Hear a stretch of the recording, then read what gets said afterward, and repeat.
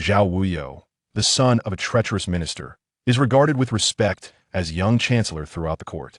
Both father and son manipulate the affairs of state, employing cunning strategies, which has led many to conspire against them. Baili, the chief eunuch of the Imperial Secretariat and also the head of the Eastern Depot, presents a facade of humility and amiability. Yet he is a ravenous wolf, merciless and predatory. It is a pity that his enchanting phoenix eyes, clear and alluring, are wasted on such a nature. The political arena is fraught with intrigue, where loyalty is tested and hearts wagered without the clamor of warfare. He chuckles coldly. You have lost. Her eyes glisten with unshed tears. Is that so? It would take him a long time to comprehend that the bloodshed that day in the court was the final trap she had set for him.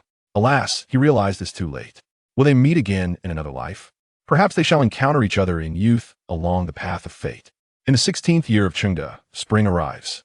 The chill of early spring bites fiercely, especially at night when the air turns frigid. The imperial palace of Day is in disarray. In Yongshun Palace, a group of maidens has conspired to strangle the emperor, but their plot fails, resulting in their capture. In an instant, the imperial guards surround Yongshun Palace, apprehending the maidens. The emperor, still clinging to life, is hastily transported to the nearest Qinghe Hall for treatment. Outside and within Qinghe Hall, the guards stand vigilant. Yet, the main hall remains unguarded. Zhao Wuyou treads lightly, standing just outside the hall.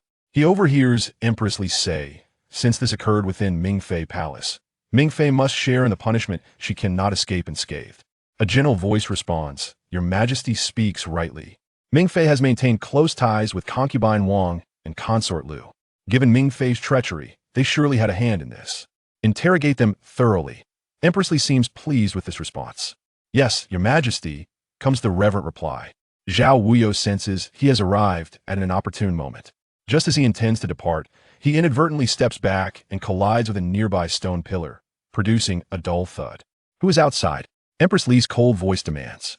Zhao Wuyou bows. This humble official, Zhao Wuyou. Come in.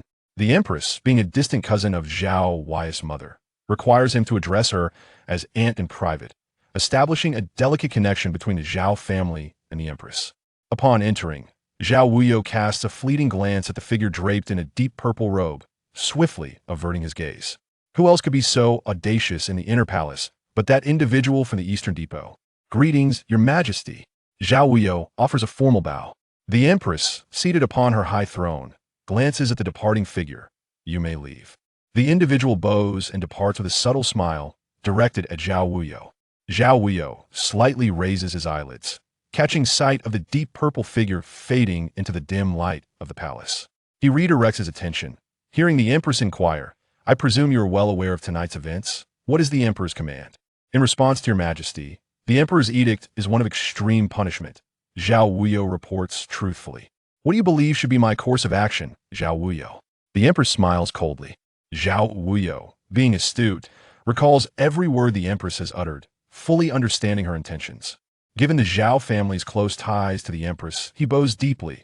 I believe this matter falls under the purview of Her Majesty, to be adjudicated according to palace regulations. The Empress, though growing somewhat older, retains her charm. The women in the palace are akin to walking embodiments of femininity, having endured years of solitude and isolation. Thus, their captivating gazes often linger on youthful men, seeking solace beyond imperial favor. The Emperor's hand gently rests on Zhao Wuyou, and though the spring nights still carry a chill, her palm feels exceedingly warm, causing Zhao Wuyou's back to dampen slightly. Truly, you understand the depths of my heart, Zhao Wuyou, the Empress says meaningfully, her eyes filled with tenderness as they fixate on him. Zhao Wuyou remains composed, offering a faint smile and taking a half step back as he bows once more. I am grateful for Your Majesty's recognition. It is my fortune to serve you and the Emperor with loyalty. Understanding Zhao Wuyou's youth, the Empress refrains from pressing further. I am aware of your and your father's loyalty. Leave these trivial matters to the Eastern Depot. Zhao Wuyou nods. I understand. The Empress wishes to spare him from bloodshed. After a tumultuous night, Zhao Wuyou finally exits the palace. Those maidens shall endure suffering before revealing the names that linger in the Emperor's heart. They will not be spared easily. Xiamo quickly supports Zhao Wuyou, who coughs softly, his face unusually flushed. Xiamo hastily produces a porcelain vial from his pocket. Young master, The medicine? It is nothing. Zhao Wuyou waves him off. Let us return. I merely need to rest. Shimo, still worried, nods and carefully assists Zhao Wuyou into the carriage. Upon arriving at the residence, dawn has already broken. Zhao Wuyou appears fatigued, his complexion pale, struggling to catch his breath. The maid Yunjin rushes forward, aiding Zhao Wuyou alongside Shimo as they enter the chamber. Shimo gently sets Zhao Wuyou down before stepping outside to keep watch. Yunjin, composed, asks young master. As she speaks, she swiftly loosens Zhao Wuyou's garments and releases his binding cloth. Yunjin gently strokes Zhao Wuyou's back for an extended period, allowing him to gradually regain his breath. How long has it been since you last took your medicine? Yunjin inquires skeptically. Since my father's passing, Zhao Wuyou gasps, his face pallid. I wish to see how long I can endure this. I cannot rely on medicine for the rest of my life. Yunjin frowns, providing a soft cushion for Zhao Wuyou to lean against more comfortably. Young master, you are wagering your life. If the Lord were to learn of this, the consequences would be grave. I am well aware. Zhao Wuyou slightly closes his eyes, resting peacefully on the soft couch.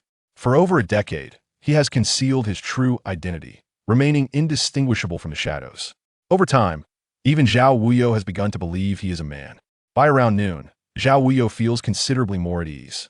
He hears Shimo knocking at the door. Young master, Jian has come to see you. Yunjin furrows her brow. Young master, so early in the morning. It is likely due to the events that transpired in the palace last night. Zhao Wuyou adjusts his clothing, feeling a chill, and wraps the blanket tighter around himself. Jian Yan's father serves as the Minister of Works, a close friend of Zhao Song from their school days. Jian Heng and Zhao Wuyou grew up as childhood companions, and Jian Yan, known for his righteousness and straightforwardness, is a trustworthy confidant. Upon entering, Jian Yan immediately notices Zhao Wuyou's pale visage, prompting him to frown. He drags a chair to sit beside him. You have overexerted yourself again, haven't you? Do we not agree that you must not strain yourself too much? I will speak to my father tomorrow, insisting he not burden you so with such a pallid complexion. One might think you are gravely ill. Yunjin, prepare tea. Zhao Wuyou forces a smile. Why the worry? We have endured worse. This is not the first time. Yunjin, understanding the situation, bows and quietly exits the room. Inside, only Zhao Wuyou and Jian Yan remain. Zhao Wuyou states, you are in such a hurry to come. It cannot be merely to see me. You are perfect in every way save for your tendency to overthink, which has led to your illness. Jian Yan sighs lightly, resting his hands on his knees. Today, after court, regarding the palace. I am aware. Zhao Wuyou interrupts calmly. Loose lips can cause trouble. Let us not speak of it further. Jian Yan nods. I understand, but I worry for you. If you were to get entangled in this matter, with the Lord absent, would you be able to handle the consequences? My father has informed me that the Empress is quite jealous, and there may be significant repercussions. This matter pertains to the harem. As a minister of the court, I shall refrain from meddling, Zhao Wuyou murmured, her delicate fingers gently tracing the exquisite dark patterns of the indigo carpet. The emperor, having been startled, will undoubtedly turn a blind eye to affairs of the harem. Thus, if the Empress wishes for your demise, it shall be so. Once those names are submitted to the list, it becomes a foregone conclusion. By the time the Emperor awakens, it will be far too late. The Empress seeks to eliminate her rivals. Jian Yan sighed softly. It is truly regrettable that such young lives are sacrificed. Yet, do you not find the situation rather peculiar? How could a mere maid dare to act against the Emperor? Sure. Zhao Wuyou frowned, signaling Jian Yan to remain silent. This is not your concern. The implications are beyond our capacity to bear. Moreover, advise your father to exercise restraint. If my father had not instructed the cabinet to have me review any impeachment documents before his departure, your father would not be so fortunate. I may suppress this once, but I cannot do so a second time. After speaking, Zhao Wuyou coughed lightly, her complexion shifting between pallor and flush.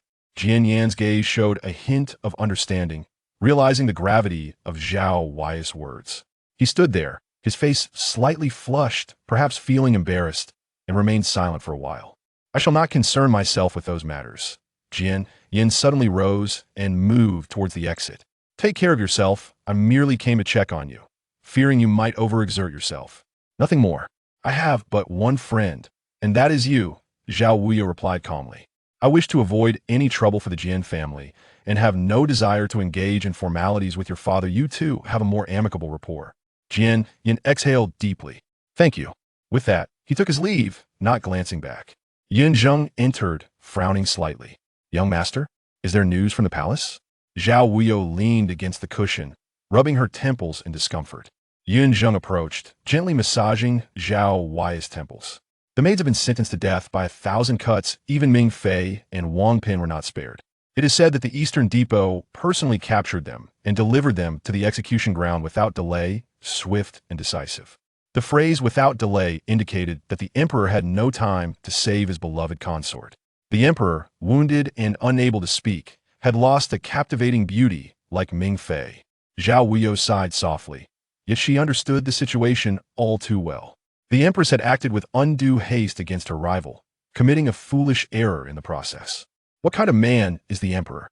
He is accustomed to being willful and obstinate. To kill his favored consort beneath his very nose would surely breed resentment. However, now that she is deceased, it would be of no use to the emperor when he awakens. It is the Eastern Depot that acted with such ruthless efficiency, solidifying the matter before anyone else could intervene. Baili lives up to his reputation, Zhao Wuyou said as she rose from the soft couch. Yin Zheng lowered her voice.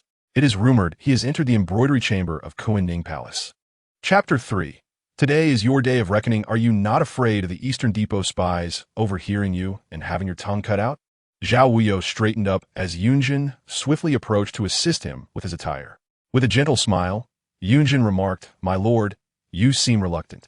If it truly were the Eastern Depot that sought to sever your tongue, I would be powerless to intervene." Zhao Wuyou sighed lightly. Is today the 9th? Indeed. Yunjin bowed her head. Zhao Wuyou sighed again. It is time to visit Yunnan Temple. As the carriage exited the residence of the Xiong family, it made its way directly to Yunnan Temple. Zhao Wuyou had no desire to meddle in court affairs. The empress had already committed a grave blunder, and she had no inclination to shoulder the mess herself.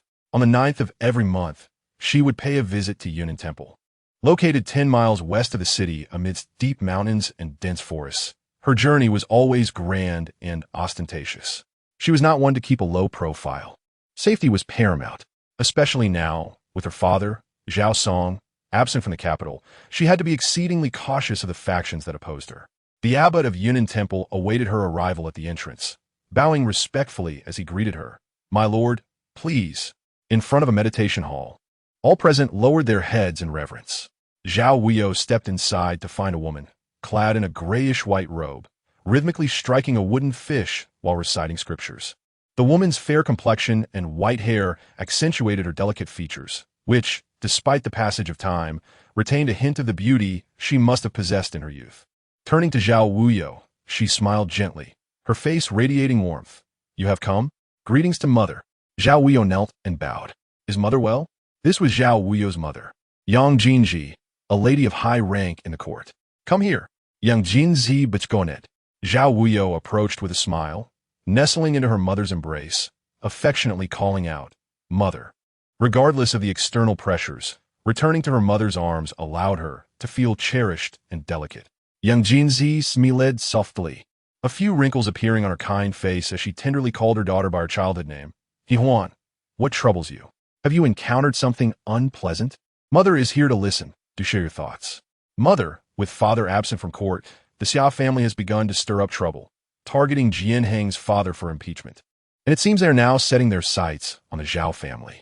Last night, a palace maid committed regicide, but fortunately, she was apprehended. The emperor is now voiceless, lying on a sickbed, and thus the court is on the brink of chaos once more. Zhao Wuyou spoke deliberately. The empress's actions to eliminate dissidents will surely provoke the emperor's wrath. Huan does not dare to intervene, lest the emperor turns his ire upon us. Yang Jinzi, a woman of remarkable wisdom, gently caressed her daughter's hair, her heart aching at the sight of Zhao Wuyou's increasingly frail appearance. "What you're doing is wise. The Zhao family's fortunes are a gift from the emperor. Success and failure hinge solely on his whims. Thus, understanding the emperor's preferences is paramount. Therefore, this time, Huan does not intend to resist. Aside from suppressing the Jian family's petitions, any that implicate the Zhao family have been presented before the emperor." Zhao Wuyou nestled deeper into her mother's embrace, savoring the warmth that came only on the 9th of each month. "The emperor is suspicious. I will ensure to address the Xia family thoroughly before father returns." With a soft sigh, Yang Jinji asked, He Huan, do you remember why mother resides here? Zhao Wuyou sat up slightly, lowering her gaze and remaining silent. You are the sole survivor of our twin birth. Is it not the case that your father's early misdeeds have brought this upon us? Now, trapped within the court's intrigues, all I can do is pray day and night for your safety, wishing for you to remain unharmed and far from calamity. Yang Jinji held Zhao Wuyou's cool hand, her gaze intense. He Huan, it is my fault. Otherwise, you would be raising a family of your own, not entangled in your father's political affairs. Mother need not blame herself. It is merely the way of the world. Zhao Wuyou coughed lightly. In truth, this situation is not without its merits. Father is aging. Someone must take over to prevent others from bullying the Zhao family due to a lack of heirs. Though He Huan's experience is limited, I will not disappoint you and father. Yang Jinji sighed deeply. Refrain from further transgressions. There will be consequences. Zhao Wuyou nodded, choosing not to speak further. Just then, an unexpected voice interrupted from outside. My lord, Xiamo, knowing Zhao Wuyou's preferences, would not disturb their reunion without cause. Zhao Wuyou bowed to Yang Jinji before hastily exiting the meditation hall. In the courtyard, Xiamo lowered his voice. My lord, we are surrounded. Zhao Wuyou's expression remained calm as she replied. Is that so? Xiamo knelt. It is my failure to protect you. Please punish me, my lord. You are but my scholar, not a shadow guard. It is not your concern. Rise. Zhao Wuyou spoke with measured ease. What are their demands? They seek your life. Xiamo hesitated before responding. Zhao Wuyou walked slowly along the corridor towards the temple entrance, commanding, Speak. There was a hint of authority in her tone. They demand your life. Xiamo bowed his head, too afraid to look up. Pausing momentarily, Zhao Wuyou laughed. Is my life so easily taken? How many are they? We brought around 100 men. They number nearly double, clearly prepared, waiting for you to walk into their trap. Xiamo frowned, my lord. You and the lady should take the underground passage. I will handle this. It has been so long since I've seen blood. I've almost forgotten its color. Zhao Wuyou smiled, watching Yunjin rush towards her, softly chiding, Why run so fast? Yunjin saluted, my lord. It seems they are about to strike. You must leave. Zhao Wuyou, however, was unperturbed. If I leave now, who will serve as bait? Do you think those outside will simply give up if they do not see me? Give the order. No one is to act rashly. My lord. Both Xiamo and Yunjin followed closely behind, each filled with anxiety. Outside the temple, the soldiers from Xiang residence had engaged with the bandits, yet no one had yet struck a blow. Leading them was Zhang Tao, the son of the former chancellor. Factional disputes often culminated in violence, with no end in sight. The Zhang family had been utterly defeated in the court, ultimately ordered to be exterminated by the emperor. The dead were dead, and the fleeing had fled, yet Zhang Tao, as the eldest son, had remained conspicuously absent. Zhao Wuyou. Zhang Tao ground his teeth. Zhao Wuyou lounged lazily in a grand chair, lifting her eyelids to survey the crowd with a frosty smile. I had intended to leave your family a remnant, but it seems you have delivered yourselves to me. Since that is the case, I shall reluctantly accept your head. Zhao Wuyou, I have waited far too long for this day. Today is your day of reckoning. I shall avenge my family and let Zhao Song experience the taste of annihilation. Zhang Tao seethed, kill him. As the command fell, Zhao Wuyou's gaze darkened. The clash of weapons erupted, and the sounds of battle filled the air. Zhao Wuyou remained seated, unyielding, observing the ground before the temple run red with blood, staining the sanctity of the Buddhist grounds. Suddenly, she burst into laughter. Chapter 4. Borrowing the hand of Mu Baili, a substantial contingent of official troops encircled Zhang Tao and his men. The arrival of these troops was swift, almost instantaneous. It was fortunate that they had managed to bide their time until Zhang Tao's men had fully emerged before launching their assault. Zhang Tao's face turned cold as he seized his deputy. Was there not a thorough reconnaissance? How could we be surrounded? Zhao Wuyou rose leisurely, a slight cough escaping her lips as the wind blew. Yunjin quickly draped a shawl over her shoulders. Cease your reproaches towards your incompetent servants, if the master is foolish. The servants are even more so. The mantis stalks the cicada, unaware of the oriole behind. You have simply underestimated your opponent. Zhao Wuyou sighed, her expression mocking. Seated in a high tower, everyone fears you. Yet Zhang family has met with ruin, and the desire to eradicate you is not mine alone. Zhang Tao, suddenly coming to his senses, exclaimed, "It's the eunuchs." He shouted, "Retreat."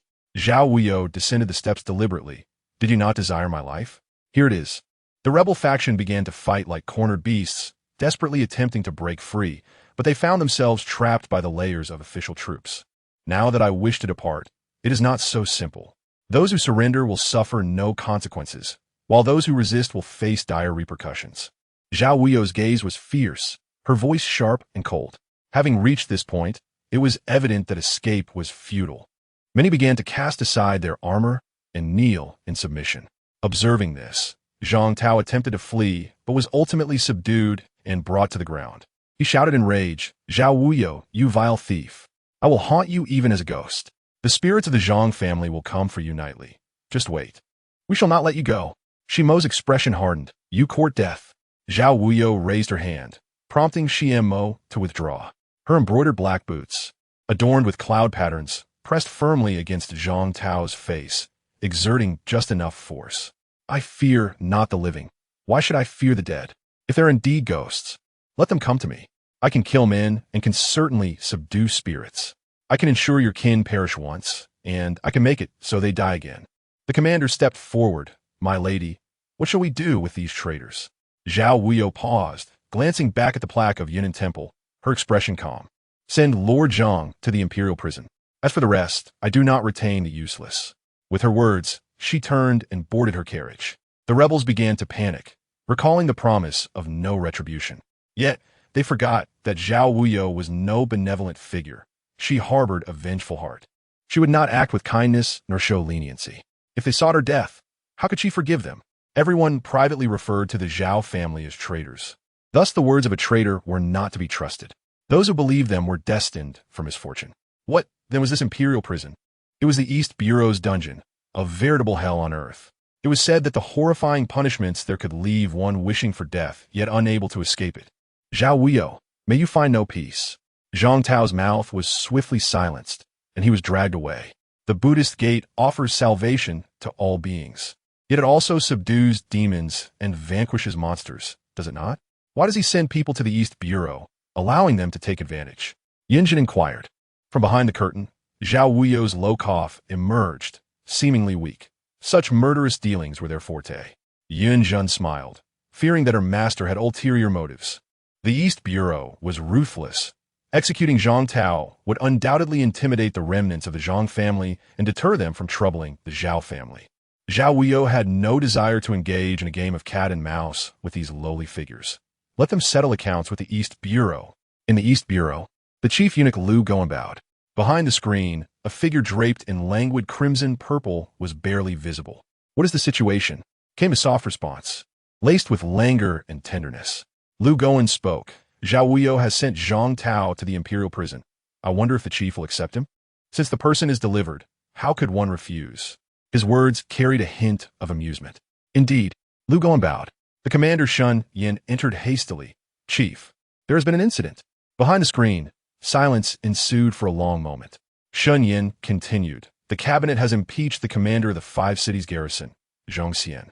The Five Cities Garrison is responsible for guarding the capital, maintaining order within and without the city, managing fire regulations, and overseeing waterways. Although subordinate to the Ministry of War, it effectively wields significant power over the patrol forces in the capital." "What is the charge?" came the general response. Xinyan took a deep breath, enunciating clearly, Xiao accent, "Through ungratefulness, has indulged in corruption and negligence, likely serving the Zhang faction and endangering the dynasty's governance, thus plotting to usurp power.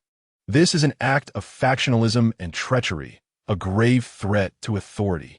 Therefore, he is to be dismissed pending investigation, and the command is temporarily assigned to Wang Jie." Wang Jie. The smile on Mu Baili's face deepened. Zhao Wuyou is indeed clever. The emperor cannot speak nor govern, yet she adeptly uses herself as bait, taking rightful control of the Five Cities Garrison. She even pushed Zhang Tao into our hands, allowing others to believe we are allied. Thus, no one dares to oppose the matter concerning Zhong Xian. Zhao Wuyou wields a blade of cunning, achieving 3 objectives with 1 stroke. She is indeed victorious. Chapter 5. Affairs of the harem. Behind the screen, Mu Baili rose, smiling toward the outside. "The Zhao family has bestowed such a grand gift. How could I treat her lightly? I shall find an opportune moment for him to visit. Indeed, outside, Shun Yin and Lu Goen bowed respectfully. In the blink of an eye, the crimson-purple figure had vanished. It was indeed time to return to the palace to serve. Although Baili now held an important position, with the emperor ailing, it was still his duty to attend to matters personally. Outsiders often claimed that the inner minister Baili used flattering words to deceive the emperor.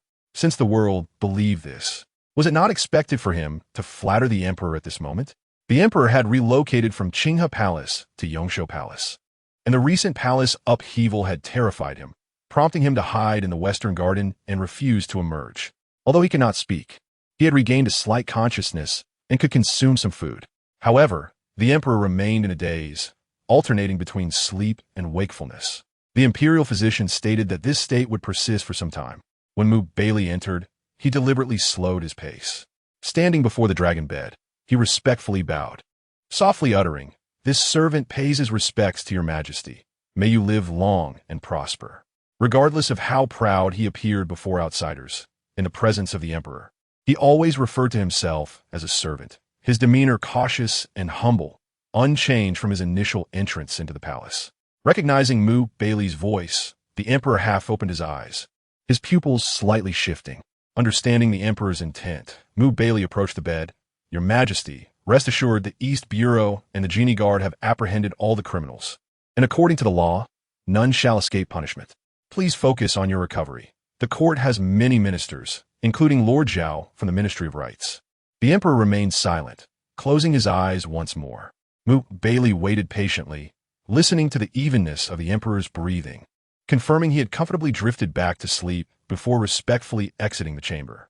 Regardless of whether others were present, Baili consistently maintained his reverence and respect for the emperor. Outside, the queen, Lady Li, awaited with her maidservants. Baili silently entered the side chamber, where Queen Li was indeed waiting. The graceful queen reclined against the favored concubine's couch, her eyes sparkling with tenderness as she gazed at Baili. The candlelight danced, filling the room with a gentle warmth. She beckoned him closer, her voice husky and soft. "Come here." Before her stood Baili, his long brows framing a face as pale as jade. Their gazes locked, his phoenix-like eyes shimmering with unspoken emotions. At times, they sparkled like spring water, brimming with tenderness. At others, they appeared shrouded in mist, evoking a sense of profound depth. His lips curled into a faint smile, a hint of teasing. No wonder outsiders claimed inner ministers beguiled the sovereign. This visage, though not a woman's, surpassed that of many. To say he possessed a beauty that could captivate a nation would not be an exaggeration. Baili stepped closer, taking the queen's hand and sitting beside the favored couch. Tenderly kneading her shoulders, he maintained a playful demeanor. "These days, with the emperor unwell, your majesty has been tirelessly managing the inner palace. It has been truly exhausting. As the head of the palace affairs office, I should have alleviated some of your burdens. I am truly at fault." The queen rested her leg upon his knee, her gaze ablaze with intensity. "If you were to die, whom would I turn to for solace?" She arched her back, her hand tinged with carmine. Gently resting on his hand, "Come closer." Baili, with a soft voice, maintained an unruffled demeanor. "Your Majesty, I am but a wounded man. Why must you sprinkle salt upon my wounds? Serving you is my duty."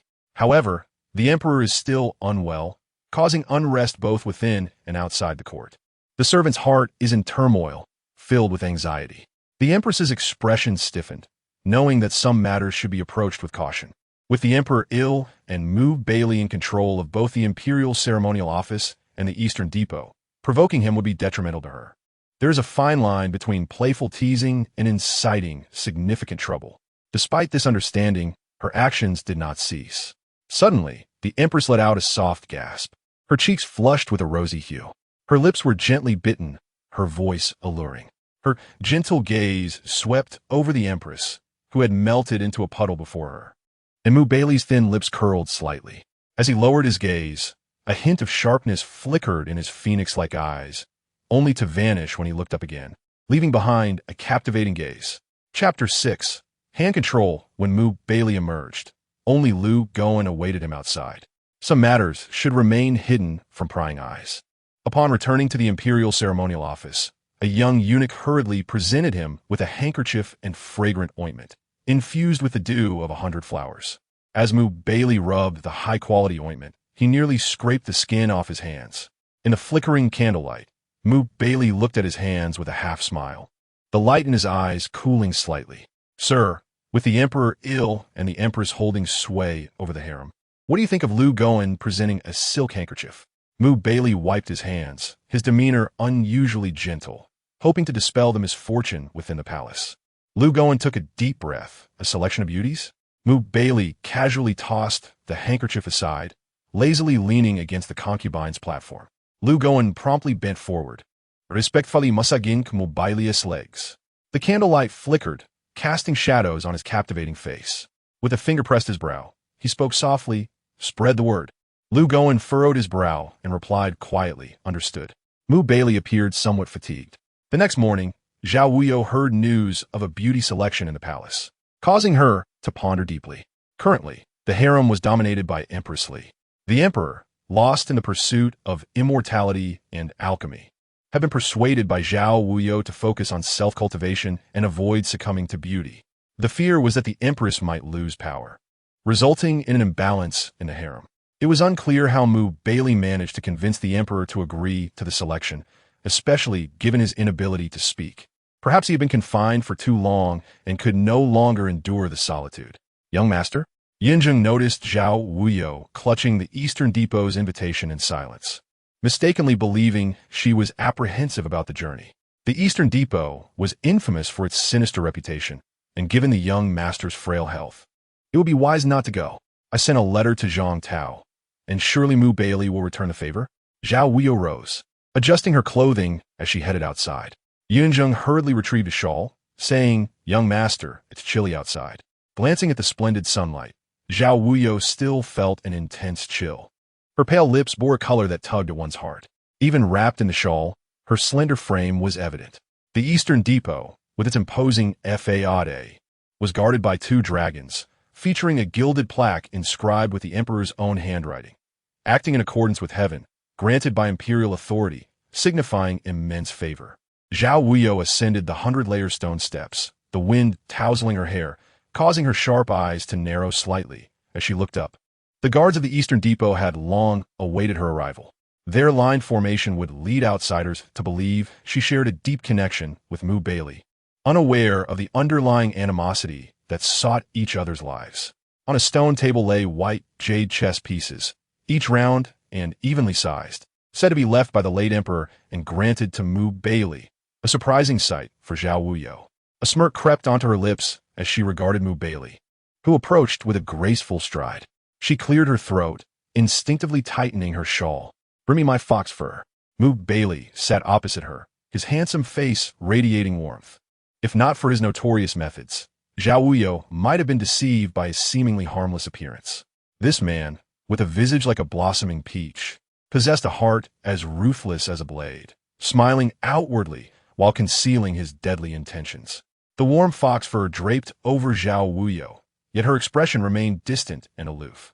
She did not refuse the gesture, but her clarity of mind reminded her that Baili was too stingy. His gifts were never freely given. "Did the supervisor invite me to play chess?" Zhao Wuyou inquired. Baili replied with a gentle smile, "I have heard that Lady Zhao is a master at chess. I have yet to experience her skills.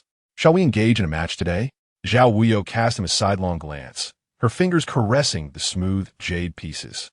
This was the first time Baili had carefully observed Zhao Wuyou's hands, which were more delicate than any woman's, slender and pale. Yet the whiteness bore a hint of sickly pallor. Her nails were impeccably manicured, smooth and rounded. Chapter 7. The bone-flute Zhao Wuyou appeared to be a frail scholar. Yet her chess-playing demeanor exuded the poise of a seasoned general, adept at both offense and defense. She handled the game with composure, betraying no signs of distress.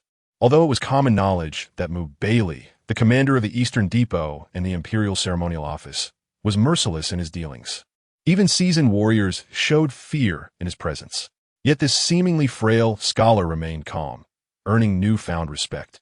Zhao Wuyou lost, albeit only half a piece. Thus, Baili's victory was not entirely legitimate. "How did you manage to lose only half a piece?" Baili relaxed his grip, the pieces clattering back into the box. Zhao Wuyou stood, accepting her defeat gracefully. I am willing to accept my loss. I must take my leave now. Farewell. I have heard that Lady Zhao is searching for a string of prayer beads. Baili inquired with a gentle smile. Zhao Wuyou's heart chilled. Standing at the entrance of the Imperial prison, her complexion grew paler. Baili grasped her hand, saying, "Allow me to show you an old acquaintance." Suddenly, his brow furrowed as he gazed at her delicate hand, astonished. Why is her hand so cold? Despite being wrapped in thick fox fur, it bore no warmth. Icy to the touch. Zhao Wuyou quickly withdrew her hand, her expression tightening. Let's go. The Easter Depot's Imperial prison was notoriously a place of no return, and Baili walked ahead of her. She had anticipated a scene of bloodshed and despair, expecting to hear cries of agony, but reality challenged her expectations. No blood was spilled here. As they traversed the various cells and torture rooms, not a single scream pierced the silence. Before one torture chamber, Baili halted. Upon opening the door, Zhao Wuyou realized her mistake. It was not the absence of cries, but rather the thick walls that muffled any sound from within. This fortress-like structure rendered even the most skilled fighters incapable of escape. Zhang Tao had been reduced to half his former self, submerged in blood. He was a far cry from the arrogant figure who once sought Zhao Wuyou's life. These eunuchs possessed the ability to keep one alive in the most agonizing of ways, prolonging suffering until death became a mercy. Lady Zhao has bestowed such a grand gift upon me. How could I enjoy it alone? Baili smiled warmly as Lu Goen presented a rectangular blue brocade box. Baili took Zhao Wuyou's hand and pressed the box into her palm. Consider this a token of my gratitude. I hope you cherish it. With that, he turned and left. Lu Goen bowed to Zhao Wuyou. Do not underestimate this gift. It is said that beneath the moon, a ghost plays the flute. It was personally crafted by our supervisor. Zhao Wuyou clutched the brocade box tightly, her face as pale as paper. Upon exiting, she casually handed the box to Yunzheng. Puzzled, Yunzheng asked, "Young master, what is this?" "Open it and see for yourself," Zhao Wuyou replied, her mood darkening. As Yunzheng opened the box, her expression turned cold. It contained the young master's favorite short flute. Suddenly, she froze, realizing the flute seemed unusual, neither jade nor bamboo. Xiamo stepped forward to inspect it, his face paling as he exclaimed, "It is a bone flute, made from human bone." Yunjing's hand trembled, and she quickly tossed the brocade box back to Xiamo, her heart racing. "Do not frighten me. You must consider where we are." Xiamo glanced at the grand entrance of the Eastern Bureau before returning to the carriage with a brocade box in hand. Yunzheng, her breath slightly quickened, gazed at the entrance, hurriedly climbing into the carriage. The thought of a flute made from human bones was truly unsettling, no matter how exquisitely crafted. Who would dare to play it? The voice of Zhao Wuyou echoed softly within the carriage. Have you not heard the saying? Under the moonlight, with no one around, a ghost plays the flute. Legend speaks of the ancient kingdom of Thailand in the desert, where a monk secretly fashioned a flute from the leg bone of a maiden. When this bone flute was played, death would ensue. Ultimately, the entire kingdom of Thailand vanished without a trace. "My lord, please refrain from such tales," Yunzheng gasped. "What shall we do with this bone flute?" Zhao Wuyou closed her eyes and leaned against the soft wall of the carriage. Muttering two words through clenched teeth, "Feed it to the dogs." Xiamo was taken aback, exchanging a glance with Yunzheng, both hesitant to speak. The methods of the Eastern Bureau were notoriously ruthless. It was rumored that within the Imperial prison, not only was there a bone flute, but also drums made of human skin and exquisite paper crafted from the finest young women's hides, coveted treasures among the nobility of the palace. Along the journey, no one dared to utter another word. Only after alighting from the carriage did Zhao Wuyou realize that the fox fur coat had not yet been given to Baili. The thought of Baili's gentle smile combined with his cruel methods made her head throb painfully. When would she return this fox fur? Chapter 8. Zhao Wuyou searches for something as the Minister of Rights. Zhao Wuyou possessed her own residence, yet with her father absent. She chose to remain at the Xiang residence for safekeeping. After all, some items were far safer there than in her own ministerial abode. "My lord." Xiamo stepped forward to pay his respects. Zhao Wuyou set down the scroll in her hands, lifting her eyelids slightly to say, "Based on your illustration, I have sent people to pursue the whereabouts of the prayer beads. I have found several similar strands, but they do not seem to be the celestial stones you desire. Xiemo dared not raise his head. Continue searching. Zhao Wuyou resumed her perusal of the texts. Yes. Xiemo nodded and withdrew. Yunzheng entered with a small plate of osmanthus cake. My lord, I just made this. Please have a taste. Zhao Wuyou sighed softly, placing her book aside. My lord, what do you seek these prayer beads for? They come in varieties like Bodhi, sandalwood, green sandalwood, and black sandalwood.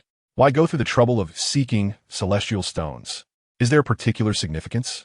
As Yunzheng presented the osmanthus cake with great care, she and Xiemo had served Zhao Wuyou since childhood, becoming her closest confidants. See for yourself. Zhao Wuyou casually handed the book to Yunzheng and walked to the window, folding her hands behind her back. Yunzheng examined the book closely and began to read aloud. In the 36th year of Qin, the comet guards the heart. A falling star descends upon Dongjun, turning to stone upon reaching the earth, where the locals inscribe upon it. When the first emperor dies, the land shall be divided. Upon hearing this, the emperor dispatched officials to investigate, but no one confessed. He had all the nearby residents executed and subsequently burned the stone. The essence of the account was that in the 36th year of the first emperor of Qin, a meteorite fell from the sky, inscribed with a message predicting the emperor's demise and the division of the realm. In his fury, the emperor had the surrounding populace slaughtered and the stone incinerated. Yunzheng gazed at Zhao Wuyou in utter confusion. Is it the celestial stone from the 36th year of Qin that my lord seeks? Zhao Wuyou gazed into the horizon. It must be found. Is it for your ailment, my lord? Yunzheng furrowed her brow. Beyond that, she could not fathom the purpose of a mere stone. Though it was a celestial stone, that was merely recorded history. Who could ascertain its truth or current whereabouts? Hearing this, Zhao Wuyou offered no explanation. As astute as she was, she understood that certain matters defied rational explanation, and that even if she were to elaborate, no one would believe her. My lord, do not worry. The Prime Minister will ensure your safety. Yunzheng advised, rather than dwell on such concerns, you should consider the palace's selection of candidates. The officials of the Bureau of Rights were currently devising ways to send women to the emperor, embroiling even the duke's household.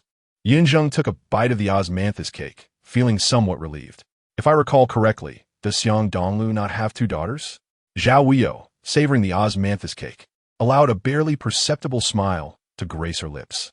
She was not particularly fond of sweets, but cherished the scent of osmanthus, a fragrance steeped in memories. Yunzheng nodded, explaining that the Bureau of Rights, in concern for the emperor's well-being, dared not hastily select women from the common folk to fill the harem. Instead, they compelled officials with daughters to present candidates, allowing the emperor to choose his favorites. Should an official's daughter falter, the repercussions would be dire, resulting in collective punishment, thus ensuring no one dared to act recklessly. Baili has indeed returned my favor. Zhao Wuyou turned to gaze at the fox fur hanging on the rack. She had set a trap for him, and he had retaliated in kind.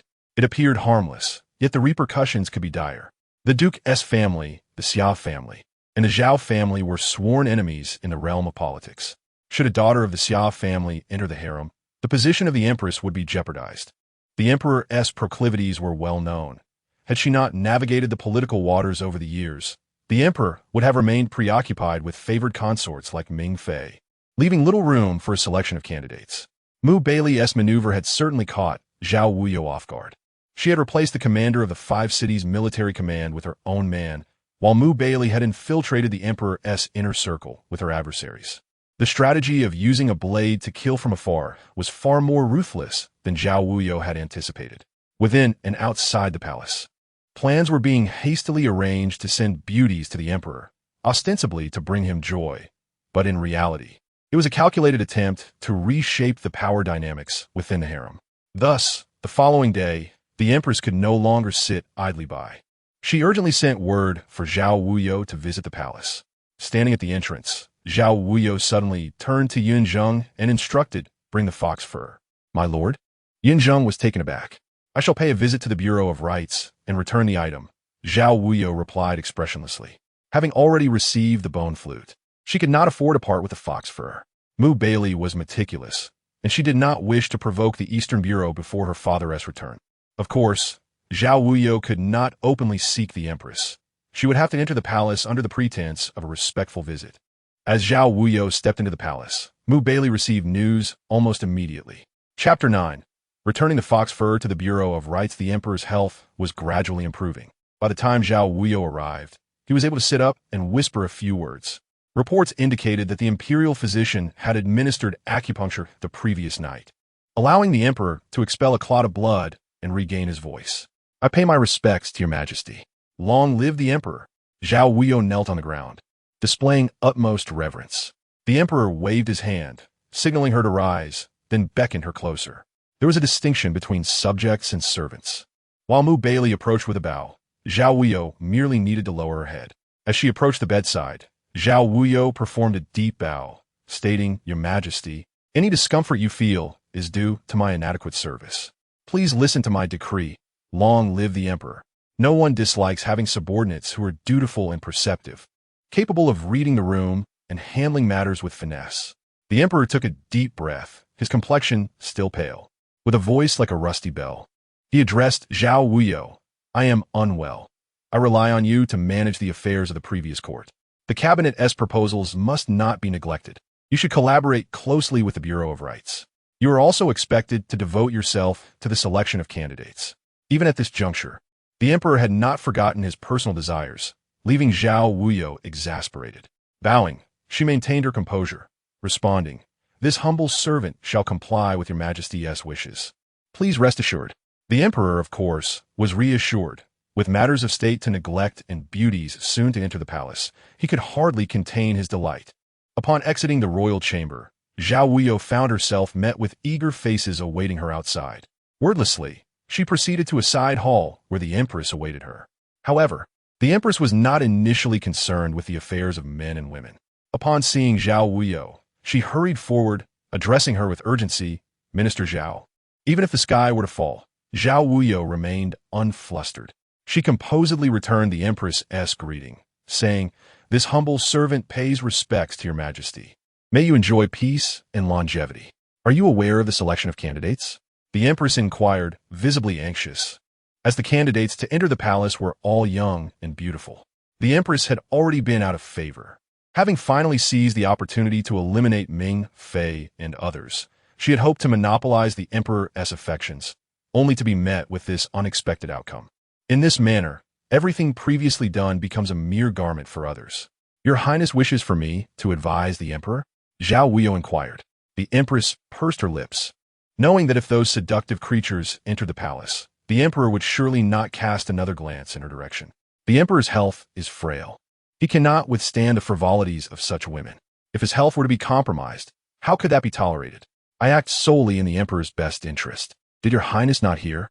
Zhao Wuyou straightened up, stating that the Directorate of Ceremonial Affairs publicly declared a celebration.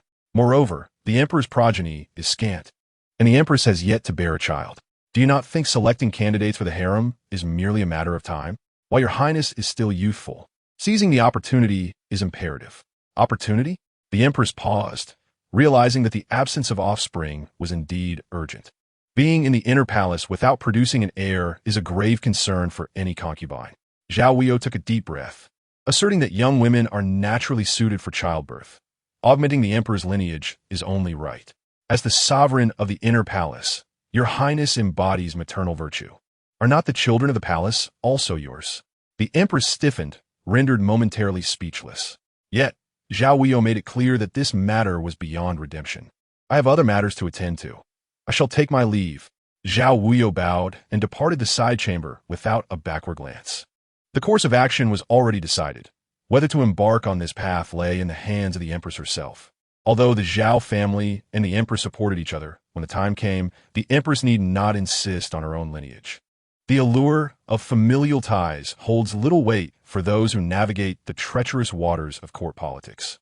Driven by self-interest, emotions fade away, and once utility is exhausted, so too is the relationship. Draped in her fox fur, Zhao Wuyou sauntered into the Directorate of Ceremonial Affairs.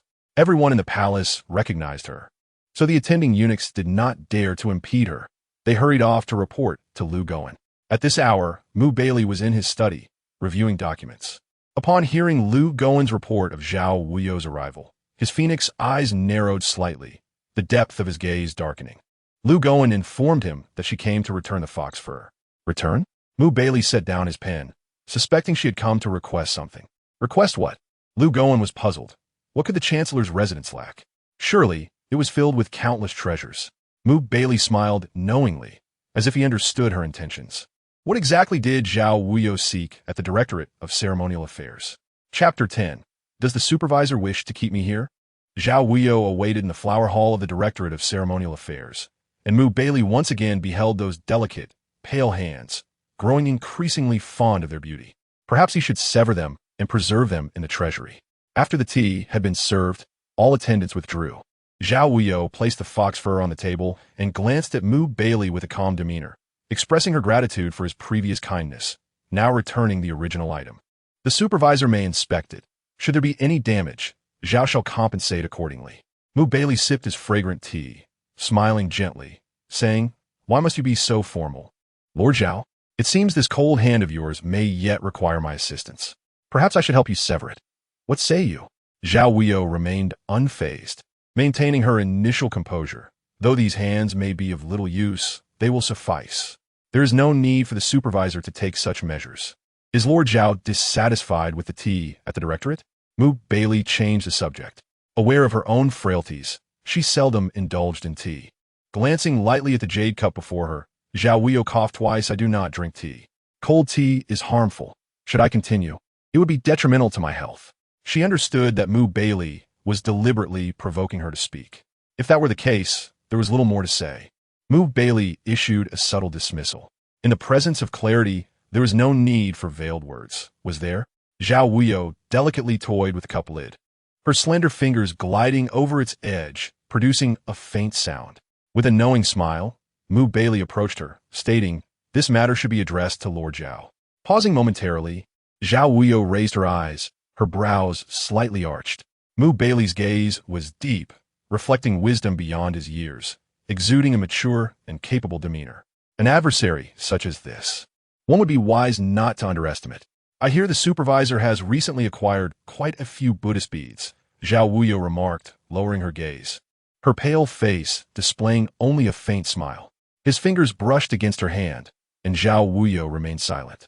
Baili's fingertips caressed the soft skin of her hand, a sensation that ignited an inexplicable attachment within her. He stood behind her, leaning slightly forward, his warm breath brushing against her ear, his voice rich and alluring. "Lord Zhao, with your unsullied nature, perhaps you should steer clear of such sacred relics?"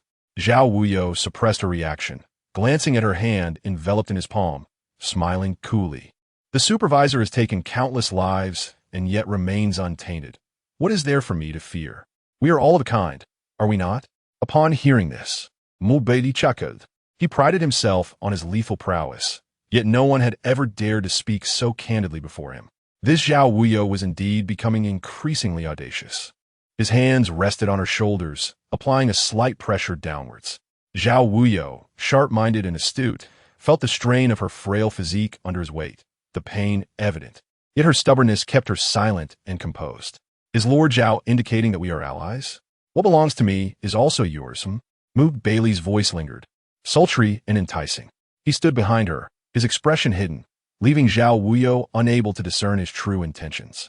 To capture the supervisor's attention is indeed a privilege, and Zhao Wuyou, a mere mortal, found herself intrigued by such matters, even at the risk of incurring his ridicule.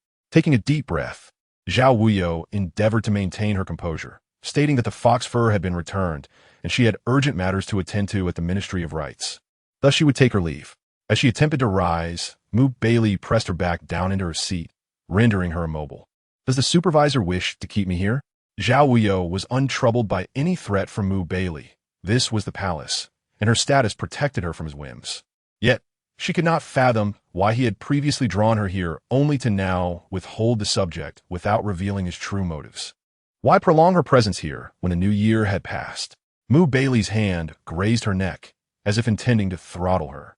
Zhao Wuyou stiffened, swiftly clutching her throat. She did not fear death, but there were certain boundaries that must never be crossed. Chapter 11. The mysterious jade token. "I had thought, Lord Zhao, that you feared nothing." Baili withdrew his hand and left without uttering another word. He was unaware that the head eunuch of the Directorate of Ceremonial Affairs, Baili, was known for his unpredictable temperament. Zhao Wuyou inhaled deeply, her fingers brushing over her hidden throat. The Adam's apple was a facade, though it could not be seen. It could indeed be felt. Yunjun waited anxiously outside, finally relieved to see Zhao Wuyou emerge. "My lord, it is nothing," Zhao Wuyou replied, adjusting her shawl, her demeanor weary as if burdened by fatigue. Not wishing to pry further while still on the grounds of the directorate, Yunjun refrained from questioning her. Once outside the palace and within the carriage, with no one around, Shiemo finally dared to speak. "My lord, we have captured someone alive." "Where?" Zhao Wuyou inquired. "In the dungeons of the Ministry of Rites," Shiemo responded. The Ministry of Rites, commonly known as the Directorate of Courtesans, is a euphemism for the official brothel. Unlike ordinary brothels, this establishment caters exclusively to the elite and the sons of nobility, rendering it inaccessible to common folk. The women within are exceptionally talented and beautiful, often sent there as the daughters of criminals, orphan girls, or purchased slaves. Over the years, the Eastern Depot has claimed countless lives, fabricating numerous charges to eliminate court officials, leading to their women either being sent to the directorate or conscripted as military courtesans. The former may still cling to life, while the latter often meet a tragic end. Once admitted to the directorate, these women lose their freedom, their fates resting solely in the hands of the proprietors or Zhao Wuyou, the Minister of Rites. In the dimly lit dungeon, Zhao Wuyou advanced slowly. "My lord, the head of the brothel is named Honggu, once a close maid to my mother, and now the mistress of the teaching brothel. I trust Honggu. If it weren't for her in my early years, my mother and I would have long perished." The long scar on Honggu's face is a testament to that. "Where is she?" Zhao Wuyou inquired. As she pushed open the cell door, a woman was found bound to a wooden frame with iron chains, her body drenched in blood. Her head hung low, seemingly having fainted from the severity of her punishment. The pungent smell of blood made Zhao Wuyou furrow her brow. She despised the scent, not one bit. The jade token was found on her. Honggu explained. "Her name is Yuing. Her family could not afford to keep her, so she was sent to the teaching brothel. I found it strange. Other women often cry and wail, yet she remained silent. Thus, I paid special attention to her until last night when I discovered her sneaking out. I had her quarters searched, but nothing was found. Upon her return, however, we discovered the jade token on her. My lord, you previously mentioned that if a woman possesses such an item, it must be dealt with immediately." Yunjung opened the box in her hands, revealing 3 neatly arranged jade tokens, including the one in Honggu's possession. It marked the 4th. "My lord, what exactly is this?" Honggu asked in astonishment. Shiemo stepped forward, sharing credible information. "There is an unknown organization that has been sending beautiful women to the homes of officials in the capital. Each of these women invariably carries such a jade token, seemingly a form of covert communication. For the past 2 years, the young master has been investigating the origins of this token, but to no avail. However, we must tread carefully to avoid alarming the snakes in the grass. Thus the young master can only approach these women." Honggu nodded and then turned her gaze to the silent Zhao Wuyou. "Shouldn't the young master ask her personally? We haven't gleaned anything thus far. Can she fight?" Zhao Wuyou inquired. Honggu shook her head, having already sent someone to investigate. There was no internal energy detected. Hearing this, Zhao Wuyou glanced at the bloodied woman on the wooden frame, her expression darkening. Chapter 12. Zhao Wuyou's teaching brothel in the warm chamber. A fire crackled in the hearth. Zhao Wuyou held a soup pot for a while, and upon noticing movement on the bed, she handed the pot to Yunjong. Shiemo stood nearby, fists clenched, ready to act at a moment's notice. Zhao Wuyou settled beside the fire and casually remarked, "Speak when you awaken. Why don't you kill me?" The woman sat up. Zhao Wuyou did not look at her. "You are not one of them. How can you tell?" The woman appeared taken aback. "Those women hide drugs in their mouths and commit suicide upon discovery. But you did not."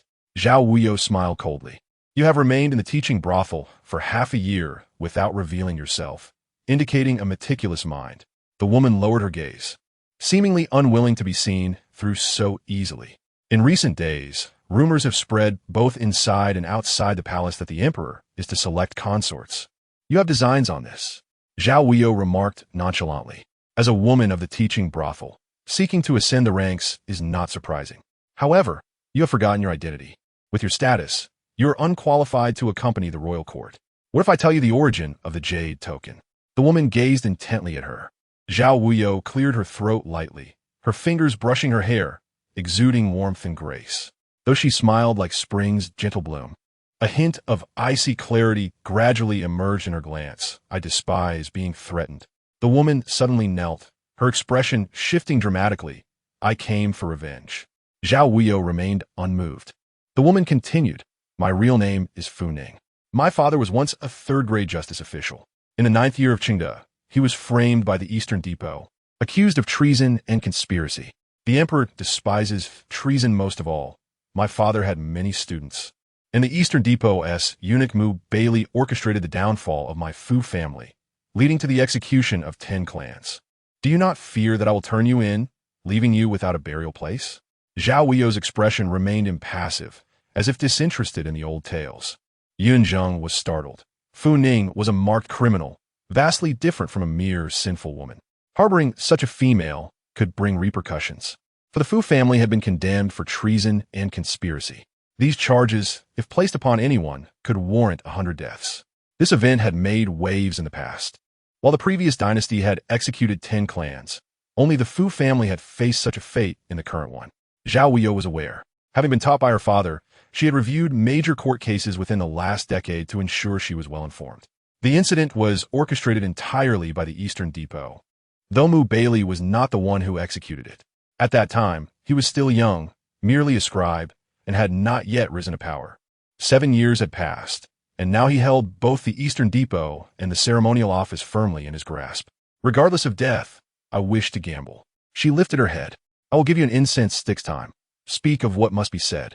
Zhao Wuyou exchanged a glance with Yunzheng, who understood and turned to light an incense stick. Zhao Wuyou had observed that this woman was extraordinarily beautiful, her features exquisitely delicate. After half a year of training within the teaching brothel, her sultry eyes now surpassed even those of the most refined daughters of nobility. Should she enter the palace, she would undoubtedly rival the 2 young ladies of the Xia family. However, before that, Zhao Wuyou needed to reassess her utility. As long as you can recommend me to the palace, I will follow your orders henceforth. Fu Ning knelt and spoke. Clearly, this statement did not align with Zhao Wuyou's desires, as she remained silent. Fu Ning's gaze deepened. For years, I have concealed myself within the capital and have heard whispers of events occurring here. By chance, I encountered a dying woman who fiercely protected that jade token. I thought to myself, something worth dying for must be incredibly precious, so I kept it. Half a year ago, I entered the teaching brothel and learned that Lord Zhao was also searching for the jade token. I had long sought an opportunity, and with the palace's selection of consorts approaching, I knew the mistress suspected me and purposely exposed myself, hoping to meet you. Zhao Wuyou merely lifted her eyelids. Chapter 13. Zhao Wuyou's thoughts. Do not speculate, perhaps realizing she had an opportunity. Fu Ning continued. Since my lord has been investigating the jade token, I can certainly offer my humble assistance. Such flattering words may conceal the truth. Who knows how much substance lies behind them? There are many who wish to serve my young master. What makes you special? Yunzheng scoffed. In the end, you are still a marked criminal. If we protect you, it might implicate our master. With your not-so-secret secrets, what qualifications do you have to seek refuge before him? You are overly self-important, thinking too highly of yourself. Yunzheng's sarcastic remarks did not provoke Fu Ning. She remained composed, kneeling there. I have snatched back my life, so I care not for life or death. If I hold no value for you, you may kill me now. Zhao Wuyou casually approached, grasping her delicate chin, compelling her to meet her gaze. In Fu Ning's eyes, a flicker of light shone. Despite the bloodstains on her face, her enchanting eyes evoked a sense of pity, as if one wished to cradle her and protect her fiercely. Why should I trust you? Zhao Wuyou asked, her expression unchanging. I have a younger brother. Fu Ning fixed her gaze upon her. Hearing this, Zhao Wuyou smiled. I appreciate intelligent women who gather for gain. As they exited the teaching brothel, Yunzheng expressed confusion. Does the young master truly trust her? Her words are riddled with holes. How could anyone acquire that jade token so easily? What of a woman whose family has been destroyed? How can she survive in the capital? Moreover, someone who would betray her own brother might just as easily betray our master in the future. Precisely because her words are flawed, she harbors even more secrets, thus rendering her of greater value. Zhao Wuyou shot Yunzheng a glance before stepping onto the carriage. Yunzheng's expression tightened, and Xianmo suddenly understood. Does the young master imply she has someone backing her? Let's depart. Inside the carriage, Zhao Wuyou leaned wearily against the wall. It was now Shimo's turn to be perplexed. If this matter could be interpreted as the young master employing a long line to fish for a big catch, then what about the affairs of the Ministry of Rites? Why would the young master divulge information regarding the Buddhist beads to Baili, although Shimo had accompanied Zhao Wuyou for many years? He could not decipher the young master's thoughts as intricately as Yunzheng could. Upon arriving at the residence, Shimo discreetly sought out Yunzheng. Yunzheng shot him a disdainful glance, remarking that in terms of informants and connections, did their residence not surpass the Eastern Depot? Such questions should not be posed in front of the young master, lest he make you regret it. Lacking such insight after all these years with the young master was indeed disappointing. Shimo scoffed. If he could truly guess the young master's mind, he would be some sort of deity. Yet, Zhao Wuyou's thoughts were indeed difficult to fathom. Even someone like Baili could only guess half of it. Especially with the blueprint at hand, it posed a challenge for Baili. Wasn't it merely a simple Buddhist bead? Such items were abundant within and beyond the capital, and one would presume there were quite a few in the residence as well. Why then did Zhao Wuyou exert so much effort to seek such a thing? Shun Yin speculated whether the issue lay with the material. Baili lifted an eyelid. Still no leads? Lu Goen bowed his head, begging for forgiveness from the supervisor, yet remained tight-lipped. Zhao Wuyou's subordinates were indeed becoming increasingly capable. Baili coolly fixed his gaze on Lu Goen. Were the tools of the Eastern Depot merely for display? No one dared to utter a word. Lowering his gaze to the blueprint in his hands, Baili narrowed his eyes slightly. What game was Zhao Wuyou playing? Regardless of Zhao Wuyou's antics, it was best not to obstruct his own plans. Otherwise, the demon would face destruction at the hands of the demon, and the Buddha would confront the Buddha. No one would be exempt, since this was not a proper selection of talents, but rather the choosing of officials' daughters. The workload was not overly burdensome. However, there were still some officials without daughters who opted to select commoners to masquerade as noble women, necessitating thorough scrutiny. With Zhao Wuyou present, Fu Ning transformed into Fu Yueying, making a grand appearance in the palace for the selection. The most notable were naturally the two daughters of the Xia family, Xia Qiongji and Xia Jilin. Young and beautiful, with noble status, they entered the palace radiating brilliance, unimpeded by anyone. In the hierarchy of day, the ranks ascended from Shun, Xianshi, Guirun, Kairun, Marin, Jiaoi, Jupin, Bafei, Guifei, to the empress herself. Upon entering the palace, Xia Qiongji was honored as Xia Jiaoi, the legitimate daughter of the Xia family. The younger daughter, Xia Jilin, was bestowed the title of Lan Marin. Meanwhile, Fu Yueying currently held the status of the daughter of the governor of Yinzhou, titled Kairen. The moment she stepped into the palace, Fu Yueying's eyes were devoid of warmth. She turned to glance at Zhao Wuyou, who stood at a distance, clad in white like a celestial being. A chill coursed through her heart. She must not fail. Chapter 14. Are you insane? The emperor, having somewhat recovered, began summoning people to his chamber. However, with so many women in the harem, the constant selection became rather tiresome. Xia Qiongji, smiling like a blooming flower, accompanied the emperor, while Baili bowed respectfully, announcing his presence. The emperor reclined on a soft couch, one arm around Xia Qiongji, while raising a hand to signal Baili to pause. I summoned you today to devise a plan. The constant selection of consorts is truly dull. With so many beauties in the harem, how should I choose? Baili smiled gently. If your majesty finds the selection tedious, I have a splendid idea. The emperor, eager, urged him to speak. Currently, the emperor had only conferred titles upon a few consorts, with the remainder residing in the Imperial Selection Palace. In the vast confines of the Selection Palace, encompassing the 4 courtyards, the emperor could sit in a sheep carriage and allow the sheep to roam freely, leaving the selection of consorts entirely to fate. Baili leaned in. This humble servant proposes, Your Majesty, how do you find this idea? Excellent, the emperor exclaimed, slapping his thigh. It shall be done. However, Xia Jiaoi was less than pleased. Having just been summoned, the emperor was already casting his eyes elsewhere, contemplating other women. If too many consorts were summoned, some might harbor ulterior motives, making it difficult to secure his favor. Nonetheless, the emperor was still the emperor. If one lacked the ability to hold his affections, they could not blame others for acting swiftly. In the elegant halls of the music house, melodious strings filled the air. The sheep carriage selection? Zhao Wuyou polished the short flute in her hands. Indeed, Shi Mo nodded. From tonight onward, the emperor will use a sheep carriage to select consorts. With a light sigh, Zhao Wuyou set down the flute. Baili's idea? Who else could it be? Shi Mo remarked with a hint of sarcasm. Only those who thrive on chaos would conceive such a notion. You must fear the Xia family monopolizing the emperor's favor, Yin Zheng interjected. F. Montauk was puzzled. But isn't the Xia family in league with the Ministry of Rites?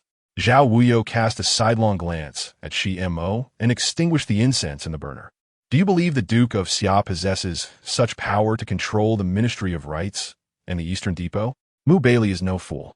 He would never allow a single person to dominate the court. What he seeks is a balance outside of imperial power, using the harem to stabilize the chaos of the previous dynasty. Truly a masterful tactic. Young master, what about our pieces? Yin Zheng quietly inquired. Zhao Wuyou took a deep breath. That depends on her intelligence. The opportunity lies before her. Whether she seizes it will determine her worth to me. I have never kept useless individuals. After a moment, someone outside announced that Jian Yin had arrived.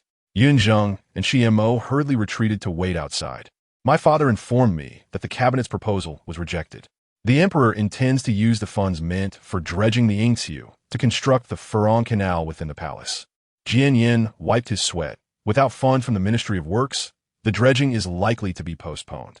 With the spring rains falling steadily, the Astronomical Bureau predicted an excess of rainfall this year compared to previous years, making the dredging of the Yingxiu imperative. Otherwise, if the river levels rose too high, the city would face flooding due to inadequate drainage. Zhao Wuyou felt a headache coming on, rubbing her temples with her eyes closed. Jian Yin stepped forward to massage her temples. Are you feeling unwell again? She did not resist, allowing him to help her. There is still time before the flood season. Don't worry, Jian Yin reassured her. By then, your father should have returned, and everything should be fine. Can we afford to wait until then for the dredging? Zhao Wuyou asked. Jian Yin was at a loss for words. Indeed, delaying the dredging would leave them unprepared. Missing the timing would lead to chaos. What should we do? Jian Yin expressed his concern. Zhao Wuyou opened her enchanting eyes and smiled. I will negotiate with the cabinet to reject the emperor's proposal for the Furong Canal. Are you insane? Jian Yin exclaimed in astonishment. Chapter 15. He said, harmonize. The cabinet and imperial authority are mutually restraining. The emperor's decrees must be executed through the cabinet, while the cabinet's proposals require the emperor's approval. Therefore, to some extent, it hinges on whether the emperor possesses the capability to control the overall situation. It is evident that Emperor Yuan, Xiao Yin, lacks such prowess. Jian Yin was uncertain of Zhao Wuyou's intentions, but he recognized her deep stratagem and meticulous mind. Especially in reading people's expressions, she was no less adept than her father, the Chancellor Zhao Song. Are you not being too reckless? After a long pause, Jian Yin lowered his voice. However, he received no response from Zhao Wuyou, only the sound of her steady breathing. Jian Yin was taken aback, then moved around to see that Zhao Wuyou had already reclined on the cushion, her head tilted in slumber. In recent times, with the emperor's troubles, Zhang Tao's assassination attempt, and the subsequent selection of consorts, Zhao Wuyou had been hands-on with every detail. Her health was fragile, and now she appeared even more exhausted. Of course, her ability to sleep soundly was solely because she was with Jian Yin. Had it been Baili present, Zhao Wuyou would never have allowed herself such indulgence. Jian Yin carefully covered Zhao Wuyou with a soft blanket and adjusted the warm stove in the room to make it cozier.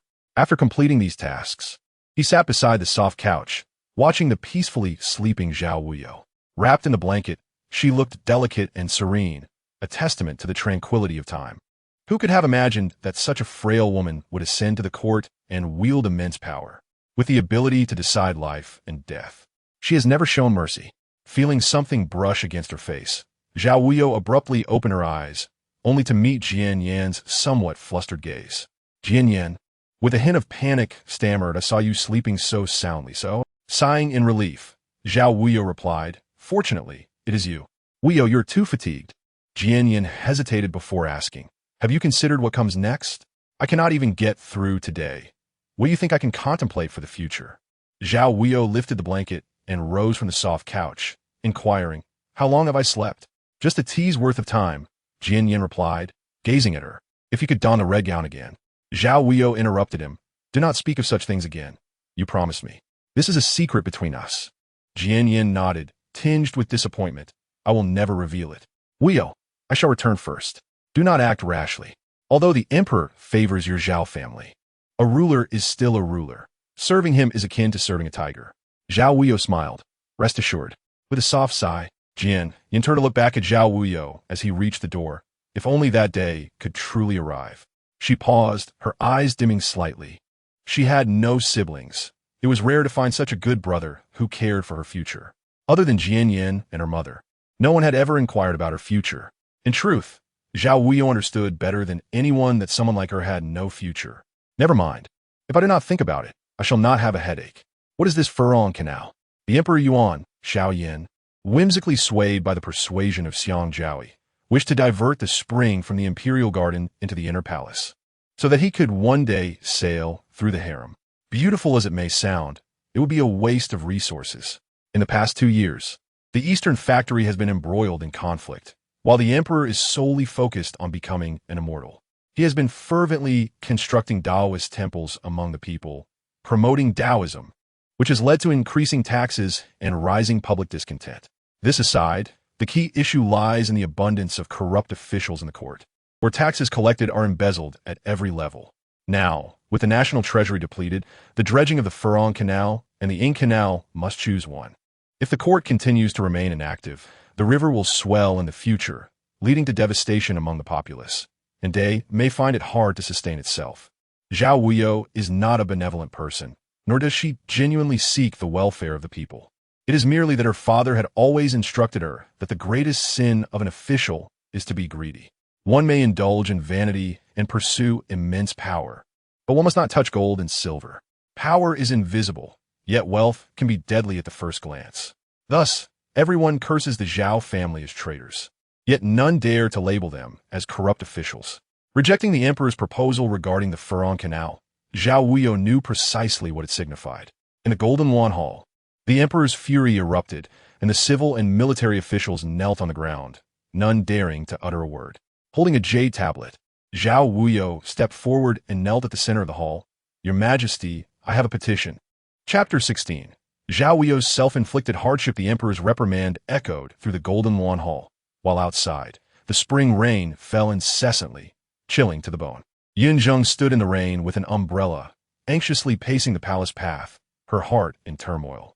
Before this morning's court session, Zhao Wuyou had instructed her to remain composed no matter what transpired. What could possibly happen? Zhao Wuyou had openly contradicted the emperor, refusing to budge on the matter of the Furong Canal. As a mere minister of rights, she intruded into the affairs of the Ministry of Works, adamantly insisting the emperor agree to the dredging of the Ing Canal. The emperor, thwarted in his pursuit of pleasure and humiliated by his ministers, was naturally furious. But who was Zhao Wuyou? With Zhao Song on a diplomatic mission abroad, she was the only child of the Zhao family, and thus untouchable. Moreover, it was well known that Zhao Wuyou's health was poor, and although the emperor was enraged, he could not strike her down.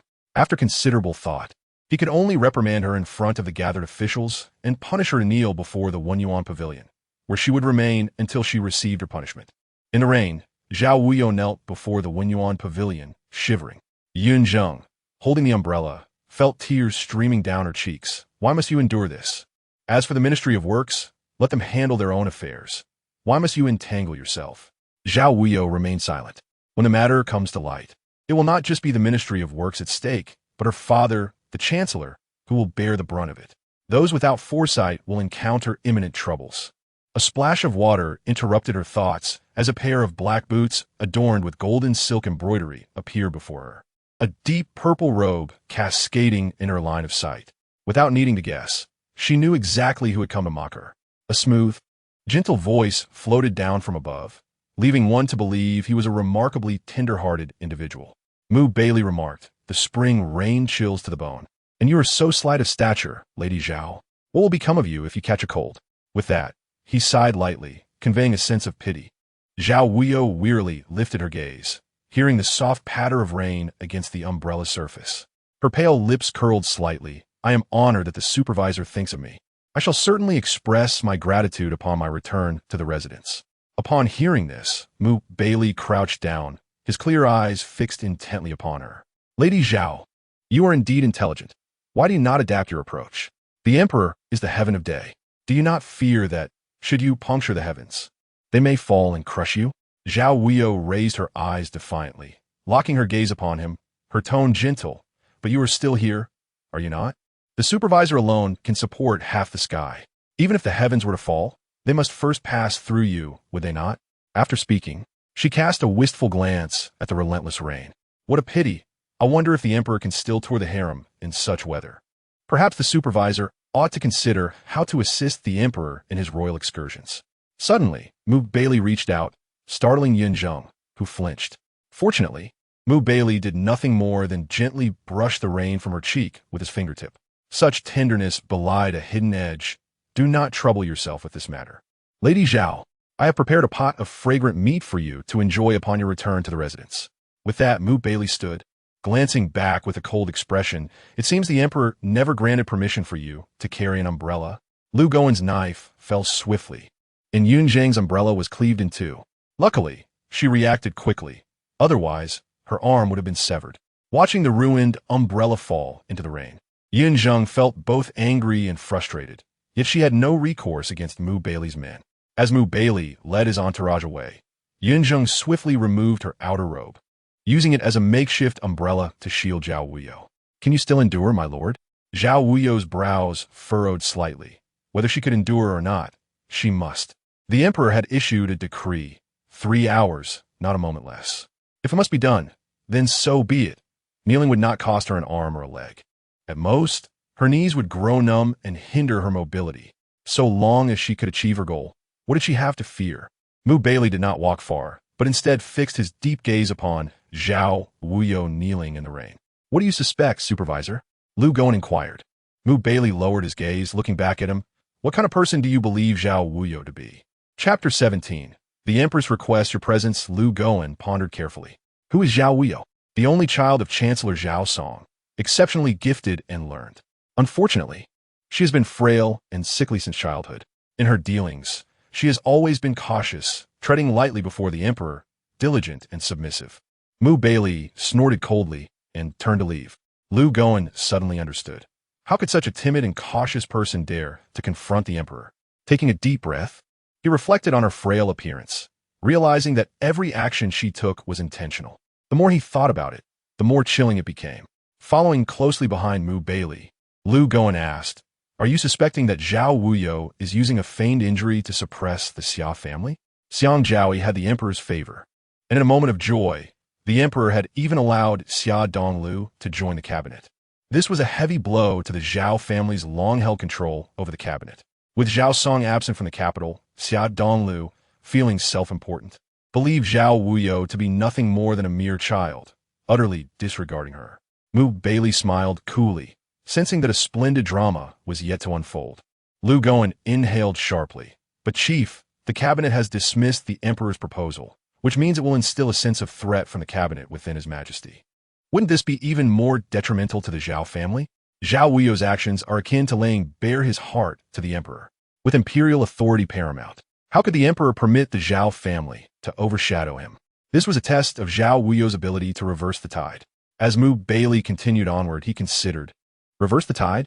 The Emperor is already furious. How can one expect a reversal now? Just then, Shun Yin approached, lowering his voice. Chief, the Empress requests your presence. Baili's eyes flickered with curiosity. The Empress? With countless beauties in the harem, she was undoubtedly less favored now. Yet, in comparison, perhaps it was the emptiness and solitude that rendered her more pitiful. Reflecting on it, Baili realized he had not visited the Empress in quite some time. The last occasion was during the Emperor's incident. Upon entering the inner palace, he found the ailing Empress reclining on a soft couch, the rain falling outside, while the room remained warm due to the heated stove. The Empress did not appear well, and upon seeing Baili, the stewardess quickly withdrew. In front of the master, there are servants, and in front of the servants, there is the master, was Baili's principal. Your Majesty, I pay my respects, he greeted. The Empress sighed deeply. It is only you who still remembers this Empress. Baili pondered on how swiftly news traveled. Just as Zhao Wuyou was punished to kneel, she was already taking action. Ultimately, the higher one ascends, the greater the fear of a fall. Should the Empress remove her phoenix crown, she would be nothing at all. May your Majesty live long. Baili respectfully proclaimed. The Empress extended her hand. Sit. Accompany me in some heartfelt conversation. Baili bent forward, gently grasping the Empress's hand, and took a seat beside her. The Empress Li hailed from the general's manor, a man who had guarded the borders for many years and wielded military power. Thus, even if the emperor did not favor her, he would not easily entertain thoughts of deposing her. Moreover, with her ties to the Zhao family, her position as empress remained secure.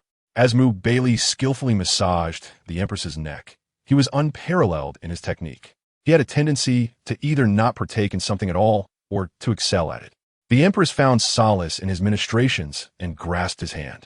Baili hesitated slightly, but could not resist her. The empress pressed his palm against her heart. I feel unwell. The servants are willing, but limited in ability. It appears we must summon the imperial physician for your majesty's treatment. The dim light reflected on his flawless face. His beauty was striking, possessing a grace that surpassed that of many women, and his aloofness only heightened the allure. When he looked up, his clear, warm eyes always radiated spring-like warmth. The empress, like a delicate flower, smiled. Now that the emperor has numerous beauties, what should I do? Shall I truly allow them to replace me? Her hand slowly traced down his chest. Chapter 18. Rest assured, Your Majesty, some matters must be approached with moderation. Baili restrained the empress's restless hand, his gaze still warm as spring. The Xia sisters, favored by the emperor, were not the only beauties in the harem. There were many like flowers, and surely one or two would be clever enough to align with the empress's sentiments and also earn the emperor's favor. Why not let me assist you in choosing?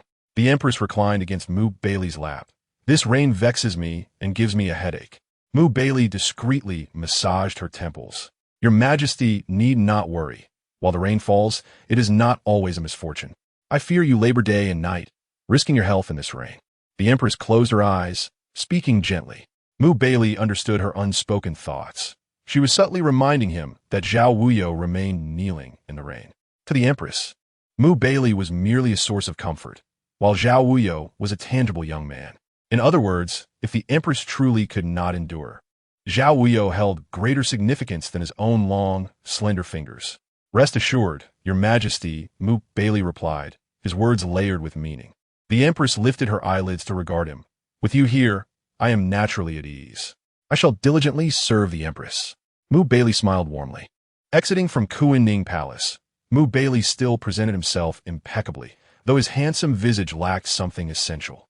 Lu Goen held an umbrella, accompanying Baili as they walked. Along the way, they encountered the second Miss Xia Jialan, a beauty. Unlike her sister, Xia Jiaoyi, who was haughty and arrogant, this one appeared particularly gentle and obedient. Even when addressing Baili, she bowed respectfully, displaying no airs of superiority from the duke's residence. Baili recognized Xia Jialan and showed her the proper courtesies. Though these palace women posed no immediate threat, one could never be too cautious. After all, they might soar to great heights one day. I am most apprehensive, he said. Taking a deep breath, he completed his bow without raising his gaze. The Duke of Day works tirelessly for the emperor, displaying loyalty and diligence. I have long heard of this and hold great respect. I am new to the palace and unfamiliar with etiquette. If I err, I hope the Duke will kindly offer guidance. Xia Jialan spoke softly. Baili bowed again, acknowledging that upon entering the palace, he became the emperor's man, and thus could not overstep bounds. You are the master. Wherever you go, you are the master. Xia Jialan smiled. You are too courteous. I must go pay my respects to the empress. She performed a shallow bow and departed with a smile. Baili returned the gesture, standing straight after a moment. His expression slightly troubled as he watched Xia Jialan's retreating figure, finding her rather pleasant and certainly more astute than her sister. Chief, Lu Goen was taken aback. Do you mean she will serve under the empress? The empress? Baili laughed derisively. Do you believe the empress can manage her? Those who can enter the palace, remain, vie for favor, and sustain that favor are not to be trifled with. Xia Jiaoyi is sharp and assertive, while Xia Jialan is gentle and profound. This sisterly duo is indeed remarkable. The overt arrogance is not what one should fear. It is the undercurrents that pose the true danger. The fine rain pattered softly on the umbrella, and Baili felt an unsettling throb in his brow, as if something was about to transpire. What could possibly happen? The proposal for the Lotus Canal originated from Xia Zhaoyi, who encouraged the emperor to undertake its construction, intending to counter the cabinet's decision regarding the dredging of the Ying Canal, thus undermining the cabinet and the Zhao family. However, Xia Zhaoyi's intentions were too blatant. To be overtly ambitious comes with a price. Zhao Wuyou is not easily trifled with. Despite appearing delicate, she is merciless when it comes to violence. She shows no mercy to others and even less to herself. Yet, before Zhao Wuyou can retaliate, she must first endure punishment. The emperor dares not inflict a severe beating, only resorting to 10 lashes. However, the emperor, perched high in his tower, is blissfully unaware of the severity of such punishments. Should he strike too hard, it could easily cost someone their life. Chapter 19. Why do you act like a tortoise? After kneeling for 3 hours, Zhao Wuyou felt dizzy and unsteady. Yet she still had to endure the beating. The fact that the emperor did not execute Zhao Wuyou out of anger was already a sign of mercy. Zhao Wuyou lay on a long bench. 10 lashes were neither excessive nor insufficient, but for her frail body, it would surely take a toll. Turning her head to glance at Yunjun, who was visibly distressed and with tear-swollen eyes, Zhao Wuyou sighed, "I apologize for appearing so wretched before the chief of ceremonies. I fear I have tarnished your image." Baili set down his cup, his eyes warm as spring. "Not at all. I merely came to ensure they do not neglect Lady Zhao. These little rascals, without anyone overseeing them, always tend to cut corners. Thank you for your kind intentions.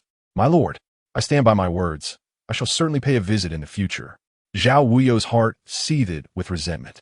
If she understood the necessity of maintaining her composure, no matter the circumstances, one must never forsake their dignity. After all, this king of hell seemed to linger like an unshakable shadow. The punishment was indeed excruciating. Aside from the memory of that one instance, she had never experienced such pain. The strike landed, causing searing agony, as if her very skin were aflame, and the pressure of her head was unbearable, with a persistent ringing in her ears. Zhao Wuyou felt as though she were on the brink of death, her consciousness fading. She heard Yunjun calling her, though the words were incomprehensible. Then her body softened, and for a fleeting moment, she glimpsed a radiant light. A cool substance was placed near her mouth and nose. In her daze, she saw Baili's face. He inhaled sharply, having come to check if she still breathed, only to be unexpectedly bitten at the base of his thumb. The atmosphere grew tense. As Lu Gowen's sword was drawn, Yunjing's fierce voice rang out, "How dare you?" Baili gestured for everyone to withdraw. "Why do you cling like a stubborn turtle?" he remarked nonchalantly, while his other hand gently brushed against her clammy face. His seemingly trivial words carried a hint of mockery. As he gazed down at her bloody wounds with an increasingly amused expression, "Is my blood so delectable? Are you that eager to merge with me?" A potent taste of salt and iron spread rapidly in her mouth. Zhao Wuyou had a peculiar trait. She reciprocated respect with greater regard. "You struck me 10 times. I must bite you back to draw your blood." Regardless, Baili dared not let her perish. Should the emperor discover Zhao Wuyou had died at his hands, the court of imperial sacrifices would certainly face dire repercussions. Zhao Wuyou released her grip, a pallid smile appearing on her ashen face. "If you wish to consume my flesh, am I not allowed to drink your blood?" She attempted to rise, but found herself utterly drained of strength. Ultimately, Zhao Wuyou was carried away on a stretcher. Upon hearing of her punishment, Jianyan had long awaited outside the palace gates, unable to enter due to his lack of official title. Upon seeing Zhao Wuyou being carried out, Jianyan's eyes reddened, and he carefully lifted her into the carriage, returning to the prime minister's residence. Unexpectedly, Baili sent a pot of fragrant meat to the prime minister's estate, infuriating Jianyan, who promptly overturned it on the ground. As he cradled Zhao Wuyou and moved forward, he nearly shed tears, murmuring, "It will be fine. Nothing will happen." Zhao Wuyou leaned her head against Jianyan's shoulder and quietly inquired, "Have the pear blossoms bloomed this year?" Jianyan paused. "Not yet. Once the rain subsides, I shall accompany you to behold the trees in full bloom." She nodded, a smile gracing her lips. "Good." That single word was the last Zhao Wuyou spoke in 3 days. Having been caught in the rain and enduring her injuries, her frail body succumbed to a high fever, nearly plunging her into unconsciousness. Taking sick leave, the court began to stir. Throughout these 3 days, Yin remained by Zhao Wuyou's side. In her fevered slumber, Memories flooded her thoughts, particularly that string of prayer beads. Where could they possibly be now? Upon opening her eyes, she was met with Jian Yan's unkempt visage and his intensely anxious eyes. The redness in Jian Yan's bloodshot eyes finally faded, replaced by a radiant joy. Huan, you have finally awakened? Chapter 20. Jian Yan's tender care. After sipping a few mouthfuls of water, Zhao Wuyou felt rejuvenated. Due to her injury, she could only lie on her side or stomach these days, with Eunuch administering her medicine. Although Jian Yan was aware of the circumstances, the distinction between genders rendered the situation delicate. Are you feeling any better? Jian Yan set down the cup, looking at her with concern. Fear not, I will not perish. My life is quite resilient. Do not let my current state deceive you. Jian Yan sighed softly. Rest well. Do not exert yourself during this time. Look at your grievous injuries. I nearly thought you would not endure. How long have I been asleep? She inquired. Eunuch approached with a bowl of rice porridge. You have been asleep for 3 days, my lord. Zhao Wuyou inhaled deeply. 3 days? What news from the court? I had my father keep an eye on things. Your absence from court for 3 days due to illness has led the Xia family to perceive you as arrogant, using this as leverage against the emperor. Jian Yan hesitated for a moment. Consequently, the Duke of Xia, alongside his faction, has submitted a petition to impeach me, the Minister of Rights. Before Jian Yan could finish, Zhao Wuyou had already anticipated the ensuing developments. Jian Yan nodded. The emperor will not believe them. The former officials of the prime minister will not acquiesce. The Xia family speaks without foundation, and the court is rife with disputes. The cabinet is preparing to suppress their impeachment of you. Zhao Wuyou laughed coldly, her ashen complexion taking on a profound expression. No, ensure that the cabinet delivers the Xia family's impeachment petition directly to the emperor. He must see those documents. If the emperor believes them, would that not be seeking your own demise? This time, the emperor is already furious. Should he believe them again? Would he not execute Zhao Wuyou? The emperor is suspicious. The more you act this way, the more he will resent you. Perhaps due to the pain. Zhao Wuyou lay weakly on the bed, cold sweat trickling down her forehead, her body trembling slightly. Submit the petition. It is imperative that the emperor sees it. Very well. Jian Yan nodded. Leave this matter to me. Do not move around. Be cautious of your wounds. Zhao Wuyou, in excruciating pain, felt as if she were clinging to life by a thread. Those dogs from the court of imperial sacrifices struck with precision and cruelty, while the wounds appeared minimally swollen. The pain was unbearable. These executioners knew precisely where to strike for maximum agony, all while evading detection. This time, bolstered by Baili's presence. They had certainly unleashed their full wrath. Luckily, they did not strike to kill. Otherwise, she would have become incapacitated. You must leave quickly. I am fine. Zhao Wuyou urged Jian Yan, who remained rooted in place, his worried gaze fixed upon her. Yet, he ultimately had to depart. Until the matter with the Xia family was resolved, her punishment would have been in vain. He could not allow her to suffer needlessly. This debt must be repaid. Watching Jian Yan leave, Eunuch sighed. The young master has suffered from a high fever these past few days, and it was young Master Jian who meticulously cared for him. While he tended to you, he also had to consider the court's affairs. He has not slept for 3 days, genuinely concerned for your well-being. Zhao Wuyou smiled, a genuine smile that radiated warmth. Even if you do not speak, I am aware. This brother was worth having. My lord, if the emperor receives the impeachment petition, will he truly not pursue you to the ends of the earth? Eunuch asked, visibly alarmed, having never witnessed her in such a grave state. She could hardly bear the thought of a second occurrence. A suspicious ruler would not take one-sided words to heart. Moreover, the emperor is no fool. He understands how to balance power within the court. If I were to die, the Zhao family would perish, and the duke's power would undoubtedly dominate the court.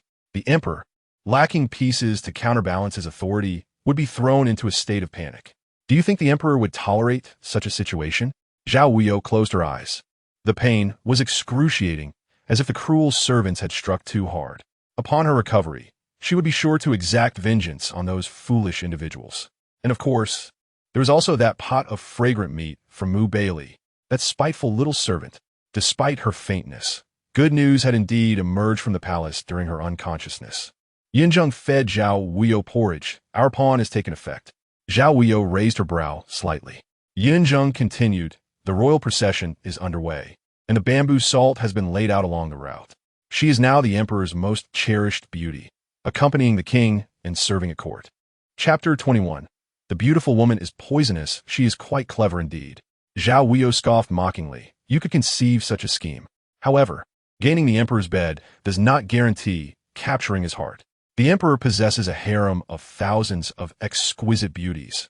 He is not lacking in unparalleled charm. Xiamo entered respectfully, bowing before presenting a small bamboo stick. This is news just received from the Shuxiu Palace.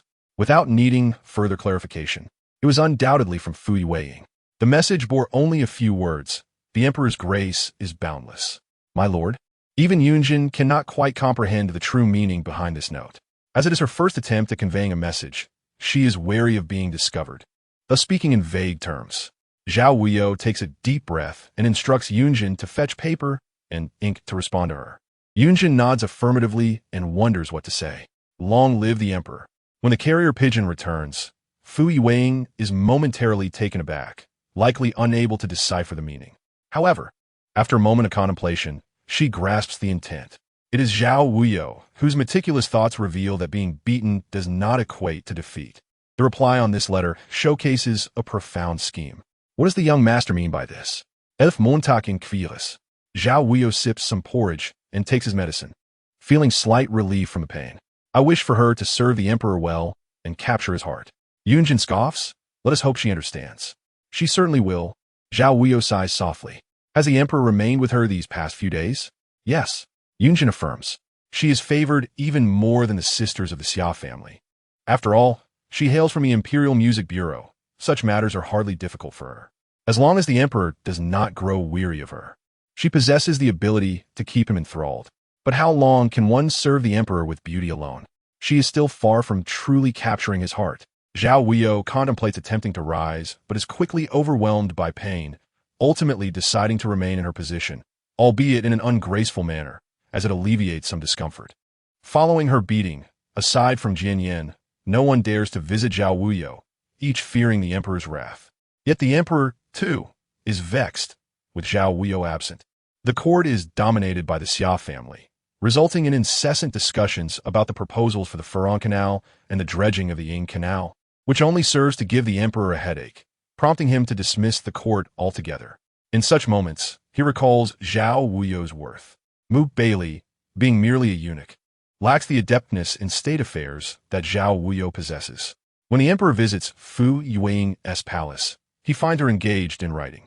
Curiosity piqued, he approaches to see what she is penning.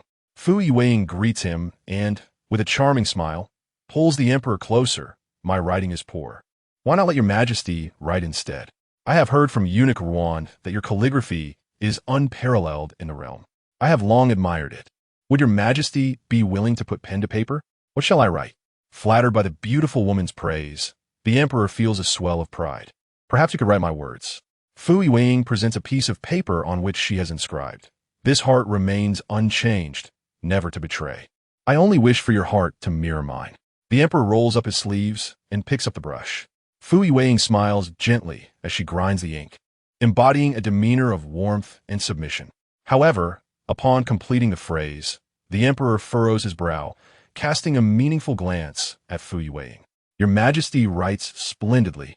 Fu Yueying exclaims, elated. May I have this framed and hung in my chambers? Do you truly like it? The emperor inquires. Fu Yueying smiles. I genuinely adore it. The emperor sighs, gazing pensively at the elegant characters on the paper, a shadow of melancholy flickering across his face. The news of this episode swiftly reaches Baili. The emperor is reminded of Zhao Wuyou. Baili sets aside the memorial in his hands. The Xia family's faction has indeed become unbearably foolish in their attempts to impeach Zhao Wuyou. Constantly, someone mentions Zhao Wuyou's name before the emperor, only serving to engrave it deeper in his memory. The impeachment memorials have been reviewed by the emperor. Lu Guan bows his head. Having seen them, the emperor hopes Zhao Wuyou will step forward to address these matters himself. The issues concerning the Furon Canal and the Ying Canal dredging must be resolved. Otherwise, the emperor will be restless all night. Observing the tumultuous atmosphere in the court, which only serves to irk the emperor further, he writes, This heart remains unchanged. Never to betray. I only wish for your heart to mirror mine. Unchanged. That is Zhao Wuyou's courtesy name. Mobilius Miliculus. the wound on his palm still unhealed. Chapter 22. Mu Baili visits. Even with an understanding of the emperor's concerns, Mu Baili refrains from taking action. Some matters require the emperor to lower himself before he can act. Otherwise, presuming to guess the emperor's thoughts could lead to dire consequences. It is well known that the emperor is suspicious by nature. After several days of enduring the incessant chatter of court officials, the emperor finally succumbs to a headache and summons Mu Baili. Supervisor? Lu Gowen steps forward, sensing the emperor's intention to recall Mu Baili. Prepare. Mu Baili leaves a remark before hastening to Yongsho Palace. The emperor's expression appears troubled, likely a result of overexertion in recent days. Zhao Wuyou usually managed court affairs efficiently, thus relieving the emperor of undue worry. Now, however, the clamor of the officials only adds to his frustration. Long live the emperor, Mu Baili bows. The emperor sighs. Come here. Mu Baili approaches without uttering a word. I have a task for you. You must leave the palace. The emperor hesitates. Mu Baili bows. I shall obey. Go to the prime minister's residence. As the emperor speaks, his gaze remains fixed on Mu Baili's face, clearly questioning whether he understands the underlying message. I comprehend. Mu Baili replies. The emperor's recent exertions are understandable, as he recalls his old ministers. Although Zhao Wuyou may have offended the emperor, his intentions were for the benefit of the people. The emperor's punishment was merely a result of Zhao Wuyou's lack of decorum that offended the royal countenance. Granting him amnesty is a testament to the emperor's benevolence toward the common folk. Your Majesty is virtuous, always prioritizing the people. You are indeed a wise ruler. As Mu Baili offers his flattery, the emperor becomes somewhat disoriented. Indeed, I am a wise ruler. I summon Zhao Wuyou back for the sake of the people. With this thought, the emperor feels no sense of loss. Regarding Zhao Wuyou, he has already humiliated him in front of the officials. Mu Baili's words provide a perfect pathway.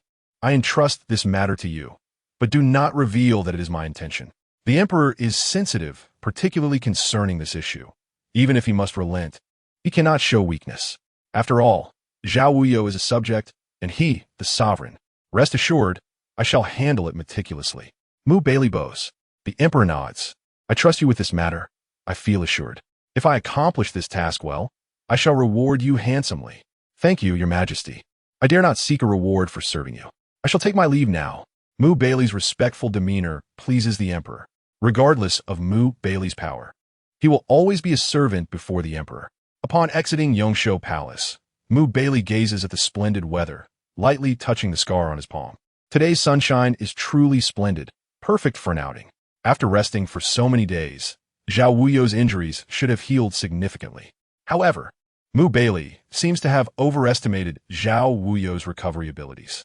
She has always been physically weak, and, after being caught in the rain, she caught a chill, compounded by an injury to her rear, resulting in a lingering cold and heat within her body. The care she has received these days has only allowed her to walk. She still cannot sit on a hard bench. Mu Baili arrives at an inopportune moment, just as Zhao Wuyou has taken her medicine and is resting. The emperor has ordered that no one should disturb her for the time being. Therefore, Mu Baili enters without alerting the guards, proceeding directly to Zhao Wuyou's chamber. Xiamo stands guard outside, while Yunjin is in the kitchen preparing afternoon snacks for Zhao Wuyou. Upon seeing Mu Baili enter, Xiamo is immediately alarmed, and, before he can raise an alarm, Lu Gowen's cold blade is already poised against his neck. Shoo! Mu Baili gestures. I am here to see Lord Zhao. None of you are to make a sound. If you disturb Lord Zhao's rest, you will face severe consequences. With that, he pushes the door open and enters. Xiamo remains still, glancing at the expressionless guards stationed at the door, each pale-faced and devoid of emotion, resembling walking corpses, which sends a shiver down his spine. However, Xiamo understands that if Mu Baili intended harm, he would not need to come in person. The young master has mentioned that the emperor is close to losing patience. Could it be that Mu Baili has come on the emperor's orders this time? Startled, Xiamo glares fiercely at Lu Gowen, as expected of the Eastern Depot's henchmen. Their actions are swift and ruthless, leaving no room for resistance. Meanwhile, as Mu Baili enters, Zhao Wuyou lies languidly on the bed, resting. Chapter 23. I have no interest in men. The room was dimly lit. Zhao Wuyou preferred a softer ambience, only opening a small window. She was sensitive to the cold, hence the hearth burned continuously through spring and winter. Perhaps it was the warmth that lulled her guard. Or maybe Mu Baili's footsteps were so light that she overlooked his presence entirely. She lay languidly, clad in a thin nightgown that hung loosely on her frame, resting her cheek on her crossed arms, turned towards the bed. Mu Baili stood at the foot of the bed, and in the faint light, Zhao Wuyou appeared unusually tranquil, devoid of her usual prickliness. Her porcelain skin radiated a translucent glow, exhibiting an ethereal pallor. The covers were haphazardly draped over her, and her long, satin-like hair was neatly tied back, contrasting with her usual disarray. "Yinjun, I cannot eat right now. Please set it aside for me," she spoke softly, her languid tone imbued with a gentle warmth akin to a spring breeze, making it particularly pleasant to hear. When she received no response from Yunjun, Zhao Wuyou's brows furrowed slightly, and just as she was about to turn her head, she felt the mattress sink beneath her. Turning swiftly, she found Mu Baili seated at the edge of the bed, his clear, enchanting eyes tenderly gazing at her. Startled, Zhao Wuyou rose abruptly, momentarily forgetting her injuries, her instinct being to pull the covers over herself. Pain drained the color from her face, her lips pressed tightly together, yet she uttered not a single word of complaint. "What brings you here?" The calmness in her eyes was replaced by a guarded wariness as she retreated to the corner of the bed, her gaze penetrating as she stared at him. "Shiemo, Yinjun, do not shout." Mu Baili twirled a white jade ring in his fingers. "Who dares enter without my command?" This was indeed true. Why was Zhao Darren so anxious? "I have no interest in men," he added, perplexed by his own words, a self-deprecating smile gracing his lips. "I came to visit you, Zhao Darren. How is your recovery?" Zhao Wuyou quickly regained her composure. Mu Baili's presence was not without purpose, and his bold entrance into the residence must surely have a reason behind it, likely pertaining to the Emperor. "The Emperor?"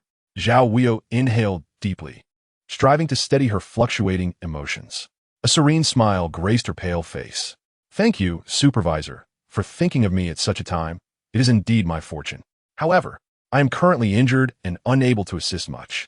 She had surmised his intentions, but was not one to rush. Patience would yield greater rewards. Mu Baili gently touched her icy hand, startled by its coldness, evident of her shock. He smiled warmly. "Zhao Darren's concern for the state is commendable.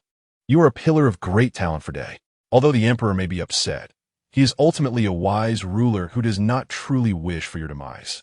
If Zhao Darren harbors resentment towards the Emperor, I dare not." Zhao Wuyou bowed her head. "I am grateful for the Emperor's forgiveness for my transgressions. I would never dare to resent him." "That is splendid." Mu Baili chuckled softly. In that moment, Zhao Wuyou appeared almost ethereal, her skin as pale as a shelled egg, evoking a sense of tenderness. Despite being a man, he had a gentle fragility akin to that of a woman, though those beautiful eyes seemed to stretch into infinity.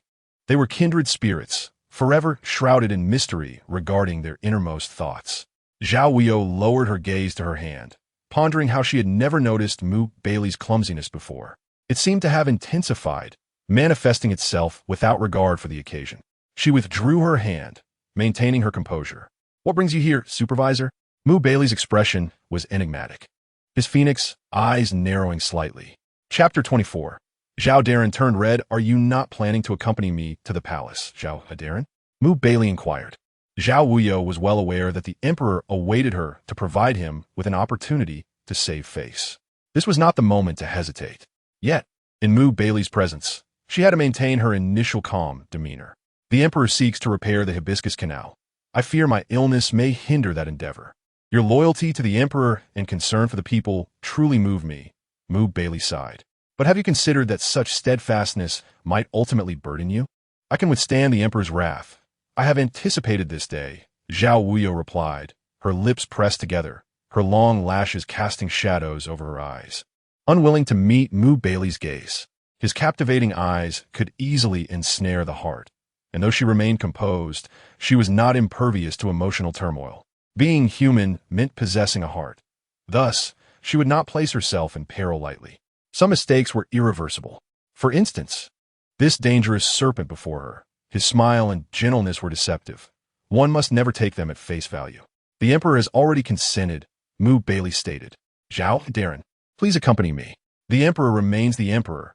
Our duty is to alleviate his burdens." "What do you think, Zhao Darren?" Zhao Wuyou nodded. Supervisor, your words awaken me from my reverie. I shall accompany you to the palace at once. She contemplated putting on her attire, but with Yunjin absent. Her current state of dress felt inappropriate. Gazing at Mu Baili, Zhao Wuyou's brow furrowed slightly as she tightened the covers around her. Are you not leaving soon? Mu Baili had already stepped away, casting a lingering glance back at her. Would you like me to assist you in changing? Zhao Wuyou inhaled deeply. I prefer to dress without the presence of others. Why must a man of stature like you be so shy and finicky? Mu Baili turned toward the clothing rack and retrieved an outfit for her, his demeanor suggesting that Zhao Wuyou was fragile and incapable of self-care. It has been a long time since I have attended to anyone. Today, I shall make an exception for you. The emperor awaits in the palace. Do not delay. I can manage. Zhao Wuyou stiffened, the pain in her injuries intensifying. Mu Baili sat at the edge of the bed, a thoughtful crease forming on his brow. What troubles you, Zhao Darren? What troubles me? My face burns, my heart races, and my thoughts are disordered. What else could it be? Though Mu Baili was a eunuch, he was still a man. Zhao Wuyou, when clothed, was a male. When undressed, she was undeniably female. Through her nightgown, the distinctions became evident. Why is your face so flushed? Mu Baili reached out, his fingers brushing her cheek, startling Zhao Wuyou, who instinctively reclined, only to press against her injury, causing her expression to contort in pain. I'm Fine, she exclaimed, yanking the clothing towards her. You must leave immediately.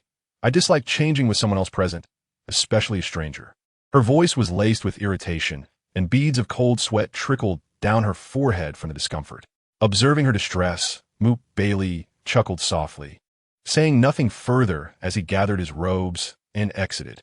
Zhao Darren has many peculiarities. Should the opportunity arise, I shall teach you to amend these habits. Zhao Wuyou inwardly scoffed, pondering who truly possessed the most troublesome habits.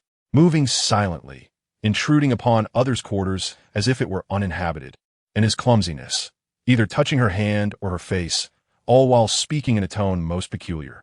Yunjin waited anxiously outside, unable to approach due to the East Factory-s guards blocking her way. Just as Mu Baili emerged impeccably dressed, Yunjin's heart settled somewhat. Zhao Wuyou endured the pain as she dressed, moving slowly towards the exit. Rubbing her sore backside, she thought at least everything was unfolding according to her plans, and there were no significant oversights. What a stroke of luck. However, just as she was about to step out, a cacophony of voices emerged from outside. It seems trouble has arisen. Is that Jian Yin arriving? Chapter 25. Do you mind if I assist you? Jian Yin visited Zhao Wuyou daily. But today, upon entering the residence, he learned that the East Factory had arrived. He hurried to Zhao Wuyou's quarters, only to catch a glimpse of Mu Baili leaving the room. Though terrified, his predominant emotion was concern. Concern for Zhao Wuyou. With her injuries, if Mu Baili were to act violently, it would be as simple as crushing an ant. Wuyou. Jian Yin attempted to rush forward, only to be swiftly restrained by Yun Zheng, and Xiamo Lu Goen's sword was not to be trifled with. What do you intend to do? What have you done to Wuyou? If you dare to harm her, the Emperor will not let you off, nor will I.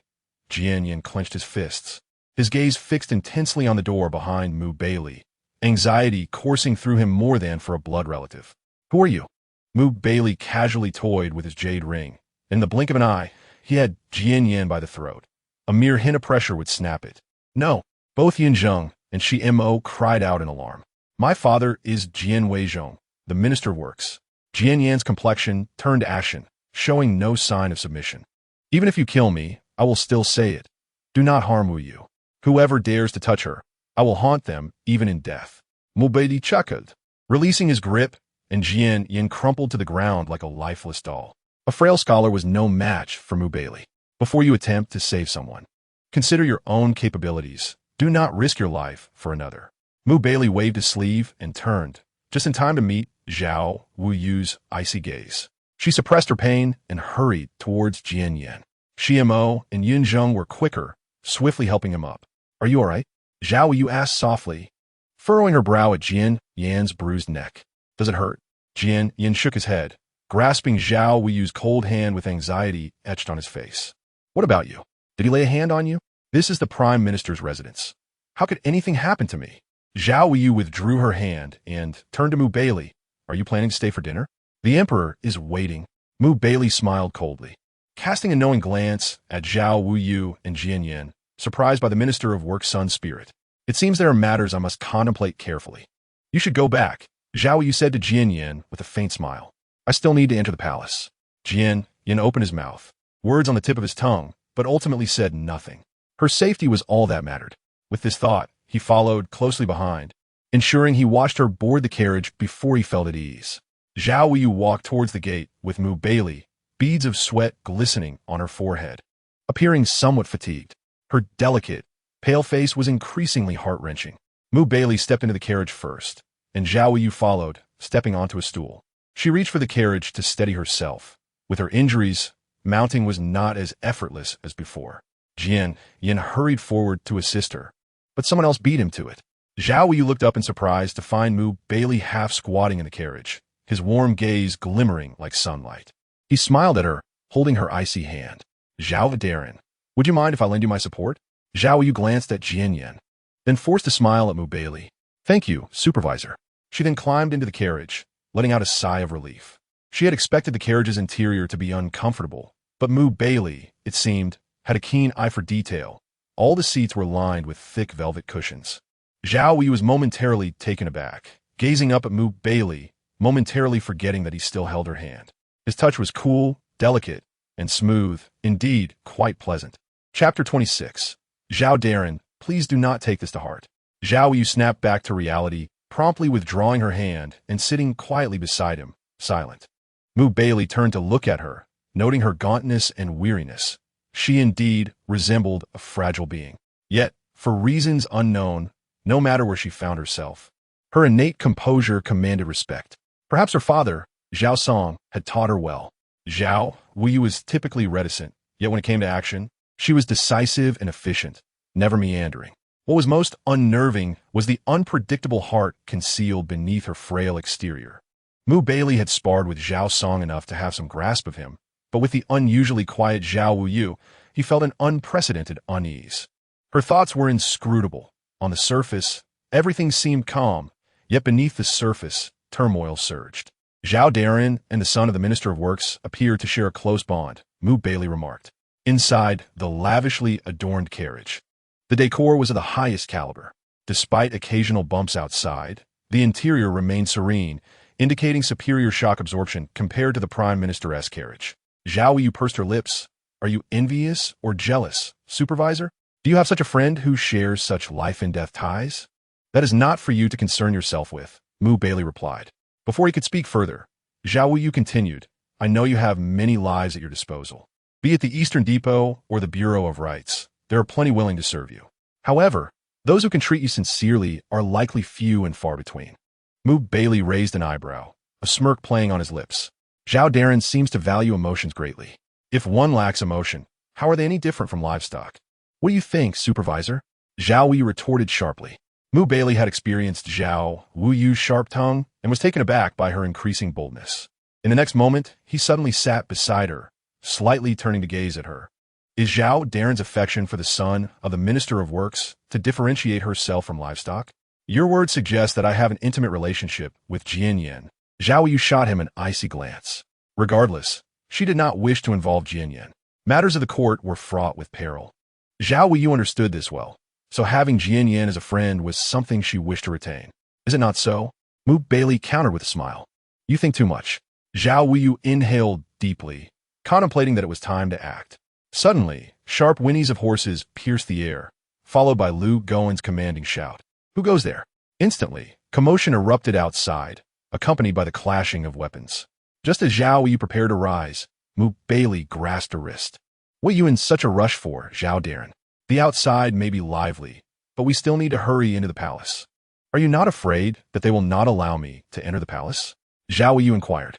Baili leaned closer. Zhao Darin seems to be aware of something. Aware of what?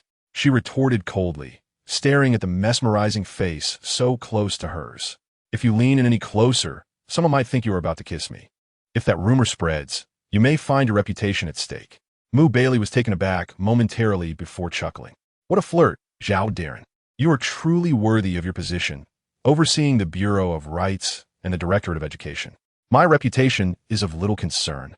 I only hope Zhao Darin does not take it to heart lest I inadvertently hurt your feelings. Zhao Wuyou laughed. How could a heartless person like you ever cause hurt? Soon after, Lu Gowen's voice echoed from outside, reporting to the supervisor, all assassins have been captured. Zhao, Darren, do you think there are truly such foolish assassins in this world? Knowing full well this is my carriage, they dared to attack in the middle of the road?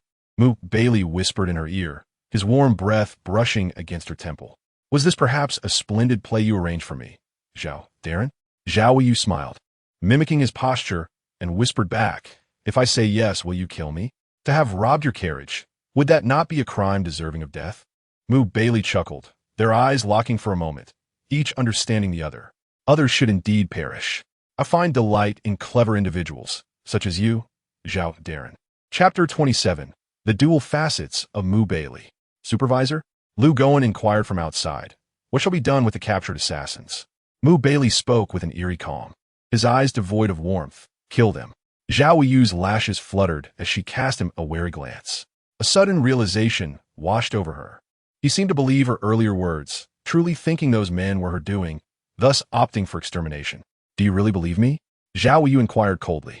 Baili's expression was enigmatic. Regardless of whether I believe it or not, leaving them alive is a threat. If one were to gossip in the presence of His Majesty, believing there to be an illicit affair between oneself and the throne, one might fear the Emperor's misguided matchmaking. Yet, despite the levity in his words, the sharpness of his tone could chill the heart. He jested, but also issued a warning. Those who played tricks before Baili seldom met with a favorable fate. Outside, a life had been lost. It had borne no relation to Baili or Zhao Wuyou. The carriage continued its journey towards the palace. But the air between Baili and Zhao Wuyou grew heavy with silence. In broad daylight, daring to ambush the director of the Eastern Depot would soon become common knowledge. Baili made no effort to stifle the spread of this information, allowing it to flow freely. At times, seeking a balance is an essential task for those embroiled in the affairs of state. The news of Zhao Wuyou being prevented from entering the palace while an assassination attempt was made created a stir within the court. Upon reaching the emperor, the blame was swiftly directed at the Xia family. Zhao Wuyou knelt before the emperor, her face pale, performing her respectful greeting. The emperor sighed deeply, the sound filled with an unspoken mixture of regret and disappointment. To his left sat consort Xia, while Fu Yuang dutifully massaged the emperor's back. I, Zhao Wuyou, humbly request your peace, Your Majesty. Zhao Wuyou prostrated herself. After a moment of hesitation, the emperor moved aside consort Xia. At that instant, he found himself at a loss for words. Consort Xia, momentarily taken aback, quickly grasped the emperor's intent as she attempted to draw closer. Fu Yuang interjected with a smile, Your Majesty, is it wise to have Lord Zhao kneeling in his injured state? Rise. Someone grant him a seat, commanded the emperor, grasping Fu Yuang's hand and drawing her to his side. Fu Yuang smiled gracefully. Your Majesty, you and Lord Zhao have state matters to discuss. We, the consorts, fear it may not be proper for us to remain. In the court, there shall be no meddling in politics. Such a woman, aware of propriety, delighted the emperor. However, he turned to find consort Xia wearing an expression of unwillingness, her discontent palpable. The emperor's countenance darkened. Everyone leave. Fu Yuang and consort Xia bowed before retreating. Zhao Wuyou expressed her gratitude, maintaining her respectful demeanor. I am aware that these past days have been difficult for you.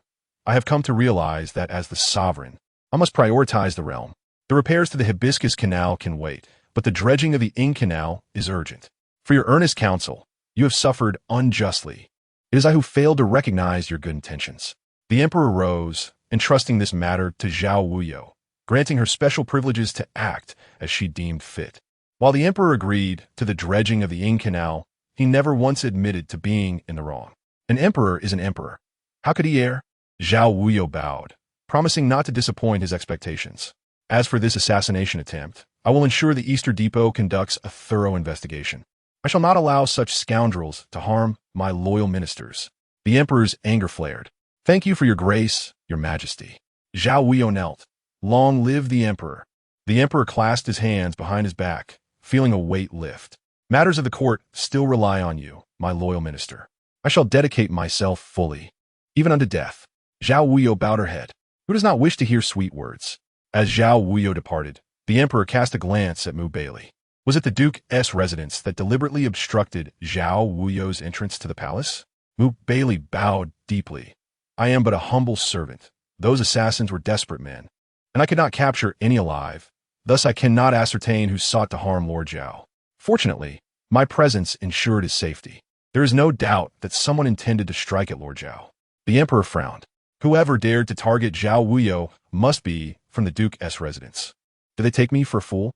Turning to Baili, he commanded, convey my orders. Select a few capable guards to protect Zhao Wuyou at all times. I wish to see who is so foolish as to attack my loyal minister beneath my very eyes. Yes, Baili nodded, his warm gaze glimmering with resolve.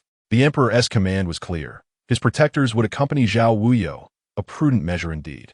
Chapter 28. An embrace. Baili personally escorted Zhao Wuyou out of the palace. The two strolling leisurely along the palace path. One possessed skin as pale as jade, the other bore beauty unmatched. One delicate like a flower, the other radiant like the dawn. Together, they formed a striking tableau. Congratulations, Lord Zhao. His Majesty has graciously assigned guards to ensure your safety, Baili remarked, his smile laden with implication. Zhao Wuyou turned to meet his gaze, grateful for the supervisor's timely reminder that had prompted the emperor's protection. Rest assured, I shall ensure your safety, Baili insisted, firmly grasping her hand and leading her onward. Zhao Wuyou attempted to withdraw her hand, but Baili was resolute, refusing to release her.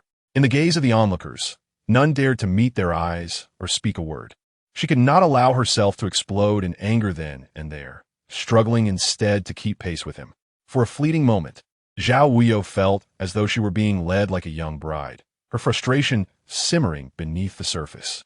Perhaps Baili was walking too swiftly. With her injuries, she stumbled and fell forward. In an instant, she felt a firm grip around her waist, pulling her back from the brink of a fall, causing her heart to skip a beat. Baili's face loomed before her, his astounding beauty enough to captivate and disarm. But Zhao Wuyou was no ordinary infatuated maiden. She understood that beneath his extraordinary charm, he remained a eunuch, a servant.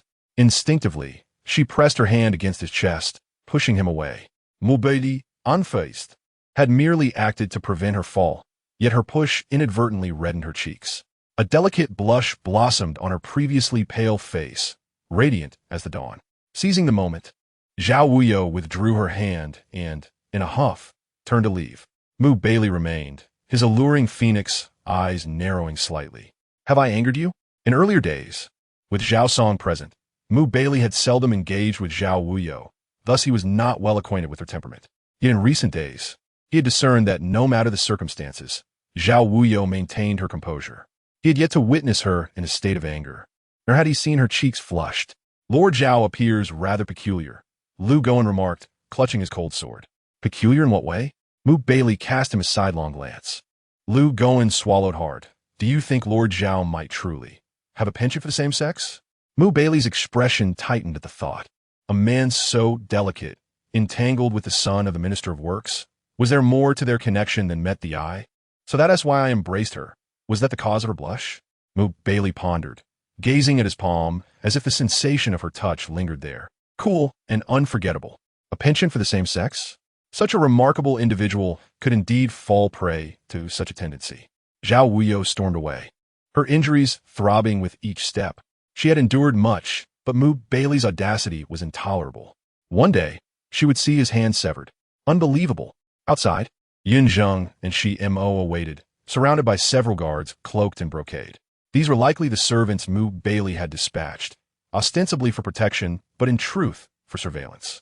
Baili never engaged in unprofitable enterprises. Since eliminating the assassins, he had calculated the use of imperial authority to monitor Zhao Wuyou. With each entrance and exit, they were now at an impasse. Young master? Yun Zheng furrowed his brow. We shall discuss this at home. Zhao Wuyou signaled to Yun Zheng, who quickly assisted her into the carriage. Young master. As the carriage rolled smoothly along, Yun Zheng lowered his voice. Everything has been handled cleanly, without oversight. Even if there were oversights, Baili has already ensured silence through bloodshed. Zhao Wuyou exhaled deeply. But why does he assist us? Yun Zheng's complexion grew grave. Young master, could it be that he threatens you? Zhao Wuyou shook her head. Baili harbors ulterior motives. He likely wishes to sit back and watch the conflict between the Xia and Zhao families, hoping to benefit from the turmoil. Chapter 29. Do not let Jian intervene, however. Zhao Wuyou is not an easy opponent. Mu Baili's attempt to reap benefits from her is not a simple endeavor. Before Mu Baili can gain any advantage, Zhao Wuyou must settle the accounts with the Duke's residence. The 10 strikes must not be endured in vain. Ever since the Emperor, in a moment of leniency, recalled her, the Xia family has been destined for misfortune. News swiftly spread within the palace that Xia had already shattered the Emperor's cherished 9-dragon cup, resulting in her reprimand and demotion to Xia Kalen. Kalen? Zhao Wuyou paused, dismissing such trivial gossip. She is well aware of the situation. Yunzheng nodded, confirming that the palace indeed conveyed this information. Shattering the 9-dragon cup without facing execution, while still retaining the title of Kalen, certainly requires considerable skill. Zhao Wuyou set down her brush, gently blowing on the wet ink on the letter. The Emperor must be mindful of the Duke's residence. Yunzheng approached, carefully tidying the desk and cleaning the brush. Zhao Wuyou folded the letter and placed it into an envelope, sealing it with red wax and the exclusive seal of the Prime Minister's residence. Xiamo. Xiamo entered the room. Young master, ensure that this letter is personally delivered to my father, Zhao Wuyou instructed. Understood. Xiamo respectfully accepted the letter, bowed, and turned to leave. Having accomplished this, Zhao Wuyou finally exhaled a sigh of relief, lazily leaning against the soft couch, closing her eyes to rest. With one hand propping her forehead and her long lashes gently lowered, she allowed the beautiful jade figure to keep watch. The affairs of the palace. Losing does not necessarily equate to true loss, and winning does not guarantee genuine victory. Yunzheng nodded. I understand, miss. The court has already allocated funds for the dredging of Yingxiu, and they are currently counting the silver. Since this matter has come to light, it must be handled meticulously to prevent the Duke's residence from finding fault. Young master, the dredging of Yingxiu is under scrutiny. The Duke's residence will not remain idle. Yunzheng gently draped a blanket over Zhao Wuyou and stoked the fire in the room, making it cozier. With the warmth enveloping her, a hint of color gradually returned to Zhao Wuyou's pale face. The more unrest, the better. Let the Ministry of Works find a few competent individuals to discuss this matter. As the Minister of Rights, I find myself in a rather inconvenient position. However, as the Emperor has entrusted this task to me, I must take it upon myself to assist the Ministry of Works in this significant undertaking. This matter is already in young Master Jian's hands, Yunzheng replied. With her lashes raised, Zhao Wuyou's brows slightly furrowed. Do not let Jian Yin interfere. This is my contest with the Duke's residence. His excessive involvement will not bode well for him. I do not wish to entangle him in this. This is not his concern. Yunzheng bowed her head. I will take care. Keep an eye on the Eastern Depot. Zhao Wuyou rubbed her forehead. Mu Baili would not remain passive, and there would inevitably be some movement. The dredging of Yingxiu must not falter. Yunzheng nodded yes. Have the pear blossoms bloomed yet? Zhao Wuyou suddenly inquired. Yunzheng smiled. They have just begun to bloom. Not fully yet. The pear blossom wine from last year can be prepared. Zhao Wuyou smiled. Your skills are commendable. This year make some more. I see that Jian Yin is particularly fond of it. That is because young master enjoys pear blossom wine. Yunzheng chuckled lightly. You mischievous girl, speaking nonsense. Zhao Wuyou sighed deeply. Once everything is arranged, I should return to the minister's residence. In the palace, Xia Jiaoyi has been demoted and is now Xia Kalen, a rank lower than her sister, Xia Jailan. The demotion of a daughter from the Xia family instills a sense of trepidation within the Duke's residence. The most anxious among them is Xia Jailan. With her sister's fall from grace, what will become of her? Will she suffer the consequences? The first day of each month is when the concubines pay their respects to the Empress. The Empress, seated high above, observes as the new concubines line up according to their ranks. Notably absent are the Xia sisters. Among the new concubines, the daughter of the second-rank general, Hu Qingfang, holds the most distinguished status. A tiger among men, she entered the palace and was immediately designated as a Jiu, the highest rank among the concubines. After the formalities, Hu Qingfang sneered. Since Xia Jiaoyi has been demoted to Xia Kalen, she has disregarded decorum. But how could this lawn beauty also forget her manners? Fu Yuying remained silent, casting a quick glance at the crowd. Suddenly, hurried footsteps echoed from outside. Chapter 30. The embarrassed woman when Xia Jailan entered. Her eyes were swollen, glistening with tears. resembling a pear blossom in the rain, evoking pity. This humble concubine pays her respects to Her Majesty the Empress. Xia Jilin bowed deeply, her frail figure trembling under the gaze of others, as if she were an innocent rabbit caught in a den of tigers and wolves. Fu Yiwei silently mocked. This sister is far more astute than her elder, knowing precisely how to navigate her way to safety. At this moment, the Empress must display her dignified demeanor. Although Xia Jiaoyi has been demoted, Xia Jilin remains unharmed. After all, she hails from the Duke's residence, and many eyes are watching from outside the palace. Xia Donglu is not one to be trifled with. He would not allow his daughter to suffer too much. Contemplating this, the Empress sighed softly, her face showing compassion and reluctance to reprimand. "Please, take a seat." Xia Jilin thanked her, preparing to find a secluded spot to sit, but Hu Qingfang's cold laughter interrupted. As the saying goes, without rules, there can be no order. And yet, this beauty has kept all of us waiting for so long. If she were to become a favored consort, or even the Empress, how arrogant would she be then? The Empress is indeed magnanimous. We, the concubines, cannot compare. Her words left Xia Jilin in an awkward position, neither standing nor sitting, her face flushed with embarrassment. Clenching her sleeves, she could only stand quietly to the side, not daring to take a seat.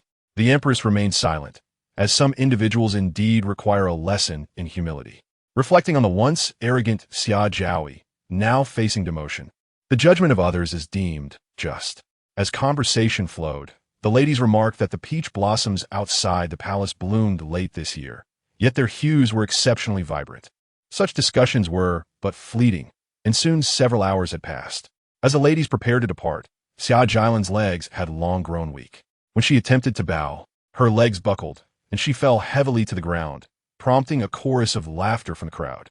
Tears streamed down Xia Jilin's face. Hu Qingfang sneered. What a pretentious display. With a flick of her sleeve, she turned away. Wang Jinxiu, the lowest ranking among the ladies, noticed that everyone had dispersed, the Empress had departed, and Xia Jilin remained kneeling. She cautiously approached, offering a silk handkerchief. "Do not cry. Quickly rise."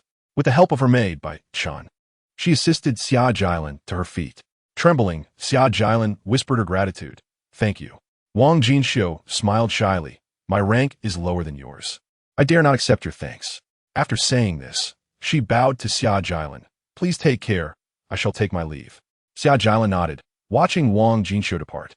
The steward, Aunt Jingyi, approached slowly, bowing to Xia Jilin. "This humble servant pays her respects to the beauty. The Empress requests your presence."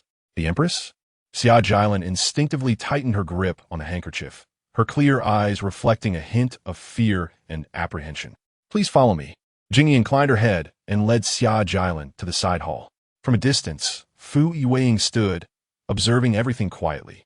The Empress's summons at this moment surely does not bode well. The maid, Qiu Xian, sent by Zhao Wuyou, is relatively reliable. Fu Yiwei smiled coldly, turning to walk away. This summons may not signify misfortune. It is likely to be fortuitous. Qiu Xian frowned. Fortuitous? Fu Yiwei halted, casting a smile in her direction. The Empress believes she has ensnared the Xia family's youngest daughter, grasping both the Zhao and Xia families in her palm. Would you not consider that a fortunate turn of events for the Empress? With that, she flicked her sleeve and departed. Qiu Xian paused momentarily, then hastened to catch up. Chapter 31. That dead eunuch for the Empress. This indeed marks a fortunate development. The daughter of the Xia family had just entered the palace and was still unfamiliar with the intricacies of the inner court. The Empress's personal guidance was undoubtedly an opportune moment to win hearts. By winning over Xia Jilin, the Empress signified her grasp over the Xia family's south influence within the court. Xia Jilin's palpable apprehension greatly pleased the Empress. Having an additional ally in the palace increased her chances of success. The more allies one had, the better the odds, and the Empress was no exception. Observing Xia Jilin's delicate demeanor, it was clear she was an easy target, as people naturally gravitate towards the meek. As the Minister of Rights, one should not interfere in the affairs of the Ministry of Works. However, with the Emperor's decree, anything was possible. Standing by the Yingxiu River, Zhao Wuyou tightened her shawl against the biting wind, which caused her to cough incessantly. The Minister of Works, Jian Weizhong, the father of Jian Yan, stood beside her, observing the impoverished households lining the banks. The Yingxiu had not been dredged for years, and its depths were undoubtedly substantial. Although a considerable sum had been allocated by the court, the actual clearing would require significant manpower, resources, and funds, which could not be arranged hastily. What appeared to be a simple task was anything but. Zhao Wuyou exhaled deeply, taking note of the dilapidated homes on either side. The area beyond the city was a refugee zone, teeming with poverty. The court aimed to relocate these individuals to prevent disturbances in the capital's vicinity. Manpower, resources, and funds? Zhao Wuyou murmured Jian Weizhong's words. Indeed, he sighed, mobilizing those skilled in waterwork for the dredging would be quite costly. The task of dredging the Yingxiu would be no small feat, perhaps due to the cold. Zhao Wuyou shivered slightly, her striking face betraying a pallor of blue and white. She suppressed her cough, but ultimately retreated to the carriage for respite. Yunzheng offered her a water pouch, and after taking her medicine, Zhao Wuyou's complexion improved slightly. She had not taken her medicine for some time, which had weakened her further, prompting Yunzheng's concerned gaze. Zhao Wuyou waved her hand dismissively, assuring her of her well-being. She instructed Yunzheng to summon all the local land stewards from both banks, as she had a few inquiries to make. Yunzheng frowned, questioning her intentions. The court was allocating funds for dredging without needing the people's consent. Summer Donglu was watching closely. She could not afford to disappoint him. Zhao Wuyou smiled enigmatically, her pale face reflecting a calm determination. Summer Donglu was fixated on this funding, as his two daughters had fallen out of favor with the emperor due to this issue, and he needed to recover his reputation. Unfortunately, Zhao Wuyou was indifferent to wealth. Her interests lay solely in power, rendering Summer Donglu's scrutiny ineffective. Her fingers caressed the jade flute, revealing her own intentions. Jian Weizhong entered the carriage, asking about Zhao Wuyou's summons to the land stewards. To take from the people is to use for the people. To receive from the people is to benefit the people, Zhao Wuyou mused while toying with the jade flute. She urged Jian Weizhong to expedite the matter, emphasizing that promptness would yield significant merit for the emperor, who would certainly reward them, far more than any clandestine gain. Jian Weizhong's face flushed slightly, and he chuckled awkwardly, acknowledging her words. He vowed to fulfill the emperor's orders diligently, not daring to disappoint him. Zhao Wuyou admired Jian Weizhong's loyalty to the emperor and took a deep breath, cautioning him to be prudent regarding Summer Donglu's scrutiny of the dredging project. They were inextricably linked, and their collective efforts were the best course of action. Before the emperor, they needed to safeguard their own positions. I shall attend to it immediately. Jian Weizhong hastily exited the carriage. Zhao Wuyou coughed lightly, taking a moment to breathe, longing for the weather to warm up. As she glanced at the white jade flute, a figure flashed through her mind, startling her. She recalled the bone flute, the fragrant meat, and the scheming eunuch with a heart as small as a needle's eye. The next day, due to the large number of citizens along the banks, gathering all the land stewards would take time, so the meeting was scheduled for the afternoon. However, rain fell on the second day, creating a dreary spring day. Zhao Wuyou despised rainy weather. Her prior cold had not fully abated, leaving her frail. The wind and rain made her shiver. Yet, to outsiders, she appeared as a dignified man and could not afford to carry a warming pot like a woman, as it would be unbecoming of her position as Minister of Rights. Thus, she donned additional layers and bore the discomfort. The temporary shelter erected outside the city, though hastily built, had been reinforced and sealed due to Zhao Wuyou's involvement. A stove burned within as she entered, her body rigid, taking in the bustling crowd. The Deputy Minister of Works called for order, and the shelter fell silent. Zhao Wuyou walked slowly to the front. The common folk, unaware of her identity, knelt and shouted, "We greet you, my lord." As for which lord, who could tell? "Please, take your seats." Zhao Wuyou coughed lightly and sat alongside Jian Weizhong. Here, they held the highest official ranks. The guard stood behind Zhao Wuyou, prepared for any eventuality. You are all land stewards along the Yingxiu, and though not formal officials, you are citizens of Day and should contribute to the welfare of our state. Zhao Wuyou spoke in official terms, fully aware that revealing her identity as Zhao Wuyou would not be wise, given her notorious reputation, linked to her father, the unpopular Chancellor often called a traitor. Jian Weizhong and Zhao Wuyou exchanged a knowing glance, demonstrating their rapport. This spring has seen abundant rain, and the Weather Bureau warns of potential flooding along the riverbanks, which could threaten the lives of the citizens. The emperor, who loves his subjects dearly, has decreed the dredging of the Yingxiu to protect the homes of its inhabitants. Upon hearing that the emperor had ordered this for their benefit, the citizens immediately knelt, shouting praises for the emperor. Noticing this, Jian Weizhong and Zhao Wuyou exchanged glances. Zhao Wuyou rose, stating, "The emperor is wise, and you, as citizens of Dai, must serve him faithfully. No one knows the Yingxiu's conditions better than you, who reside along its banks. Surely your villages contain many skilled in water work." At her words, the crowd exchanged uncertain glances, unsure of her intent. Did she intend to conscript them? The citizens along the banks had long struggled to survive on meager plots of land. Further conscription would seem like a death sentence. Zhao Wuyou smiled reassuringly. "There is no malice in my intentions. Since the court has allocated funds, it is only right that we use them for the benefit of the people. I understand your hardships, and thus, I propose that we entrust the dredging of the Yingxiu to you. You provide the labor, and the court will provide the funds. How does that sound?" At the mention of the court's financial backing, the citizens' interest peaked. They were burdened by heavy taxes and struggled to make ends meet. The prospect of earning a living through their skills was appealing.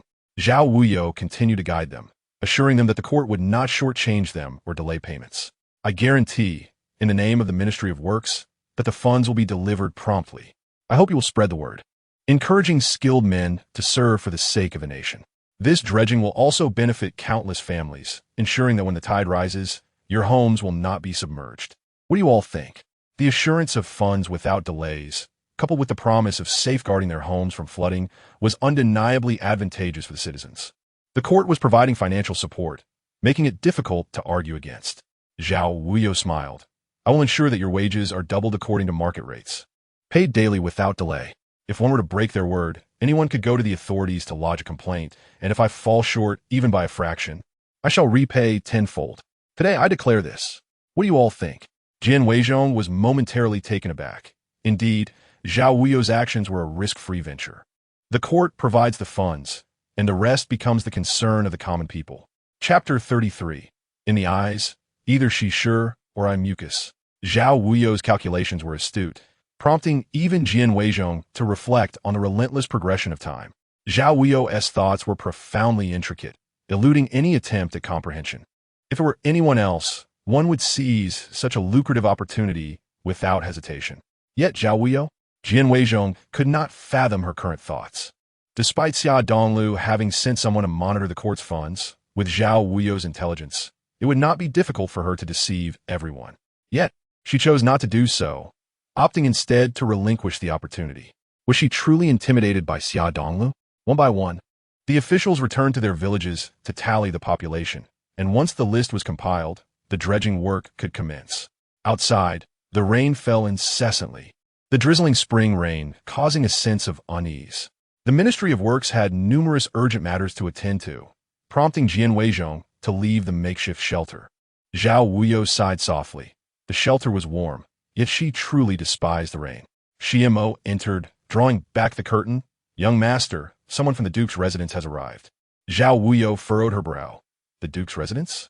Before she could gather her thoughts, Xia Donglu strode into the shelter with boldness.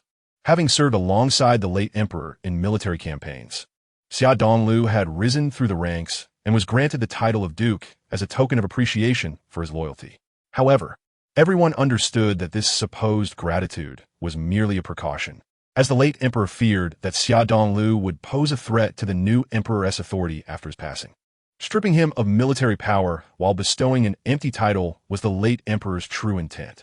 Regrettably, the new emperor proved to be inept, and even as a nominal duke, Xia Donglu gradually extended his influence over the court, now brazenly participating in the cabinet. Xia Donglu was a formidable figure, with thick brows and a powerful presence that could instill fear with a mere glance. His demeanor exuded authority, reminiscent of a seasoned veteran. He regarded Zhao Wuyou with disdain, viewing her merely as a young upstart who, despite her talents, relied solely on her father Zhao Song's reputation to wield power. "Your Excellency," Zhao Wuyou bowed respectfully. The Duke, in theory, stood on equal footing with the Prime Minister, while Zhao Wuyou, despite being the Minister of Rights, was merely a third-rank official. Xia Donglu scoffed, scrutinizing Zhao Wuyou from head to toe. having achieved top honors in the imperial examinations and subsequently rising to the position of Minister of Rites at a remarkably young age. Zhao Wuyou had only recently emerged from the shadow of Zhao Song. Though her prominence was sudden, it was not without justification. Lord Zhao, it seems you are quite pleased with yourself. Xia Donglu sneered, glancing disdainfully at the modest shelter. I hear you are troubled by the dredging of the Ying Canal? The matter has been resolved. Thank you for your concern, Your Excellency, Zhao Wuyou replied unhurriedly. Xia Donglu, a man of decisive action, found Zhao Wuyou's demeanor intolerable. Oh, is that so? Surely, Your Excellency has observed that Zhao Wuyou is not easily intimidated. While I do not seek conflict, I'm also not one to show mercy. Or is it that Your Excellency wishes to provoke me? Presumptuous. Xia Donglu barked, You insolent child. How dare you speak to me in such a manner? Even your father Zhao Song would show me some respect if he were present. You, a mere child, dare to disregard my authority? Zhao Wuyou responded with calmness, Your Excellency. Forgive me, but have you not heard the saying? In one's heart resides reverence. Yet what appears before the eyes may either be a beauty like Shishir or mere mucus. I do not consider you to be Shishir. What do you think? Zhao Wuyou. Xia Donglu's voice thundered as he stepped forward, gripping her shoulder. The proximity was unexpected, and no one anticipated that Xia Donglu, a high-ranking duke, would resort to such violence. By the time the Imperial Guards reacted, it was too late. Chapter 34. I cannot comprehend the governor's intent. The duke's grip tightened around Zhao Wuyou's slender neck, seemingly capable of snapping it with a mere flick. Zhao Wuyou felt a surge of anxiety, realizing that with her father absent from the capital, if Xia Donglu truly intended to commit murder, none could stop him. The suffocating sensation compelled Zhao Wuyou to exhale deeply. Xiamo shouted, rushing forward. What could provoke the duke to such fury? Not even the emperor's appointed ministers are spared. The voice resonated, deep and foreboding, laced with an unsettling mirth. The curtain was drawn back, and hurried footsteps approached. The Easter Depot guards had surrounded the shelter, their presence imposing even in the drizzling rain. Baili entered leisurely, his gentle gaze surveying the tense scene before him. Backlit, Zhao Wuyou beheld his brilliant crimson attire, undeniably striking. It was clear that this eunuch possessed an undeniable charisma, excelling in both stature and appearance. Baili casually tossed his cloak to Lu Gowen, settling comfortably beside the fire to warm his hands. Meanwhile, Xia Donglu still clutched Zhao Wuyou's neck, and her companions instinctively drew their swords. The tension in the air was palpable, abruptly rendered awkward by Baili's arrival. As if recalling something, Baili smiled. I merely came to observe the preparations for the dredging of the Ying Canal on behalf of the emperor. Gentlemen, please continue. Continue? Xia Donglu's anger dissipated, and he released Zhao Wuyou with a huff, casting a fierce glare at Baili before storming off. Watching the duke depart, Zhao Wuyou finally exhaled a long breath, signaling Xiamo and the others to leave. Young master? Xiamo hesitated, drenched in cold sweat, as did Yunzhong. Everyone out, Zhao Wuyou emphasized firmly. Reluctantly, Xiamo and Yunzhong bowed and exited with the other imperial guards. In the warmth of the shelter, Zhao Wuyou sat beside Baili, extending her hands toward the fire for warmth. I will not thank you. Baili turned to her. So, I have lost out? You have not lost, she replied, watching the sparks dance. You use me to counterbalance the Duke's power. Such a cost is surely more significant than my life. Lord Zhao is too courteous. I simply could not bear to see a loyal minister perish in such a manner. Baili observed her delicate hands, slowly enveloping them in his own. The sensation was reminiscent of memories, soft and cool. Zhao Wuyou furrowed her brow. Is this how you always are? Baili gazed at her with a hint of understanding, warmth radiating from his eyes. I fail to comprehend your meaning, Lord Zhao. It is I who cannot decipher your intent, Zhao Wuyou stated, scrutinizing their intertwined hands. Had they not agreed that there should be distinctions between genders? Even if not, should there not be decorum among gentlemen? Such ambiguous interactions between men were surely questionable. Baili remained unfazed. I find your hands to be exceptionally well suited for the art of political maneuvering. Zhao Wuyou inhaled deeply, attempting to withdraw her hand. Yet he tightened his grip, unwilling to let go. In a moment of helplessness, Zhao Wuyou could only let out a cold laugh. The wound on the master's palm had yet to heal completely, Did he wish to inflict a new injury? Baili casually held her hand up to his eyes, scrutinizing it closely, then gazed at the faint tooth marks on his palm, inevitably feeling a twinge of sorrow. Perhaps it would be fitting for me to leave a mark on Lord Zhao as well? Before he could finish his thought, Zhao Wuyou hastily withdrew her hands, casting a reproachful glare at Baili, who wore a half-smile on his face. Chapter 35. Secrets of their own. Zhao Wuyou sensed something peculiar in Baili's gaze, which always seemed to shimmer with a warmth laced with an almost imperceptible light. This glow did not emanate from her, but rather from some hidden recess within his heart. Strangely enough, his gaze invoked a sense of familiarity in her, alongside an overwhelming impulse to flee. Although she was a woman, she held no significant reservations regarding the boundaries between men and women. A mere touch would only irk her, never humiliate her. As she withdrew her hand, Zhao Wuyou began to ponder what secrets Baili had uncovered about her. Suddenly, a chilling thought struck her. Could it be? Stiffening slightly, Zhao Wuyou remarked, "The master has come here intentionally." She could not believe that there were so many coincidences in the world. Such coincidences were merely the result of intention. Baili chuckled softly. "If you were to die, how would I ever find another pair of such beautiful hands?" Zhao Wuyou smirked coolly. "The master certainly has an odd penchant for observing hands. I have heard that the Directorate of Ceremonial Affairs possesses a treasure room filled with wonders. Yet it seems they lack a pair like mine." Baili feigned a smile. "Is that so?" Zhao Wuyou laughed lightly, seizing Baili's chin. In his slightly narrowed eyes, she smiled alluringly. "These hands of mine are not easily obtained. Perhaps we could exchange them for a beauty?" Baili was momentarily stunned, then burst into a radiant smile. "I have heard that Lord Zhao shuns the company of women. What has changed your mind?" "The beauty I desire must possess a charm akin to that of the master." Zhao Wuyou leaned closer, her long eyelashes nearly brushing against his face. Did he not revel in touching her? Did he not delight in taking advantage of her? Zhao Wuyou was determined not to be the one at a disadvantage. A delicate fragrance wafted around Baili's ears.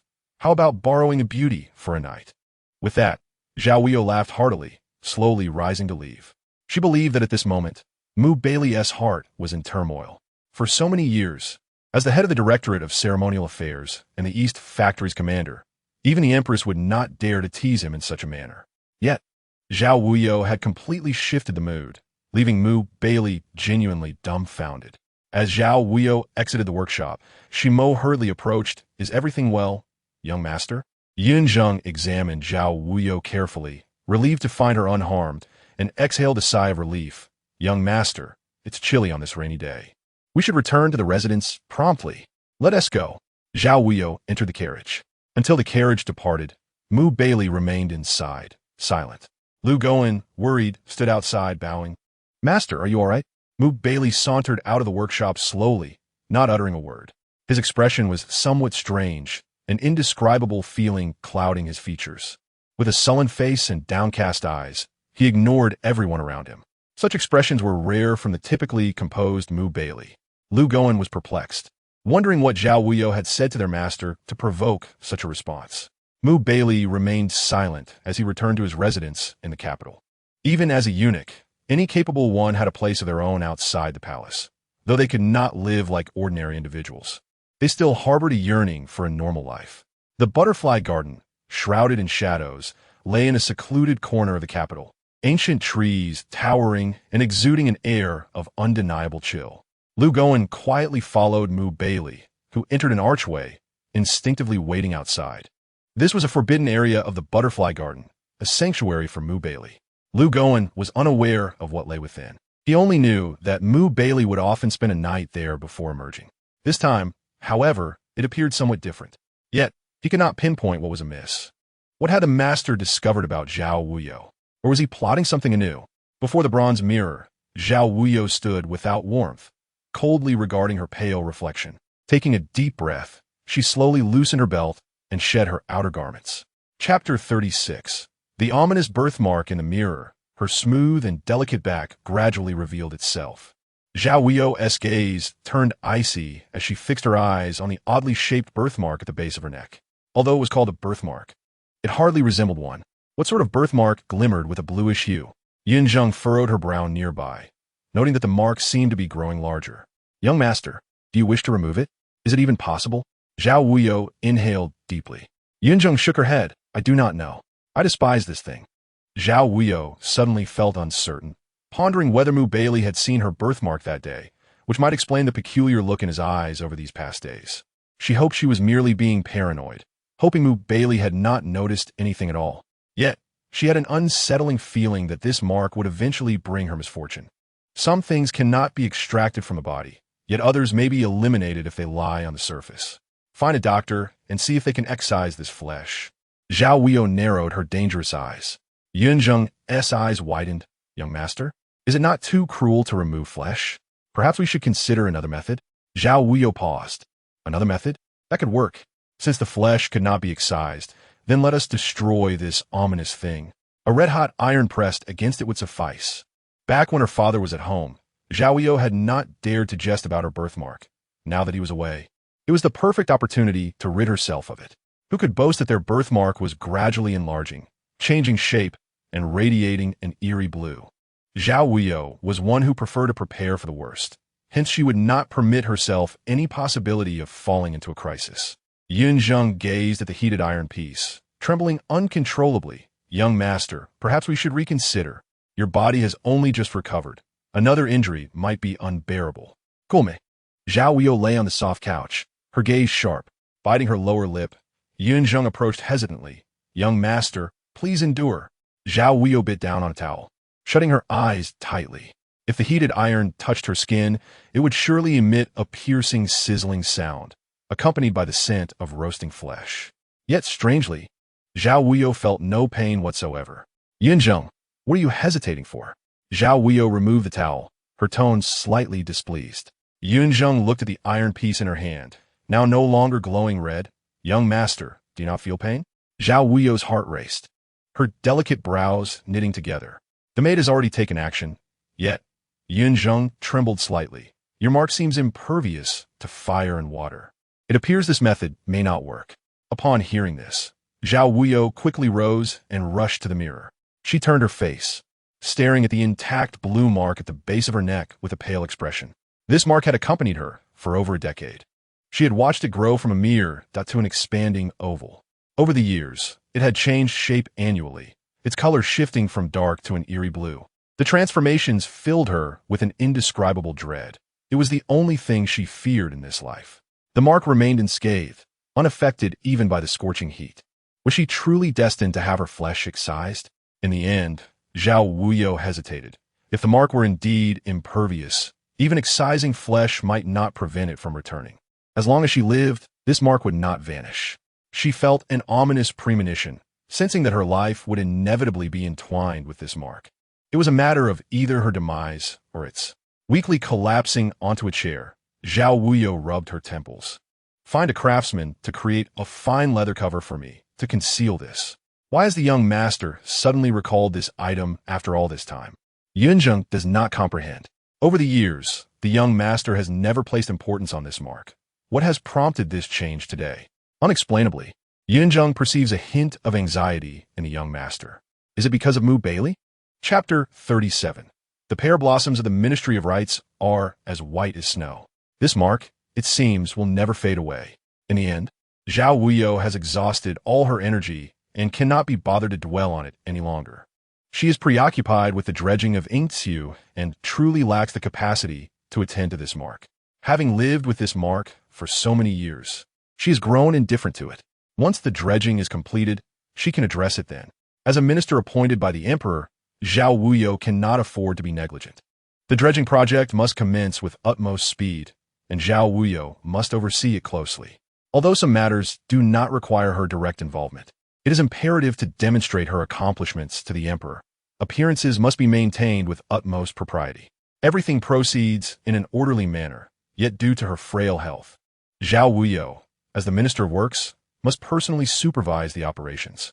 She adjusts her garments. The sun is pleasant today, yet the waters remain quite cold. Entering the water in this season requires a certain level of swimming proficiency. Fortunately, Zhao Wuyou had arranged for safety measures in advance. At least, no fatalities should occur at this stage, or else the common folk would be too afraid to venture into the water.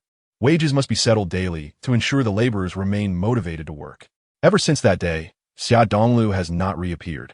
With Fu Yiwei monitoring inside the palace and Zhao Wuyou guarding outside, there is little fear of the Duke's residence posing any threat. The young master? Xiamo pulled back the curtain.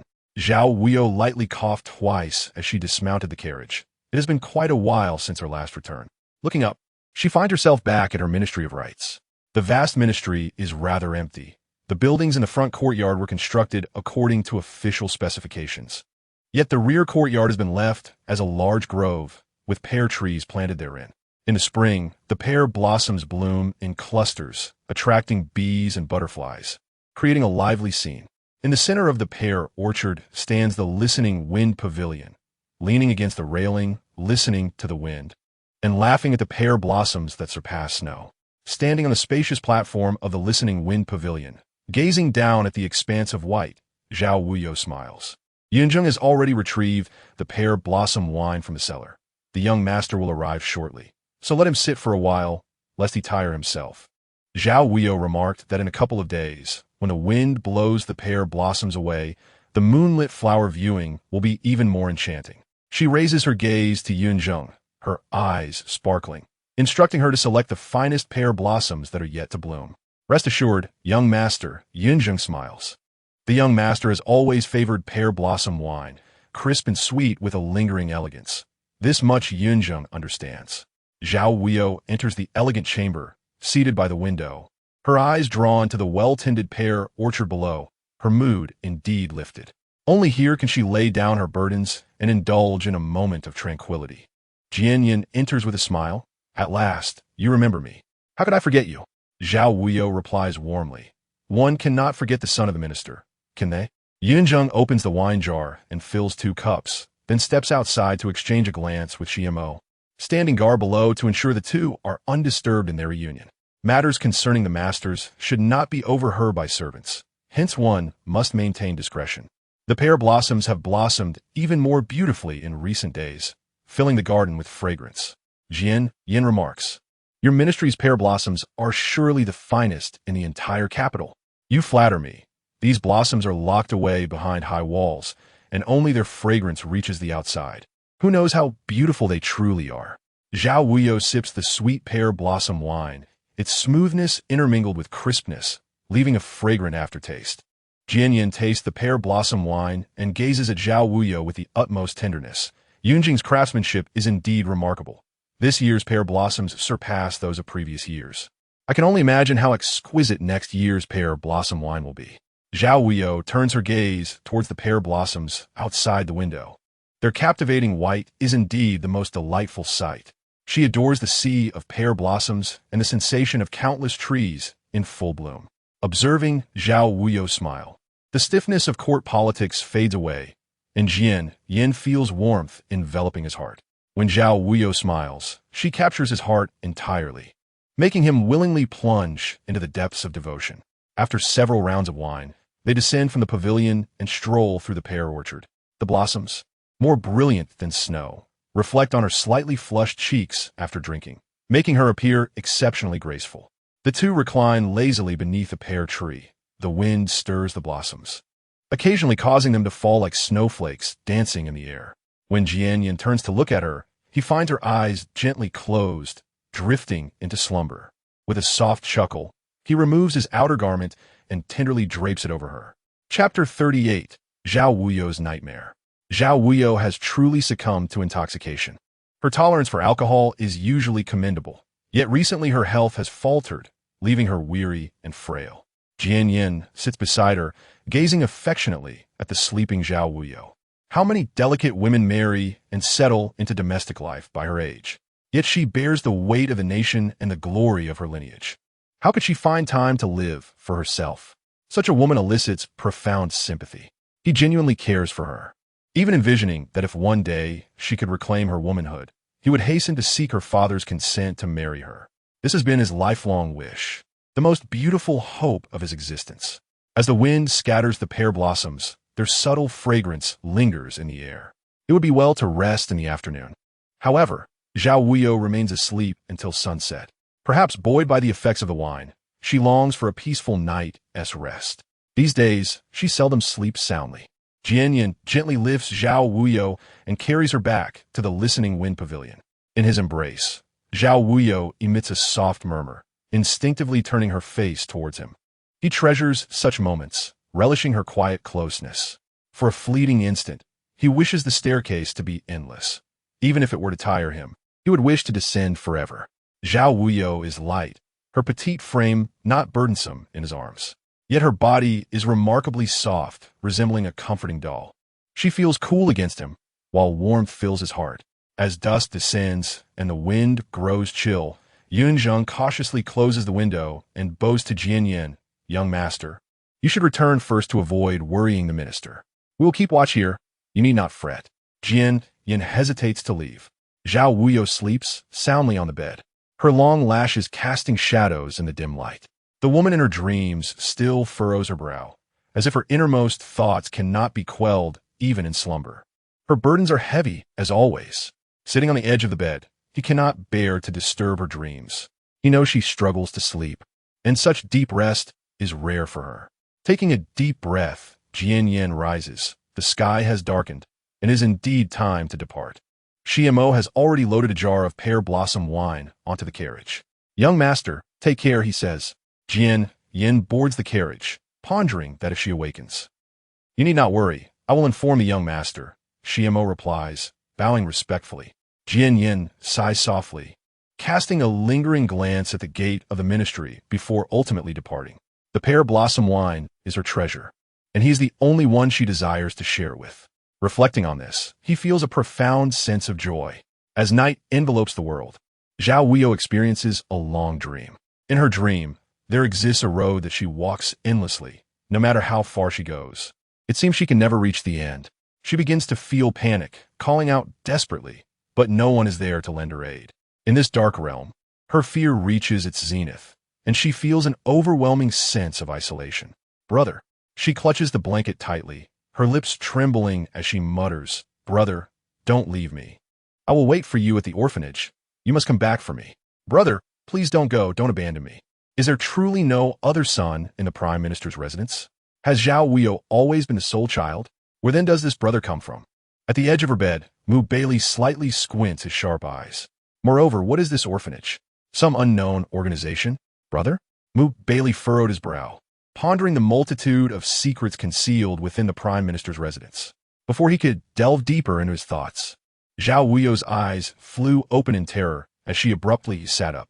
Beads of cold sweat adorned her forehead, and her expression, shattered, darted around the room. In that fleeting moment, she resembled a startled fawn, innocent yet sorrowful. A single glance was enough. The strength of steel was rendered soft in her presence. Chapter 39. The whispering Baili still trapped within the clutches of her nightmare. Zhao Wuyou stared at Baili for an extended period, seemingly oblivious to her surroundings. Baili frowned and leaned closer, waving a hand in front of her eyes. Has Zhao Darren gone blind? Closing her eyes, Zhao Wuyou convinced herself that she must have misjudged the situation. Silently, she lay back down, thinking, "Baili, why do you haunt me even in dreams? What is it that you desire?" It was said that the pear blossoms of the minister's residence were the finest in the capital. With a gentle smile, Baili spoke, and as soon as the words left his lips, Zhao Wuyou hastily threw off the covers and sat up. This was information that Jian had shared. It was evident that Baili had spies within the minister's residence. Zhao Wuyou shot him a frosty glare. Did the overseer not realize that uninvited guests were typically only those with ulterior motives? "Are you accusing me of being a thief?" Baili raised an eyebrow. "What have I stolen from you, Zhao Darren? A person, or perhaps a heart?" Zhao Wuyou was already irritable upon waking, and this only fueled her annoyance. She slipped on her shoes and stormed out, refusing to acknowledge him. In her haste, she stumbled down the stairs and into the pear orchard. But who was Baili? As she reached the bottom, all she could see among the snow-white blossoms was a figure clad in deep purple, tall and elegant. Standing beneath a pear tree with hands clasped behind his back, Baili offered her a faint smile. His warm gaze shimmered in the gentle light stirred by the wind, captivating her very soul. In her rush, Zhao Wuyou lost her footing and fell heavily to the ground. With Yunzheng and Shimo nowhere in sight, it seemed Baili had orchestrated this isolation. The pain from her fall was sharp, and with Baili present, she could not afford to wince in discomfort. Alone, she was no match for him. Realizing resistance was futile, she decided to avoid embarrassment and simply sat beneath the pear tree. Why are you no longer fleeing? Baili strolled leisurely to her side, kneeling before her with a teasing glint in his eyes. Are you not capable of running anymore? Should I lend you my assistance? Zhao Wuyou raised an eyebrow, her long lashes fluttering, casting delicate shadows in the dim light. A man who could articulate a woman's beauty so exquisitely was indeed rare in this world. This time, Baili tilted her chin with a gentle touch, compelling her gaze to meet his. Perhaps we could indulge in another drink of pear blossom wine. I would not mind carrying you back to continue your slumber. Zhao Wuyou frowned slightly, responding, if the overseer finds such amusement in solitude, I shall certainly oblige. Zhao Darren, you are quite courteous. Am I not worthy of a drink during my nighttime visit? Baili inquired, feigning innocence. Absolutely not, Zhao Wuyou replied, turning her back in defiance. I have consumed ample fine wines, but have yet to taste pear blossom wine. With a sigh, Baili remarked, Zhao Darren, you are truly stingy. I have saved your life on numerous occasions, yet you cannot even offer me a cup of wine. Zhao Wuyou paused, glancing back at him thoughtfully. There's wine, but I only entertain friends, she implied, leaving the question of Baili's allegiance lingering in the air. Chapter 40. I'm not of this place a single jug of wine, two types of individuals. Beneath the pear tree, Baili languidly held a jade cup between his fingers, gazing at Zhao Wuyou with a smile.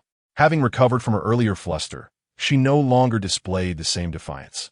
However, while the pear blossom wine was delightful, the inevitable headache that followed intoxication was not. Furrowing her delicate brows, Zhao Wuyou pressed her fingers against her temples and spoke. What brings the overseer here tonight? Baili chuckled. Good wine does not fear the depths of the alley. What fine spirits does the Ritual Supervision Bureau lack that you must covet mine? He added, if you truly desire it. I can have Yunjun deliver a few casts for your enjoyment. Having indulged in a lengthy slumber, Zhao Wuyou felt considerably more at ease. Yet given the hour, it was inappropriate to linger. To enjoy the white pear blossoms at night and sip pear blossom wine is indeed a delightful affair. Baili's warm gaze remained, yet it could not mask his cold and unyielding nature. For reasons unknown, Zhao Wuyou felt that there was something concealed within Baili's eyes. It was certainly not a mere speck of dust, rather a glimmering intensity that urged her to flee, akin to a predator sensing its prey in the dark, poised for an unending pursuit. With a deep exhale, Zhao Wuyou thought, what is it that the overseer truly desires? Perhaps it is best to state it plainly. Is there another young master residing in the Prime Minister's residence? Baili inquired unexpectedly. Zhao Wuyou was taken aback. What do you mean? Did Zhao Darren not call out brother in her sleep? Baili's smile was laden with significance, genuine emotion evident in his expression. However, I'm unclear as to what a welfare home entails. With a soft laugh, Zhao Wuyou retorted, the overseer is not aware of everything. I'm not a deity from the West, nor a celestial being. How could I possibly know all things? He mused as he gazed at her delicate, cool hands, which appeared flawless, like jade, smooth and ethereal. Zhao Wuyou raised an eyebrow, observing his restless hands on the table. Perhaps you should take me home, otherwise, you may find yourself obsessed with my hands, unable to eat or sleep in peace. That would indeed be a burden on me. Baili dismissed her words, playing with her hands as if they were mere objects. To Zhao Wuyou, this was almost pathological. However, she suspected that such pathologies were intricately linked to Baili's own deficiencies. Eunuchs, not considered normal men due to their physical limitations, often developed psychological distortions, leading them to cultivate peculiar habits to fill their inner void. In Baili's mind, the delicate-looking Zhao Wuyou was, in truth, a cunning fox cloaked in the guise of a rabbit. She effortlessly shifted the conversation, avoiding his earlier question. It matters not. I shall uncover the truth in due time. Baili drained his cup in one swift motion, while Zhao Wuyou quietly savored the pear blossom wine. The fragrant nectar lingered sweetly upon her lips, a flavor she cherished. The pear blossoms were refined and gentle, akin to a gentleman, yet even hypocrites can wear the guise of nobility. Some secrets are forever buried, hidden from the world. Zhao Wuyou smiled knowingly. Perhaps the overseer could offer something in exchange. We might reach a mutual understanding. With his long brows arched and a glimmer of mischief in his eyes, Mu Bailey's expression radiated an allure that could incite both admiration and ire.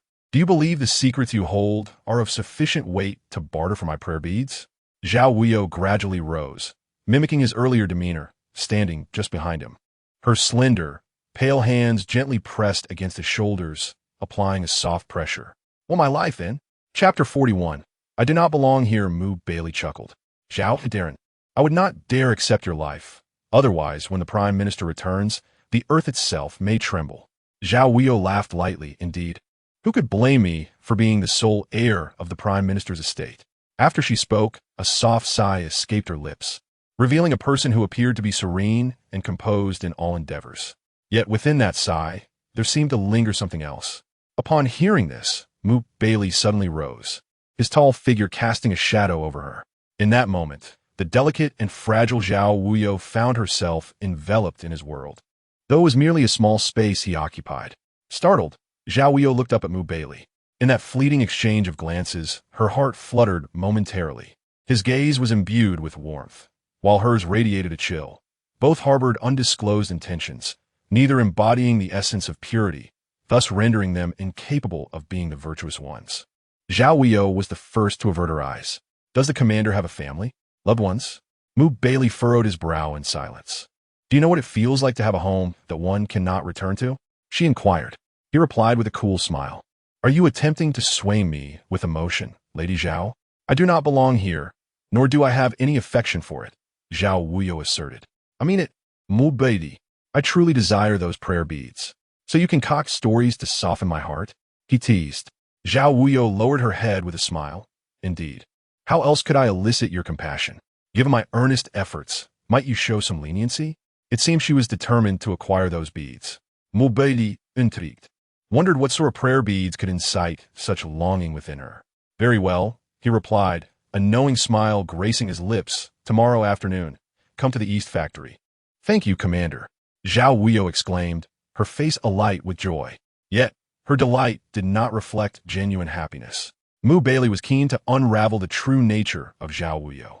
Her desires appeared to diverge from those of ordinary individuals, wielding power in one hand while coveting peculiar trinkets with the other. Before Zhao Wuyou could regain her composure, Mu Bailey's hand had found its way to her waist, pulling her into his embrace. Startled, she placed her hand against his chest. What are you doing? I have suddenly come to appreciate the charm of man, he replied with a gentle laugh, his warm gaze fixated on her pale visage. In that moment, Mu Bailey resembled a mandrake blossoming at midnight, exuding an enchanting allure tinged with the shadows of hell. His captivating phoenix-like eyes held an inscrutable depth, rendering them impossible to decipher. His lips curled in a teasing smirk, as his fingers, firmly yet tenderly, grasped her chin, compelling her to meet his gaze. He found pleasure in observing her eyes, where a veil of mist seemed to enhance their beauty, rendering them irresistibly alluring like a beguiling spirit. It was undeniable that these two adversaries bore a striking resemblance to one another. If one were to speak of a mutual understanding, it would be a sentiment entirely natural. His fingertips grazed her cheek, satisfaction evident in his demeanor as he admired his quarry. Yet, she did not harbor any illusions. She understood that once the moment was ripe, his fangs would sever her neck. They were born adversaries, an immutable truth. As her gaze lowered, Zhao Wuyou caught sight of the bite mark on his palm, her brow furrowing slightly. Surely, Commander, you do not intend to leave a mark? You still owe me a bite, he remarked with a smile. When you repay me, I shall erase this scar. Internally, Zhao Wuyou scoffed, perceiving his words as petty and vindictive, yet she maintained a facade of calm composure. In that case, whenever your teeth itch, I shall willingly offer myself, she proposed. He chuckled, the light in his eyes glimmering with a hint of clarity. Leaning closer, his warm breath brushed against her ear, and he uttered a single word, good. Chapter 42. His possessions reside within Zhao Wuyou. Two indifferent souls exchange sweet nothings, each shrouded in their own schemes. Zhao Wuyou accompanied Mu Bailey along the cobblestone path lined with pear blossoms, the night breeze carrying a slight chill. She gazed up at the pear blossoms scattered by the wind, the elegant fragrance evoking memories of her childhood. A smile graced her lips. Such a refined pursuit as wandering a pear orchard should be shared with a beloved or a cherished companion. Yet, Zhao Wuyou had neither. Redden to Baili. It seemed he lacked such a bond as well. Could this be the solitary point of shared understanding? The moonlight bathed the white blossoms in a purer hue, rendering them even more enchanting. Baili had never realized that pear blossoms could bloom with such breathtaking beauty, captivating the heart. Upon reaching the gates, Zhao Wuyou abruptly halted, causing Baili to pause in surprise. She stood on tiptoe, brushing the petals from his shoulder, lest anyone see the esteemed chief of the ceremonial office adorned with fallen flowers, inviting mockery. Baili maintained his gentle smile, plucking a blossom from her hair, likewise. With that, he stepped into the carriage. As the night enveloped the vehicle, Zhao Wuyou's expression grew cold, ultimately erasing all traces of emotion from her face. Yunzheng and Xiemo returned, their wrists bruised. Young master? Yunzheng's eyes were red-rimmed as she and Xiemo knelt before Zhao Wuyou. We deserve punishment for failing to act, allowing the enemies to capture us and cause you distress. Zhao Wuyou snorted coldly. Save the punishment for later. I will interrogate every servant in the residence. Anyone associated with the East Factory shall be taken out discreetly and dealt with. In the Ministry of Rights, there was no room for traitors. Understood. Yunzheng bowed her head. With that, Zhao Wuyou left angrily, her sleeves sweeping behind her. Xiemo frowned, sensing the gravity of the situation. You try facing that person from the East Factory alone, Yunzheng retorted, her eyes filled with frustration. It was our incompetence that allowed them to take us so easily. We must request additional guards from the Prime Minister's residence. The young master returned without warning. Catching us off guard, Xiemo lamented. We ought to have been more vigilant.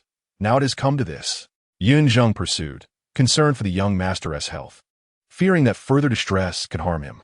Xiemo sighed, scratching his head in resignation, feeling as though the fault lay with him. Inside the carriage, Baili chuckled to himself, gazing at the pear blossom in his hand. The white petals contrasted starkly with his own complexion, casting a shadow upon him. In the dim light, his warm eyes narrowed, and he suddenly crushed the blossom in his palm, reducing it to ashes. A chilling aura emerged upon his vibrant visage. It seemed that Zhao Wuyou harbored an increasing number of secrets. For instance, did the Prime Minister's estate conceal another son?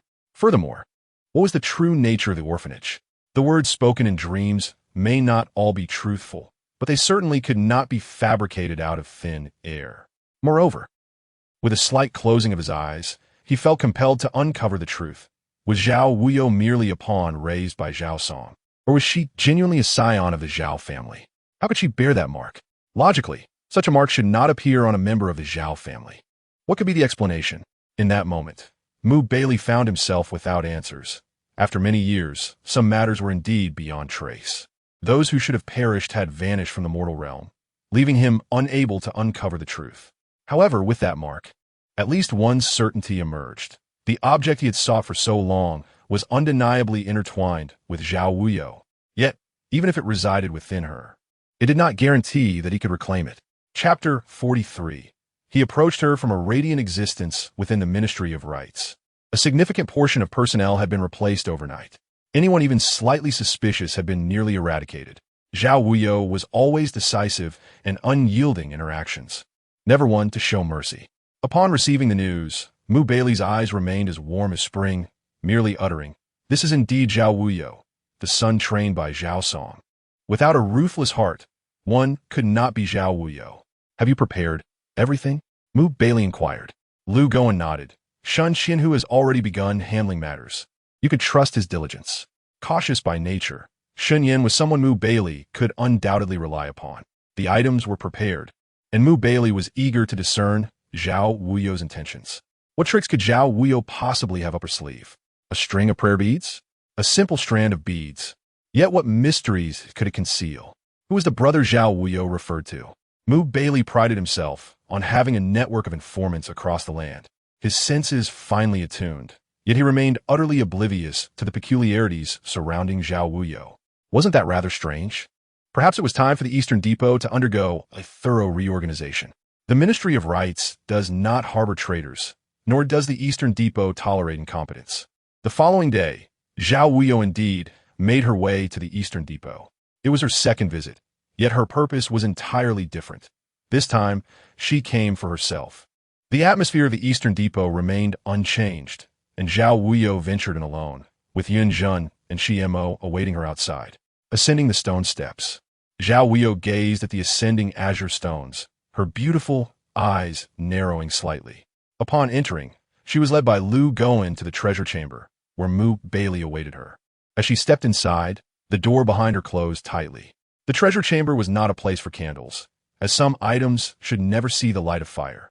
However, Zhao Wuyou did not anticipate that in the chamber's shadows, a luminous pearl was supported by white jade pillars.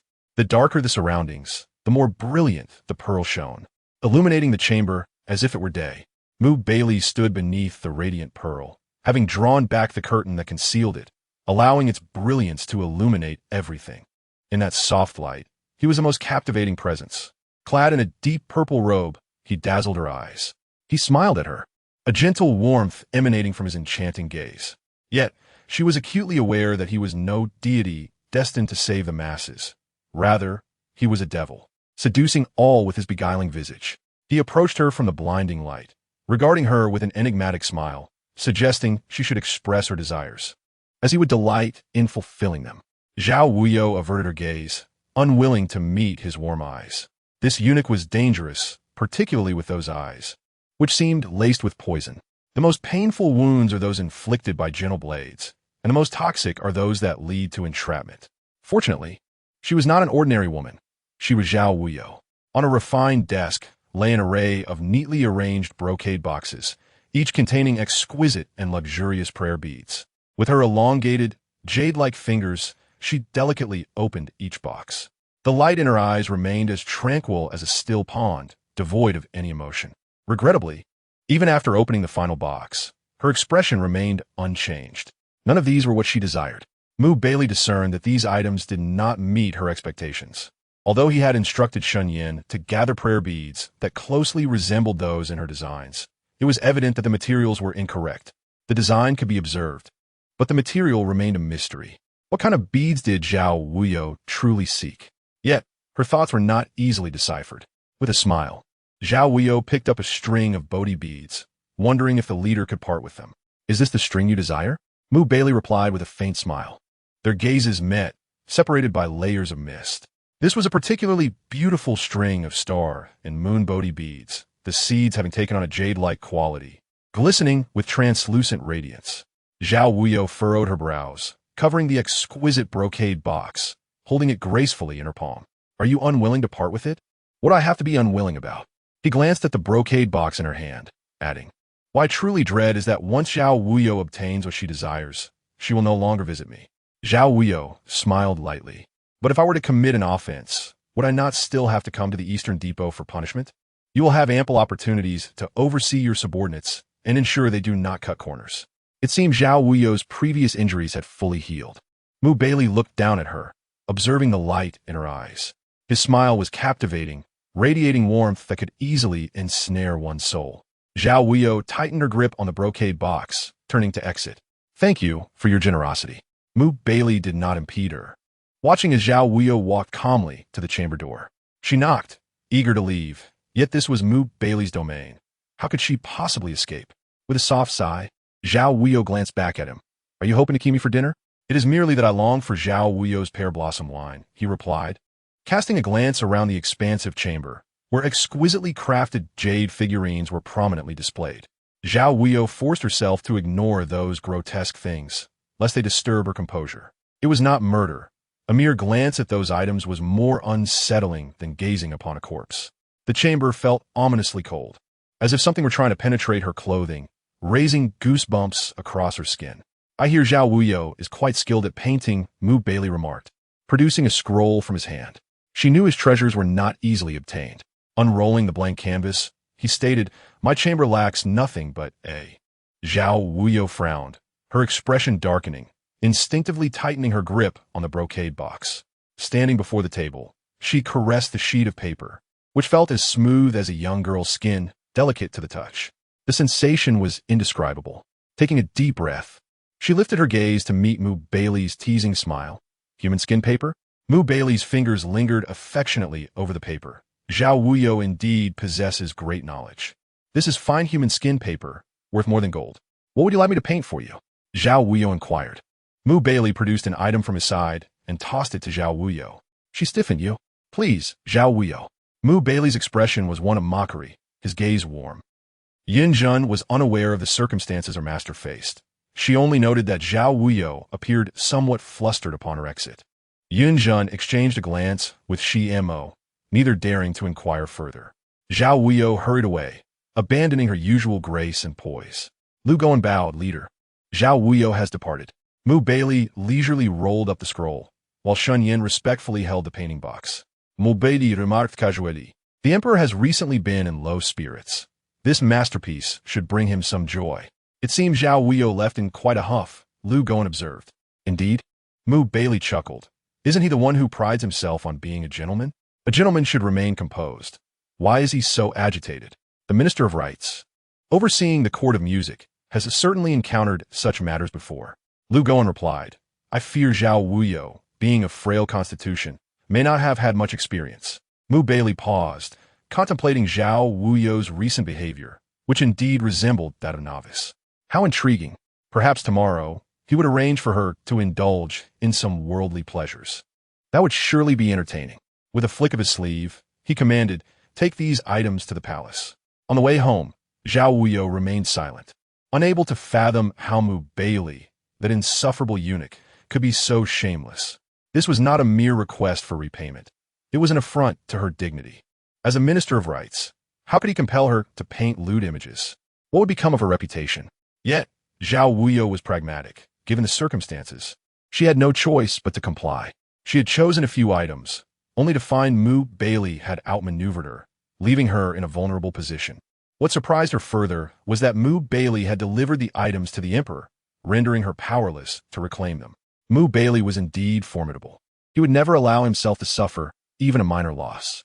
Gazing at the prayer beads in her palm, Zhao Wuyou's eyes narrowed slightly.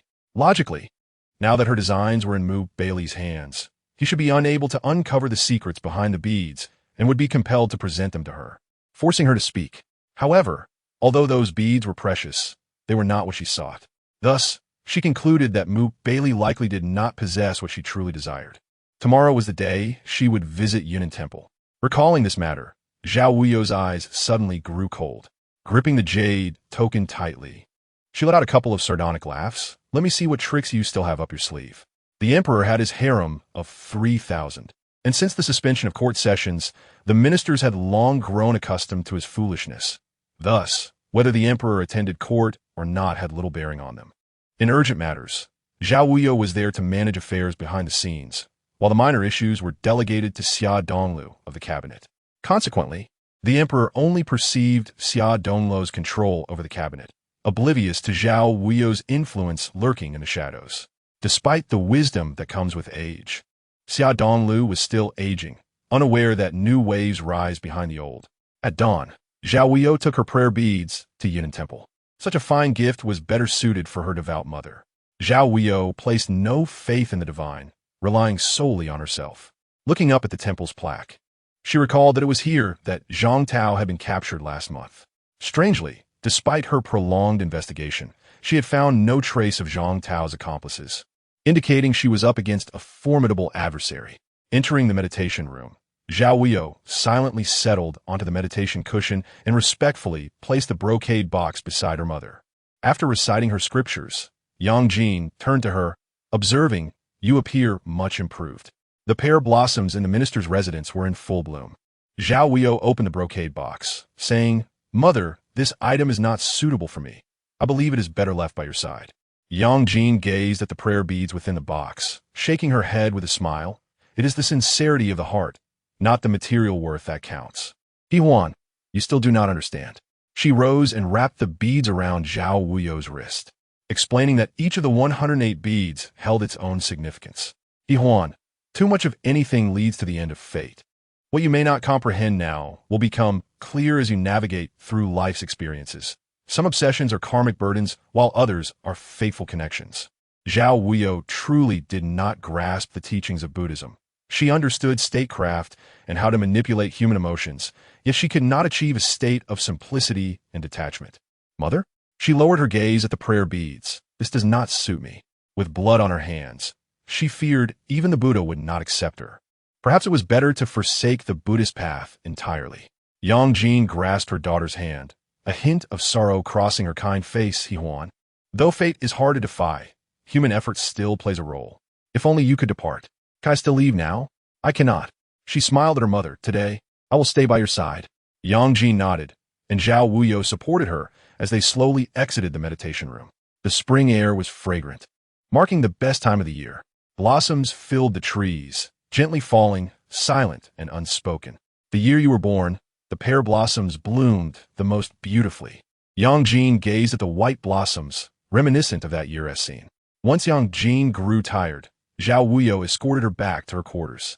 Upon exiting, Xiemo and Yunzheng were already waiting at the courtyard gate. Young master, here is the jade token. Yunzheng presented a jade token with both hands, showing utmost respect. Zhao Wuyou smiled coldly. It appears. Chapter 46. The East Factory has a form of punishment known as bone extraction. One single jade token, shrouded in mystery. Seemingly simple, yet far from it. Where did this come from? Zhao Wuyou inquired. Xiemo replied. We acquired it from a small town at the foot of the mountain. Yunzheng added, as per your instructions, our people have disguised, and are on standby in the town. By chance, we found this in a fabric store. The shopkeeper and the assistant have been subdued by us, so upon hearing this, Zhao Wuyou understood. Did we alert the snake in the grass? Young master, forgive us. Both knelt in apology. Issue orders to strictly control all exits and entrances of the town. It is better to mistakenly eliminate than to let one escape. Zhao Wuyou narrowed her dangerous eyes. This time, she was determined to uncover the identity of the person behind it. Understood. Xiemo bowed and retreated. Zhao Wuyou adjusted her clothing and stepped outside. Yunzheng, perplexed, followed closely. Young master, where are you going? I'm going to the fabric store. Zhao Wuyou tucked the jade token into her sleeve. Over the years, she had always felt someone lurking behind her, standing in an unseen corner, silently manipulating everything. She despised the idea of someone quietly standing behind her. She relished in control and submitted to the strong. The so-called elegant attire and spirited horsemen ultimately could not escape the fate of victors and the vanquished. The small town at the foot of the mountain was merely a village of about 100 households, secluded and rarely frequented by outsiders, exuding tranquility. The streets were sparsely populated, with people going about their own business. At first glance, nothing seemed amiss. Dressed in simple attire, Zhao Wuyou appeared scholarly and refined. Her hair tied with a white cloth. Yunzheng remarked, Young master, you look particularly handsome today. Do I look bad in official robes? She raised an eyebrow. Yunzheng's expression tightened. That is not what I meant. I meant to say, in your white attire, you outshine the countless beings in this world. Zhao Wuyou chuckled lightly. You, my dear girl, have a knack for flattering. Arriving at the fabric store, Zhao Wuyou's expression turned slightly cold as she caught sight of the plainclothes Jinui in the alley. The presence of Jinui indicated that there were unlikely to be any suspicious individuals nearby. Their mission was to ensure her absolute safety, which was also move Baili's eyes and ears. Inside the store, the shopkeeper was bound tightly, and the assistant lay on the ground, gravely injured. Elf Montak remarked. Despite the torture, he refuses to divulge the source of the jade token. Zhao Wuyou took a steady seat, glancing at the two on the ground before surveying her surroundings. The fabric store was quite ordinary, lacking any conspicuous abnormalities, yet the more one tried to conceal, the more suspicious it appeared. Zhao Wuyou lightly lifted the shopkeeper's chin with her boot, clearing her throat, still unwilling to speak. I know nothing. The shopkeeper scoffed. You heartless wolves. I know nothing of that jade token. If you know nothing, then there is no need to linger. She sighed lightly and stood up. Xiemo nodded. Understood. You beasts. The shopkeeper shouted. You devour people without leaving a bone. You will all meet a terrible end. Silence. Yunzheng coldly retorted. Kill him. Wait. Zhao Wuyou turned her gaze toward him. Devour people without leaving a bone? Meet a terrible end? Yunzheng and Xiemo both understood that this was a sign of their young master's anger. Therefore, the shopkeeper's fate was uncertain. Taking a deep breath, Zhao Wuyou rubbed her temples, seemingly troubled. I heard that among the 108 forms of punishment in the East Factory, there is one called bone extraction. The day Baili gifted me a bone flute, I never knew how it was obtained. Today, let me witness it for myself. Elf Montak bot, commanding the servants, get to work. A cloth was stuffed into the shopkeeper's mouth, followed by a piercing wail. The inexpressible hysteria, accompanied by the emergence of blood and bones, was a shocking sight that drove the injured assistant to madness. I know, I will tell you everything. Chapter 47. The Tomb of Zhao Wuyou. The assistant divulged that the jade token had been given to them by a woman who claimed to reside in a house at the east end of the town. Beyond that, they had no further information. What sort of woman? Yunzheng inquired. The assistant could not clarify. She wore a veil. We could not see her clearly. We truly know nothing. She only instructed us to place this jade token on the counter, and someone would come to retrieve it later. If the task was completed, she would reward us with a sum of money. To distance herself so thoroughly, how clever. Zhao Wuyou shot them a cold glance, turning to leave. Young master? Yunzheng questioned, puzzled. How do you know they are lying? Liars often have a habit of glancing to the right as they weave their tales. When I looked at him, he blinked, then pretended to fixate on me, eager for my trust. If they were merely acting on someone's behalf, there would be no need for such subterfuge. Yet if there is an ulterior motive, they must be more convincing. After enduring the torment of interrogation, the testimony given is more credible than ever. Zhao Wuyou cleared his throat softly. A chill breeze swept through the air. They were merely baiting me into that residence. He ordered his men to surround the house. Although Yunzheng did not fully comprehend the young master's intentions, she knew that whatever he decided must be correct. The young master never errs. At the eastern edge of the town, there stood a residence. The front door was ajar, looking rather desolate. Zhao Wuyou looked up and saw the plaque above the entrance inscribed with the word Zhao Residence. His gaze darkened as he glanced at Shimo, who nodded and quickly led the group to push open the door. The rusty hinges creaked painfully as they opened. Young master, perhaps we should send someone ahead to scout? Yunzheng suggested, fearing for Zhao Wuyou's safety. Zhao Wuyou nodded. She was no fool. Knowing it was a trap, she wouldn't foolishly walk into the lion's den. She had come to capture ghosts, not to become one. Peering into the courtyard, it was empty and desolate, even in the springtime. Wild grass sprawled everywhere, and the walls were covered with dark green ivy and moss. The residence appeared to have fallen into disrepair and neglect for many years, yet the plaque outside looked new. Zhao Residence? Was it a grim suggestion that this would be her final resting place? Absurd. Shimo stepped forward, his brow furrowed. Young master, there is no one inside. It is merely an empty house. What do those people intend by luring you here? Yunzheng felt a twinge of anxiety. Young master, perhaps we should leave swiftly. Zhao Wuyou fixed her gaze upon the plaque. Smash that plaque for me. Shimo was momentarily taken aback, but quickly instructed someone to demolish it. With a sharp crack, even Zhao Wuyou was startled. The plaque was not wooden. It merely had a wooden facade, while the core was a stone tablet. Shimo swiftly peeled away the outer wood, revealing a clearly engraved line of text. Tomb of Zhao Wuyou. The blood-red letters widened everyone's eyes in astonishment. Young master, something is amiss. We must flee. Yunzheng exclaimed urgently. A burst of fireworks erupted in the sky, scattering sparks. Retreat. Although Zhao Wuyou had come to exorcise spirits, she had not mobilized an army. She was accompanied only by the Chancellor's guards. It sufficed to deal with petty criminals, but if their adversaries emerged in full force, her chances of victory were slim. Now, attempting to escape seemed increasingly impossible. The sounds of galloping hooves, shouts, and chaos reverberated around them. Zhao Wuyou's brow furrowed. All the noise was converging upon them, indicating they were trapped with no means of escape. A throng of shadowy guards returned to Zhao Wuyou's side, seemingly prepared for the final showdown. The sky was overcast, hinting at impending rain. A gust of wind howled, accompanied by the distant whinnies of horses. Young master? Shimo exclaimed in alarm. We cannot retreat. We are surrounded. Dressed in fine attire, Zhao Wuyou stood resolutely, narrowing her dangerous gaze towards the desolate residence. For now, we must withdraw into the house and remain vigilant. We can no longer leave. We must defend our position. Chapter 48. Zhao Wuyou, danger. As the eagle soared high above the town, Zhao Wuyou gazed down at the prayer beads adorning her wrist. The accompanying guards wore solemn expressions, their silence heavy with anticipation. None could predict how this situation would unfold. Within the crumbling walls of the desolate residence, the shadowy guards and attendants stood at their posts. She needed just a few hours. The message had already been dispatched. Soon, reinforcements from the capital would arrive at breakneck speed. Furthermore, if she did not return to Yunan Temple before nightfall, the temple's abbot would take action. Thus, the only issue at hand was whether she could delay long enough. Zhao Wuyou remained composed, knowing that panic would serve no purpose and would only demoralize her allies. Young master, all preparations are complete. Xiamo reported with a bow. Very well. Zhao Wuyou nodded and rose to survey the determined guards in the courtyard. Young master, we have discovered a secret chamber in the backyard. There is a hidden passage. Yunzheng exclaimed with unrestrained excitement. Xiamo quickly urged, Young master, it would be wise to take refuge there. Zhao Wuyou assessed the current situation. It was indeed unwise for her to remain visible here. If they realized she was absent, this disorganized mob would disperse.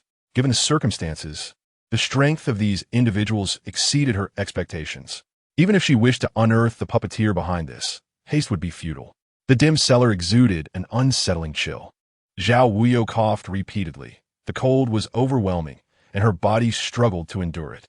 The biting chill penetrated her bones, prompting Yunzheng to swiftly remove her outer garment and drape it over Zhao Wuyou. Even with this, Zhao Wuyou still shivered uncontrollably.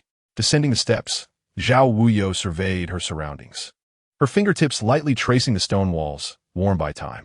The dampness of the tunnel had fostered the growth of moss, and there were no signs of recent human activity.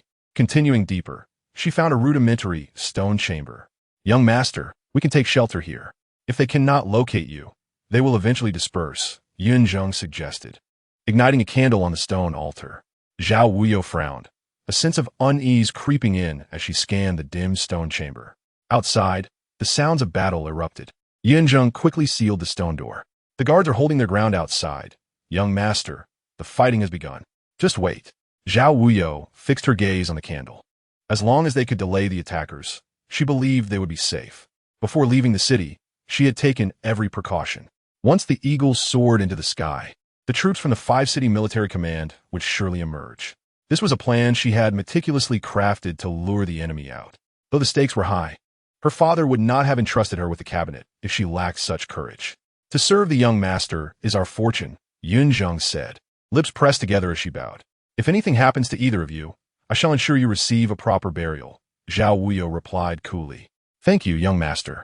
Yunzheng responded, bowing her head. The candlestick was old, yet Zhao Wuyou noticed that the oil was new. Her eyes narrowed suddenly. What? Yunzheng was taken aback. As her words fell, the room was plunged into darkness. Young master, Yunzheng cried out. Zhao Wuyou felt the world around her fade to black, and before losing consciousness, she heard Yunzheng's desperate shout. In her daze, she seemed to hear a peculiar sound, a man's laughter. It was a low, eerie chuckle, laced with mockery and a hint of malice, sending chills down her spine.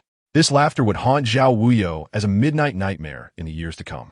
Zhao Wuyou could not ascertain how long she had slept.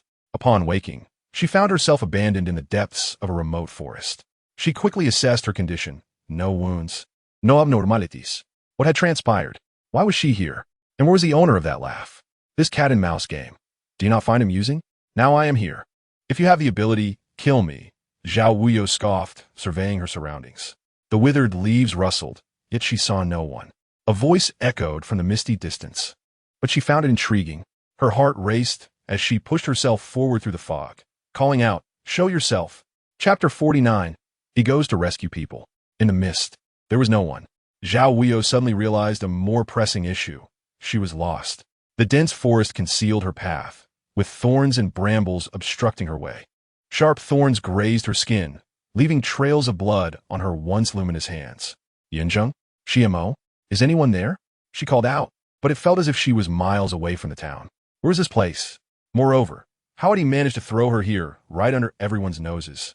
With no answers, the figure remained hidden while she stood in the light. Despite being in peril, Zhao Wuyou reminded herself that maintaining calm was essential in danger. Only with sufficient composure could she carve out a path to survival. She picked up a stone and began marking her trail on the tree trunks. Then she would proceed in one direction, moving forward. She still possessed some basic knowledge of navigation. However, after making a full circle, she was astonished to find a marked tree right before her. She suddenly realized she had returned to the starting point. This forest seemed to have no exit.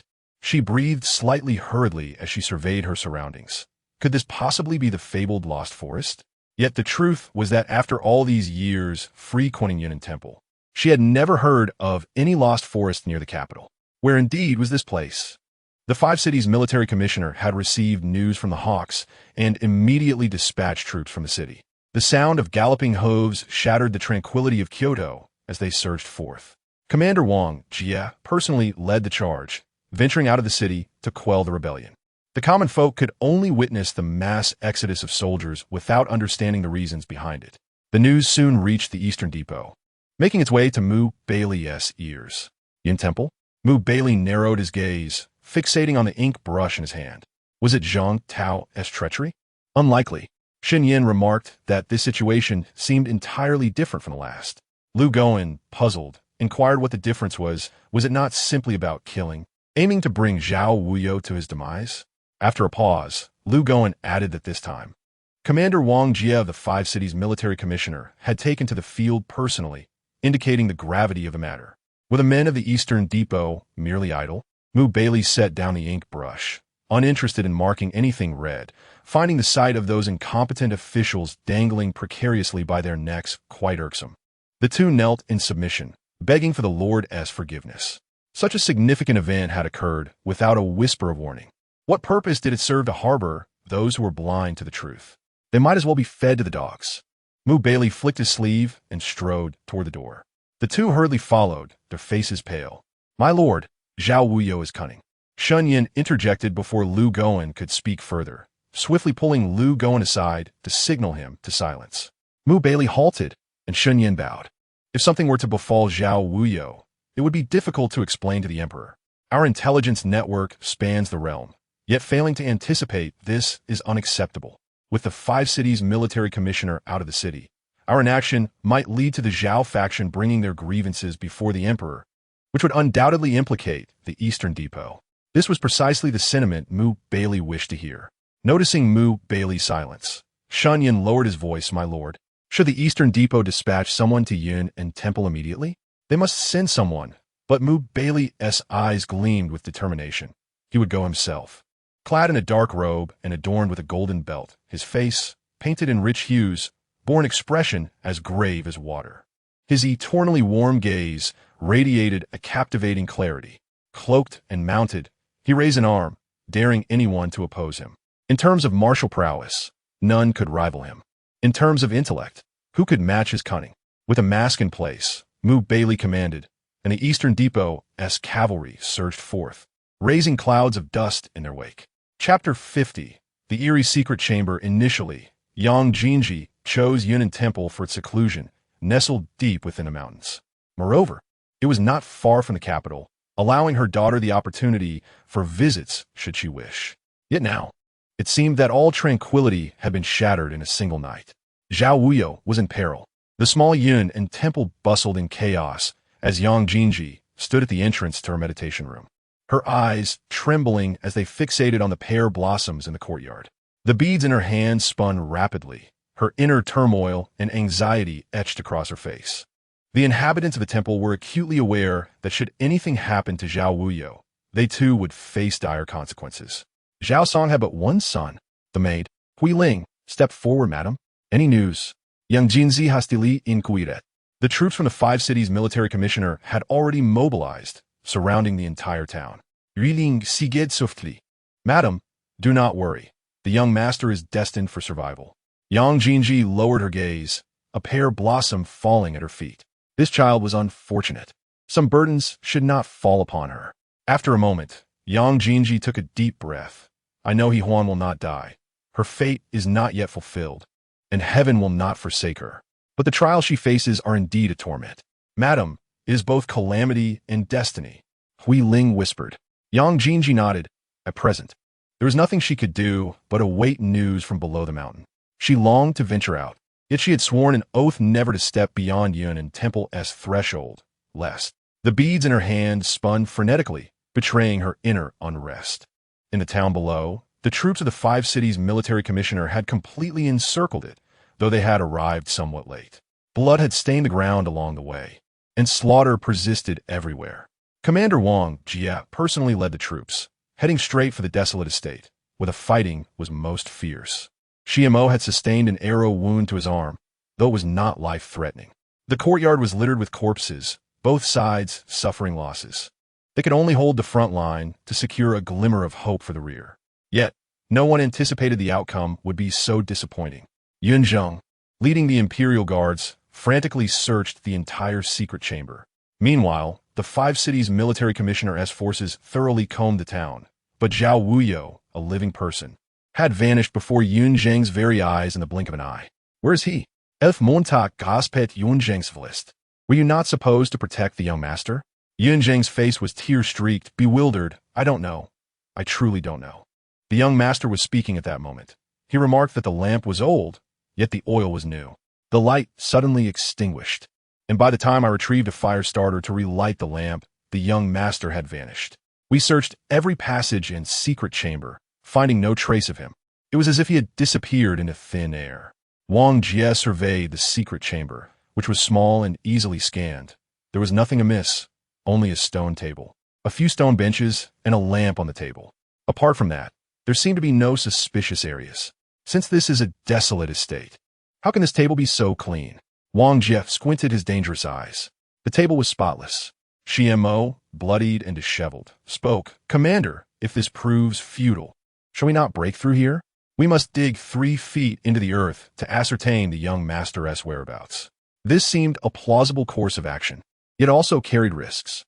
If there were hidden traps or secret passages, it could be perilous. Furthermore, if Zhao Wuyou were concealed within some tunnel, breaking through here could cause the entire underground to collapse, resulting in casualties. People from the Eastern Depot have arrived. Someone below reported. Wang Jie's expression darkened. This is a matter concerning the 5 cities' military commissioner and Lord Zhao. What does it have to do with the Eastern Depot? In public and private matters, how could the Eastern Depot remain uninvolved? A cold voice echoed as footsteps approached. Chapter 51. He comes to find her draped in a dark robe and adorned with a golden belt. Baili shed his cloak and removed his mask. In the firelight, he remained strikingly radiant. This description, typically reserved for an enchanting woman, seemed perfectly fitting for him without any hint of incongruity. He was indeed a person of extraordinary grace, his warm demeanor disarming one's defenses. Little did they know that the most beautiful things in this world could also be the most perilous. In public matters, he served the emperor with loyalty. As a trusted minister of the emperor, Zhao Wuyou's fate was uncertain. How could the Eastern Depot remain indifferent? Personally, Baili felt a connection to Zhao Wuyou and believed he should contribute his efforts. Everyone stood in silence, bowing their heads and stepping aside, too fearful to speak or meet his gaze. In the quiet secret chamber, only Baili sat composed. If Commander Wang Jie has this much time on his hands, he might as well go out and search more diligently. Perhaps Lord Zhao has found another exit from the secret passage and returned safely to Yunan Temple. This notion held some merit. Though Wang Jie felt a twinge of pride in front of Baili, he dared not be too presumptuous. After all, who in the court did not know that Baili wielded immense power, effectively acting as a second emperor? Very well. Wang Jie turned to leave, casting one last glance around the secret chamber. Xiemo and Yun Zheng hastened to follow, both visibly anxious. Lord Wang, Xiemo is frantic. What shall we do now? I have thoroughly examined that secret chamber. There should be no second exit, Wang Jie replied, narrowing his eyes. All surrounding areas must be thoroughly investigated. We must also keep a close watch on Yunan Temple to prevent further incidents. If anything were to happen at Yunan Temple again, it might cost me my head. Lu Goen surveyed the secret chamber, tapping and knocking about. My lord, it seems there is no second exit here. Shun Yin's expression darkened. How could a person simply vanish into thin air? Unless that person possesses innate divine strength and the ability to teleport. Baili's expression turned serious as he commanded leave. The two bowed in deference, not daring to disobey his order. Once they departed, Baili's gaze fell coldly upon the lamp on the table. He had heard Yun Zhen's words. From the moment he entered, his attention had been fixated on the lamp. Since a person had gone missing here, there must be an underlying secret. A living individual cannot simply vanish without a trace. To outsiders, the arrangement of the room seemed unremarkable, yet a discerning expert would detect an unsettling aura emanating from the construction and layout of this secret chamber. For stools positioned at each cardinal point, with the lamp placed precisely at the center. Taking a deep breath, Baili gradually rose, slowly closing his eyes. In the darkness, he listened intently. He could hear his own heartbeat, followed by a breeze brushing past his ear. With his eyes closed, his bony fingers lightly stirred the air, attuning himself to sensations imperceptible to others. For instance, the dark formation laid out within this chamber. His eyes snapped open. The malevolent nature of this formation suggested it was not a technique taught by any reputable sect. When had such formidable individuals emerged in the capital?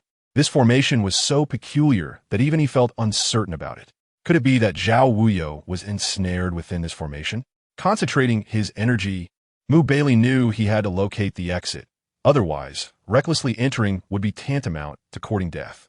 He was well aware of the dangers and would never allow himself to commit such a basic error. Yet, he had never anticipated that the secret chamber would suddenly vanish, shrouded in white mist. Why had the formation activated on its own? What was happening? Who lurked in the shadows? How could the Eastern Depot, the Jinui, and the 5-city garrison fail to notice this person's presence? Even he had been so remiss. A passageway appeared before him, leading to an unknown destination. Following the corridor, Baili advanced. He was oblivious to how long he had been walking or where he currently stood. He understood that entering the dark formation was akin to being cut off from the world, as if he had stepped into another realm. Suddenly, he halted, narrowing his eyes. Through the swirling white mist, he finally spotted Zhao Wuyou. She sat beneath a tree, her complexion as pale as paper. She needed to conserve her strength and could not afford to wander aimlessly. Otherwise, she would not survive this secret realm. A pair of black boots, adorned with golden embroidery, unexpectedly caught her eye, prompting Zhao Wuyou to look up in shock. Chapter 52. Silent understanding. Zhao Wuyou had not anticipated Baili would come searching for her. Logically, they were sworn enemies. Years ago, her father, Zhao Song, had nearly killed Baili when he was still gaining influence. She doubted he had forgotten that debt. In this world, no one was more vengeful than this eunuch. Backlit, Baili wore a dark robe, his tall figure imposing. Undeniably, this eunuch possessed an otherworldly charm. Had he not been missing a crucial element, he would have surely captivated countless maidens. Baili looked down at Zhao Wuyou, frowning slightly as she huddled beneath his shadow, appearing as fragile as a small hedgehog. Of course, she truly was a hedgehog. How could it be you? Zhao Wuyou said, her brow furrowing as she rose. For reasons unknown, his appearance brought her a sense of relief, as if this endless cycle might finally conclude. Her trust and affection for him appeared to be growing. Baili's gaze remained gentle, his eyes scanning the misty forest around them. Just moments ago, they had been in a secret chamber, yet now they found themselves in a dense thicket. It seemed the dark formation was indeed formidable. "I've come to collect your body." Who knew that Zhao Darren was still alive? Baili smiled. Zhao Wuyou stood, brushing off the dust from her clothing. "It seems I have disappointed the leader. I'm still alive. Perhaps you could kill me yourself." With no one else around, it would be an effortless task for him to take her life. "In your eyes, do I appear to be a cold-blooded killer?" he inquired, leaning closer, whispering in her ear. His breath sent shivers down her spine, igniting a vague, unexplainable intimacy. Zhao Wuyou smiled, standing still. She was merely provoking him. In truth, she had no desire to die. The more he displayed such behavior, the less likely he was to harm her. The leader should focus on how to escape.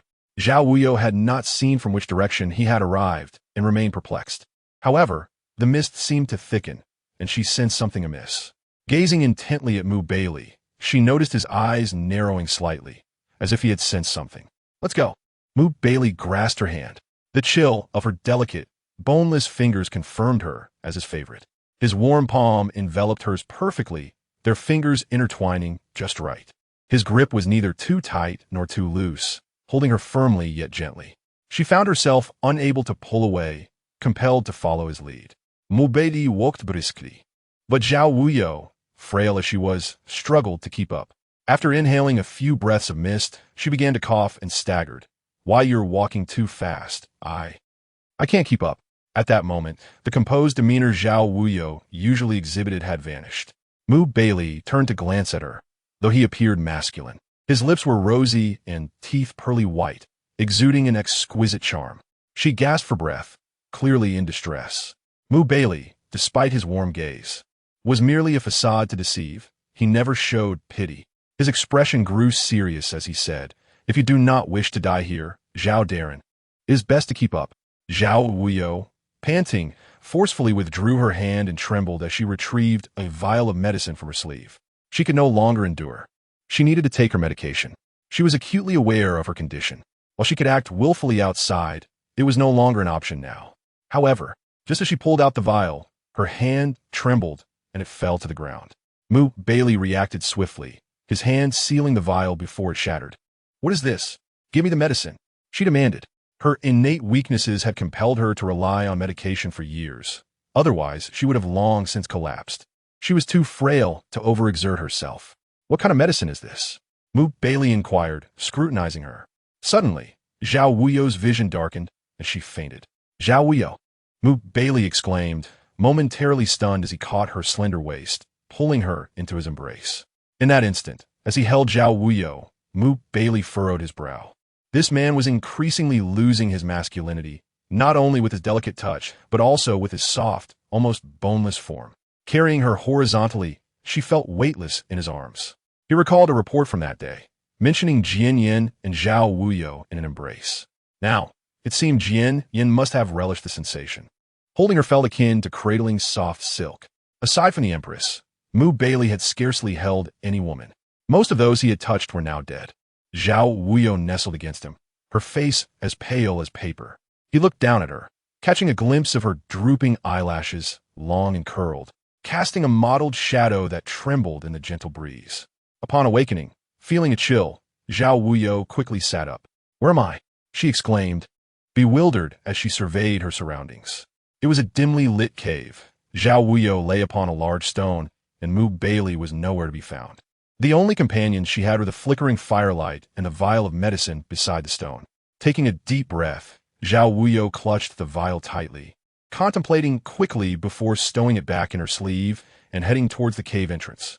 The mist outside appeared even thicker, leaving her unable to discern whether she was in reality or a dream. "Baili?"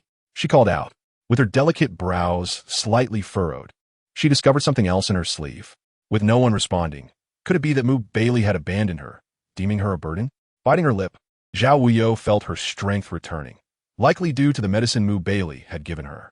Zhao Wuyou cautiously stepped into the mist-laden forest, where an inexplicable eeriness permeated the air. She felt an unsettling sensation, as if a pair of eyes were observing her from within the fog. Yet she could not discern their true location. Who could it be? Baili. Traversing through the mist proved arduous, rendering her unable to see anything within 3 paces, blurring the line between human and beast. "Come here." A clear voice emanated from the left. Zhao Wuyou's heart jolted. "He left? Where are you?" Following the sound, she was astonished to find Baili sitting cross-legged beneath a grand tree, his complexion a sickly mix of pallor. "What's wrong with you?" She crouched down, hastily inspecting him for injuries. His pallor was decidedly abnormal. "Are you unwell?" Baili narrowed his dangerous eyes, his lips tinged with a hint of black. Zhao Wuyou frowned. "Why would I be unwell? What are you doing here? We should find a way out. This is a black formation. Do you think you can escape it alone?" Baili scoffed. "These mists are poisonous vapors from the forest, which can easily leave one disoriented and hallucinating." "So, you were hallucinating?" Zhao Wuyou laughed mockingly. How could the esteemed chief of the ceremonial office, the commander of the Eastern Factory, be unable to protect himself? Rising gracefully, she looked down upon him, mirroring his earlier posture. "Would you like me to assist you? Do you truly believe you possess the capability to break the formation?" Baili sneered. "I lack such ability. Since you know this is a black formation, surely you must possess the means to escape." Zhao Wuyou surveyed her surroundings.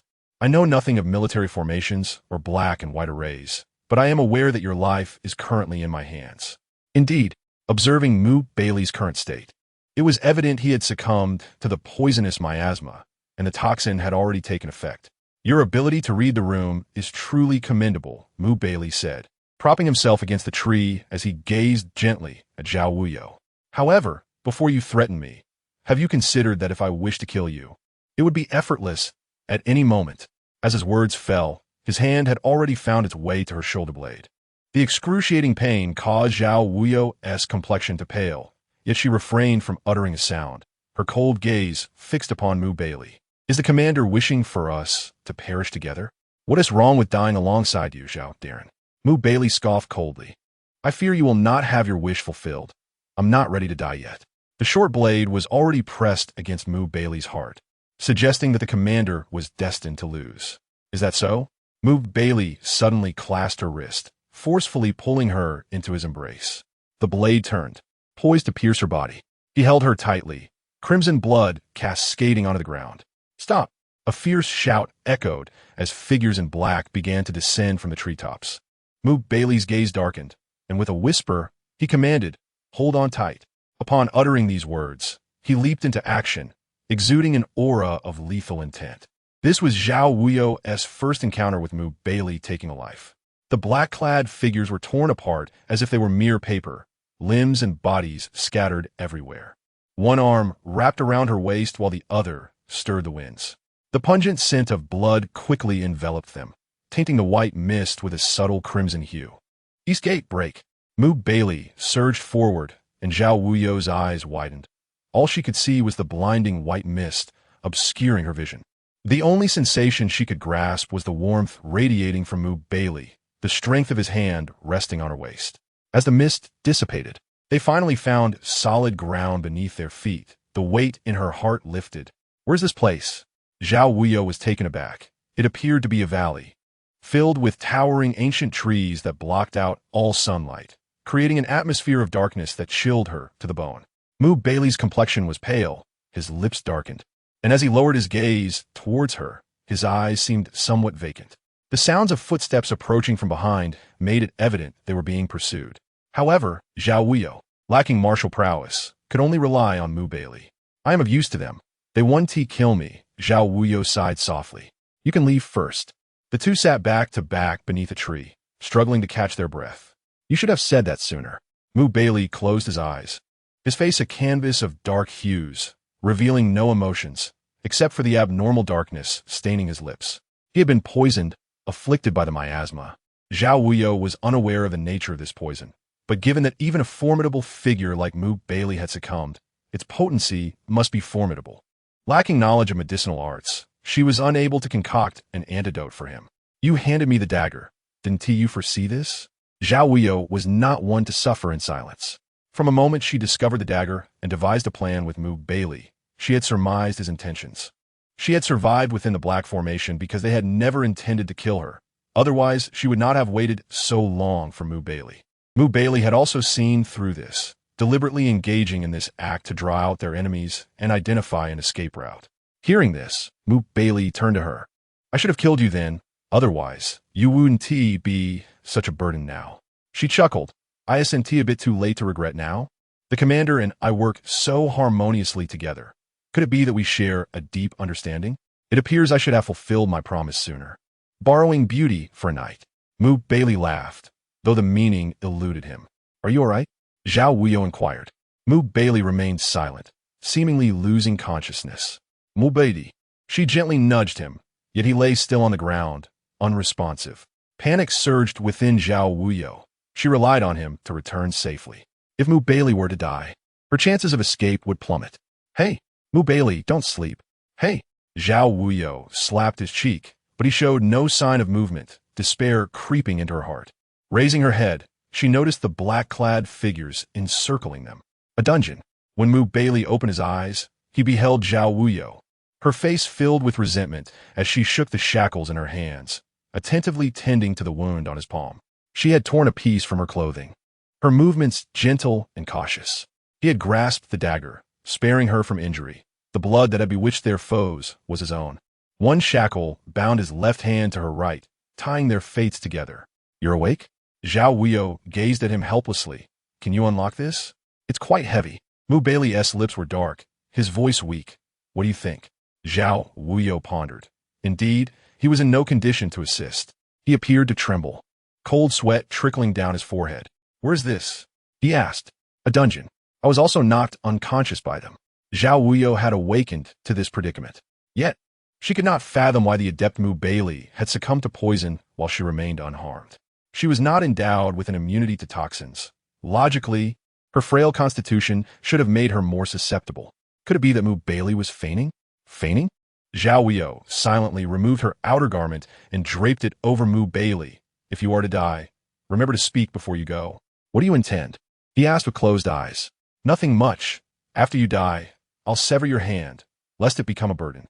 She shook the chain in her hand, bound by iron. If one perished, the other would find freedom.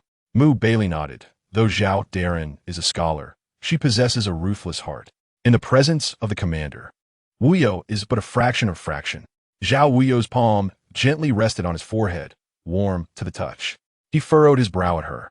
Indeed, Zhao Wuyou was becoming increasingly audacious. Who among others would dare to behave so intimately? Only Zhao Wuyou. Mu Baili gazed intently, wondering if this seat would perish just like that.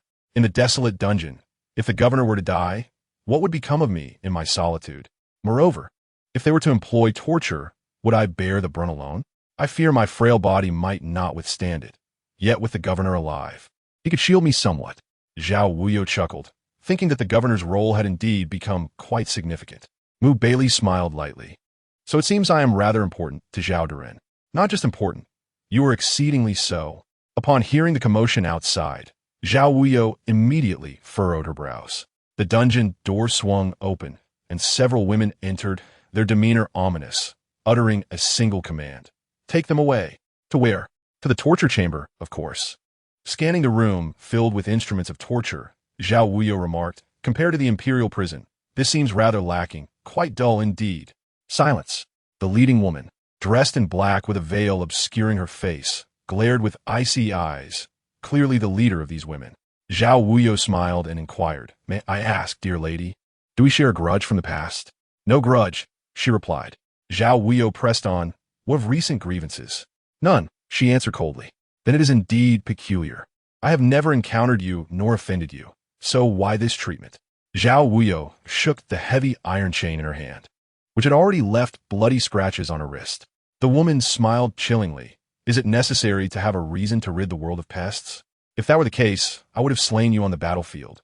Why imprison you? Zhao Wuyou queried. The woman stepped forward, approaching Zhao Wuyou, and glanced at the swaying Mu Baili. Because you possess something that does not belong to you.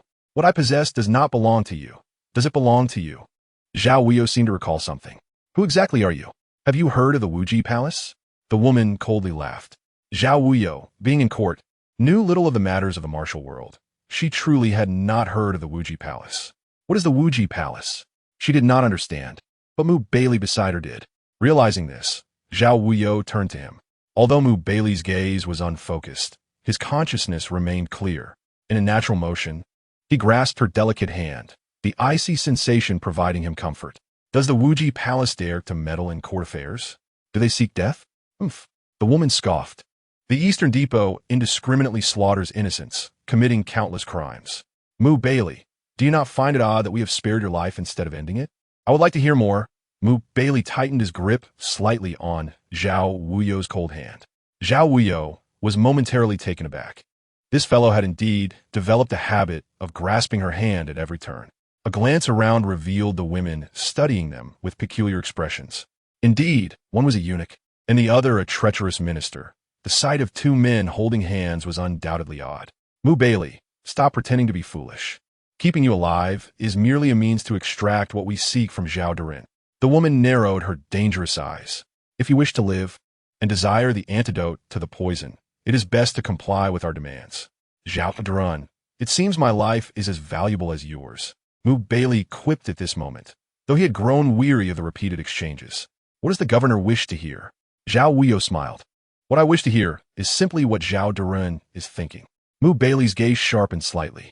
Zhao Wuyou nodded in agreement and turned to the woman. Who is the master of the Wuji Palace? You have sent so many to infiltrate the capital and disrupt the court. What is your intention? And is your master indeed the one who set the trap? The woman replied coldly. That is not a question for you to ask. Mu Baili, do you no longer value your life? Mu Baili exhaled deeply. In this world, anyone capable of threatening me has already been silenced. Bring them, the woman commanded, and immediately, someone stepped forward, drawing a cold blade, aimed squarely at Mu Baili and Zhao Wuyou. Zhao Wuyou frowned. I kindly asked the governor's subordinates to show mercy. I have had a slight aversion to blood since childhood. Furthermore, should my white attire become stained with blood, it would be quite unsightly, wouldn't it? Glancing at Mu Baili, attired in dark robes, even if drenched in blood, the red hue would be indiscernible. Yet, standing there in their contrasting black and white, they exuded an aura of elegance. Both being men, yet appearing so remarkably well-matched. What a pity!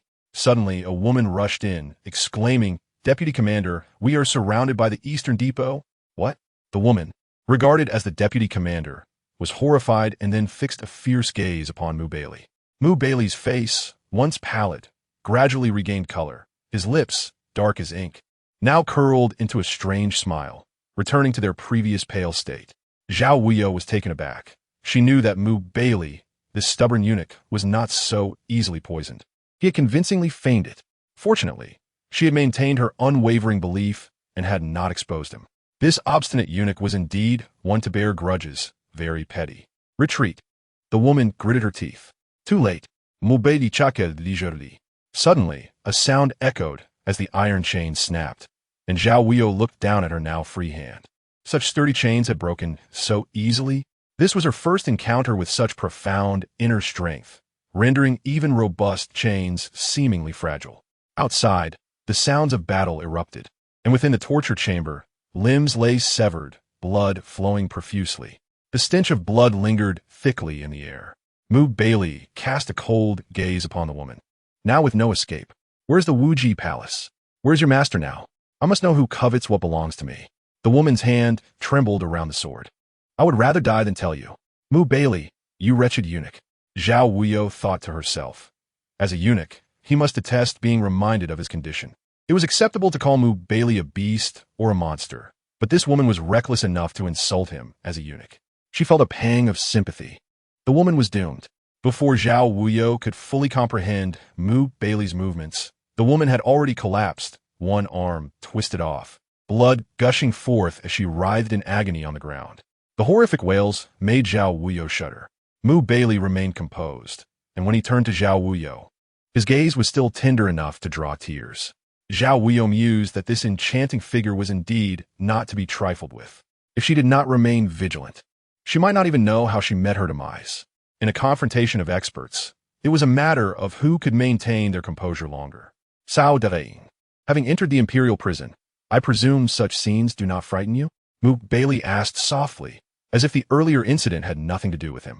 His expression was one of innocence and sincerity, almost convincing Zhao Wuyou. With a snap of his fingers, the woman fell unconscious, likely attempting to take her own life, yet still unable to evade Mu Baili's grasp. Lu Gowen and Shun Yin burst in, kneeling hastily. We greet the governor. Our subordinates failed to protect the master. Please punish us, governor. Take her back. She must not die. We must pry open her lips no matter what. Mu Baili looked at Zhao Wuyou. Zhao Duran, will you return with me, or would you prefer to linger here a few more days? Zhao Wuyou sighed lightly, cupping her hands. Thank you for your trouble, governor. Mu Baili seemed somewhat disdainful, striding toward the exit. The sunlight outside was splendid. Upon exiting the dungeon, Zhao Wuyou realized they were in a residence. Although somewhat desolate, the place was clean and orderly, suggesting frequent activity by these individuals. Zhao Wuyou felt it necessary to investigate thoroughly. What exactly was this Wuji Palace? In a world where a gang openly defies even the court officials, it is clear that the individuals behind this audacity possess considerable influence. Those who dare to oppose the imperial authority and challenge the ruling house must inevitably face dire consequences. The question that perplexes Zhao Wuyou is when the supervisor left his mark. Mu Baili, with a smile, observed as his subordinates bowed their heads and swiftly retreated, none daring to meet his gaze.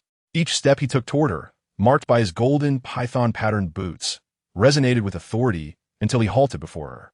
Leaning in, he whispered softly, his voice imbued with an alluring resonance. My dear Zhao, would you care to search my person? Zhao Wuyou smiled slyly, casting a teasing glance back at him, her long, feathery lashes brushing against his cheek. She delicately traced her tongue along his earlobe, mimicking his tone as she lowered her voice. If the supervisor desires, Wuyou shall comply. After sharing a knowing smile, both were lost in their own thoughts. When Yunzheng and Shi Mo arrived, they found the Eastern Bureau had already surrounded the entire residence. Mu Baili commanded that they search every inch, leaving no stone unturned. Those who dared to strike at him surely had formidable backing from the Wuji Palace, as evidenced by the complex formation that could not be orchestrated by mere mortals. Supervisor? Lu Gowen and Shun Yin greeted him. We shall return in 3 days, ensuring the Eastern Bureau and the Ceremonial Office are secure. If the Emperor inquires, inform him that I am injured and require rest, thus unable to attend to his service. With that, Mu Baili departed on horseback, and no one dared to question him further. Understood, the two replied, bowing their heads. As Mu Baili strode away, Zhao Wuyou stood at the entrance, pondering his destination. He was alone, without an escort. Narrowing her eyes, she coughed lightly, prompting Yunzheng to hurriedly drape a coat over her shoulders, her voice trembling. My lord. Thank heavens you are safe. You truly frighten me. Taking a deep breath, Zhao Wuyou immediately dispatched someone to investigate the true nature of the Wuji Palace. Furthermore, she requested a substantial reward for capable individuals who could enlighten her on formations and their dismantlement. She firmly believed that after one encounter, there would inevitably be another. This time caught her off guard. Should it happen again without any preparation, it would be entirely her fault. Xiemo bowed his head. As you command. Zhao Wuyou recalled the woman's words. They were searching for something within her, something that seemed to require Mu Baili's intervention to retrieve. A chill ran through her as she pondered what besides the blue mark on her Dazui point made her unique. Did Mu Baili's tolerance imply a covetousness? My lord, are you injured? Yunzheng exclaimed, noticing the pallor on his face. I shall fetch a doctor at once. There's no need, Zhao Wuyou replied, striding forward. Her injuries were superficial. She would recover without issue. Yet, anxiety gnawed at her. It felt as if Mu Baili had discerned the secrets she harbored. Why had he not acted? Was it a tactic to buy time? Or did he harbor another motive? The vague blue mark? Was it a safeguard or a calamity? The woman had been taken by the Eastern Bureau, and Zhao Wuyou found herself unable to extract any information regarding the Wuji Palace. She was also unaware of Mu Baili's current whereabouts. Given the circumstances, it would be prudent to return to Yunnan Temple and report her safety. Within the temple, Yang Jinji appeared ghostly pale, having heard of Zhao Wuyou's disappearance, followed by Mu Baili's own vanishing act. Overcome with distress, she fainted on the spot and now lay in bed, her eyes vacant and devoid of hope. Mother, Zhao Wuyou entered the room. Yang Jinji instantly sat uprig, tears of joy flooding her eyes. Hawan, have I caused you worry? It was my thoughtlessness. Zhao Wuyou knelt by the bed, bowing her head in apology. I am unfilial, causing you concern. Get up. Yang Jinji wiped her tears away. You have returned. That is what matters. Huiling quickly assisted Zhao Wuyou, explaining that her safe return had delighted her mother. Your mother's health is fragile. Please do not provoke her to tears again. Indeed, Zhao Wuyou replied, sitting at the edge of the bed and holding her mother's trembling, cold hand. If there remained anyone in this world who genuinely cared for her, it was her dear mother. Thus, Zhao Wuyou treated Yang Jinji with utmost reverence, even willing to sacrifice her life for her. Are you hurt? Yang Jinji asked anxiously. Zhao Wuyou smiled and shook her head. Only minor injuries. I shall recover in a few days. Do not worry. Hawan is fine and unharmed. Gently assisting her mother back to bed, Zhao Wuyou tucked the covers around her. Hawan has survived this ordeal. You should rejoice. Such incidents could not happen again. Yang Jinji wept silently. Zhao Wuyou nodded. I shall remember. I will not act recklessly again. By the way, mother, there is something I wish to clarify. May I ask you about the Wuji Palace? Yang Jinji loket buzlet. What is it? Zhao Wuyou hesitated, then asked, Do you know anything about the Wuji Palace? Yang Jinji shook her head, bewildered. I do not know. Why do you ask? What is the Wuji Palace? Does mother know if Hahuan possesses anything unusual about her that has attracted the attention of the martial arts sex? Zhao Wuyou inquired. Unusual? Yang Jinji was taken aback. Chapter 53. The humble Zhao Wuyou mother? Zhao Wuyou softly called. Yang Jinji suddenly came to her senses, her eyes reflecting a hint of panic as they fixed upon her. Zhao Wuyou could read her thoughts with a mere glance. Even without words, Yang Jinji's unease was palpable. The root of this anomaly likely lay in the blue mark. Is it because of that mark? Zhao Wuyou asked. Absolutely not. Yang Jinji interrupted, Herr Don Ergent. Realizing this was inappropriate, she softened her words. Hawan, some matters are best left unexamined. They are not beneficial to you. I would not harm you, nor wish for you to be harmed. Therefore, let us leave certain topics unsaid especially before your father. Do you understand? Zhao Wuyou looked at her mother, lowering her gaze. Mother, they've already placed a knife at my throat. Why must I remain ignorant of my own secrets? Surely you do not wish for me to perish without understanding the truth. Huan, Yang Jinji exclaimed, trembling as she sat upright, her prayer beads spinning rapidly in her hand. Her face a mask of terror. May the Buddha protect you. I did not mean to speak so carelessly. Amiba. Mother. Zhao Wuyou opened her mouth, hesitating at her mother's distress. She had merely spoken in passing, yet Yang Jinji was visibly anxious. As a child, she felt unfilial. She understood that in the face of such great events, her mother had kept her silence, and thus would not speak further. With this in mind, she would have to seek answers elsewhere. Gently embracing her mother, Zhao Wuyou smiled softly, her gaze warm. It is all right, mother. We shall not inquire any further. Let's consider this matter closed. I shall not ask again. Yang Jinji took a deep breath, her eyelids heavy as she gently patted Zhao Wuyou's back. Huan, there are some things that should not be spoken of lightly. Heaven is watching. I seek nothing more than your safety. We have lived in wealth. We desire nothing but to share a peaceful life together. Zhao Wuyou smiled gently, acknowledging her mother's words. Huan shall keep this in mind. Knowing she could not linger at Yunan Temple, she comforted Yang Jinji until she fell asleep, then prepared to return to the capital. Outside the temple, the guard from the 5 cities military command awaited, as no one dared to leave hastily, fearing further trouble. Given the recent events, Zhao Wuyou was expected to report to the emperor upon her return to the capital. Otherwise, should the emperor blame her for unauthorized military movements, the consequences would be severe. Wang Jie approached her. My lord, we must uncover the truth behind these events. Zhao Wuyou narrowed her eyes and coughed lightly. This matter is unlikely to conclude so easily. Do you mean they will continue to target you? Wang Jie spit. Perhaps a letter should be sent directly to the prime minister for his judgment. Otherwise, should anything happen to the esteemed adult, how shall I explain it to the minister? Zhao Wuyou chuckled lightly. Fear not. I have my own plans regarding this matter. You need only pursue your inquiries, and I shall manage the rest. Very well. Wang Jie nodded. We have captured a few survivors. We can interrogate them thoroughly when the time comes. Do not harm them. They may still serve a purpose. Zhao Wuyou stepped into the carriage, with Wang Jie closely following her. Inside the carriage, Zhao Wuyou gazed at the wound on her hand, along with various bruises and scratches from thorns. What puzzled her was that there truly existed miasma in the forest, yet she remained unscathed. Baili had indeed been poisoned, but her profound inner strength allowed her to expel the toxin in a short time. However, Zhao Wuyou possessed no martial prowess, so she did not perceive this as mere luck. Could it be that the blue mark offers protection against poison? Such a powerful entity. Does it bring fortune or calamity? Might there be side effects? Is her congenital deficiency somehow related to this? Zhao Wuyou felt a headache coming on. These thoughts seemed to yield no clarity, especially as her mother remained tight-lipped, revealing nothing. Upon entering the palace to meet the emperor, she found Xia Donglu engaged in a game of chess with him in the study. With Xia Donglu present, Zhao Wuyou could only recount the events with a mix of truth and fabrication. Wuji Palace. The emperor stroked his small mustache, gazing at Zhao Wuyou in confusion. What is this? Why have I never heard of it? These audacious individuals dare to target my esteemed ministers. They must be punished.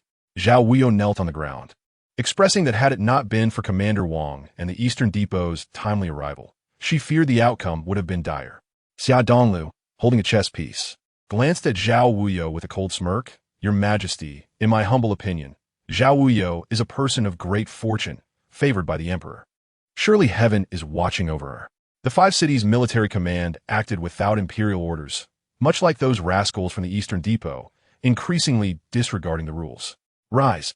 The emperor frowned, stating that it is best for his subjects to remain untroubled. He cast a meaningful glance at Xia Donglu, who wore a look of disdain. Zhao Wuyou, ever respectful, bowed slightly to the side, attributing her safe return to the emperor's protection. She hoped the emperor would not hold the 5 cities' military command and the Eastern Depot accountable, as this incident was indeed due to her oversight. The emperor, feeling somewhat pleased, reassured her, rest easy. With me here, I shall eliminate this Wuji Palace one by one. This matter shall be entrusted to the 5 cities' military command. Ensure they eradicate Wuji Palace completely. Those who dare to harm my ministers shall face dire consequences. Your Majesty, perhaps this matter should be entrusted to an elder statesman. Xia Donglu interjected. The 5 cities' military command must protect the capital. We should not mobilize forces over such a trivial issue. I can handle these petty criminals. The Emperor turned to Zhao Wuyou. What does Zhao Darren think? I have no objections. Thank you, Duke.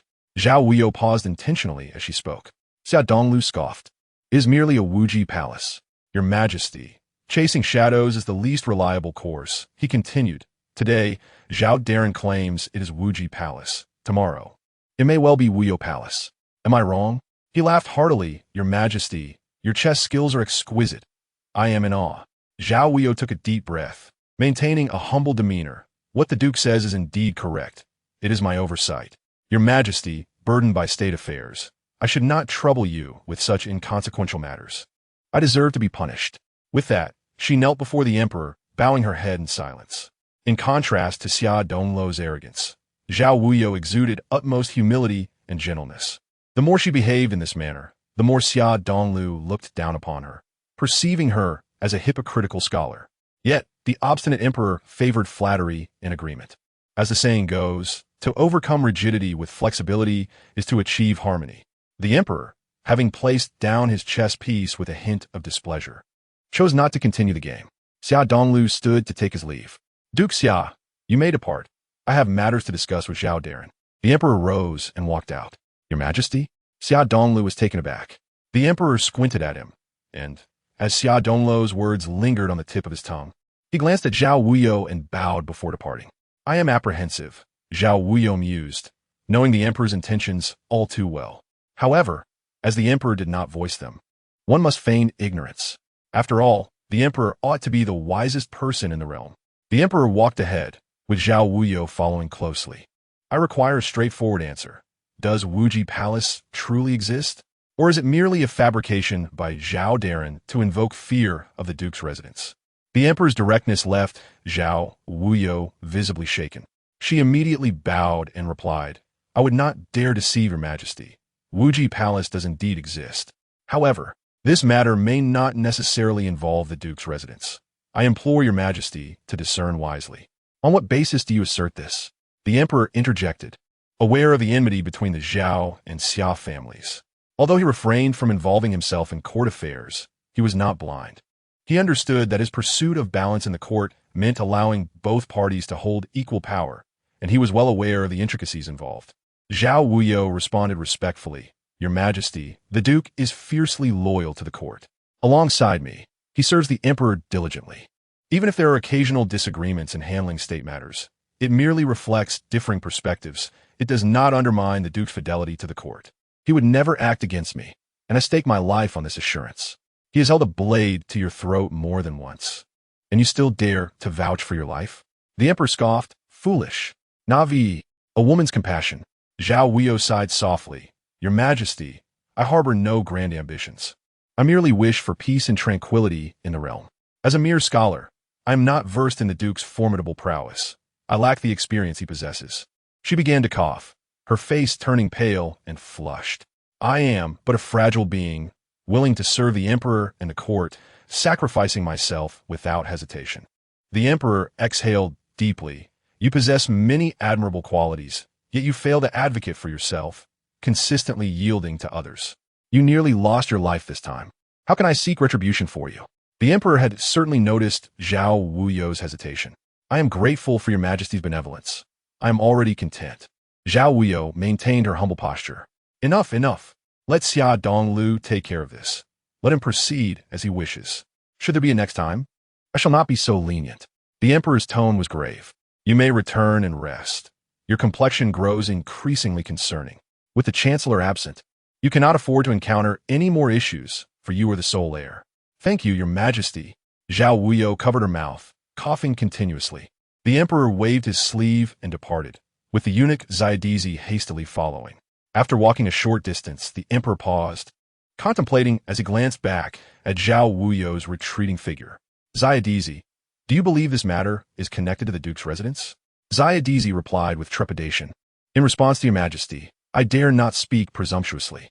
However, Seeing Zhao Darren endure such grievances while praising the Duke does tug at my heartstrings. Xia Donglu, you had best not play tricks on me.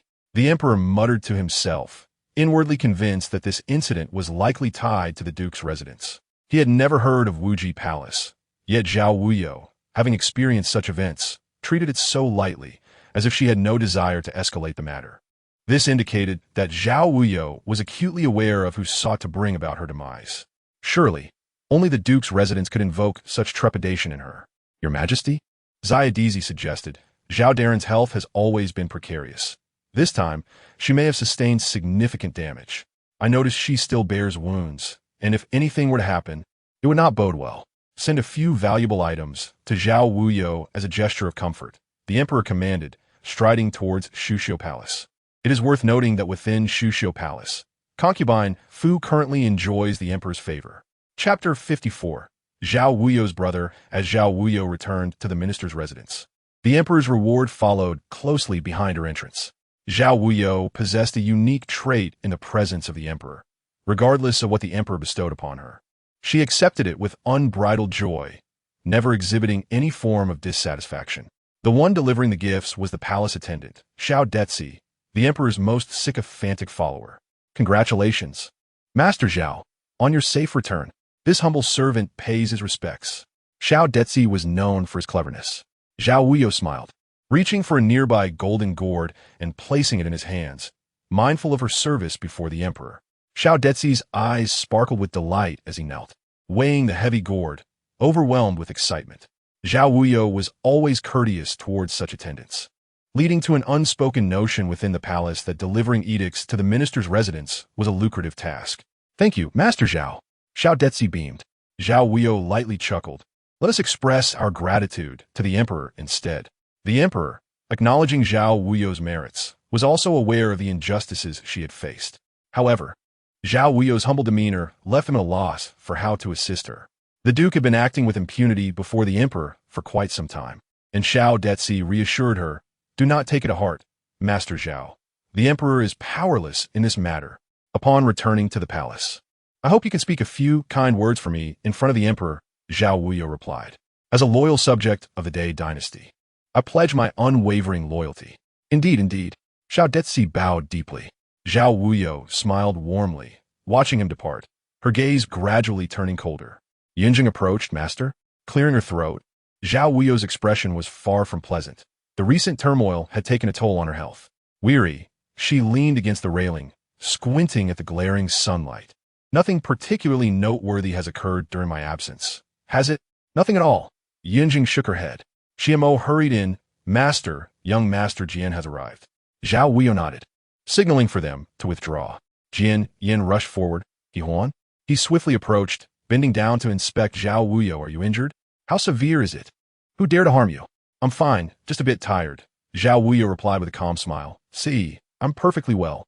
Yin focused on the scratches on her hand from thorns, his throat tightening as he gently took her cold fingers. Does it hurt?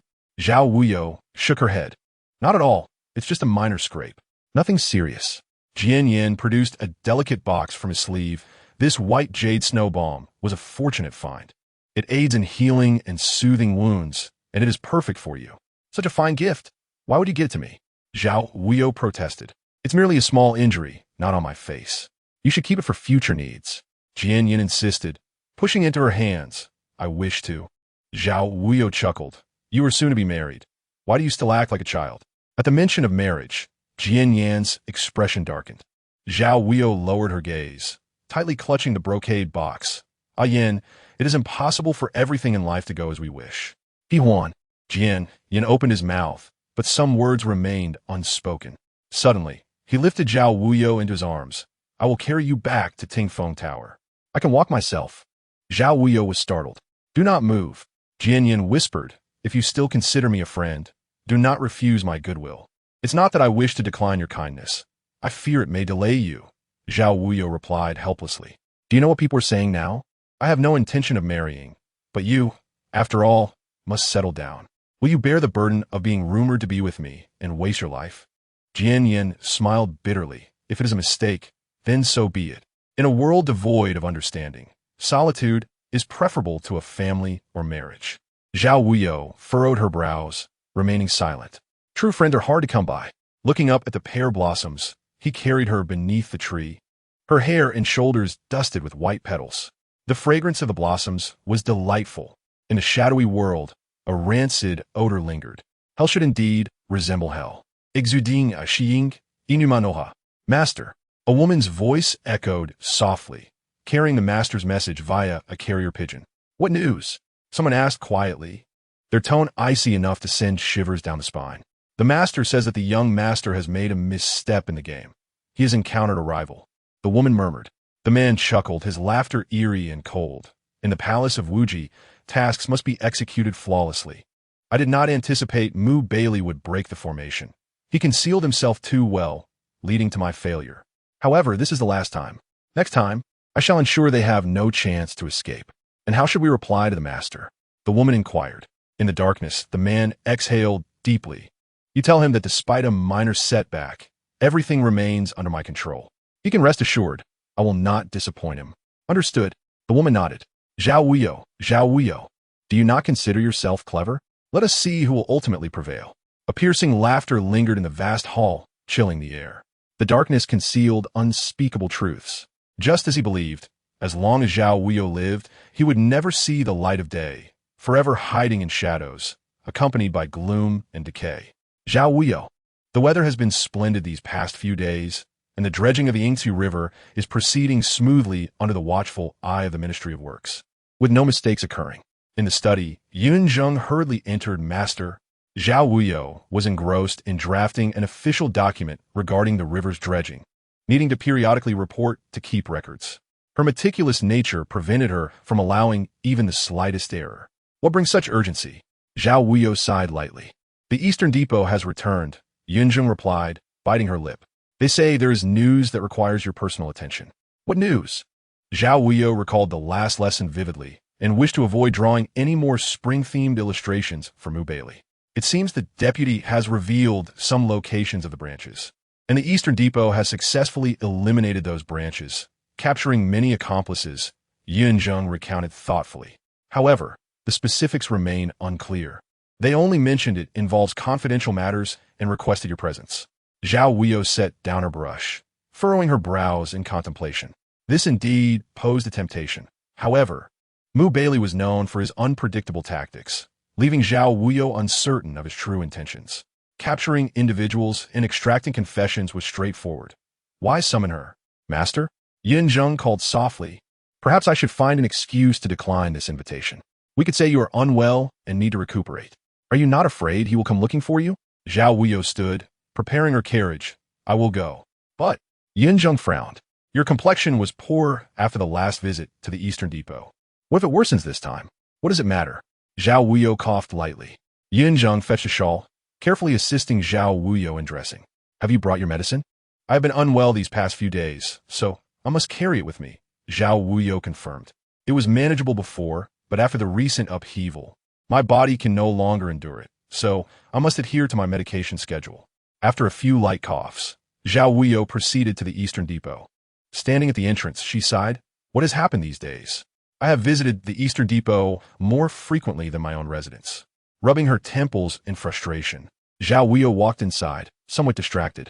Yunzheng and Shiemo waited outside, concern etched on their faces. Do you think the master will be all right? Elf Montag wundert. Yunzheng pursed her lips, uncertain of what had transpired last time, which left the master in such poor spirits upon returning. May this time unfold without any unforeseen complications. Shiemo shook his head, uncertain. Indeed, those who emerge from the Eastern Bureau are all utterly ruthless, employing a myriad of torturous methods. Just consider the 108 forms of punishment within the Eastern Bureau. Each one is more horrifying than the last. Shun Yin led the way, not towards the study. This place was unfamiliar to Zhao Wuyou. Might I inquire where you intend to take me? Zhao Wuyou asked. Shun Yin smiled, stating that there was no need for concern, as the supervisor was currently bathing and requested that Zhao Wuyou wait momentarily. Zhao Wuyou furrowed her brow, glancing at the sunlight outside. At this hour, bathing and changing, our supervisor, upon returning from his arduous journey, must first attend to his ablutions. Shun Yin spoke with a hint of significance, then feigned nonchalance. adding that the first order the supervisor issued upon his return was for Zhao Wuyou to come over, indicating a deep camaraderie between them. Zhao Wuyou halted, a semblance of a smile gracing her lips. Perhaps it is more akin to a rivalry? Shunyan chuckled softly, acknowledging Zhao Wuyou's. As they conversed, they entered a grand hall, adorned with intricate carvings of dragons and phoenixes, exuding an extraordinary aura. Upon surveying the surroundings, Zhao Wuyou was unsure of their destination. "What is this place?" she inquired. Shunyan smiled, revealing that it was the supervisor's chamber. "Why are there so many rooms?" Zhao Wuyou paused, then comprehended. Baili, a man who trusts no one, harbors a suspicion that surpasses all others. The abundance of rooms ensures that even if an assassin were to infiltrate, they would struggle to pinpoint his exact location. Baili is indeed Baili, perpetually distrustful. Shunyan respectfully withdrew, leaving Zhao Wuyou alone. With a soft sigh, she massaged her temples. It was impractical to stand idly in the hall. Not one to dawdle. Zhao Wuyou boldly pushed open a door and stepped inside. In that moment, she was taken aback. The Zhao Wuyou she remembered was always adorned in finery, indulging in lavish comforts. Logically, his abode should reflect that opulence. Yet, the furnishings within this room vastly contradicted her expectations. There were no extravagant rosewood couches, no exquisite Tang Sankai pottery, nor even threads of gold or silver. Surprised, she ventured further, parting the beaded curtain to reveal a remarkably simple bamboo bed.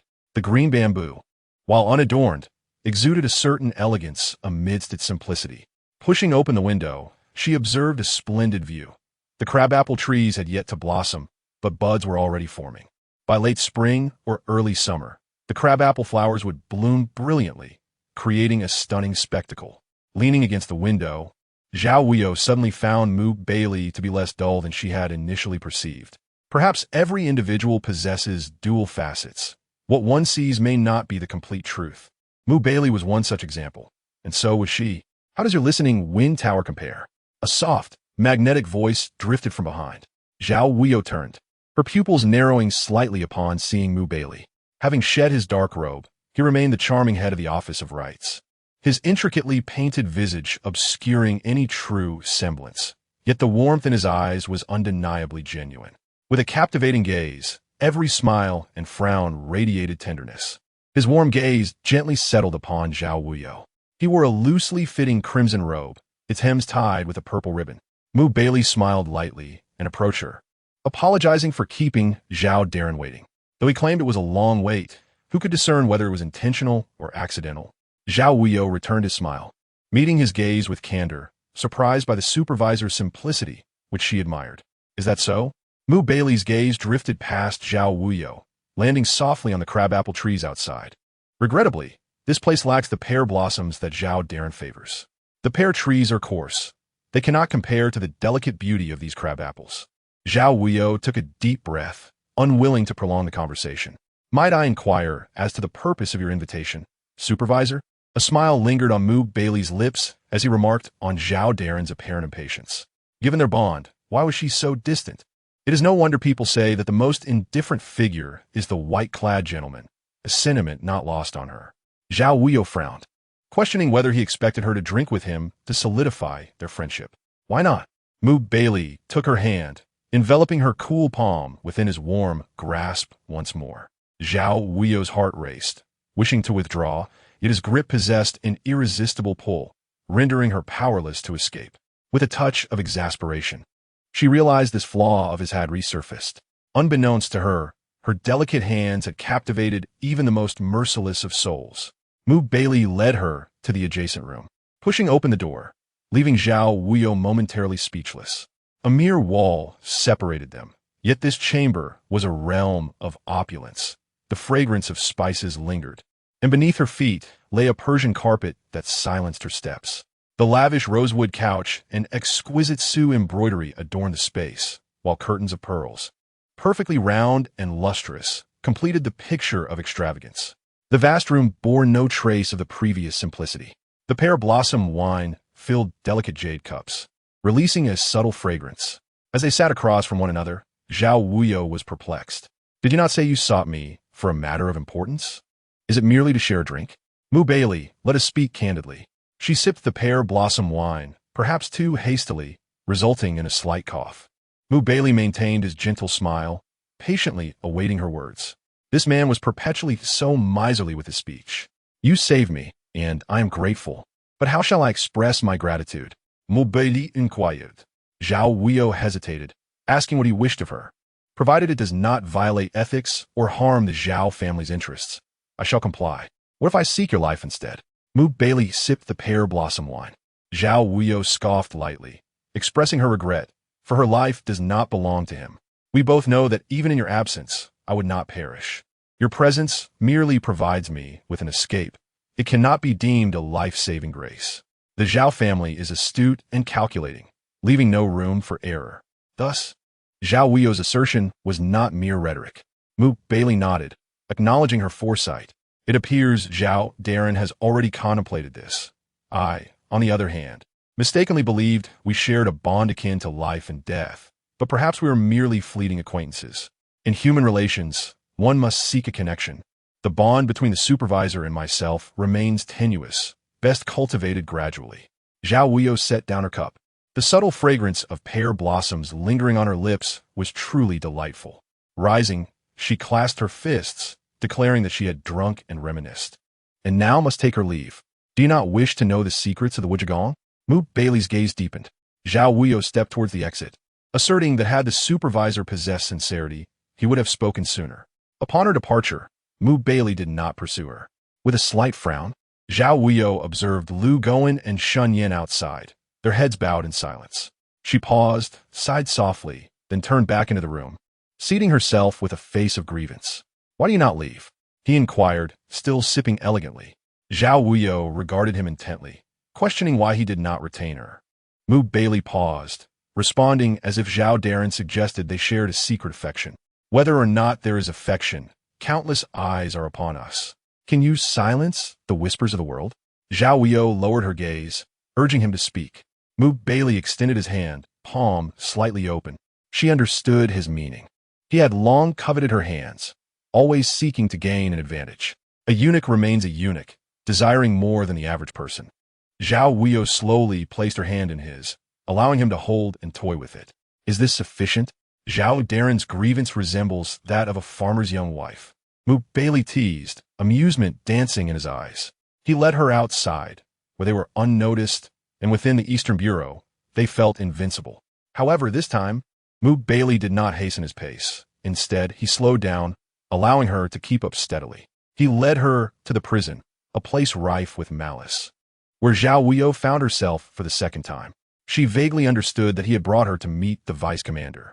As anticipated, upon pushing open the door to the torture chamber, a sight of blood greeted them.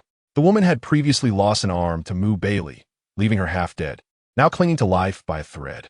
Yet, she had not endured further torture, having already divulged information about several branches, which enabled the Eastern Factory to capture numerous members of the Wuji Palace, thus earning a measure of reprieve. When she slightly raised her head to glance at Zhao Wuyou, a glimmer of coldness flickered in her eyes. Her bloodied visage betrayed no emotion whatsoever. Zhao Wuyou stood before her, studying the mangled features, then turned to Baili, questioning if the commander wished for her to take the woman's place. Baili chuckled softly, expressing how he could never bear to do such a thing. Lu Guowen stepped forward, urging her to speak quickly. Shun Yin remarked that the woman insisted on clarifying certain matters directly with Lord Zhao. Clarify with me? Zhao Wuyou was perplexed. She had no prior dealings with these individuals, so what could there possibly be to discuss? After a moment's pause, she stated, since I am here, you may speak. The woman's laugh was a chilling one, revealing her toothless grin. The tortures of the prison were truly spine-chilling, capable of instilling dread at a mere glance. Do you wish for everyone to know this secret? Her voice was barely above a whisper. Yet this was the prison. Zhao Wuyou was no fool. She knew Baili would prefer the woman dead rather than divulge the secret solely to her. Speak. She understood Baili's character well enough to refrain from pleading for him to leave. The woman chuckled softly, a sound that seemed to emerge from deep within her chest, unsettling to the ears. Do you remember your brother? The woman's lips twisted into a smile, a strange expression that caused Zhao Wuyou's brows to furrow sharply.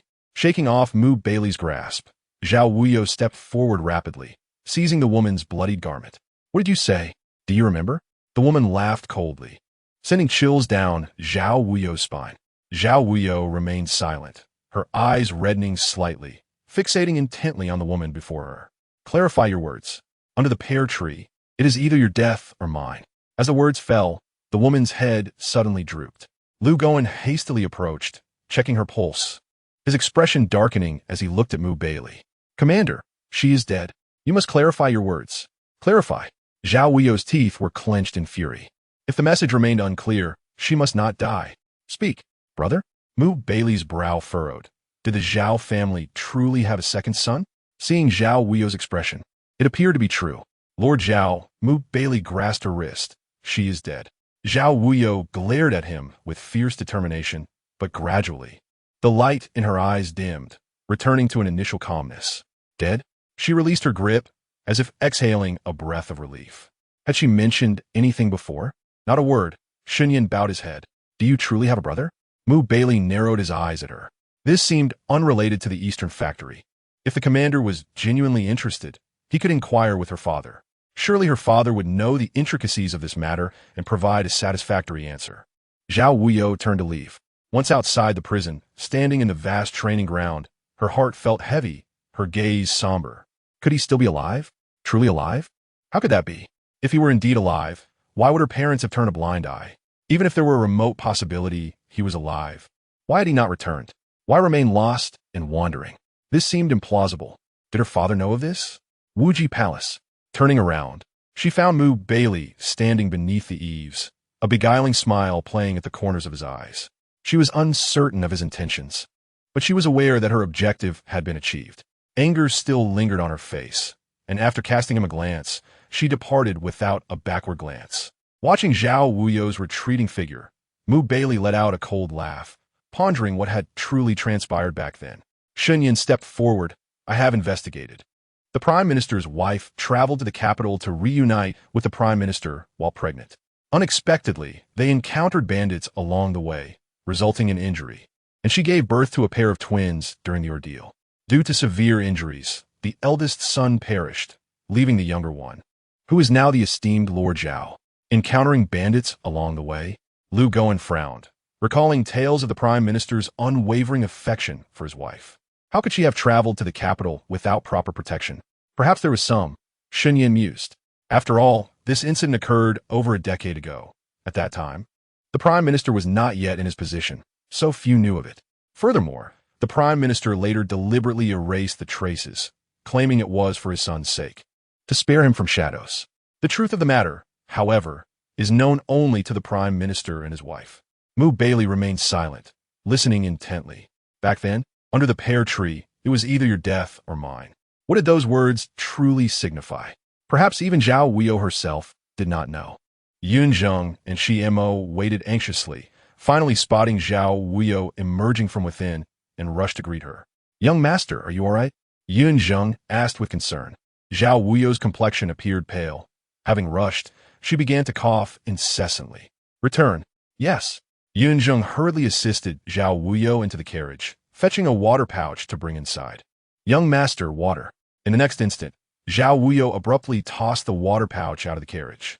I will not take medicine. Young master? Yun Zheng was taken aback, rarely witnessing Zhao Wuyou display such fury, momentarily at a loss for words. Summon Su Shi to see me immediately. Zhao Wuyou gritted her teeth. I want to see if he is human or ghost. Yun Zheng was taken aback. Ghost? She quickly bowed. This servant understands. Inside the listening wind tower, a woman clad in black drifted in through the window, kneeling respectfully behind Zhao Wuyou. Zhao Wuyou stood by the window, hands clasped behind her back, commanding, investigate what transpired 18 years ago when my mother entered the capital.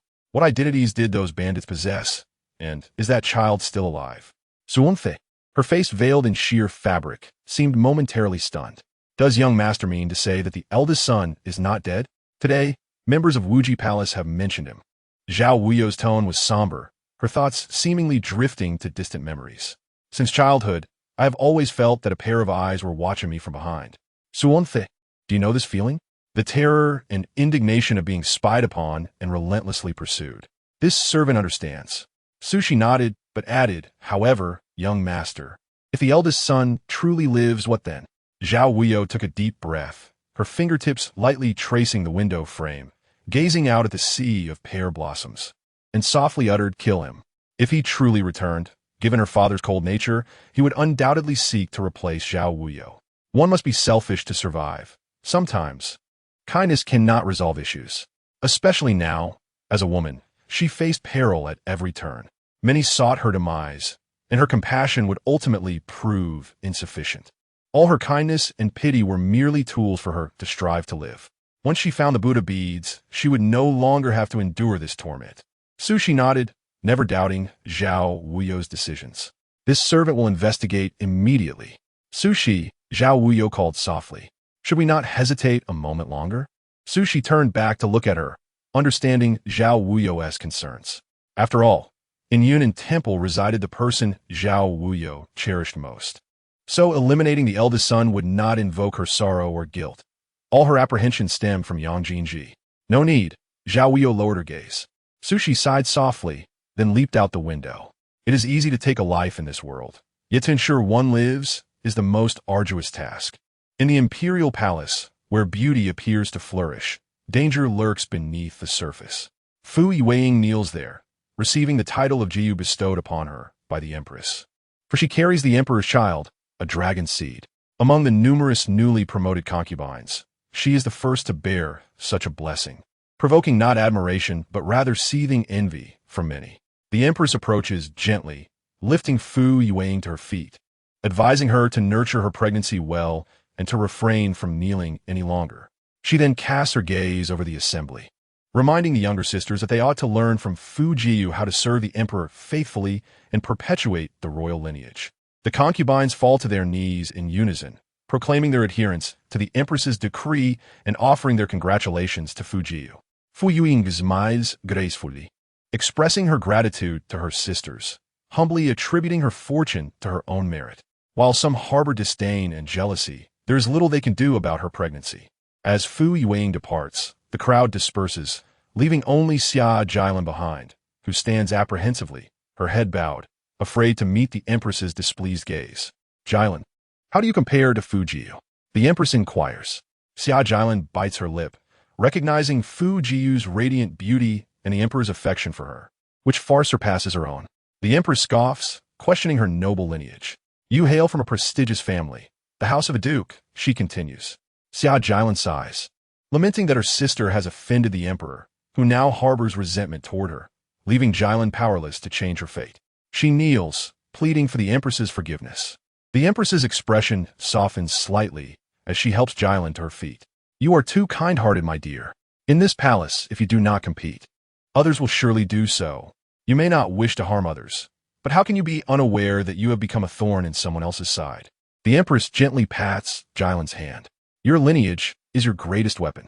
While Fu Yueying may come from a family of officials, she cannot compete with your noble birth. Tears glisten in Xia Jilin's eyes as she comprehends the Empress's implication, that although the Emperor's ire is directed at her, he has not acted against her, showing his caution toward the Duke's house. The Empress smiles tenderly, assuring her that as long as she is fruitful, she can help her sister escape her plight. Thank you, Your Majesty, Xia Jilin exclaims, tears of gratitude streaming down her face. The Empress, however, warns, my dear, I expect more than mere words of thanks. Do you understand? Xia Jilin raises her gaze, fear evident in her tear-streaked face, embodying a picture of delicate vulnerability. Chapter 55. The Devouring Mu Baili. It is undeniable that Xia Jilin possesses extraordinary beauty, embodying the gentle and elegant charm of the southern waters. Her demeanor is soft, her gaze tender. Every smile and frown speaks of her virtuous nature. She seems flawless, and had it not been for her sister Xia Qiongji's foolishness, she would have thrived in the palace. The Empress playfully tilts her chin, her smile laden with significance. With Fu Yueying currently in favor, it is unlikely that her child will fall into the Empress's hands. Yet, Xia Jilin, with her gentle and timid demeanor, presents the perfect candidate. The Empress recalls Zhao Wuyou's words. Without offspring, one will surely be replaced. To secure her position, she must bear a child. I can arrange for you to serve the Emperor, but you must remember this favor. the empress instructs.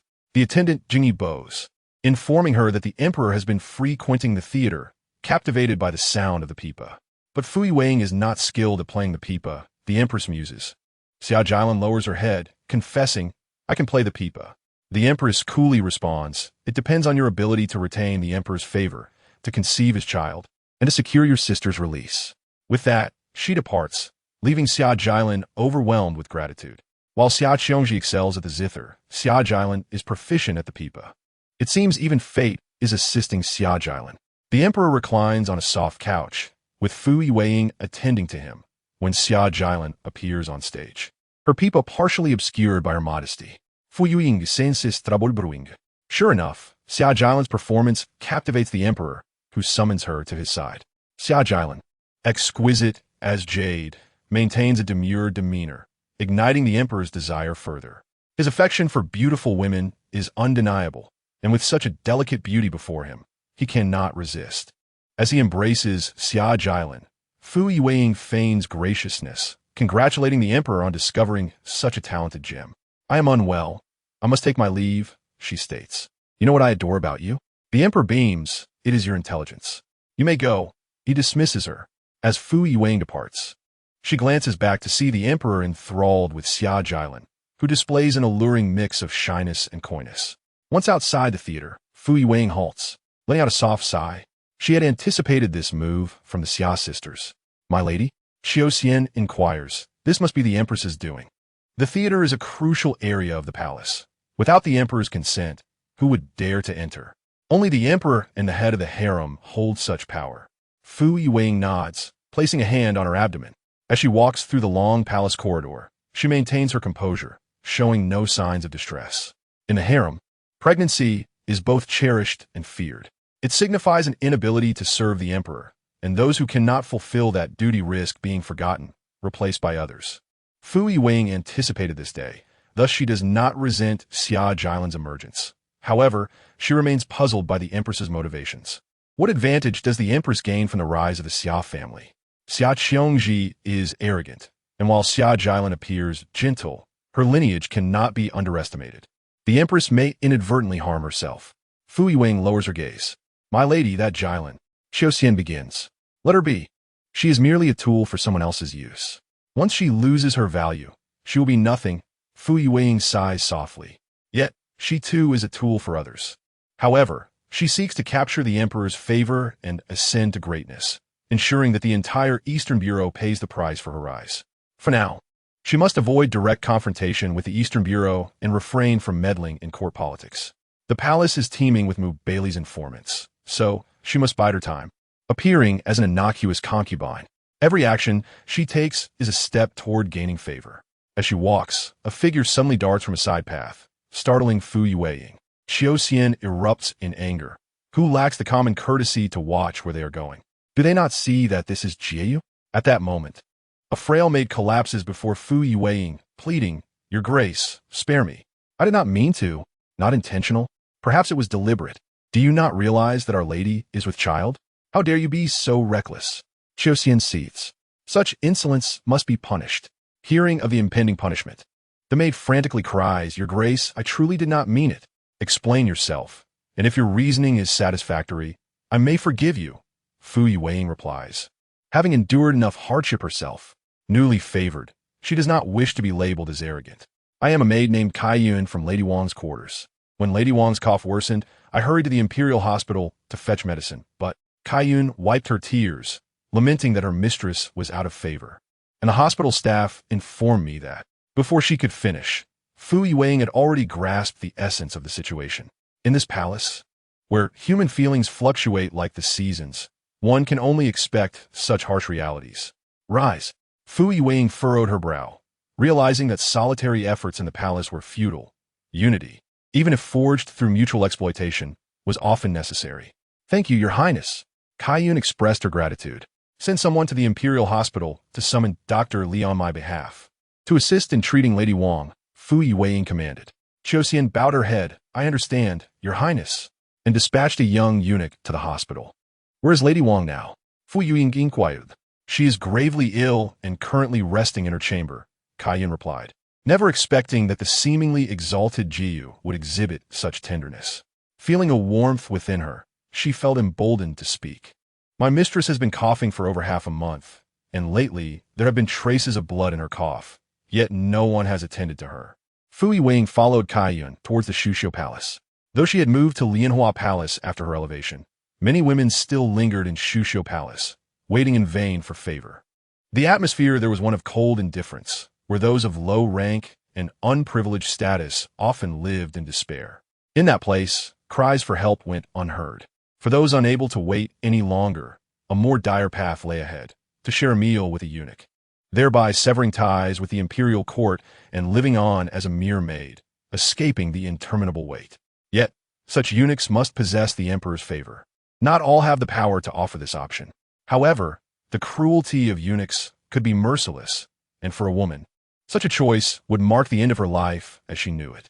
Thus, regardless of how arduous life in the palace became, women steadfastly refused to tread that path. Fu Yiwing vaguely recalled Lady Wang, as her low status meant she often stood in obscured corners during audiences with the empress. A frail figure, Fu Yiwing could not quite remember her appearance. But one could surmise that those who entered the palace and attained a rank could not be entirely lacking in grace. Lady Wang resided in the most secluded corner of Shuxiu Palace. It was unlikely the emperor would ever venture to such a remote place during his royal tours. Thus, while others eagerly awaited his favor, Lady Wang could only sigh in longing. Without power at home and no advantage in the palace, her surroundings reeked of decay. Although Fu Yiwing was pregnant and experiencing some discomfort, she steeled herself to enter. Wang Jinxiu lay upon her bed, her frail form appearing even more emaciated. She coughed violently, her complexion fluctuating between red and pale. Upon catching sight of Fu Yiwing, her body tensed. "You, mistress, I have offended Jiyu, and have yet to summon the doctor." "It was Jiyu who came to fetch him," Kaiyun explained, holding out a cup of water, her eyes reddened. Wang Jinxiu took a sip, regaining her composure. Seeing her attempt to rise and bow, Kaiyun hurried to assist her. "No need," Fu Yiwing interjected. "I have come to see you. You should rest well." Given Lady Wang's illness and Fu Yiwing's delicate condition, it was prudent to maintain some distance. "Thank you, Jiyu." Wang Jinxiu coughed persistently. "If you require anything, do not hesitate to come to Lianhua Palace." Fu Yiwing sighed. "We are all sisters who entered the palace together. There is no need for such formality." It was until he faced hardships. Xiao Xian remarked, "Mistress, it is time to return and take your medicine." Fu Yiwing glanced at Wang Jinxiu. "Take care of yourself. Life is long. I shall take my leave now." We bid farewell to Jiyu. Wang Jinxiu wept openly. Upon exiting, Xiao Xian expressed her confusion. "Mistress, Lady Wang's humble origins render her powerless in the palace. Despite her decent appearance, her illness complicates any chances of favor. I am with child and cannot serve a court. Someone must take my place," Fu Yiwing replied with a smile. It is often said that it is easy to add embellishments to a garment, but difficult to provide warmth in the snow.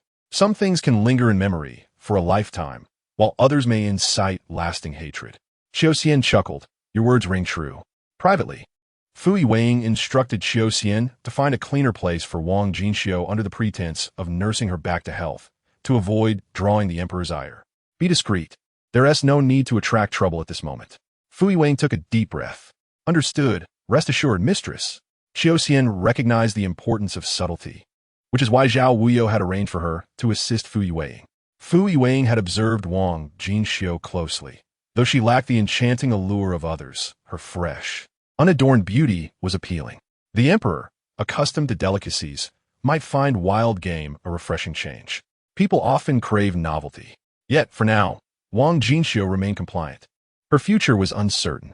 Fortunately, Fu Yiwing did not expect much from her. She merely hoped to find someone to share the emperor's affections, so long as he did not favor Xia Jilin exclusively, giving Fu Yiwing hope for her own progeny. However, Fu Yiwing could not foresee that this very choice would later entrap her in peril, thanks to Xia Jilin's vindictiveness. But that was a tale for another time. A carrier pigeon flew into Tingfeng Tower. Xiamo swiftly untied the small bamboo stick from the pigeon's leg and presented it to Zhao Wuyou. The dredging of Yingxiu was progressing smoothly and systematically. Zhao Wuyou had little to worry about, focusing instead on the matters of the prayer beads and jade tokens, which allowed him to turn his attention to the inner palace, for the emperor's court sometimes intertwined with matters of the previous dynasty. Young master, Xiamo bowed. Zhao Wuyou's expression turned icy. Xia Jailan? Yunzheng was taken aback. Young master, what has happened? Knowing the letter was from Fu Yueying, she noted that Zhao Wuyou's demeanor was less than favorable. The empress intends to play both sides. She is utterly foolish. Zhao Wuyou coldly handed the letter to Yunzheng. Upon reading, her expression shifted dramatically. How could she send a daughter of the Xia family? Is she not trying to undermine Fu Jiyu's favor? Just after crowning Jiyu and declaring her pregnancy, the empress could hardly contain her impatience. Zhao Wuyou narrowed his gaze, letting out a cold scoff. She fears that the heir within Fu Yueying will threaten her position. Yunzheng's heart raced. You mean the empress is worried that Fu Jiyu could jeopardize her status? Hence, she hastily sends Lan Meiren to the emperor's bed to ensure she bears him a child? Xiamo grasped the situation, so the empress desires a son. If the opportunity arises, I must meet this Lan Meiren, Zhao Wuyou said, narrowing his dangerous eyes. To outsiders, it appeared as if the empress held sway over Xia Jailan. But Zhao Wuyou believed it was Xia Jailan who understood the empress's intentions. Such a woman would inevitably become a source of trouble. Prepare yourself. The emperor is likely to embark on a private journey soon. Zhao Wuyou inhaled deeply, recognizing the emperor's capricious nature, which no one could restrain. This, however, would allow Baili to accompany the emperor, ensuring his safety, while Zhao Wuyou could take the opportunity to cleanse the inner palace. Zhao Wuyou would not permit excessive influence within the palace. Until her father returned, she would refrain from acting against the Xia family, as she was acutely aware of her vulnerabilities. If action were to be taken against the Xia family, it must be decisive and without opportunity for retaliation. This was Zhao Wuyou's principle. Understood. Xiamo nodded. I have already discreetly informed Commander Wang. If anything were to befall the emperor, the 5 cities' military command would undoubtedly face grave consequences. Zhao Wuyou pursed her lips. Whenever the emperor ventured out, he would inevitably be accompanied by his concubines. At that moment, she would devise a way to draw Xia Jailan out. Young Master Yunjin was perplexed. Wasn't this aiding her in vying for favor? Being inseparable from the emperor meant that Xia Jailan was effectively his favored one. In this world, those who were favored often met with unfortunate ends. Zhao Wuyou chuckled lightly. Unless she could ensnare the emperor's heart, as Mei Shi or Daji had, leading him to his demise. Otherwise, with Qi Fu Run in the past and Yang Guifei in the future, who could truly emerge victorious? Yunjin nodded, understanding. What worth is there in laughing now? The future is uncertain. After all, dressed in flowing white garments, Zhao Wuyou wore a fragrant pouch crafted by Yunjin, filled with fresh pear blossoms, which pleased her greatly. The streets were relatively quiet, and no one could discern the underlying tension. They only knew to maintain cleanliness and order. A gentle breeze accompanied the light rain, heralding the warmth of late spring and early summer. Yunjin held an umbrella for Zhao Wuyou as she gracefully entered a tea house. The delicate aroma of tea filled the air, hinting that she awaited someone. Shortly, a man entered swiftly, introducing himself as Fu Sheng. May I ask if this is young Master Zhao? Yes, Zhao Wuyou replied softly, preparing 2 cups of tea. Please have a seat. Yunjin and Xiamo exchanged knowing glances and quietly exited. Fu Sheng appeared quite refined, with a fair complexion, though there was an unsettling aspect to his pallor. Zhao Wuyou couldn't quite pinpoint what was amiss. Her own pallor stemmed from illness, while it seemed inexplicably peculiar. Fu Sheng continued, I hail from Jinling. My ancestors were once geomancers, but our family fortunes have waned, leaving me the last. With a gentle sigh, he expressed gratitude for Zhao Wuyou's trust and generous remuneration. His polite demeanor pleased her slightly. You must understand, for the gold I offer, what I seek in return. Zhao Wuyou sipped her fragrant tea. It is only natural to exchange wealth for protection. Fu Sheng bowed respectfully, assuring her that his life now belonged to her, and she need not worry. He then produced a bagua chart from his sleeve, but Zhao Wuyou could not decipher any of the markings. She understood court politics and human nature. Yet these arcane matters eluded her comprehension. Earlier, she had attempted to study the I Ching, but found it too perplexing to continue. Such knowledge, indeed, requires a certain aptitude, which Zhao Wuyou regrettably lacked. This thought led her to recall the deceased eunuch, who seemed well-versed in such matters, as he had effortlessly guided her from the Black Formation. That formation is perilous. Fu Sheng lowered his voice, his expression serious. Once one enters, there is no exit. The black formation not only possesses intricate designs, but also has the power to drain one's essence. The more it absorbs, the stronger it becomes. When you arrived, Miss Yunjin had informed me. Thus, I deduced that the black formation that ensnared you is currently not very potent, allowing for your escape. And afterward, Zhao Wuyou inquired. Fu Sheng sighed, as if regretful. Once breached, that formation is rendered ineffective. Should one wish to reconfigure it, they must start anew, rendering all prior efforts futile. Zhao Wuyou furrowed her brow slightly. So this means the black formation will not resurface? If one desires to set a formation again, it must begin afresh? Indeed, Fu Sheng nodded. However, rest assured, I shall ensure your safety and will not allow any nefarious individuals to disturb your peace. Although the black formation is fearsome, it is evident that the individual behind it lacks the necessary skill. Otherwise, escaping would not have been so simple. Zhao Wuyou nodded, her understanding still somewhat vague. As she sipped her tea, so, you possess some skill in arranging and dismantling formations? To be honest, I lack many talents, yet I have a keen interest in such matters. In my youth, I was fortunate to study under a master and devoted time to honing my skills. Fu Sheng smiled. Though not extraordinary, it suffices to deal with minor threats. You imply that you wish for me to retain your services? Zhao Wuyou set her cup down, skeptical of his self-praise. You must demonstrate your abilities for me to believe you. Naturally, for your safety, and I seek glory and wealth. Fu Sheng gazed at Zhao Wuyou with a smile. You are quite earnest. Zhao Wuyou inhaled deeply. Fu Sheng continued, before you, I dare not conceal anything. Zhao Wuyou glanced outside, suggesting, let's conclude for today. You may return, and if necessary, I shall send for you again. Very well. Fu Sheng bowed respectfully as he exited. It appears that fate has intertwined my path with yours, young Master Zhao. For I could smell the delicate fragrance of pear blossoms from afar. I recall the pear garden in the minister's residence, which captivated me. Baili entered with a smile. The door closed once more. Is the supervisor a hound? Zhao Wuyou asked, surprised he could smell her from such a distance. Baili gazed at her, and in an instant, he lunged forward, pinning her beneath him. It hurt. She gasped. He was biting her, and she found herself utterly immobilized beneath his weight. Baili moved swiftly, tearing open her garment while fiercely biting her shoulder. The intense pain made Zhao Wuyou's body tense up. She attempted to push him away, but her efforts were in vain. After a long while, Baili finally lifted his head to look at her, his clear phoenix eyes stained with blood. Since you have insulted me, I shall grant you this favor, Zhao Darren. You call me a dog? Yes, a dog must bite, and it must bite fiercely otherwise. How could you remember? Zhao Wuyou's defiance only fueled Baili's dwindling patience. Those who spoke such words before have all perished. Zhao Wuyou is an exception.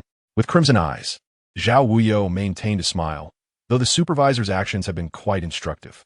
His lips were stained with her blood, yet as he looked down at her, Baili felt an inexplicable sensation growing within him.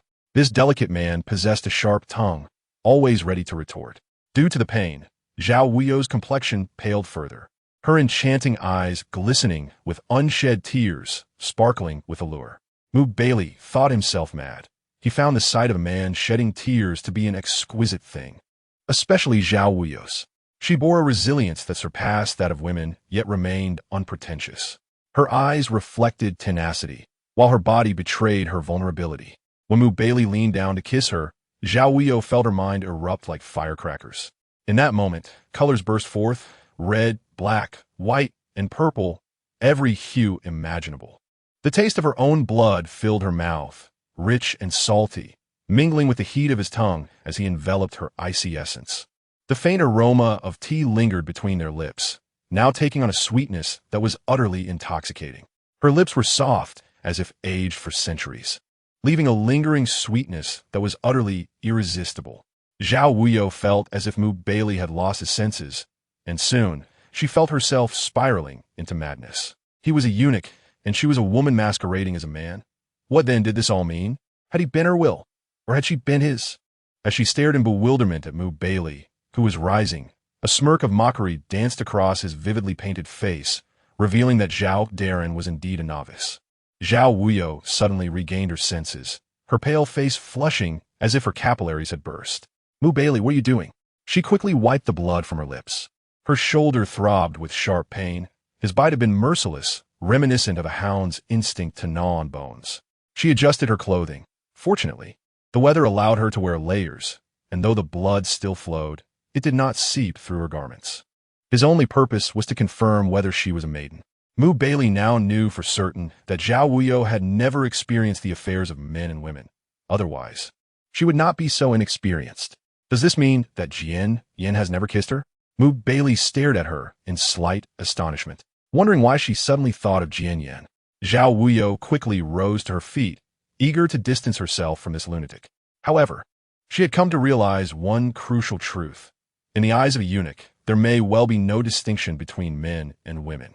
After all, he is a eunuch, and in his perspective, men and women are not fundamentally different. Thus, one should not assume that eunuchs are incapable of lewd behavior when they choose to be lascivious. They can be more ruthless than either men or women. Just look at the blood streaming from Mu Baili's mouth. This serves as the clearest evidence of that mad eunuch's ferocity. "Where is Lord Zhao headed?" Mu Baili inquired. "I'm afraid my wounds may become inflamed and rotten.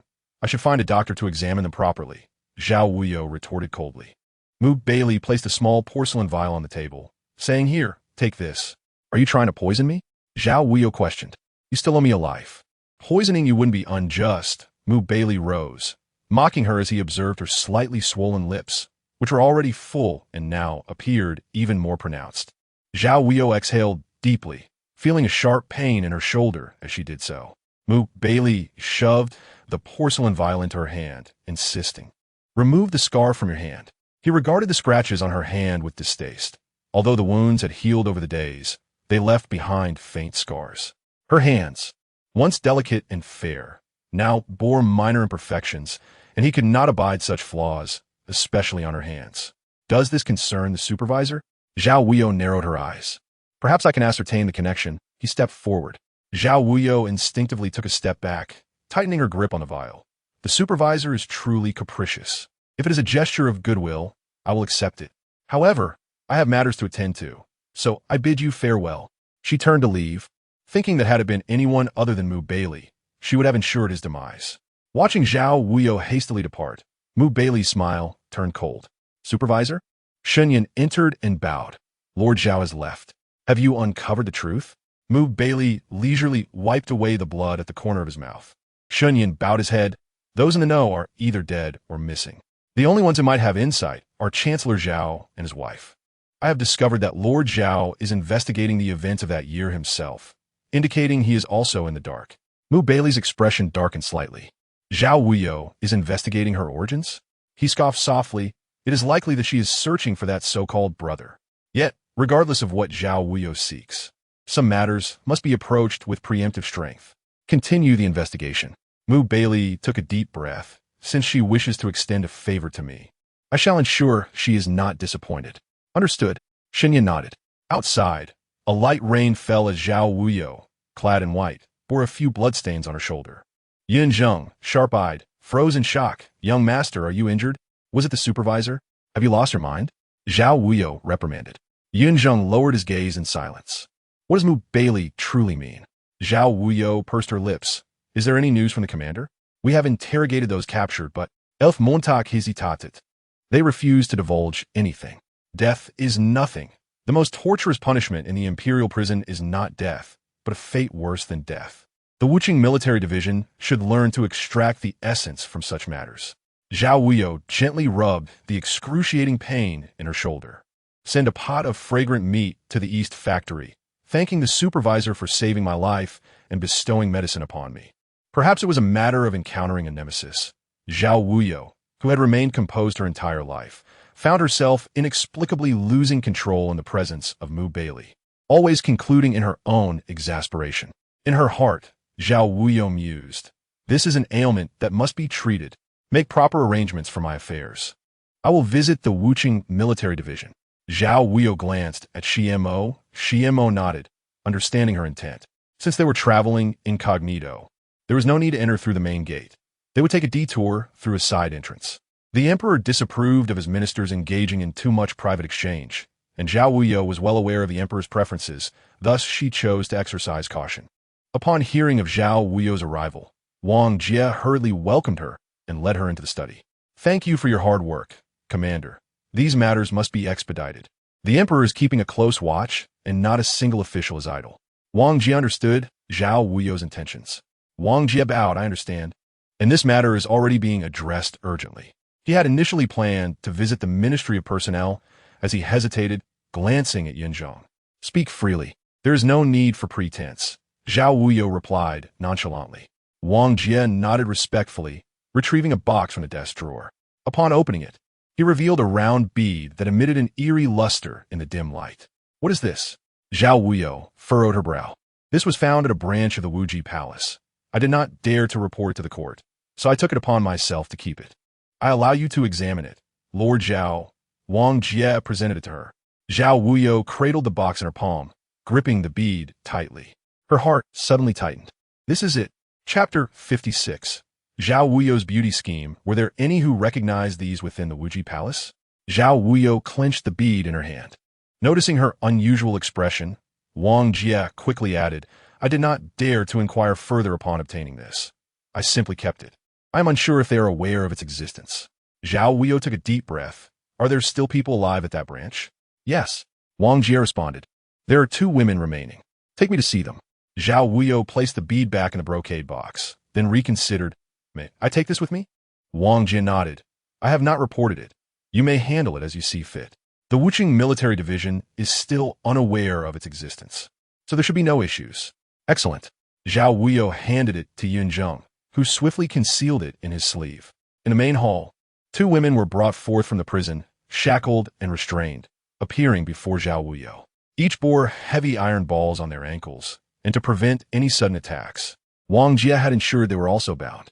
The 2 women knelt in the hall, casting cold glances at the composed Zhao Wuyou.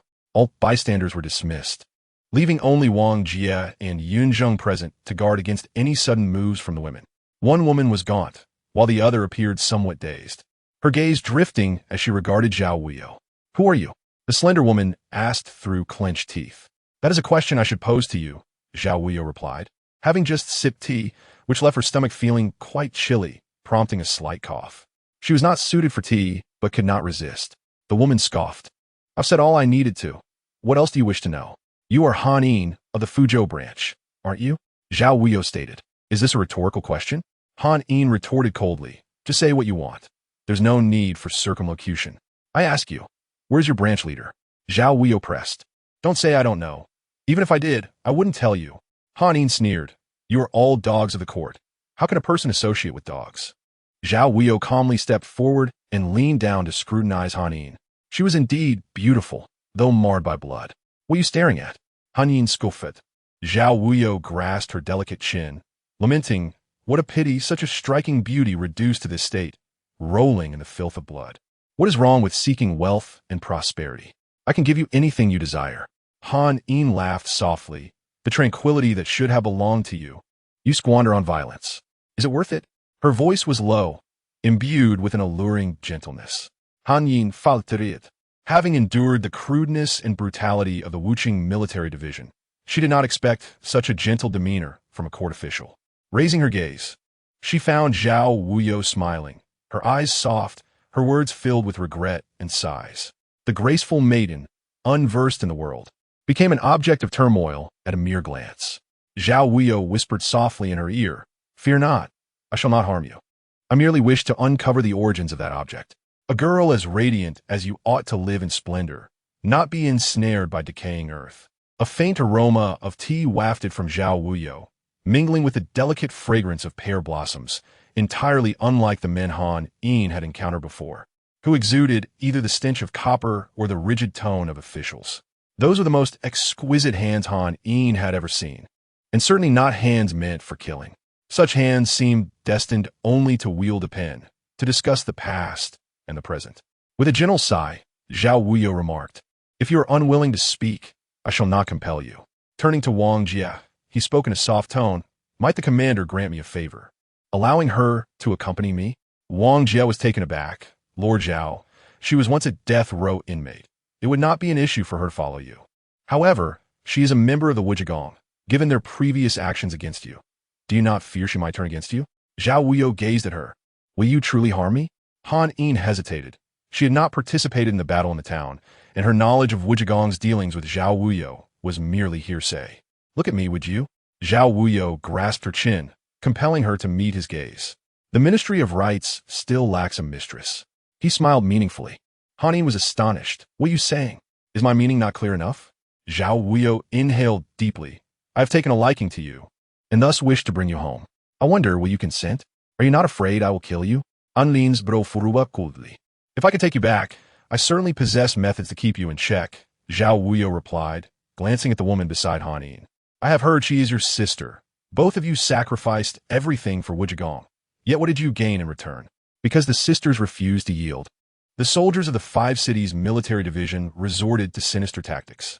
After enduring severe punishment, they took advantage of Han Yu's unconsciousness, assaulting her in turns. When Han Yu awoke, she could not withstand the shock and lost her mind. Han Yin escaped the ordeal. Yet witnessing her clever sister reduced to such a state instilled in her a deep-seated hatred for the 5 cities military division and the court. I can arrange for a physician to treat her, ensuring she lives in peace. Even if she remains in this state for life, I can provide for her. Zhao Wuyou's demeanor was calm, his gaze deep as he fixed it upon Han Yin. Ultimately, it depends on your attitude. You wish to buy me. Han Yin spot bitterly. You may choose another term, perhaps love at first sight. Zhao Wuyou quipped, having gone to great lengths for that pearl. But what of it? The victors are kings, and the vanquished mere victims. Throughout history, who remembers the vile methods? Only the achievements and the infamy endure. Han Yin was momentarily taken aback. Zhao Wuyou was blatantly pursuing her. I am Zhao Wuyou. My father is the current Chancellor, Zhao Song. The target of Wujigong's intentions is me. I am 18 years old, serving as the Minister of Rites, without any vices, and single. As she uttered the last words, she smiled, her lips curving into a captivating arc. Wang Jie was somewhat perplexed by Zhao Wuyou's intentions, yet Yun Zheng understood clearly.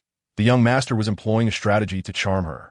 Although the young master was not truly a man, to everyone else, he appeared as a refined scholar clad in white, exuding gentility. Hearing Zhao Wuyou's words stirred something in Yun Zheng's heart. Zhao Wuyou was strikingly handsome, with delicate features and a gentle smile that made one feel as if embraced by a spring breeze. As the Minister of Rites, to lower himself to please a death row inmate was an extraordinary honor, leaving even Han Yin feeling flattered and astonished. Still in a daze, Han Yin watched as Zhao Wuyou personally unclasped her shackles, his demeanor serious and meticulous. A man earnest in his endeavors is ever so alluring. For a fleeting moment, Han Yin felt as though Zhao Wuyou were a deity. In the innocence of youth, having long endured a lack of warmth, her life had been solely about executing tasks. Now, a man had descended from the heavens, nearly embodying every expectation a woman might hold for her ideal partner. He rescued her from peril, offering her eternity, the promise of a life devoid of bloodshed and turmoil. In the next moment, Han Yin suddenly grasped Zhao Wuyou's shoulder. The shards of porcelain she had concealed in her sleeve poised at his neck. Yun Zheng shouted urgently, "Young master!" Wang Jie drew his sword. "Release Lord Zhao." Zhao Wuyou cast a glance at Wang Jie, signaling him not to act rashly. Although Wang Jie understood the unspoken message, he still dared not take chances. Instead, placing the cold blade against Han Yu's neck, ready to exchange lives if necessary. With a smile playing on his lips, Zhao Wuyou gently covered the back of Han Yin's hand that held the porcelain shard. "So soon do you wish to share life and death with your husband? If so, I shall grant you that wish." As the words fell, she heard Yun Zheng's piercing cry, "Young master, no." The porcelain shard left a clear mark upon Zhao Wuyou's neck before it clattered to the ground, producing a sharp sound. Han Yin gazed at Zhao Wuyou in disbelief. "Are you willing to forfeit your life? If you dare to kill, I dare to die. Who could compel me? For I am fond of you." Zhao Wuyou replied with a gentle smile. Han Yin stood frozen, tears suddenly welling up. Those unafraid of death are not necessarily unafraid of true feelings. Yun Zheng trembled with anxiety, her own body shaking uncontrollably. The young master's health was already precarious. Now he risked his life, injuring himself. Yun Zheng felt as if her heart might leap from her throat. Even Wang Jie believed Zhao Wuyou had wagered too much, daring to make a jest of his life. Were that porcelain shard to truly cut him, Zhao Wuyou's frail body might indeed meet its end. Zhao Wuyou led Han Yin through the back door of the minister's residence, wary of her identity, avoiding the front entrance.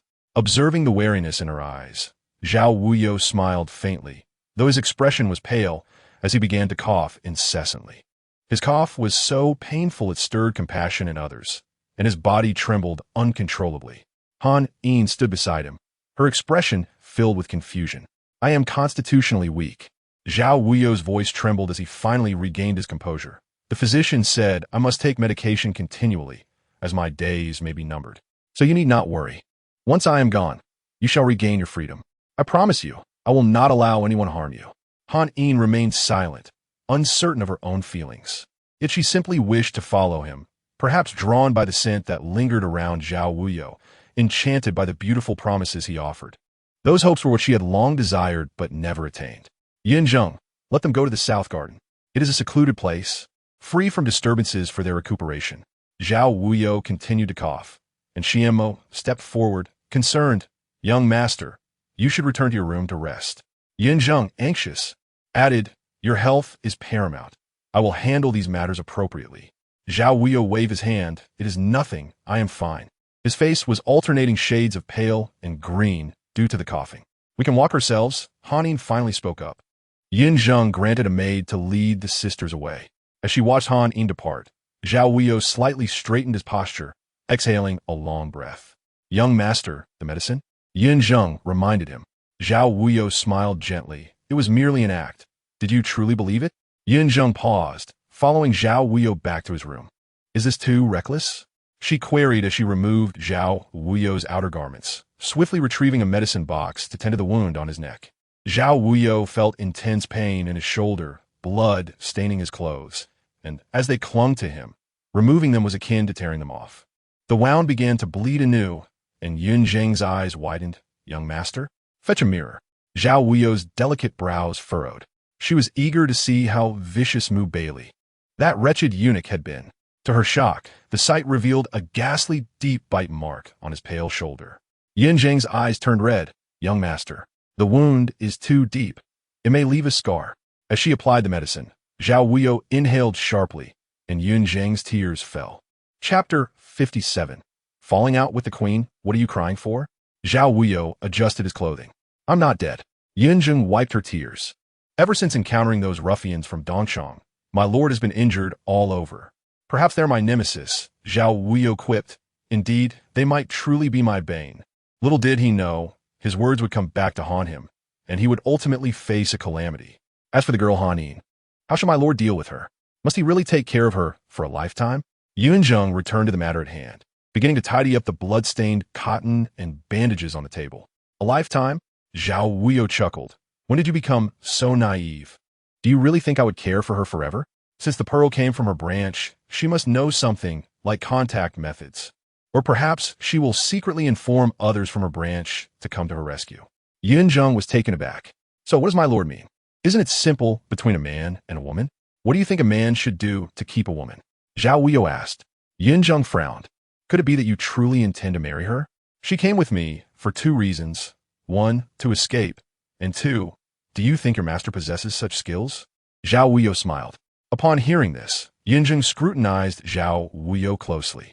He was handsome and capable. It was evident that she was somewhat moved. Otherwise, the people from Wujigong would not be so cowardly.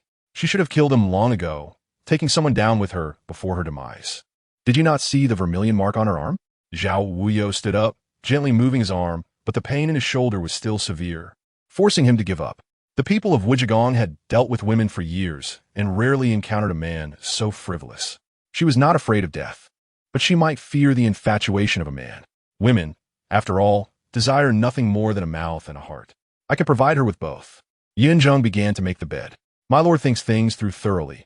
I cannot comprehend. There's no need to make the bed. Zhao Wuyou glanced back at her. What? Yin Zheng was surprised. My lord is not sleeping tonight. Who said I wouldn't sleep? Zhao Wuyou gazed toward the southern courtyard. I will sleep there. Yin Zheng took a deep breath. Is my lord not worried about being exposed? After all, Zhao Wuyou is a woman. If she sleeps with Han Yin, her identity might be revealed. I said I would sleep there, but I did not say I would sleep with her. Zhao Wuyou replied coolly. Understand? Yinzheng somewhat understood. However, by the next morning, she comprehended fully. Hanin screamed in surprise, not expecting that last night they had. When she awoke, Zhao Wuyou was already dressed in his customary white attire, looking like a refined scholar, standing in the backlight. When he turned to look at Hanin, his eyes were gentle, and a smile graced his lips. Rest assured, I will take responsibility for you. Her body felt as though it had been crushed under a millstone, aching to the bone. On the bedding, a splash of crimson blood quietly bloomed. The vermilion mark on Hanin's wrist had vanished, indicating that they had indeed spent a passionate night together. She clutched the blanket tightly, incredulously staring at the composed Zhao Wuyou before her. Last night, you had a nightmare, so I came over. But you held on to me and Wu Ti let go. Zhao Wuyou sighed softly. Such uncontrollable emotions. I cannot help, especially when facing someone I care for. Hanin, do not resist me. Of course, if this displeases you, I will reflect on my actions and will not appear before you again. Hanin gazed at him, but she could not discern what Zhao Wuyou was truly thinking. In her eyes, this man was both profound and gentle, like a poisoned sword that could strike at any moment. She strove to suppress herself in hopes of one day escaping her cage to live freely. Yet now, she felt utterly lost. She remembered nothing of last night, except for the moment she entered the room and lost consciousness. She had thought it was merely exhaustion. Little did she know it would lead to this. Looking into Zhao Wuyou's sincere eyes and the gentle smile on his face, Hanin was at a loss for what to do. I brought you out, so aside from the minister's residence, you should not go anywhere else. Here, you are safest. Once you step outside, I fear I cannot protect you. You must understand, I cannot be by your side at all times. Zhao Wuyou smiled softly. Promise me to take good care of yourself. With that, Zhao Wuyou brushed his sleeve and turned to leave. As he departed, he cast a lingering glance back at Hanin, a mix of reluctance, guilt, and sorrow in his gaze. Once outside the southern courtyard, Zhao Wuyou exhaled deeply. Yunzheng finally burst into laughter. My lord, you made it seem so real. What? Did you think it was fake?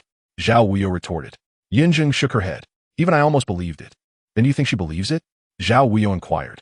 Yunzheng pondered for a moment. She likely believes it too. My lord treats her so well. She could hardly contain herself. Then she added, but my lord, are you not worried that once she recovers, she might leave? The so-called sister, now in such a foolish state, would not forsake her own life to protect such a sister. Knowing this, I acted recklessly, Zhao Wuyou replied, moving forward, his eyes catching the wound on his hand. Ah, where's the medicine I brought back yesterday? Yunzheng hurriedly responded. Is it the small porcelain bottle? I was afraid of losing it, so I placed it on the desk. Zhao Wuyou nodded and returned to his room. Have someone keep an eye on this side of the southern courtyard. But if she wishes to leave, do not stop her. Just follow her discreetly. Also, the emperor requested that we hold a Taoist ceremony before he leaves. Is my Taoist robe ready? Yes. Yunzhen nodded. Everything you requested has been prepared. After a moment's thought, Zhao Wuyou said, Xia Donglu detests these mystical matters. Prepare an additional set of Taoist robes for me, both in material and craftsmanship. It must be of the highest quality, tailored to Xia Donglu's stature, with no room for error. I understand, Yunzheng replied. Though she did not grasp Zhao Wuyou's true intentions, she believed in her lord's decisions. Did you send the items to Dongchang yesterday? Zhao Wuyou recalled something. Yunzheng nodded. I did. Zhao Wuyou smiled, a cool smile. The emperor is not only fond of women, but also of Taoism. After years of pursuing the Tao, concocting elixirs in search of immortality, the palace is lively again. The weather has turned fine, no longer dreary. The emperor is in good spirits, with concubine Fu pregnant and the lovely Xia Jilin by his side. There are no significant matters in the court. Everything is remarkably peaceful. The Taoist ceremony is set to commence in a couple of days, so Zhao Wuyou, as the Minister of Rites, must enter the palace for an inspection to avoid any oversights that might fall upon him. Zhao Wuyou treated the Taoist ceremony with great reverence. For the emperor's preferences were well known. Those who understand the times are the true heroes. Every necessary item must be accounted for. Upon entering, Zhudio Zhang was already waiting inside. Greetings, Minister. There is no need for formalities, Taoist. The emperor treats you with respect, and, as a subject, I dare not accept such courtesy, Zhao Wuyou smiled. If you have any requests, just let me know. I will do my utmost to fulfill them. The emperor values you, and that is a great honor. Zhudio Zhang smiled. Without you, Minister Zhao, there would be no today for me. Zhao Wuyou settled into his seat. Let's not speak of such matters in the future. Your cultivation is your own, and the Emperor's favor is unrelated to me. Zudio Zhang understood. I hear the Emperor has resumed alchemy in recent days? Zhao Wuyou asked. Zudio Zhang nodded. Earlier, the Emperor was unwell, but now he is greatly improved, so I have prepared a formula for him to resume alchemy and seek medicine. Zhao Wuyou sighed deeply. Take it easy, do not damage the foundation. I understand. Zudio Zhang bowed his head. However, the Emperor's affection for the concubines does indeed require nourishment. Zhao Wuyou gazed at him with profound meaning. Yet the notion of superficiality was not to be trifled with. This matter I shall treat as if I am unaware. Su Dowling nodded, stating that he would take his leave. Zhao Wuyou, feeling somewhat fatigued, was reluctant to venture outside to bask in the sun again. Just as Su Dowling departed, someone else entered, and Zhao Wuyou rubbed her temples, remarking on how persistent the supervisor was. What brings you here? Have you developed an addiction to the fragrant meat from yesterday? Baili held a bone flute delicately in his hands. Zhao Wuyou mused that only someone as peculiar as this eunuch would constantly clutch such morbid artifacts, treating them as treasures. Despite the flute's translucent beauty, appearing of exceptional quality, surpassing that of ordinary jade, she recalled the prior flute she had unceremoniously fed to a dog, which had since led to a rivalry over the fragrant meat between them. After enduring severe punishment, she had nearly lost her life. Yet he presented her with a pot of tantalizing meat, as if to ensure she was forever burdened with its allure. After he had bitten her the previous day, she had reciprocated with a pot of fragrant meat. What vigor could a eunuch possibly possess from such indulgences? Thus, both were not virtuous individuals, each pricking at the other's vulnerabilities. Baili remained clad in his deep purple robe, a jade belt encircling his waist, his gentle smile still intact. Zhao Wuyou's gaze remained fixated on the short flute he held, pondering its significance. This particular flute matched the one he had gifted her previously, and it was indeed a pity. He stared at Zhao Wuyou with a lingering gaze. Each time alone with Baili, Zhao Wuyou felt as though his eyes were stripping her bare, leaving her inexplicably anxious. I am unfit for such things, she declared, setting down her cup and rising to leave, only for Baili to catch her wrist. The medicine I provided you, has it proven ineffective? He inquired, narrowing his eyes to scrutinize the scar on her wrist.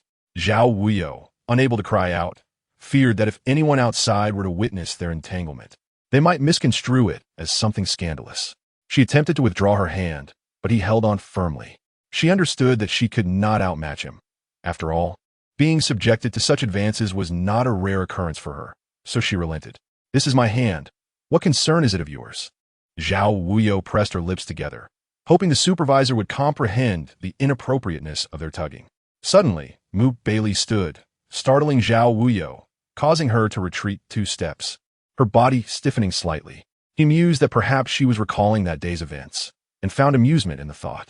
The memory transformed into something sweet and nostalgic. Before him stood Zhao Wuyou, not in court attire but in a simple white robe, appearing akin to a scholarly youth, though undeniably handsome. The question lingered, what was his intention? Zhao Wuyou finally rested her hand free, her shoulder still healing. Did he intend to bite her again? This time, she would not allow it. If he dared to bite, she would shatter his teeth. The esteemed Zhao seems to fear me, Baili remarked, his voice low. Zhao Wuyou scoffed lightly. Your reputation precedes you, supervisor. You might as well inquire outside who possesses the audacity to fear you. After uttering her retort, she finally withdrew her hand, her gaze icy as it bore into him. Baili raised an eyebrow. Did I not just catch a glimpse of Su Dowling? Is there anything improper about Su Dowling discussing the upcoming Dao assembly with me? Zhao Wuyou countered. Baili smiled knowingly. There is nothing amiss. Yet Su Dowling is currently engaged with the Emperor in alchemical pursuits, seeking immortality. It appears you, Zhao, might also be in need of such potions to replenish your vitality. What do you imply? Zhao Wuyou inquired. Baili stepped closer, his tall frame towering over her as he looked down. Zhao Wuyou, already taller than most women, felt diminished under his imposing presence. I heard that you returned home with a woman last night, Baili remarked with a grin. Merely a regular interaction between men and women. Must I seek your permission to entertain a woman? Zhao Wuyou replied, turning to leave. Do you wish to take charge of such matters? If so, I shall send her to your residence tomorrow for your enjoyment. The servants of the minister's residence had changed numerous times. Did he believe there was still a need for further alterations? Baili's voice drifted like an ethereal whisper. Zhao Wuyou halted, casting a cold glance over her shoulder. That question should be directed at you, supervisor. How many more individuals do you intend to place in the minister's residence? Shall my every need be reported to you? If you truly take an interest in me, why complicate matters? Just say the word, and I will personally visit you to elaborate. With that, she swept her sleeve and departed, not looking back. Baili caressed the bone flute in his hand, smiling enigmatically. He had detected the scent of blood on her, likely from her shoulder injury. From their earlier grasp, he had also felt her pulse. Understanding her condition was extremely frail. Yet, he did not expect such a sickly figure to possess such a fiery temperament. Zhao Wuyou exited with a darkened expression, with Yunjin hastily following. Young master? It's nothing, Zhao Wuyou replied, pausing her steps. What was she angry about? After all, she had not suffered any loss. It was perplexing. Yunjin cautiously spoke. The empress has arrived. Zhao Wuyou furrowed her brow. What brings her here? Hesitation clouded her thoughts as she quickly made her way to the side hall. The empress had brought only Jingyi, with no one else in attendance. Everyone leave, Zhao Wuyou commanded, lowering her gaze. Yunjin nodded, immediately ushering everyone outside. The empress had stealthily emerged from the inner palace, wishing to meet Zhao Wuyou upon hearing of her presence.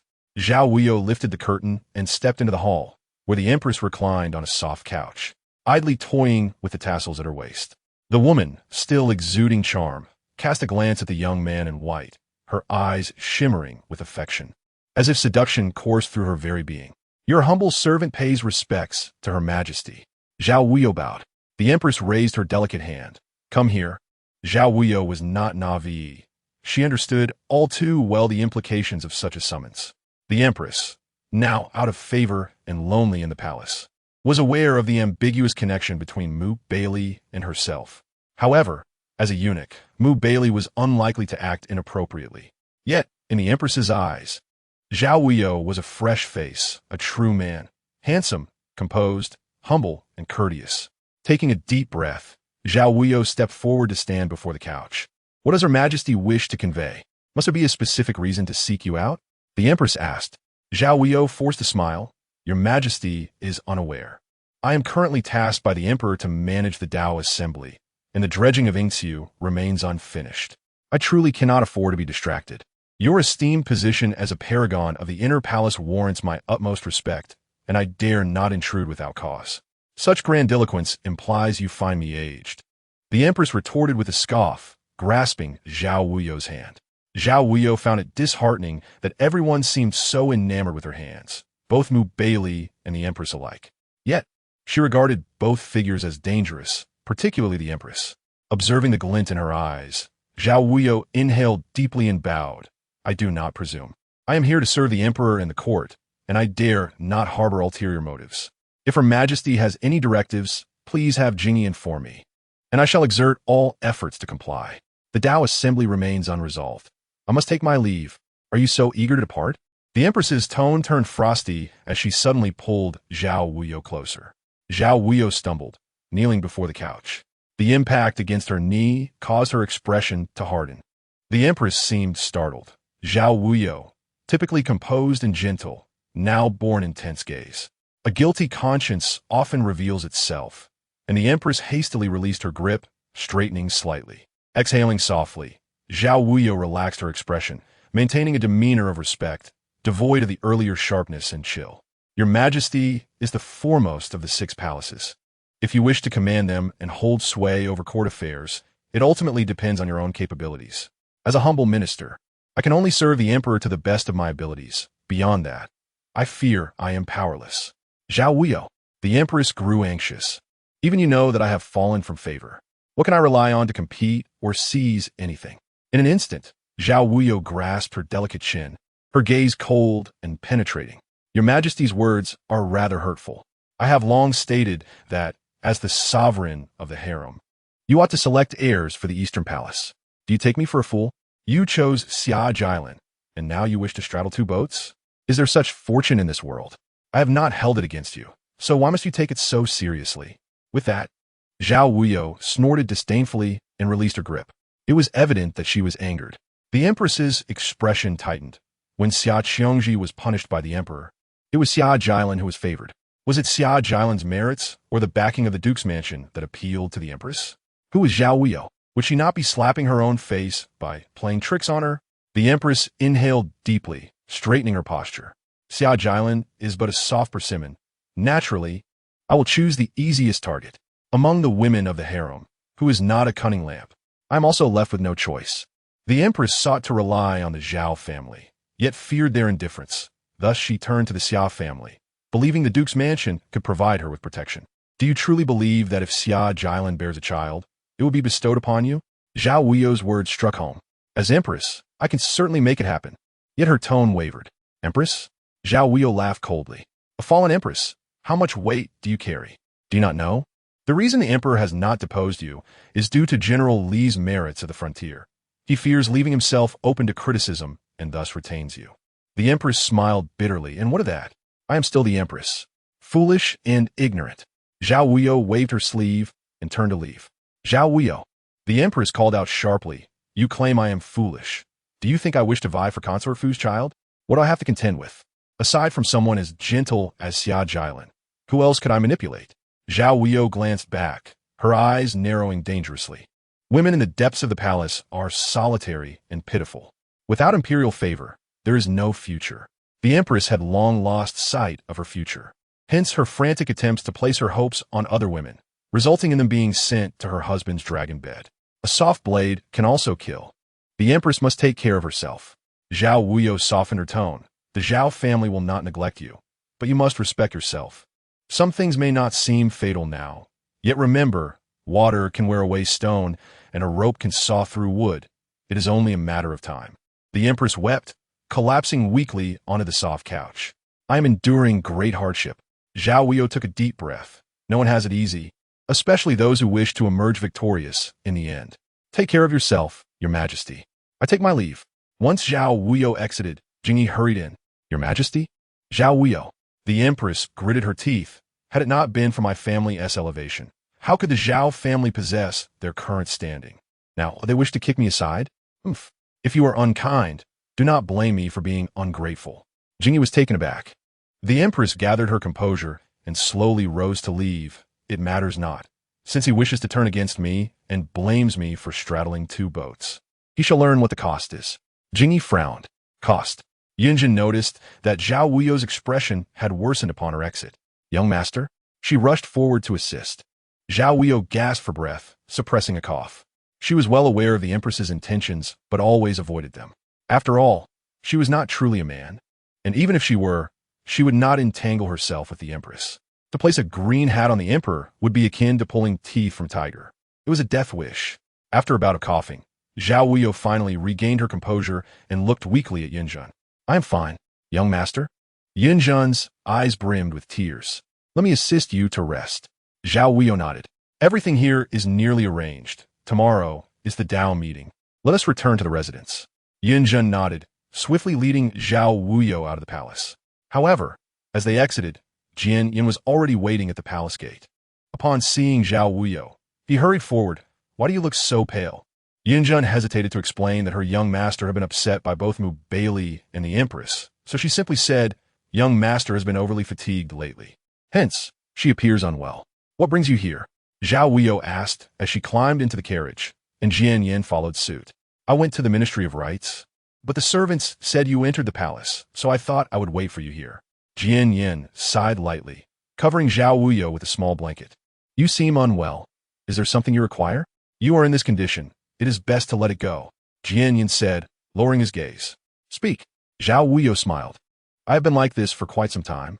Jian Yin continued. My father has chosen Mo Ryue, the daughter of the Minister of Rites, for me. Yet you have said that blind marriages are to be avoided, so I wish to see her for myself. It was rare for him to take such a step, and Zhao Wuyou found comfort in it. She was aware of Jian Yan's feelings for her over the years yet. Her identity placed her in a position where it would never be possible. Jian Yan was a good man.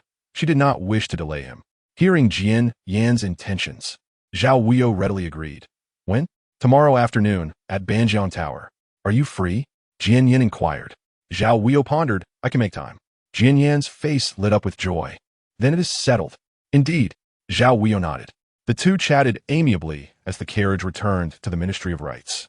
The pear blossoms were in full bloom, dazzlingly white, resembling frost or snow, enchanting in their beauty. You are unwell. Do refrain from drinking too much pear blossom wine. Jian Yan walked alongside her beneath the pear trees, petals cascading around them like snowflakes. So beautiful. Zhao Wuyou gazed up at the drifting pear blossoms, realizing that in a few days they would wither, and she would have to wait until the following year. Year after year, there was nothing to lament. Jian Yan reassured her, I will wait for you tomorrow afternoon. Zhao Wuyou chuckled lightly, understood. You have become quite the nagger. My memory is still sharp. There is no need for reminders. Jian took a deep breath, his eyes showing a hint of melancholy. No matter what happens, you and I are the best of friends, right? Of course, Zhao Wuyou replied. I have no siblings. You are my only true friend. Regardless of what occurs, this is an unalterable truth. Jian Yan nodded. Take good care of yourself. I shall return home. All right. Zhao Wuyou smiled in response. As Jian Yan departed, he glanced back at Zhao Wuyou standing beneath the pear tree. She approached the tree, gently plucking a branch of pear blossoms, bringing it to her nose to inhale its fragrance. Her demeanor was gentle and graceful, epitomizing the beauty of a tranquil life. Were it not for her official status, she might have been the most beautiful woman in the world. Her features painted like a masterpiece, her smile radiant. Yin Zhen trimmed a few branches of pear blossoms and placed them in Tingfeng Tower. Knowing Zhao Wuyou's nature well, she took care of everything without needing any instructions from her. Upon opening the door, the fragrance of pear blossoms filled the room, a delicate scent perfect for slumber. On the southern courtyard, Hanin had not departed. She struggled to articulate her feelings, anxiety, hesitation, and indecision. After Zhao Wuyou's departure, she truly did not see her again. In a lonely night, she felt lost and disoriented. Her wounds had yet to heal, rendering her incapable of departure. Yet, remaining within the Shufu, she found herself at a loss for what to do. Should she seek out Zhao Wuyou? Despite being a child of the rivers and lakes, she was ultimately a woman, unable to entirely cast aside the fleeting fantasies that lingered in her heart. Nevertheless, reason cautioned her that Zhao Wuyou was a perilous man. He could quietly share her bed and perhaps, one day, lethally strike her without a sound. That seemingly gentle and refined man was the source of all troubles. Hanin struggled, finding no legitimate solution. Some things, when you strive to forget, only become more deeply etched in memory. The stark reality was that this man wished to take her as his wife, and they had already shared a marital bond. What was to be done? As she stepped into the courtyard, her gaze involuntarily drifted towards the direction of the listening wind tower, and an inexplicable calm washed over her. That direction belonged to Zhao Wuyou, who had claimed he would reflect upon himself until she could forgive him, vowing not to appear before her again. Would he truly remain absent? The following morning, Yunzheng entered the listening wind tower with a beaming smile, carrying a basin. Has the young master awakened? She inquired, swiftly taking Zhao Wuyou's bandage cloth to wrap her chest meticulously. Zhao Wuyou inhaled deeply, his complexion slightly pale during the process. What is with the smiles so early? He asked. Yunzheng replied, the young master is unaware, but our friend from the South Garden has begun to experience lovesickness. Truly, the young master is remarkable. Miss Hanin stood in the courtyard all night, unable to sleep. After speaking, she handed him a damp towel.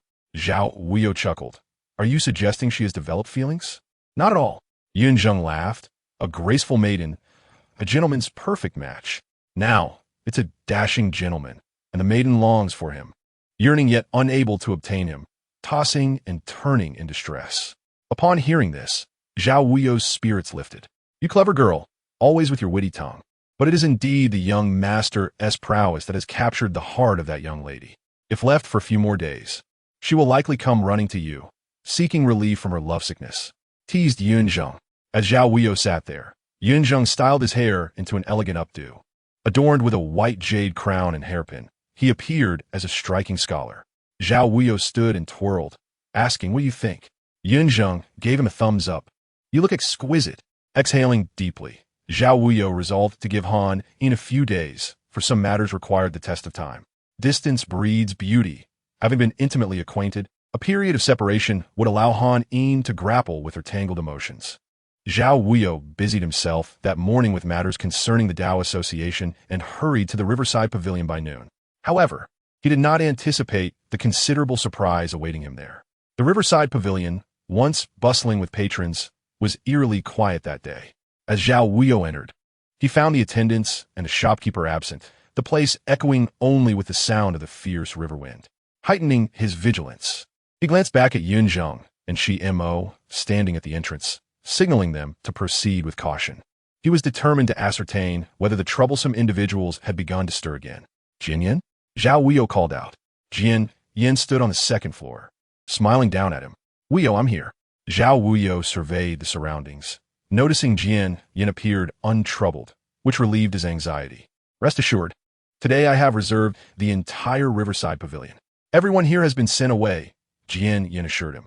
Being aware of Zhao Wuyou's inherent wariness, Yin felt compelled to clarify, dispelling any lingering doubts in his mind. Zhao Wuyou ascended the stairs leisurely, and upon reaching Yin, he smiled. Why such extravagance? In truth, he disliked this emptiness, which instilled an inexplicable sense of unease within him. After all, there were many who wished for Zhao Wuyou's demise. His heart was perpetually in a state of vigilance, never at rest. I wish to speak with you privately, Yin stated. Isn't this an opportunity to see that young lady? Why has it suddenly transformed into a conversation with her? Zhao Wuyou frowned, questioning. Did you not arrange to meet her? You're inviting me instead? Yes, Yin affirmed. I feared you might not come. The truth was, had it not been for this pretext, Zhao Wuyou had been rather busy and would not have come. I've been quite occupied lately, Zhao Wuyou explained, immersed in matters concerning the Dao Association, river dredging, and the Emperor's upcoming incognito excursion, leaving him little time for private discussions with Yin. Suddenly, Yin grasped her hand, leading her towards a private chamber. Come with me. Zhao Wuyou was taken aback at that moment. The memory of that shameless eunuch flashed in her mind. Instinctively, she withdrew her hand, her expression tightening. What's wrong? Yin asked, puzzled. He had often done this before. Why the sudden reaction? Nothing, there are people watching. If we're seen pulling and tugging, it might tarnish your reputation. It matters little for me, but you still need to marry. Zhao Wuyou laughed. Let us go, I'll follow. Yet, the moment they entered the room, Zhao Wuyou was taken aback. The room was filled with fragrance, adorned with vases of pear blossoms. The pristine white flowers, some in bud and others in full bloom, showed no sign of withered branches. They had been pruned exquisitely. Zhao Wuyou turned back to look at Yin, who had closed the door. What is the meaning of this? Yin did not appear to be the type to engage in such frivolities without reason. Surely, his actions held significance. And was this significance related to her? Contemplating this, Zhao Wuyou's heart skipped a beat. I have matters I wish to clarify with you in person, Yin said, pursing his lips. Come sit. What could warrant such secrecy, necessitating the presence of these pear blossoms? Zhao Wuyou slowly took a seat. The floral aroma intoxicating, yet she remained composed. We are like brothers. What is there that cannot be said directly? Do you no longer regard me as a brother? Upon uttering these words, Yin hesitated, certain words stuck in his throat. Zhao Wuyou continued. Yin, have you encountered some difficulties? Is your father pressuring you to participate in this year's autumn examination? Or perhaps you have truly taken a liking to a young lady from a certain family, requiring my assistance as the Minister of Rights to be your matchmaker? Speak freely of your troubles. We have grown up together. Your affairs are mine as well. As she spoke, Zhao Wuyou adjusted her attire, the river breeze flowing through the open window causing her cough. Yin, still hesitating, quickly rose to close the window. I apologize, I forgot to shut it. It's no trouble. My health is not robust. Zhao Wuyou sighed. I wonder how much longer this frail body will endure. I hope that in my lifetime, I shall not bring misfortune upon anyone. After saying this, she looked at Yin, whose expression was slightly troubled, and smiled. You had something to say, yet you remained silent? What could Yin possibly say now? Zhao Wuyou took a sip of fruit tea, the subtle flavor blooming on her palate, quite delightful. In this room filled with pear fragrance, do you find it to your liking? Yin hesitated. The pear blossoms, white and fragrant, were indeed delightful. However, Yin, you still do not understand me. I do not particularly enjoy cut pear branches. The blooming period of pear blossoms is fleeting. Soon they will return to dust. Why not allow them to flourish a few more days on the branches, falling gently in the wind? Not everyone appreciates the notion of plucking blossoms merely for the sake of it. Jianyan paused, his expression darkening. Zhao Wuyou was astute. She saw through everything and understood all. Yet, her rejections were so subtle that they left no room for rebuttal. Is there anything else? Zhao Wuyou set her cup down. If there is nothing, I shall take my leave. If you do not fancy that young lady, you may easily find another. I can assist you in selecting someone who will surely meet your satisfaction. With that, she coughed lightly, rising to bid farewell. Oh, Han Yin. Jian Yin called softly from behind. Zhao Wuyou paused, her fingers curling slightly within her sleeves. Jian Yin inhaled deeply, standing behind her. In truth, you know, don't you? You have long since discerned my feelings. The purpose of my invitation today is to convey that no matter how extensively you search the world for other women, I shall never find affection for them. Even if you find 1,000 or 10,000, it remains unchanged, for there exists but one Zhao Hihuan, and it is her alone that I cherish. I shall consider your words as unheard. Refrain from repeating them in the future. Zhao Wuyou straightened her posture, attempting to avoid ridicule. Two grown men, but you're not a man. Jian Yin, exasperated, retorted sharply, Hihuan, you are a woman. Even though I am of the female form, I bear the burdens of a man. Zhao Wuyou exhaled slowly. Jian Yin, you deserve a better woman to accompany you through life, to grow old with you, to share in your domestic joys. Such a fate is destined to remain far from me. I cannot fulfill the role of the virtuous wife you envision, nor do I aspire to. My life is fated to be one of political tumult, with my existence beyond my control. With that, she exited the room.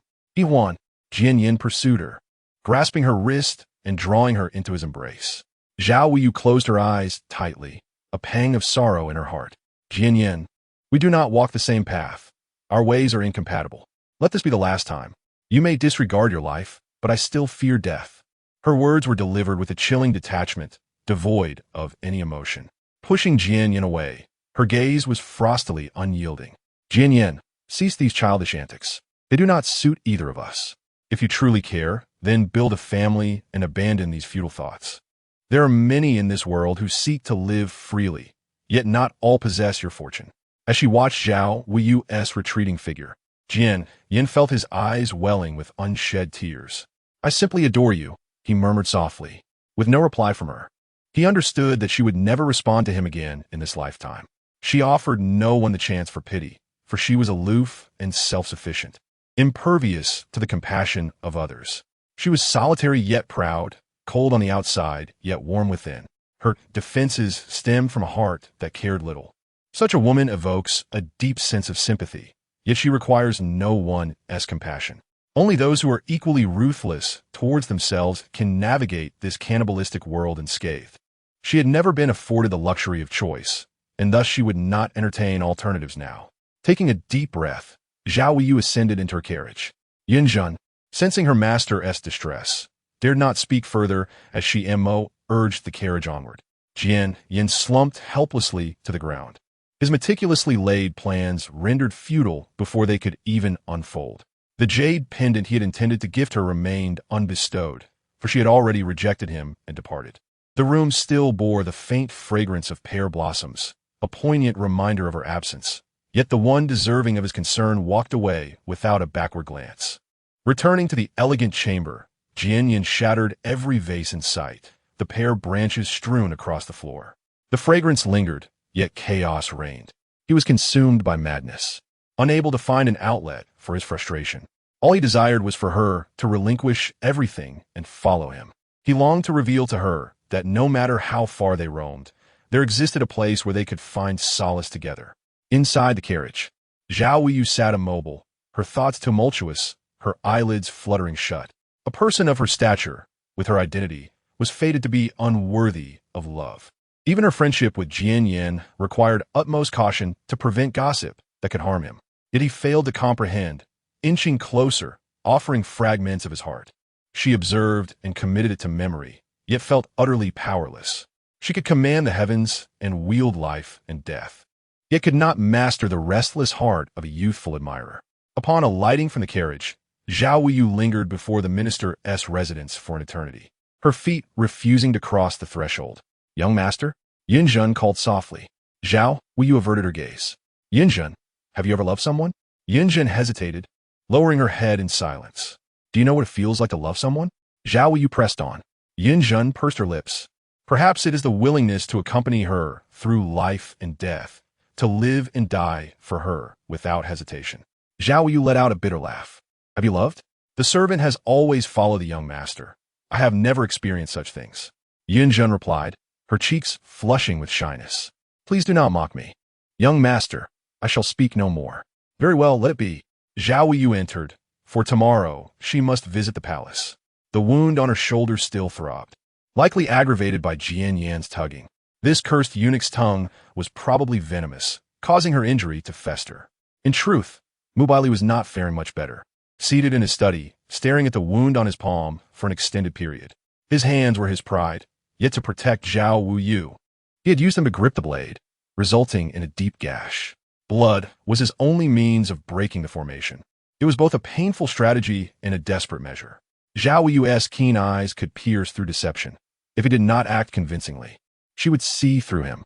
Even in his meticulous performance, Zhao Wuyou discerned the truth during his poisoning, cooperating with him in their charade. Such an individual, if not allied, could become his most formidable adversary. Alliances seemed difficult to forge. Thus, he resolved to avoid confrontation whenever possible. When Shun Yin entered, he found Baili lost in thought and dared not speak, merely bowing in respect as if witnessing nothing amiss. Commander, news has arrived from Jinling. It is reported that Zha Mu Tua has been sighted there. Baili regarded Shun Yin with cold eyes. You must go and capture him. Understood. Shun Yin nodded, aware that Baili could not leave in the coming days, as the palace was soon to host a Dao gathering, necessitating his presence. Thus, it fell to Shun Yin to undertake the task. Watching Shun Yin exit the study, Baili closed his eyes, inhaling deeply. The conflagration of that year was seared into his memory, the bloodied chaos as the nurse whisked him away. He heard the anguished cries of his kin amidst the flames, a cacophony of despair.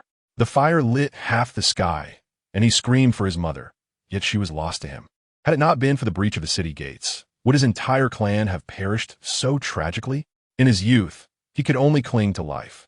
This struggle for survival taught him to face the world with a heart of stone. No one would extend a helping hand out of pity, for human nature is inherently selfish. Therefore, he relied solely on himself. During those years in the palace, he lived in conditions worse than that of swine or dogs. From the depths of servitude, he ascended step by step to his current station. He never believed in luck, only in his own resolve. Regrettably, his nurse could not witness this day. Opening his eyes, he remained the warm-hearted man he had always been. For the palace, the finest disguise is hypocrisy. The best protection is a heart hardened by cruelty. To be merciless with oneself is to be even more so with others. Lu Guan entered, announcing, Commander. News from the palace indicates that the emperor has fainted. Fainted? Baili rose immediately. Seal off the news. It must not be leaked. Whoever dares to spread rumors shall be executed. Yes. Lu Guan nodded, assuring him that the news had already been contained, and only a few concubines in the harem were aware of the situation. And Zhao Wuyou? His greatest concern had shifted from Zhao Song to Zhao Wuyou. Lu Guan replied, no notification has been sent. She likely remains unaware. Baili nodded, his expression grave as he pressed on. Where did the emperor collapse? In Hu Jiayu's Lotus Palace. Lu Guan replied, lowering his gaze. Zuiye, the daughter of Uduo? Baili furrowed his brow. Indeed. Lu Guan confirmed. Baili inhaled deeply, hastening his departure. Upon entering the Lotus Palace, Hu Qingfeng anxiously awaited within the chamber, while physicians rushed in and out in a flurry. Upon seeing Baili, their faces paled in fright, their legs trembling. What is the emperor's condition? Baili inquired coldly. The emperor has fainted from hunger, one physician answered, kneeling on the floor. What? Baili was taken aback. The empress entered, speaking nonsensically. How could the emperor faint from hunger? She cast a glance at Hu Qingfeng. Sister, what on earth is happening? In response to the empress's words, the concubine replied, I do not know. The emperor came to see me and spoke for a while, then suddenly complained of dizziness. I hurried to summon the imperial physician, but before he arrived, the emperor had already collapsed. I truly know nothing. Hu Qingfang knelt, explaining. The Empress took a deep breath, considering that the general's household should not harbor treasonous individuals. She then turned her gaze to the respectful Mu Baili beside her. What do you think, Minister? Mu Baili glanced at the kneeling Xiao Daji and asked, Are you still not speaking the truth? Under Mu Baili's penetrating gaze, Xiao Daji, terrified, cried out, Your Majesty. Spare me. It was the emperor who insisted on burning incense, bathing, and fasting for cultivation. I cannot dissuade him. The emperor said that sincerity towards the heavens was essential for the upcoming Tao meeting. Hence he has been fasting these past 2 days. Preposterous. The empress scolded. Such a significant matter. Why was it not reported? The emperor's fasting is a matter of life and death. Summon someone. At that moment, the emperor finally regained his breath and shouted, What is this? It was my own decision. Your Majesty, is this not folly? If something were to happen to you, what would become of the great Yin dynasty? The empress wiped her tears. Your Majesty's health is tied to the realm. How could you treat it so lightly? The emperor, extremely impatient, shot her a glance. I am fine. The empress, aware of the emperor's annoyance at her nagging, looked to Mu Baili. Understanding her cue, Mu Baili stepped forward and bowed. Your Majesty, the heavens will surely recognize your sincerity and bestow blessings upon the world. Your compassion for the people, demonstrated by your fainting, will be met with gratitude from the masses. Only the minister understands my heart, the emperor mused, feeling weak from not having eaten for so long.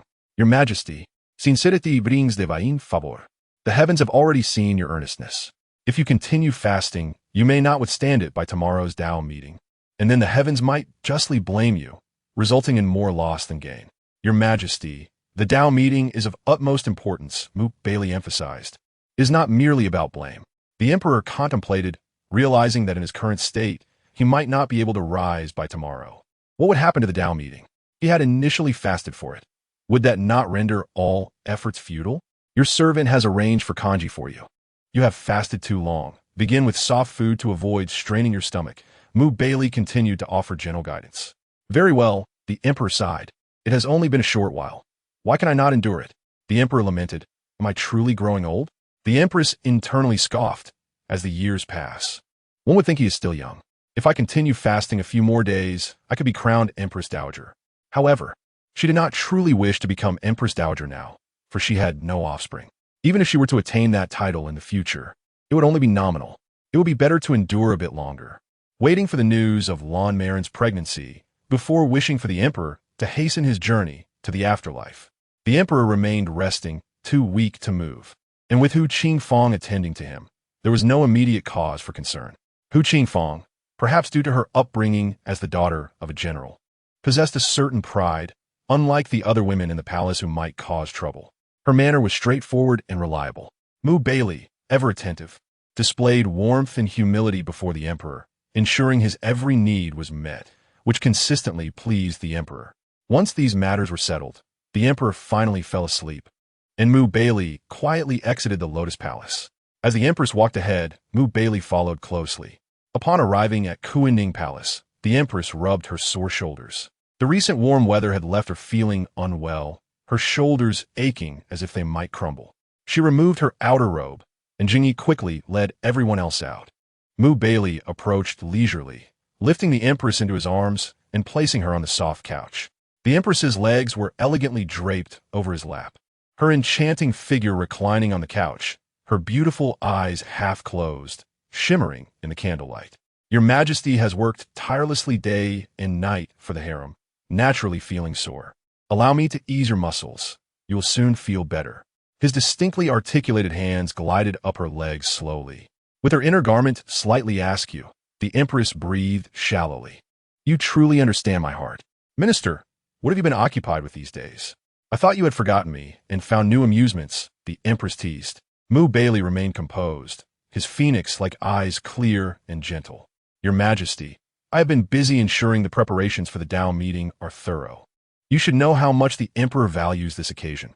I dare not be negligent. I have been thinking of you, but upon hearing that you summoned Lord Zhao, I did not dare to intrude. Upon hearing Zhao Wuyou's name, the empress's expression tightened. Mu Baili pressed a little harder, maintaining a firm grip. The empress could only soften her tone, leaning back against the cushions, speaking in a low, gentle whisper. I summoned Lord Zhao merely because. "It is enough that your majesty is pleased. There is no need to elaborate," Baili interjected, seemingly uninterested in further details, his fingertips gently teasing. The empress, now flustered, felt her breath quicken, her face flushed. Biting her lower lip, she presented a beguiling figure of desire, evoking feelings of both pity and sadness. Here was the exalted mistress of the harem, meant to embody dignity, yet reduced to seeking pleasure at the hands of a eunuch, bereft of the emperor's favor. Indulging in the company of palace attendants, Baili regarded her as one might a cherished trinket, his gaze laced with disdain. The flickering candlelight cast a sultry ambience throughout the room. After a series of soft gasps from the empress, Baili finally rose, leaving her in disarray upon the couch, as if all her strength had been drained, resembling a discarded rag doll. He paid her no further mind, retrieving a handkerchief from his sleeve to meticulously wipe his hands. "Your servant has pressing matters to attend to. I shall take my leave, your majesty." With that, he stepped gracefully out of the chamber. The empress watched the fading hue of his deep purple robes, her heart lingering on the intoxicating sensations he had evoked. From the moment she had first laid eyes on him in the palace, she had sensed his extraordinary beauty. He was destined for greatness. Though a eunuch, he had risen to such heights, truly remarkable. Once outside Kuining Palace, Baili inhaled deeply. Lu Guan stood by. "Minister, it is late. You should return to the Office of Ceremonial Affairs." Baili tossed the used handkerchief into the lantern held by a nearby eunuch, igniting it instantly, consuming both the handkerchief and lantern in flames. Upon returning to the Office of Ceremonial Affairs, Baili began washing his hands again. Lu Guan stood nearby with a towel, not daring to speak. After washing his hands countless times, the skin on his palms cracked, the basin filled with his own blood, vibrant and striking. Baili said nothing, and Lu Guan had someone bring a fresh basin of water for him to cleanse the blood from his hands, carefully drying them. "Minister," Lu Guan said, taking out ointment and bandages, cautiously tending to Baili's wounds. The physician said to avoid water on the injuries to prevent swelling and prolonged healing. "It is nothing. You may all leave," Baili replied, gazing at the bandages. The injury reminded him of Zhao Wuyou. Lu Guan led the people away with utmost respect, and none dared to go against Baili's wishes. How many times had this occurred? The second time? The first was a bite, the second a knife wound.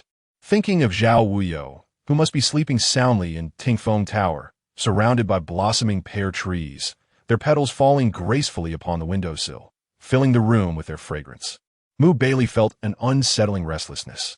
If his wounds were not healed, how could she possibly be at peace? With this thought, he leapt out of the window. The esteemed chief of the Eastern Depot had momentarily become a thief in the night. The security measures of the minister's residence were a mere facade to Baili. As he effortlessly landed on the roof of Tingfeng Tower, to his surprise, lights flickered within, yet Zhao Wuyou was nowhere to be found. Where could she be? Furrowing his brows, he spotted a figure clad in white, leisurely standing beneath the pear tree. Dressed in flowing garments, she resembled a vision of purity, the white of her attire rivaling the blossoms above. The young man, pale as jade, stood quietly, lost in thought, as the wind scattered the falling petals. She opened her arms slightly, allowing them to settle in her palms, and smiled radiantly. Baili felt as if he were dreaming. When had Zhao Wuyou become so carefree? "Young master," Yunjung hurried forward, draping a shawl over her shoulders. "Do not linger in the chill. Your health cannot bear it. Sometimes I believe that during the stillness of the night, I truly feel alive," Zhao Wuyou replied, smiling as she breathed freely, able to laugh and cry without reservation. Yunjung smiled back, promising to always accompany her. Zhao Wuyou strolled beneath the snow-white pear tree, watching as the blossoms danced down, knowing she would have to wait another year once they fell. Alas, time is the most elusive treasure.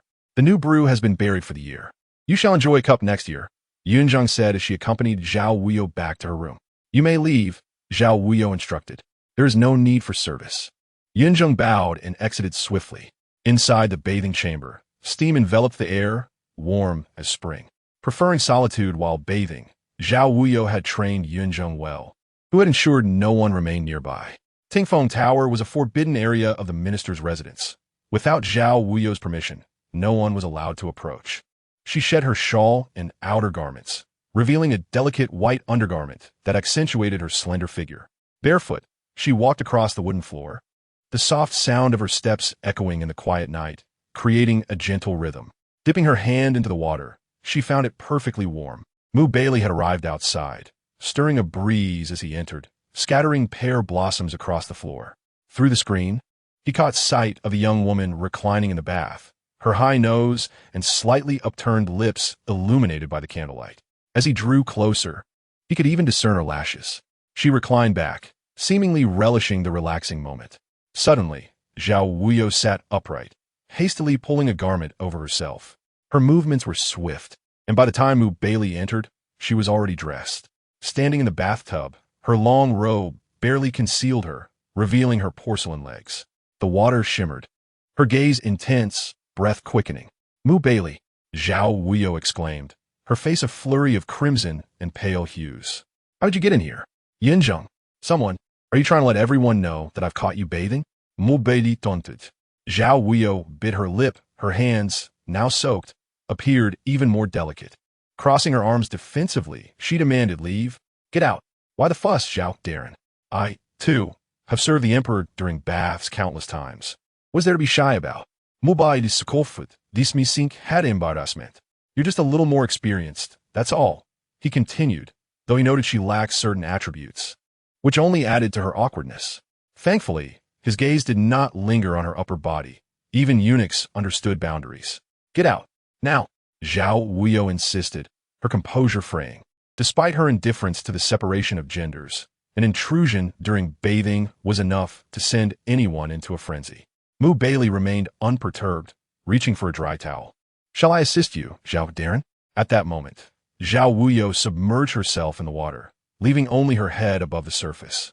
Resting her chin on the edge of the tub, glaring at him with indignation. For a fleeting moment, Baili glimpsed the glimmer of her eyes, filled with unspoken emotions. Truly angry now? Your shyness might lead one to believe you are a woman, Baili teased, smirking. Yet, how do you manage with the women in the courtyard? I prefer women, not eunuchs. Zhao Wuyou retorted fiercely. You, Baili, wretched eunuch. Her resentment burned brightly as she wished to obliterate him. In an unexpected move, Baili suddenly crouched down, gripping the back of her head.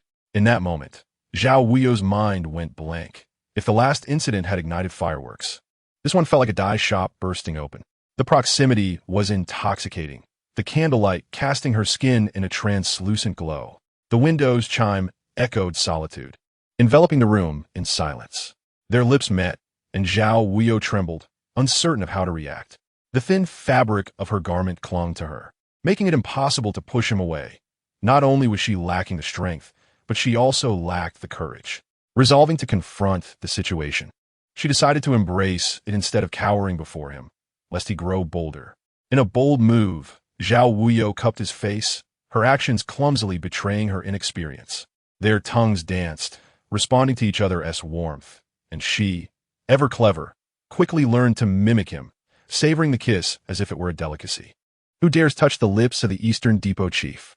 Zhao Wuyou dared, leaving an imprint on Baili's neck, awakening him from his daze. Baili, though not naive to the dynamics of gender, found Zhao Wuyou to be uniquely captivating.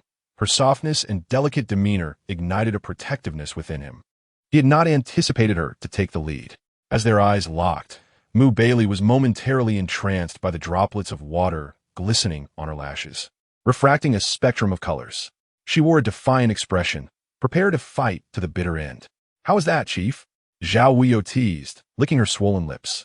Zhao Wuyou, you are utterly shameless, taking advantage of me, Baili replied. Should the chief find it bothersome, I could be even more shameless, she quipped. Why not enlighten me on how I could further please you? With a resigned sigh, Baili stood. How dull. Had she truly been startled? He might have found her more intriguing, but her boldness had diminished his interest. Before she could discern his expression, he had already leapt from the window. Exhaling deeply, Zhao Wuyou leaned wearily against the tub. The water had long turned cold, leaving her shivering. Emerging from the bath, she wrapped herself in a towel, her lips red and swollen. When Yunjun entered, she was momentarily taken aback. What is the matter, my lord? He appeared to be shivering, wrapped tightly in a blanket with only his head exposed. His face was flushed, and his lips were swollen, showing faint bite marks upon closer inspection. Baili had been there. Zhao Wuyou looked listless, and Yunjun was alarmed. He had not discerned the situation and had been sent away. Zhao Wuyou understood what Yunjun was about to say. Feeling a weight lifted off her shoulders, Yunjun noticed that Zhao Wuyou's complexion was unusual. "My lord, are you unwell?" "I feel cold," Zhao Wuyou replied, her vision somewhat blurred. Yunjun hurriedly reached for her forehead. "You have a fever. It must be because the water was too cool earlier, causing you to catch a chill." Zhao Wuyou leaned weakly against the bedpost. "Fetch me some medicine. The Dao meeting is about to commence, and I cannot afford to falter." "Yes." Yunjun dashed off, instructing Shimo to guard the door just in case. Zhao Wuyou had a fever that lasted throughout the night. Her health was already fragile, and prolonged exposure to water was inadvisable. However, with Baili present, the commotion had caused the water to cool. Zhao Wuyou felt that this misfortune should be avenged upon Baili. He too found it astonishing that he had developed an interest in a man. Though the man was handsome, skillful, and possessed a fine physique, the very notion of being attracted to another man was beyond comprehension. Was there truly a eunuch with such inclinations? In the mirror, Baili noticed a red mark on his neck. Frowning, he muttered to himself, "Damn Zhao Wuyou." He applied ointment, hoping it would fade by the next day. And though there might be some remnants, they would not be so glaring. This conspicuous mark was a result of Zhao Wuyou's efforts, making it all too visible. This fellow truly knows how to retaliate. With that thought, Baili chuckled to himself. The following morning, he heard news of Zhao Wuyou's illness.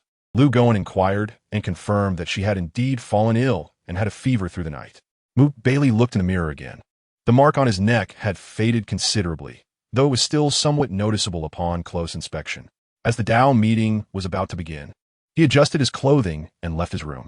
The Dao meeting in the palace was naturally grand, and, as the Minister of Rites, Zhao Wuyou could not be absent. She had to preside over the ceremony alongside Daoist Master Su. The emperor was wholly focused on the Dao, leaving no room for Zhao Wuyou to overlook any details. Everything proceeded in an orderly fashion, with the priests performing their rituals in a seemingly endless stream of chants. Zhao Wuyou felt unwell, with a persistent buzzing in her ears.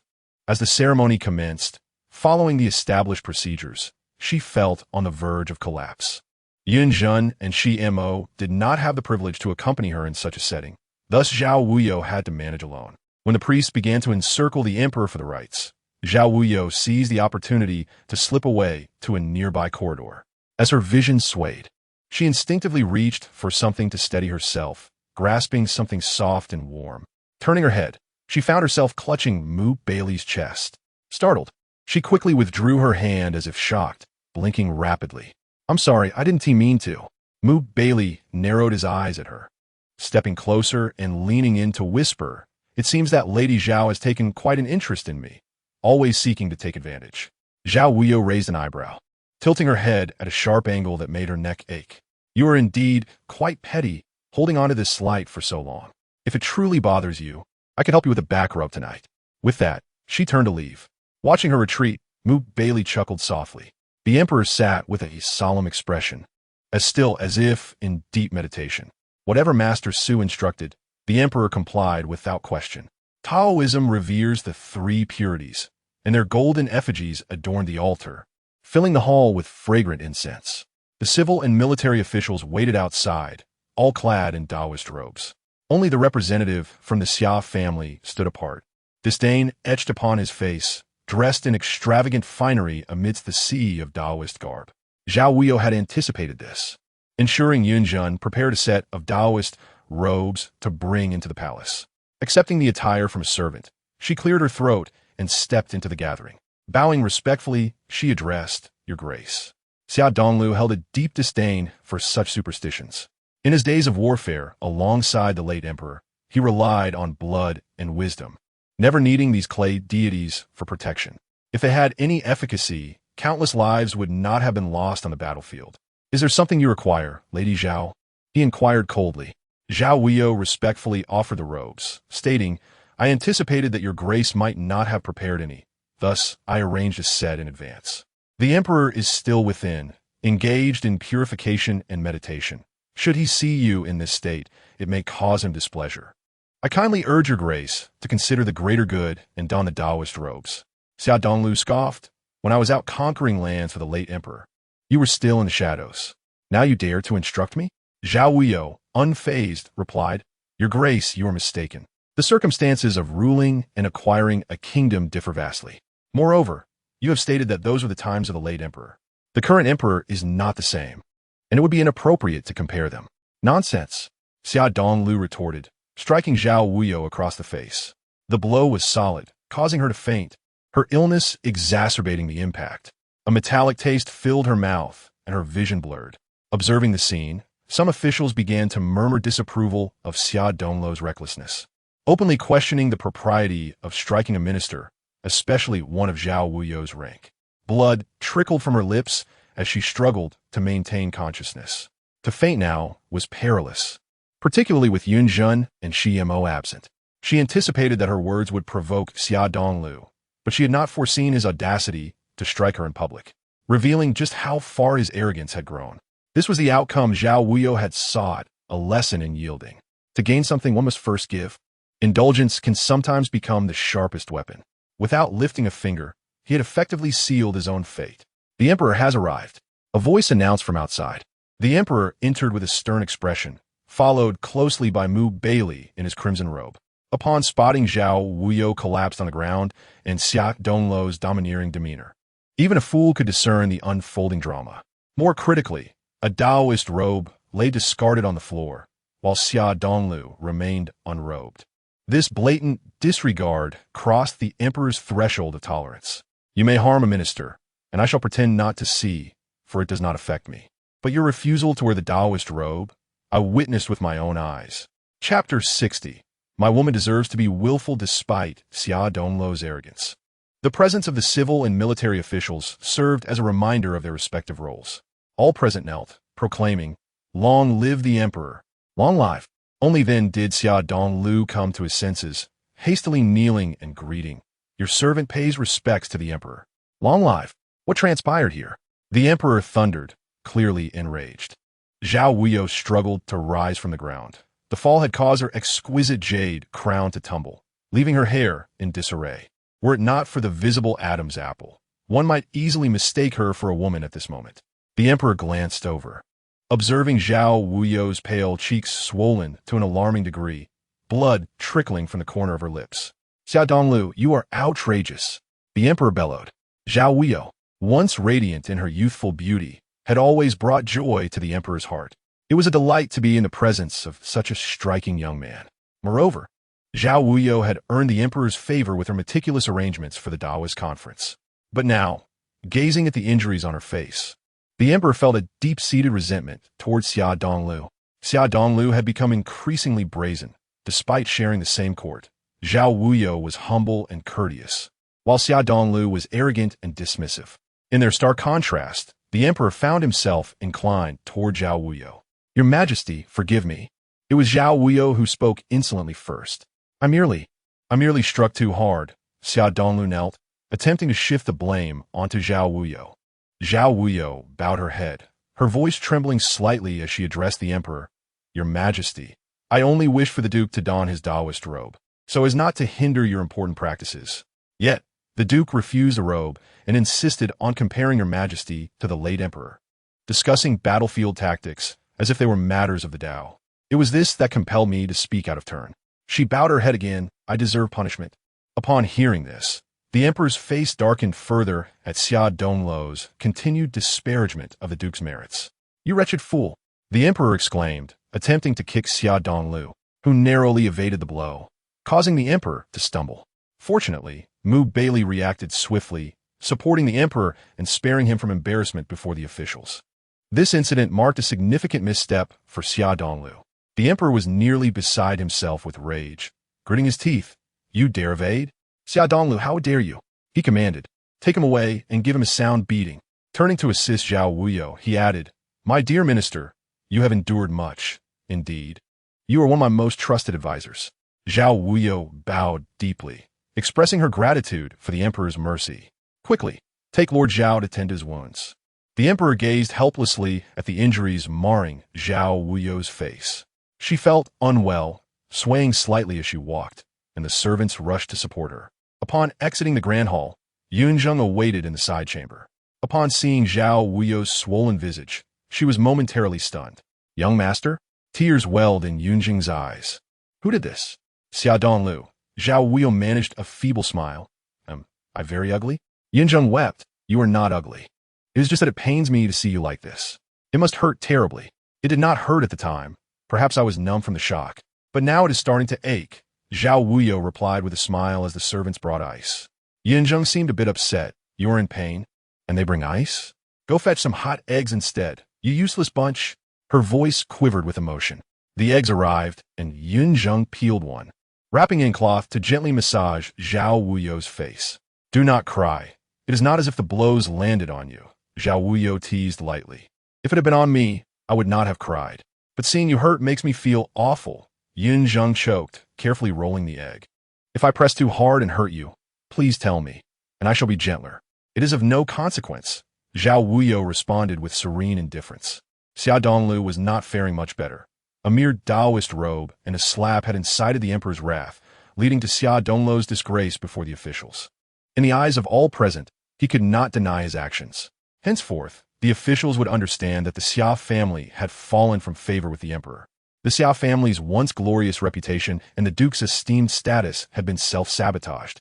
Zhao Wuyou's strategy of feigned suffering had proven far more effective than anticipated. Baili entered calmly, casually draping his cloak over his shoulders, while Lu Guan took it and swiftly retreated to guard outside. Yunjung cast a concerned glance at Zhao Wuyou, who took the egg from her hands. Yunjung, you may leave now. But young master? Yunjung hesitated. Go. Zhao Wuyou insisted, her expression calm. Yunjung considered the palace's dynamics. Even if Baili were audacious, he would not resort to harming her master. Would he? After all, Xia Donglu had already struck him. Could Baili truly go so far as to murder her master and frame Xia Donglu for it? Once Yunjing exited, only Baili and Zhao Wuyou remained in the chamber. Zhao Wuyou took her time rolling the warm egg across her face. Although she outwardly appeared as a young man, she was, in essence, a woman, a creature of beauty, disinclined to face the world with a swollen visage that would invite mockery. Suddenly, Baili grasped her wrist, taking the cloth from her and replacing the egg, gently massaging her face. Director, this is quite an unexpected honor, Zhao Wuyou remarked. If someone were to see, they might think we have some clandestine affair. Such affairs are not new to us. Shall we not indulge in them again? Baili replied softly, their synergy reminiscent of their earlier camaraderie amidst the black formations. She smiled silently as he tenderly attended to her injuries. Your strategy, Zhao Wuyou, is indeed a revelation. Baili commented lightly, you have a knack for striking precisely where it hurts. Isn't that a lesson learned from you?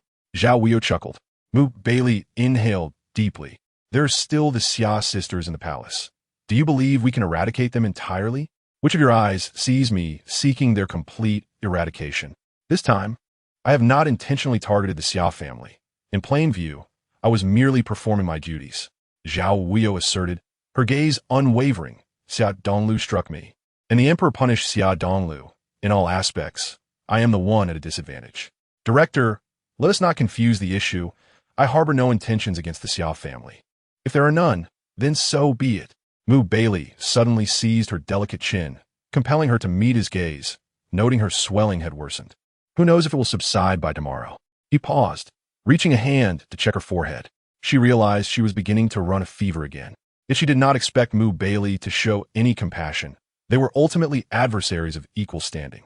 All their tender exchanges were merely a reflection of mutual respect amidst rivalry. I am fine. She brushed off his hand, accustomed to his touch. Your constitution is indeed frail. Baili sighed softly, his gaze warm as it rested upon her. Zhao Wuyou replied, if I were as formidable as you, Director, would you not be more troubled and eager to eliminate me? That is true. Fortunately, you are but a sickly wretch, Baili acknowledged. Coexisting peacefully as adversaries was no small feat. Their gazes were deep as abysses, and their hearts were shrouded in complexities, for even in smiles, danger lurked beneath the surface. In truth, no one could decipher the other. It all depended on whose mental fortitude was stronger and who could endure the longest. Xia Donglu's humiliation before the officials and the world was undeniable. The emperor had decreed the revocation of Xia Donglu's noble title, rendering him idle at home. Thus, the Xia family found itself temporarily out of favor. Zhao Wuyou understood well that this was but a fleeting setback. The Duke's house was deeply entrenched in the court, its historical merits not easily dismissed by the Emperor. The Emperor, wary of public opinion and the whispers of history, would not wish to be seen as a tyrant. Ultimately, everyone aspired to be remembered as a virtuous ruler, leaving a legacy for posterity. The Emperor had struck, yet he had no desire to truly forsake the Xia family. Without Xia Donglu, the balance of power in the court would swiftly tilt, allowing the Zhao family to seize control. The Emperor, though lacking in governance acumen, was a master of maintaining equilibrium. In the hearts of all, the understanding was clear and unspoken. News of court affairs traveled swiftly to the inner palace. Upon hearing the news, Fu Yueying in Lianhua Palace furrowed her brow. Zhao Wuyou was attacked? By the Duke of Xia, Qiuxian replied. Yet the Emperor has also punished the Duke to demonstrate his disapproval. How could this happen? Fu Yueying was perplexed. It was not entirely Zhao Daren's fault. Rather, it was the Duke's transgression against the Emperor's sensibilities. Qiuxian chuckled reassuringly. Do not worry, Lady Fu. Zhao Daren is in no real trouble. The Emperor has granted him permission to return home and rest. With this incident, the Empress must be feeling quite anxious. Fu Yueying nodded, recognizing this as an opportune moment. Just before the Emperor's covert visit, this matter had not yet spread widely. The Emperor had mentioned it to her during his visit, intending to take her along, but her pregnancy rendered such travel impractical. Subsequently, he had considered taking Xia Jilin instead. Zhao Wuyou had two possible courses of action. Either wait for Xia Jilin to leave the palace, ensuring she would never return, or keep her within the palace until the Emperor returned, likely having forgotten her existence. Murder is, after all, a grim affair, and Zhao Wuyou preferred to remain untainted by blood. Thus, it seemed that Lan Marin would be unable to accompany the Emperor on his journey. Qiuxian lowered her voice. As long as the Empress does not create trouble, this matter is almost certain. What concerned Fu Yueying now was the Empress. Although she lacked favor, her status as Empress held significant weight. Certain matters were of great importance due to her position. If the Empress insisted on pushing Xia Jilin into the Emperor's sight, he might, out of consideration for the Xia family, use the Empress's influence to his advantage. In that case, Xia Jilin could still remain close to the Emperor. Qiuxian pursed her lips, suspecting the Empress harbored ill intentions and would not remain idle. The Emperor was reluctant to have her accompany him. Yet the Empress would ensure a suitable companion was by his side. Xia Jilin would likely become the prime candidate. Let us wait and see. There is no point in speculating further. Fu Yueying felt a headache coming on. Pondering such matters seemed endless. Now that she was pregnant, the child within her was her greatest assurance. Zhao Wuyou certainly had her own plans, but they were beyond Fu Yueying's comprehension. As they spoke, news arrived announcing the arrival of Miss Wang. Fu Yueying's brows lifted, and a sudden idea formed in her mind. Upon Wang Jinxiu's entrance, she respectfully greeted Fu Yueying, expressing her gratitude for the lady's past assistance. I am indebted to you, and I shall repay your kindness. We are all sisters. There is no need for such formalities. Fu Yueying replied with a smile. Are you feeling better? Much improved. Had it not been for your timely intervention, I might have perished.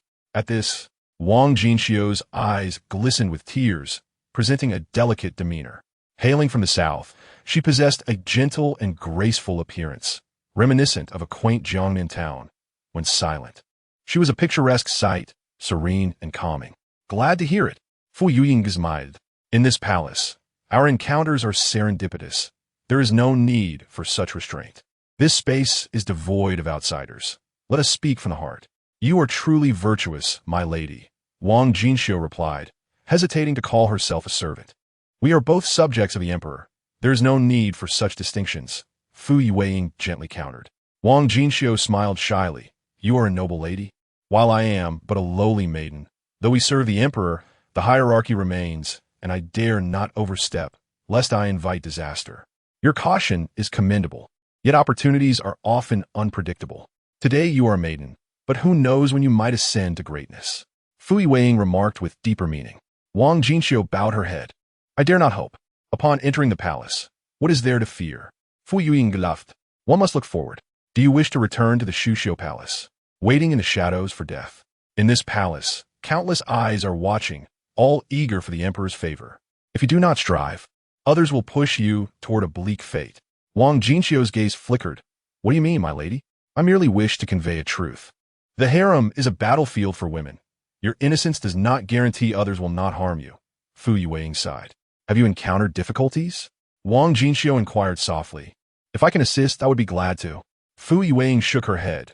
There are no troubles, merely the thought that with your beauty and grace, it would be a pity to squander your life in the harem. By the way, what talents do you possess? My family is humble. My father is a lowly county magistrate, and my mother, she lowered her head, her complexion reddening, was merely a concubine, with no unmarried daughters in the family. My father exhausted our savings to send me to the palace. Hearing this, Fu Yuwei understood. Apart from her appearance, Wang Jinxiu seemed to possess little else of note. I could prepare some simple home-cooked dishes, Wang Jinxiu admitted, feeling quite embarrassed. In my presence, there is no distinction of status. We are all women, Fu Yuwei said warmly. Why not stay and prepare some of your dishes for dinner? Yes, Wang Jinxiu exclaimed joyfully. Fu Yuwei glanced at Qiuxian, who understood and withdrew. Kaiyun followed suit, leaving Fu Yuwei and Wang Jinxiu to converse. Your name is Kaiyun? Qiuxian asked with a smile. Yes, Kaiyun replied, somewhat shy. I apologize for frightening you that day, Qiuxian said, biting her lip, having intended to express her regret, but never finding the opportunity. Taking Kaiyun's hand, Qiuxian asked, will you forgive me? Kaiyun was taken aback. I dare not. We are all servants. Why speak of such distinctions before me? Qiuxian laughed. We are all in the same plight, bound by circumstance. Her words struck a chord, and Kaiyun nodded, recalling her own tribulations in the palace, longing for someone to share her grievances with. The matters of the past dynasty seemed to have reached a conclusion, yet the stories of the harem were just beginning. What was she thinking? The emperor, burdened by the affairs of the previous dynasty, had to conclude the Dao meeting prematurely. Punishing the Xia family meant he could not immediately seek solace with Xia Jilin, leaving him in a foul mood. However, upon entering Lianhua Palace, he was greeted by a delightful aroma, prompting him to laugh aloud. Fu Yuwei quickly rose to greet him, while Wang Jinxiu stood frozen for a moment before hurriedly kneeling. The emperor glanced at Wang Jinxiu before drawing Fu Yuwei into his embrace, saying, there is no need for formalities. His gaze fell upon the dishes on the table. Why have I never seen these prepared by the imperial kitchen before?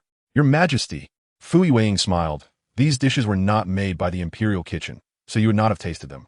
Did your little kitchen prepare them? The emperor furrowed his brow. Because of Fu Yuwei's pregnancy, the emperor had graciously granted Lianhua Palace a small kitchen to prepare her favorite dishes. Fu Yuwei shook her head. You will not guess. Glancing at Wang Jinxiu, she added, how could such a large imperial kitchen stand before you without your notice? Upon hearing this, Wang Jinxiu, who had risen, fell to her knees once more, her voice trembling. I dare not. I did not know the emperor would come, so, Your Majesty, look, you have frightened her, Fu Yuwei said gently, pushing the emperor aside. Turning, she helped Wang Jinxiu to her feet, gripping her wrist firmly. Wang Jinxiu understood the gesture. Fu Yuwei wanted her to stay and prepare a few signature dishes. At this moment, the emperor's presence had already clarified much for Wang Jinxiu. I will not harm you, the emperor reassured, taking a seat. A servant quickly approached, checking the dishes for poison before preparing to serve the emperor. Let me serve the dishes, Wang Jinxiu said respectfully. The emperor pondered for a moment, allowing the servant to withdraw, and reached out to pull Fu Yuwei beside him. Wang Jinxiu proceeded with utmost caution, aware that any misstep at this moment could lead to dire consequences. As a maiden, she lacked the captivating beauty of others and did not enjoy the special treatment afforded to Fu Yuwei in her condition. In her humble position, she could only navigate with utmost caution. Your Majesty, what are your thoughts? Fu Yuwei inquired with a smile.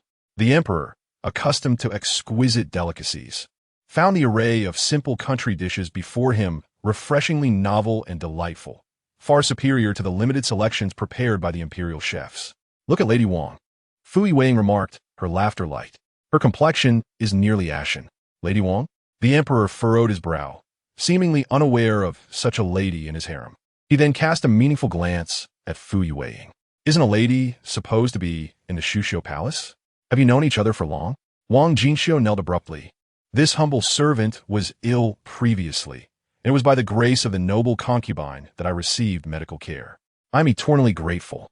Yet my humble means offer little in return. If the noble lady permits, I would like to prepare a few simple dishes as compensation. Tears began to form in her eyes, her countenance reminiscent of a weeping pear blossom, evoking a gentle melancholy akin to the misty beauty of Jiangnan. The sight of a beautiful woman in tears was most heart-wrenching. Ah, so that is the case, the emperor sighed softly. Rise, let us not dwell in kneeling. Fu Yueying gazed tenderly at the emperor. As a mere concubine within these palace walls, all that I possess is a gift from your majesty, and I seek nothing more.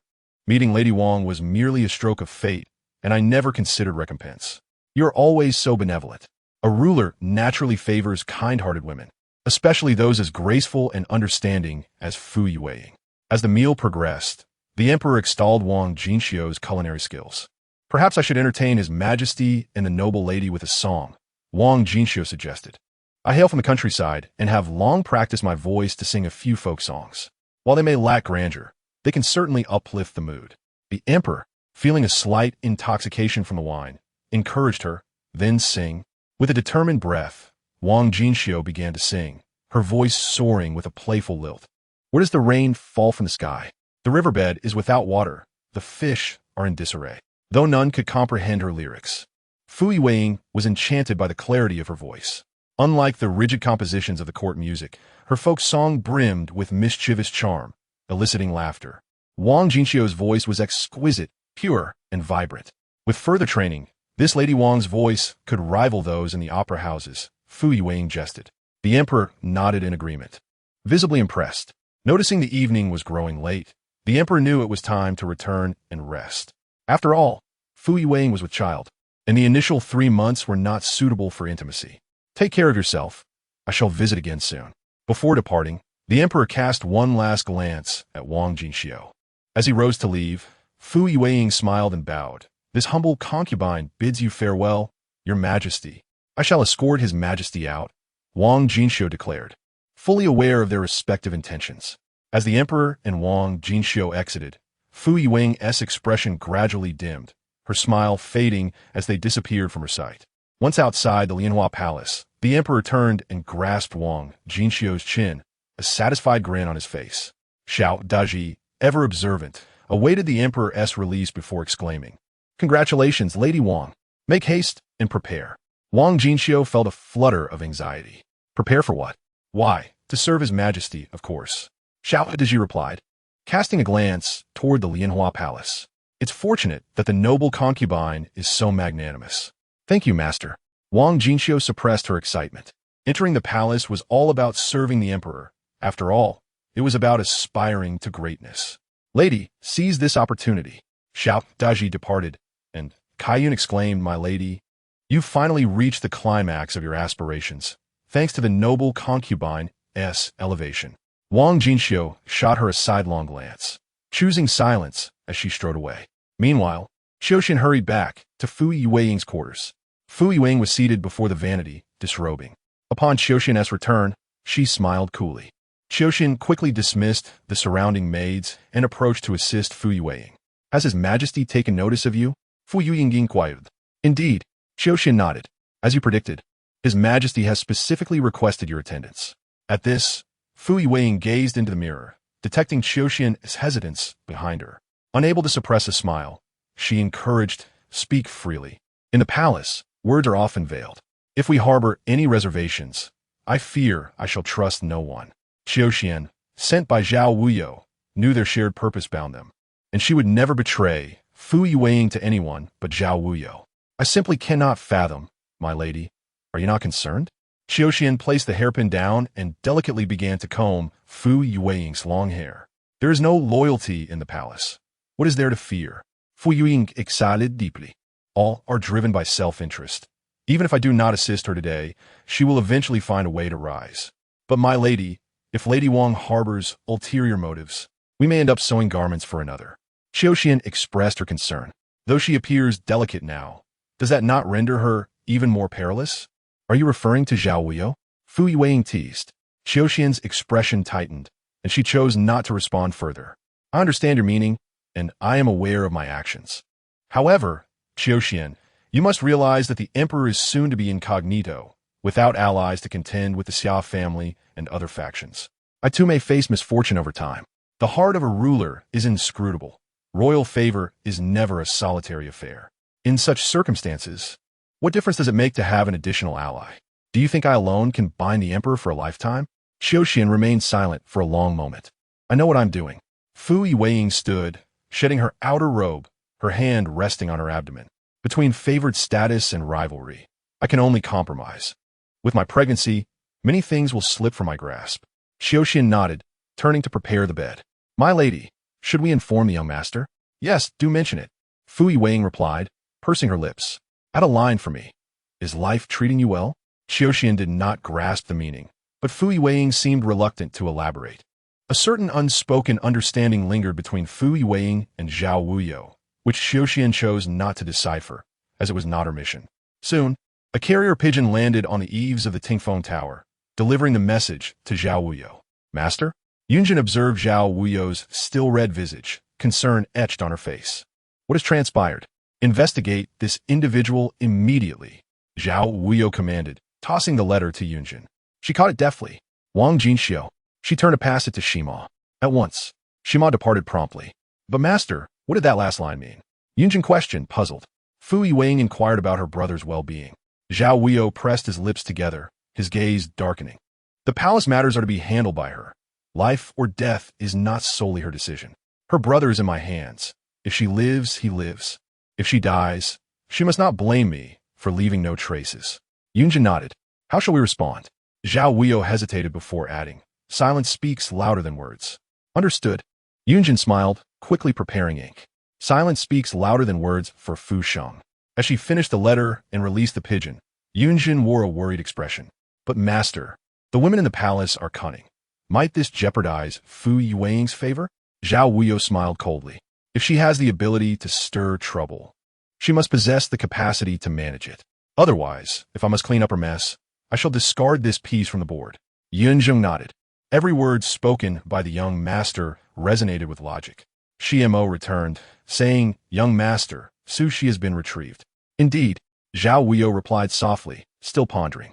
Noticing Shimo's hesitation, Yunjin quickly discerned the unease. Shimo swallowed hard and said, Young master, there has been an incident in Nanyuan. Has she fled? Zhao Wuyou inquired. Shimo nodded yes. And Hanhua? Zhao Wuyou pressed further. That fool remains. Only Hanin has escaped. Shimo knelt before him, young master. Should we bring her back? Zhao Wuyou's gaze sharpened. Where is she now? She is injured and cannot have gone far. She is at the city god temple in the west, and has yet to emerge. Shimo bowed his head. Zhao Wuyou rubbed his temples, and Yunjin stepped forward. Young master, you do not intend to retrieve her personally, do you? Zhao Wuyou smiled lightly. Why should I imitate the ancients? Like Zhuge Liang capturing and releasing Ming was 7 times? He strolled outside, commanding, do not act rashly. Wait for my arrival. As he lightly coughed, Yunjin hurried to drape a shawl over him. Young master, the night is cool. Hanin, perplexed by her situation, had not seen Zhao Wuyou for several days, and the household staff remained tight-lipped. Regardless of her inquiries, no one disclosed any information about Zhao Wuyou. Reluctant to approach him herself, she resorted to knocking out a maid during mealtime, donning her clothes, and leaving the minister's residence. Yet, once outside, she regretted her decision, as her faction was not based in the capital, making it impossible to contact the Wuji Palace. Now residing in the city god temple, she felt lost and uncertain of her next steps.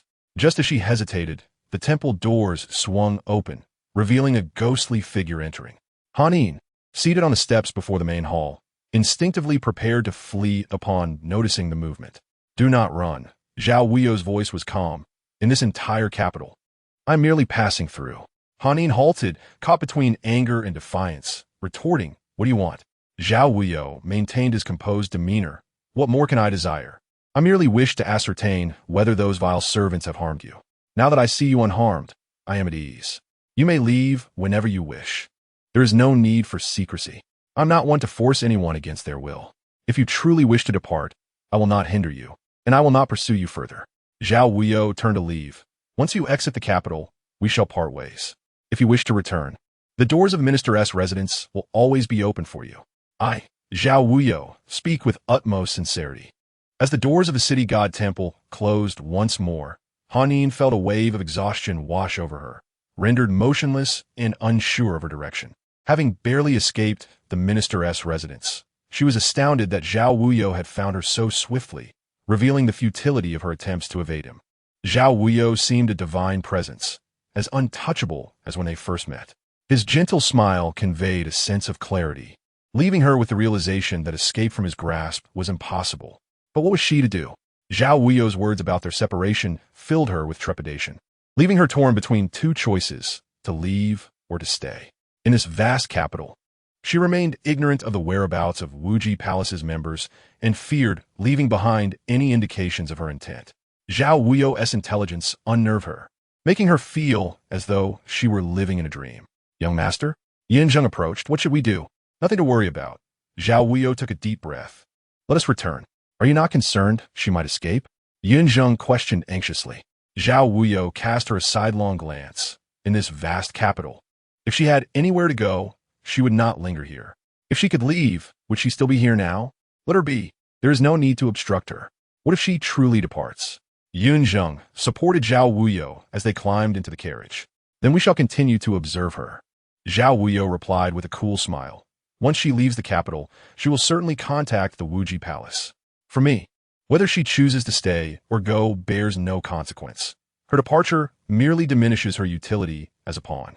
No one could threaten the minister's residence, nor could anyone endanger Zhao Wuyou. She was unshackled and untethered, impervious to fate's whims. Hanin did not return, remaining that night at the city god temple. Still within the capital, she was either awaiting reinforcements or uncertain of her next move. Zhao Wuyou, with endless patience, awaited her decision. He had no shortage of patience and would not be rushed. The imprints on his face would eventually fade. He remained the charming youth in white. After concluding matters concerning the emperor, only the emperor's secret excursions remained. This task demanded utmost caution, and the palace was quietly abuzz with activity, as the 6 ministries dared not slacken their efforts. At the brothel bureau, Zhao Wuyou sighed softly. Honggu approached to pay her respects. My lord, do you have concerns? Nothing specific, merely a sense of unease. Zhao Wuyou fiddled with a jade token. Honggu lowered her gaze. Is my lord concerned that they may plot against the emperor? Is it not said that women are the most potent weapons against men? Capable of striking without a sound, they can bend armies without a fight. Throughout history, many a nation has fallen because of a woman, from Mei Shi's enchantment of the great Xia to Bao Xi's bewitchment of the feudal lords, and even to Xiang Yu's heartbreak over Yu Ji. Zhao Wuyou reclined languidly on a soft couch, fingers tracing the patterns on the jade token. The power of women is formidable. My lord's words make me feel increasingly significant. Honggu sighed gently. But you must take care of your health and not dwell on such matters. Should calamity befall, there are those who will stand tall to shield you. Zhao Wuyou nodded. I understand that there are still matters concerning the minister's residence. Yet one must remain vigilant. Otherwise, we risk becoming fodder for others. Recently, I have noticed unusual activities regarding the brothel bureau, Zhao Wuyou stated. How does my lord know this? Honggu was taken aback. Strange occurrences abound. Every time I venture out, street performers seem to multiply. If it were merely a market day, it would be acceptable, but this only happens when I am out. I have had people observe this for some time. Since Fu Yueying entered the palace, something has felled off in this capital's 10-mile stretch. Zhao Wuyou's eyes narrowed dangerously. They presume I am unaware, yet they continue their performances with great fervor. Honggu gasped. My lord must be cautious. Should these people take action against you, the consequences would be dire. They would have acted long ago if that were their intent. Zhao Wuyou paused. Do they truly think they can challenge me? This is the capital, not some small town at the foot of a mountain. This is my domain, and before they dare to strike, I will ensure their obliteration. Honggu nodded. Nonetheless, caution is paramount. Do take the opportunity to visit my mother, Zhao Wuyou said, closing his eyes for a moment of respite. I have not seen the lady in quite some time. Honggu released a long breath. My mother was frightened last time. I do not know how she fares now. I cannot enter the temple until the 9th day. If you have the time, please visit her on my behalf. After all, the brothel bureau has few new faces, so you can spare the time. Zhao Wuyou replied with closed eyes. Very well. Honggu bowed and carefully exited. Zhao Wuyou felt fatigued. These days she had resumed taking medicine. and her body could not withstand much strain. In a daze, she began to dream again, hearing the shrill whistle of a train, accompanied by a figure waving goodbye from the window, swiftly disappearing before her eyes. She chased after the train, crying, "Brother, do not go. If you leave, what will I do?" But the train was merciless, bringing only parting rather than reunion. "Young master?" It was Yun Zheng's voice. "Young master? Quickly, someone fetch a doctor." Zhao Wuyou began to experience a fever once more, her consciousness fading into a hazy state. She felt weightless, as if she were seated upon a cloud, gazing at the azure sky and white clouds, reminiscent of being aboard an aircraft, admiring the enchanting, cerulean expanse. It was exquisitely beautiful. She slumbered for a full 2 days. Within the eastern factory, Baili furrowed his brow. "Again ill?" he inquired. "Indeed," replied Lu Goen. "She has inexplicably fallen ill again." Baili rubbed his temples. "Has Shunyan returned?" "He should be departing from there shortly," Lu Goen noted. "Even the fastest horse will take at least 2 days." Xia Donglu had been stripped of his title, yet the Xia family's influence within the court remained substantial. Many were dissatisfied with the emperor's decision and petitioned him to restore Xia Donglu's ducal title in light of the former emperor's wishes. The emperor, being somewhat malleable and indecisive, found himself swayed. However, not all were in favor of Xia Donglu's reinstatement, notably the Fong family. Fong Wan, a captain of the Jinyui, harbored past grievances against Zhong Xian, who had quietly aligned himself with Xia Donglu. Although Xia Donglu had fallen from grace, and Zhong Xian had lost his command under Zhao Wuyou, he still bore resentment towards both Zhao Wuyou and the Fong family. With Xia Donglu now out of favor, Fong Wan plotted to eliminate Zhong Xian, provided that Xia Donglu did not return to power. Should Xia Donglu reclaim his position, it would be akin to a fly landing on a tiger's head, a perilous endeavor. The Fong family, along with various officials, began to counter the petitions for the Xia family's restoration, while others remained indifferent, acting as fence-sitters. Various factions began to squabble, each unwilling to concede. Amidst this turmoil, Zhao Wuyou fell ill again. The cabinet's petitions piled high, yet no resolution was forthcoming. The Eastern Factory also began to intervene, ultimately leading to someone bypassing the cabinet and the Eastern Factory to deliver the petitions directly to the emperor. The emperor felt a headache coming on, while Panchi sat on a mat, troubled. "Taoist, what should I do?" he lamented. The Taoist, stroking his white beard, replied, "Your Majesty is a manifestation of the celestial Ziwei star. There is divine protection in all matters, with the 3 purities by your side, ensuring your reign lasts for millennia." Despite the lengthy discourse, the words were of little practical use, yet the emperor found solace in the flattery of being likened to a celestial being. "I cannot go back on my word now. Having just reprimanded Xia Donglu, I cannot retract my decree without appearing fickle," the emperor expressed, frustrated. Those ministers treat serious matters like a game, lacking any semblance of decorum. The Taoist chuckled. "Your Majesty, mortals are mundane. You are the son of heaven and should not stoop to their level." Upon hearing this, the emperor cast the petitions into the medicinal chamber, declaring, "I shall pretend not to have seen this. Anyone who obstructs my quest for immortality shall face dire consequences." As he spoke, the alchemical furnace suddenly trembled. "Congratulations, Your Majesty!" The Taoist exclaimed joyfully. "The first batch of longevity pills is ready." "Is that so?" The emperor leaped up, excitement coursing through him as he rushed to the furnace, his face alight with astonishment. "Does this mean I have hope for eternal life?" The Taoist bowed. "Infinite longevity is decreed by the heavens, Your Majesty. It is indeed divine will." Upon opening the furnace, 3 red pills emerged, emanating a faint white mist, truly resembling something extraordinary. The Taoist concentrated, using his inner strength to levitate the 3 pills gently into his palm. The emperor, consumed by thoughts of immortality and Taoist cultivation, felt an increasing admiration for the Taoist. "Look, these pills possess spiritual essence," he noted. The Taoist carefully placed the pills into a prepared brocade box, his movements exceptionally cautious. After sealing the box, he advised, "These pills must be placed before the 3 purities golden statues, and I will perform rituals for a day and a night before they can be consumed with the water of no roots. 1 pill should be taken every 10 days. Neither more nor less, Your Majesty, please remember." The emperor, filled with reverence, replied, "I understand. I appreciate your efforts, Taoist.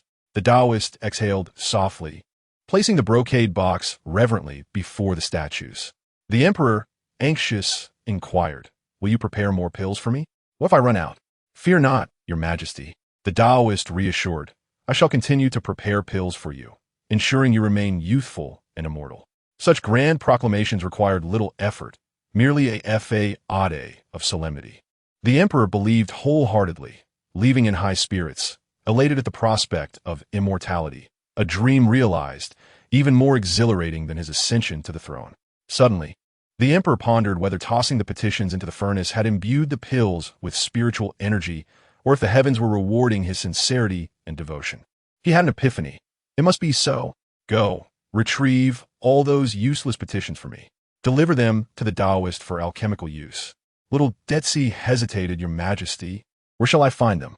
"Foolish boy. The Imperial study, of course. If not, check the cabinet or the Eastern Factory's ceremonial office. They must have many petitions awaiting my approval." The Emperor stroked his chin thoughtfully, contemplating the divine mandate bestowed upon him. Truth must precede virtue to attain benevolence. Yes. Little Detsi dashed off. He had never heard of burning petitions for alchemical purposes. The Emperor was growing increasingly unreliable and obsessed with Taoist practices. Yet, since the Emperor commanded it, he had no choice but to comply, though the news had to be shared. The news reached Listening Wind Tower. Zhao Wuyou had awakened, albeit still somewhat dazed. Upon hearing the palace's announcement about the Emperor's intention to burn petitions for alchemical purposes, she chuckled. "Is this the Taoist idea?" Yinzheng shook her head. "Not explicitly, but it likely has some connection to him." This approach was far simpler and more effective than opposing the Emperor's rejection of the Xia family's restoration, which had become a public dispute.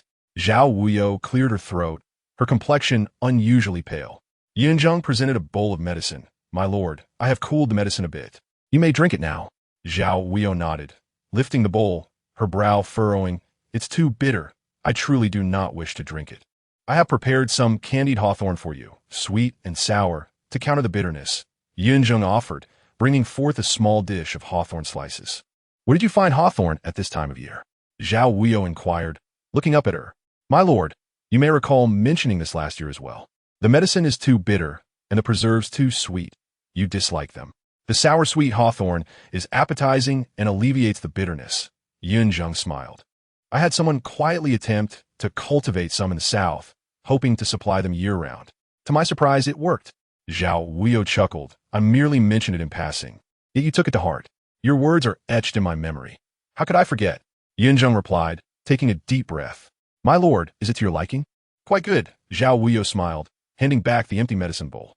She turned to gaze out the window at the pear tree, which had nearly shed all its blossoms, and the greenery that began to flourish.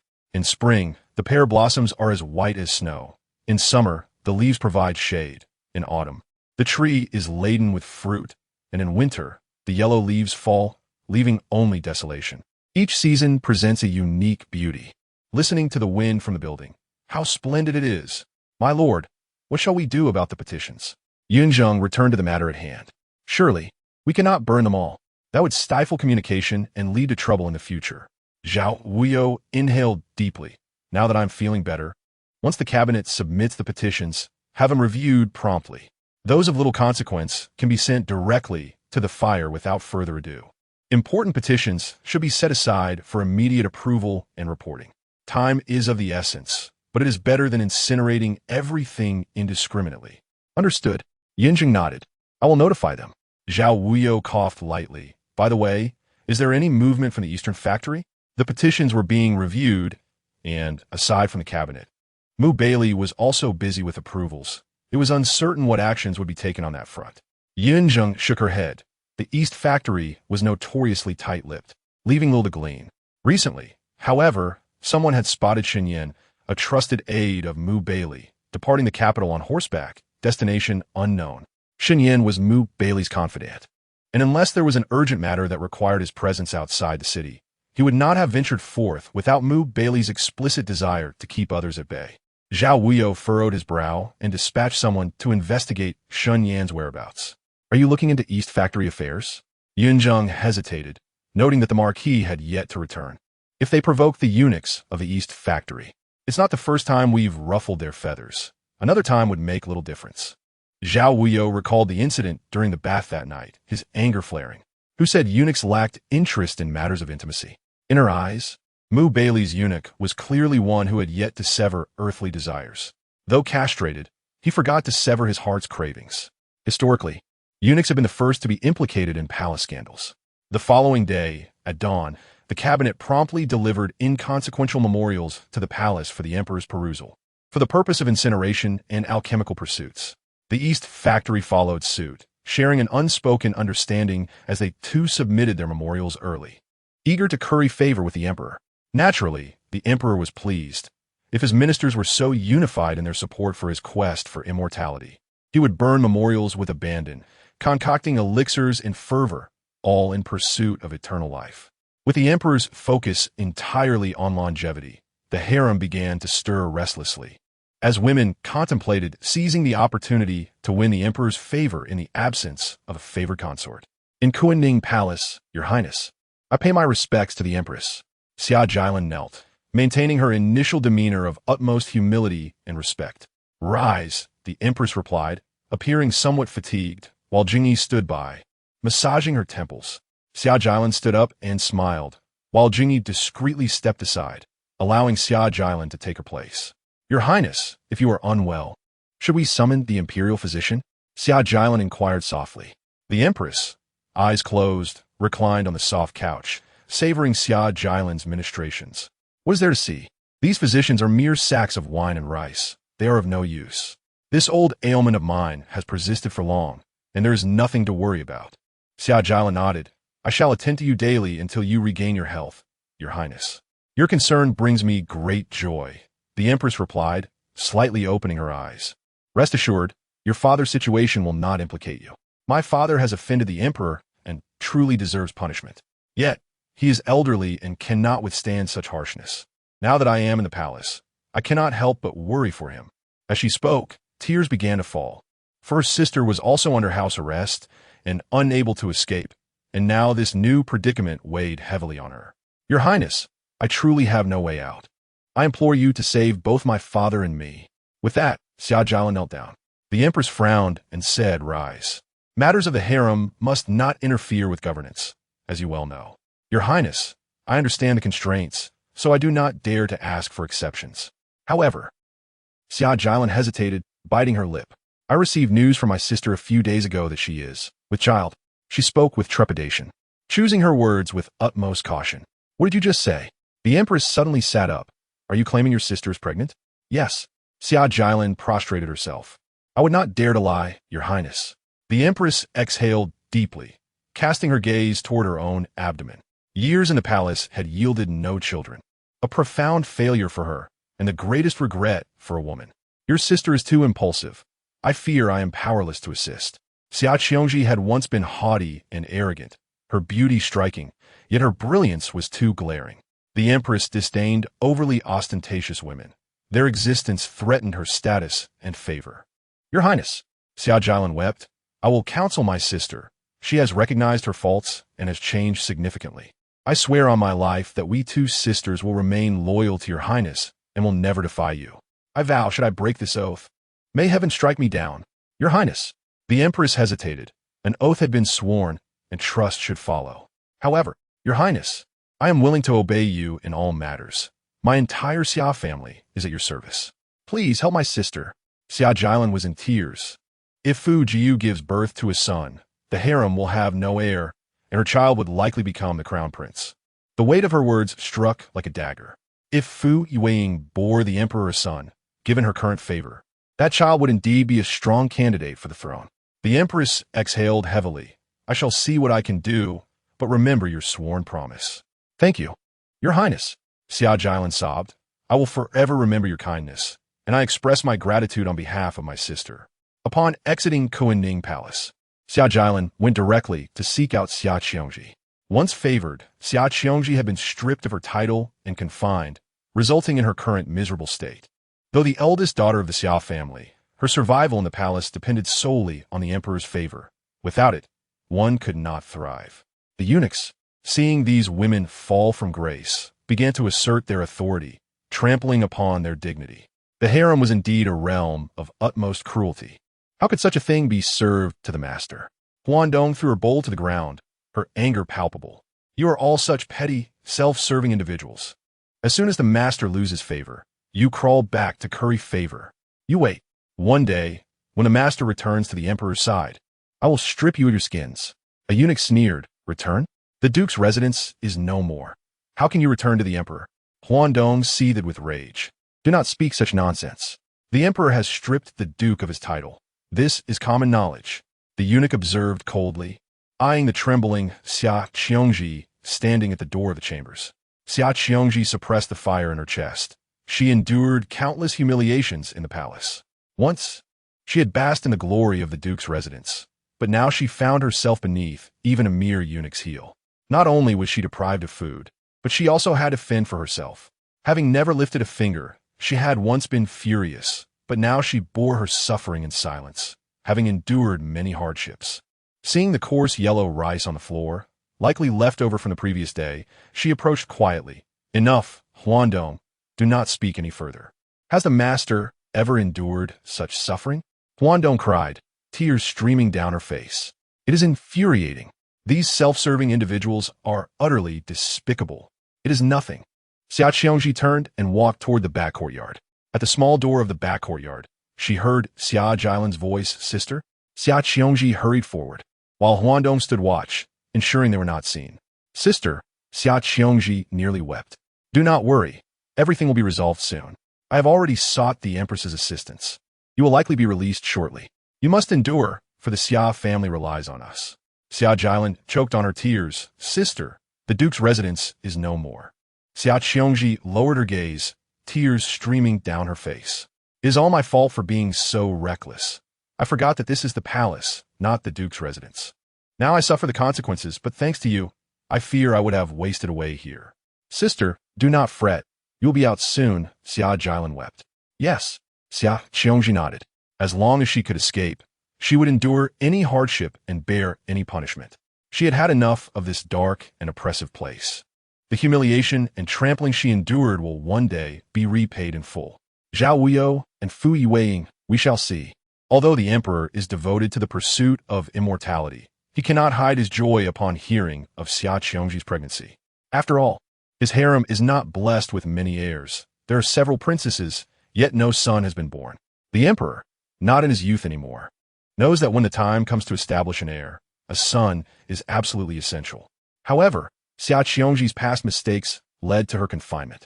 How can he now act in a way that does not dishearten his favored consort or invite dissent? Ever since the empress broached the subject, the emperor has been somewhat hesitant. While the heir is of utmost importance, allowing Xia Qiongji to remain confined during her pregnancy poses its own challenges. With a furrowed brow, the emperor entered Lianhua Palace and beheld Fu Yiwei, who was busy pruning branches in the courtyard. Taken aback by his sudden appearance, Fu Yiwei quickly set down her shears and curtsied. Your servant greets his majesty. There is no need for you to toil over such menial tasks, the emperor remarked. Assisting her. You are with child, you must take care. I simply sought to pass the time. Fu Yiwei replied with a smile, immediately recognizing the emperor's indecision. I have heard that your majesty has concocted an elixir of immortality. I offer my congratulations. At this, the emperor's expression brightened. Indeed, you understand my heart better than anyone. As your devoted subject, I must share both your burdens and joys. Fu Yiwei's words held deeper meaning. The emperor hesitated, recognizing her astuteness. You have always been wise and dear to me. I find myself in a predicament that I am unsure how to navigate. Perhaps you could offer me some guidance? Please. Your majesty, do share, Fu Yiwei urged. The former Xia Jiaoyi, a daughter of the Xia family, is now with child, the emperor stated. His gaze fixed on Fu Yiwei's face. Maintaining her smile, Fu Yiwei laughed lightly. Is it this issue that weighs upon your majesty? She was punished for her transgressions, and now to reinstate her, would that not seem contradictory? Should I consult the ministers? The emperor was clearly troubled, and Fu Yiwei, sensing this, said, Your majesty, this is not a matter of contradiction. It is for the sake of the Ye's heirs. Ultimately, it is a domestic concern. Just consider how many ministers would dare to bring family matters before the Golden Lawn Hall. The emperor found her reasoning persuasive. Fu Yuying continued. If your majesty fears dissent from the previous court, Given that she is a daughter of the Xia family, there exists a middle ground. What's her middle ground? The emperor inquired eagerly. Your Majesty could release her, restoring her original rank as Zhao. Once the child is born, should it be a son, then you may elevate her status further. The ministers would have little to contest, Fu Yueying articulated insightfully, resonating with the emperor's sentiments. Relieved, the emperor exclaimed, "What a splendid idea! You truly are my insightful flower." He swept Fu Yueying into his arms and twirled her around. "We shall proceed as you suggest. Your Majesty, please do not disclose that this was my suggestion to Xia Zhao." Fu Yueying sighed. The emperor, puzzled, asked why not. Fu Yueying wrapped her arms around his neck as he settled her onto his lap. "Though I too am with child, my status exceeds hers. Should she discover that this plan originated with me, what might transpire in the future?" Xia Qiongji's previous arrogance was well known, and Fu Yueying's concerns were justified. The emperor furrowed his brow, reassuring her, "Rest assured, should she emerge and continue her reckless behavior, harming you, I shall not be lenient." With his decree of release, Fu Yueying bowed deeply. "I thank your Majesty." With such a decision, the empress would voice no objections. Her sole desire was child. Xia Qiongji dared not complain either. For to step beyond the confines of her confinement with a child was a great boon from the emperor. After enduring days of despair, she finally glimpsed hope. It was in this realization that she understood the true value of a son in the harem. "Jilin, you have finally emerged." Xia Qiongji's sister called out, her joy evident. Xia Qiongji appeared frail, silent, and reserved. Upon seeing her sister, tears welled in her eyes, but she said little. She glanced at the emperor seated in the palanquin and knelt respectfully. "Your servant thanks his Majesty for his grace. Long live the emperor." Once a dazzling and sharp-witted woman, she had now tempered her brilliance and dulled much of her sharpness. The emperor took a deep breath, saying, "Take good care of yourself." "Thank you, your Majesty." Xia Qiongji remained knelt until the emperor's carriage receded from view, then slowly lifted her gaze, her eyes cold and devoid of warmth. Chapter 62. Countering Strategies. Who will prevail? From once shining brightly, she had fallen into the depths, demoted to a mere talent, and now, thanks to the child in her womb, she regained her position as Zhao. It was as if she was beginning anew, armed with the means to win. Xia Qiongji visited Kuining Palace to pay her respects to the empress. The empress, seated gracefully, regarded the transformed Xia Qiongji with slight astonishment. "Your servant greets your Majesty. May you live 1,000 years. Rise," the empress sighed gently. Jingyi hurried to assist Xia Qiongji. "It is indeed fortunate that you have emerged from that place. Your Majesty spoke extensively on your behalf. You must cherish this blessing." Understanding the implication, Xia Qiongji nodded submissively. "I am grateful for your Majesty's kindness. I shall not forget the life-saving grace you have bestowed upon me. We are sisters. There is no need for such formalities," the empress replied. "The emperor has bestowed upon you the Danyang Palace. Tend to it well and do not disappoint him." Caressing her abdomen, Xia Qiongji nodded. "I shall heed your counsel. Your Majesty, remember this, be vigilant. The circumstances have changed since your confinement," the empress warned, rising to depart. "I am tired. Let Lan Marin escort you to Danyang Palace." "Farewell, your Majesty," the sisters bowed. Standing before the gates of Danyang Palace, Xia Qiongji gazed up at the plaque in silence. "Sister, what do you see?" Jilin asked. With a cool smile, Xia Qiongji replied, "I am pondering when this palace, which now belongs to me, will be claimed by another." "Do not dwell on such thoughts, sister. You are with child. Let the welfare of the baby take precedence." "We have plenty of time ahead," Jilin said, supporting her inside. "As long as we stand united, what challenges cannot be overcome?" Xia Qiongji gently patted her sister's hand. "Jilin, I owe you a great debt of gratitude. I will repay your kindness when the opportunity arises." "Sisters do not speak of debts," Jilin sighed. "In this harem, you and I are each other's only support. If I do not assist you, who else will?" "Indeed," Xia Qiongji acknowledged, stepping into the chamber. Compared to the damp, foul-smelling room she had occupied, this was a world apart. In that moment, her desires swelled infinitely. She vowed never to return to that dark, cold place again. "Rest well, sister. I must return now," Jilin said with a soft smile. Xia Qiongji nodded, watching her sister depart. As Huandong entered with joy, she exclaimed, "My lady, we are finally free." Taking a deep breath, Xia Qiongji strolled through the spacious, warm chamber, arms outstretched. I have finally emerged. In the next moment, her expression darkened. Huandong, gather some rewards for those in Yongxiang who have shown us kindness. The meaning of master is. Huandong wore an expression of reluctance. Given their treatment of us, why should the master bestow any rewards? These items are far better suited for feeding dogs than for giving to those petty powermongers. What do you understand? Xia Qiongji's brows furrowed, and she deliberately instructed, if I tell you to go, you shall go, boldly and with great fanfare. Remember, it must be visible to all. Although Huandong did not comprehend the true meaning of the master's words, she naturally complied since the master had spoken. With the items in hand, Huandong led the way to Yongxiang. Every person who had bullied them in the past received their just desserts. Even though Huandong felt a pang of regret when giving them away, lamenting her master's undeserving plight, the eunuch received the 2 gold ingots with a beaming smile, his eyes squinting with delight as he leaned forward, eager to please. Miss Huandong, our master has gone to Danyang Palace, and it is said he's been reinstated. Do you think I can serve the master as a loyal servant? Huandong smiled coldly. Oh, we cannot afford to keep such a living Buddha as you. You should remain in Yongxiang. The master, overlooking past grievances, generously rewarded each of you. That speaks to the master's benevolence. But I do not possess such a good temper. If I had endured such humiliation for so long, I would surely repay it in kind, leaving you to search for your teeth. Remembering those days of being bullied, Huandong felt a surge of anger. Even though the master had been demoted, she was still of noble birth. It was astonishing how these arrogant and power-hungry sycophants dared to trample over them, now thinking they could come and curry favor. With a cold huff, Huandong turned to leave. Seeing her departure, the eunuch snorted, feeling triumphant. What is there to be proud of? There are no eternal servants in the harem, nor are there eternal masters. Let us wait and see who will have the last laugh. The harem is filled with favored masters. This matter soon spread throughout the palace, leaving everyone astonished. When did Xia Qiongji become so benevolent and gentle, repaying grievances with kindness? Though many were skeptical, the evidence was undeniable. Even more perplexing was that Xia Qiongji had instructed to clear a side hall in Danyang Palace, specifically to honor the 3 pure ones, a clear sign of her devotion to the Tao. In Lianhua Palace, Qiuxian was puzzled. Master, what do you mean by Xia Zhao Yi? Everyone in the palace was well aware of how the dogs in Yongxiang had bullied them, and it was evident that Xia Zhao Yi had suffered greatly there. Now, why was she returning to bestow rewards?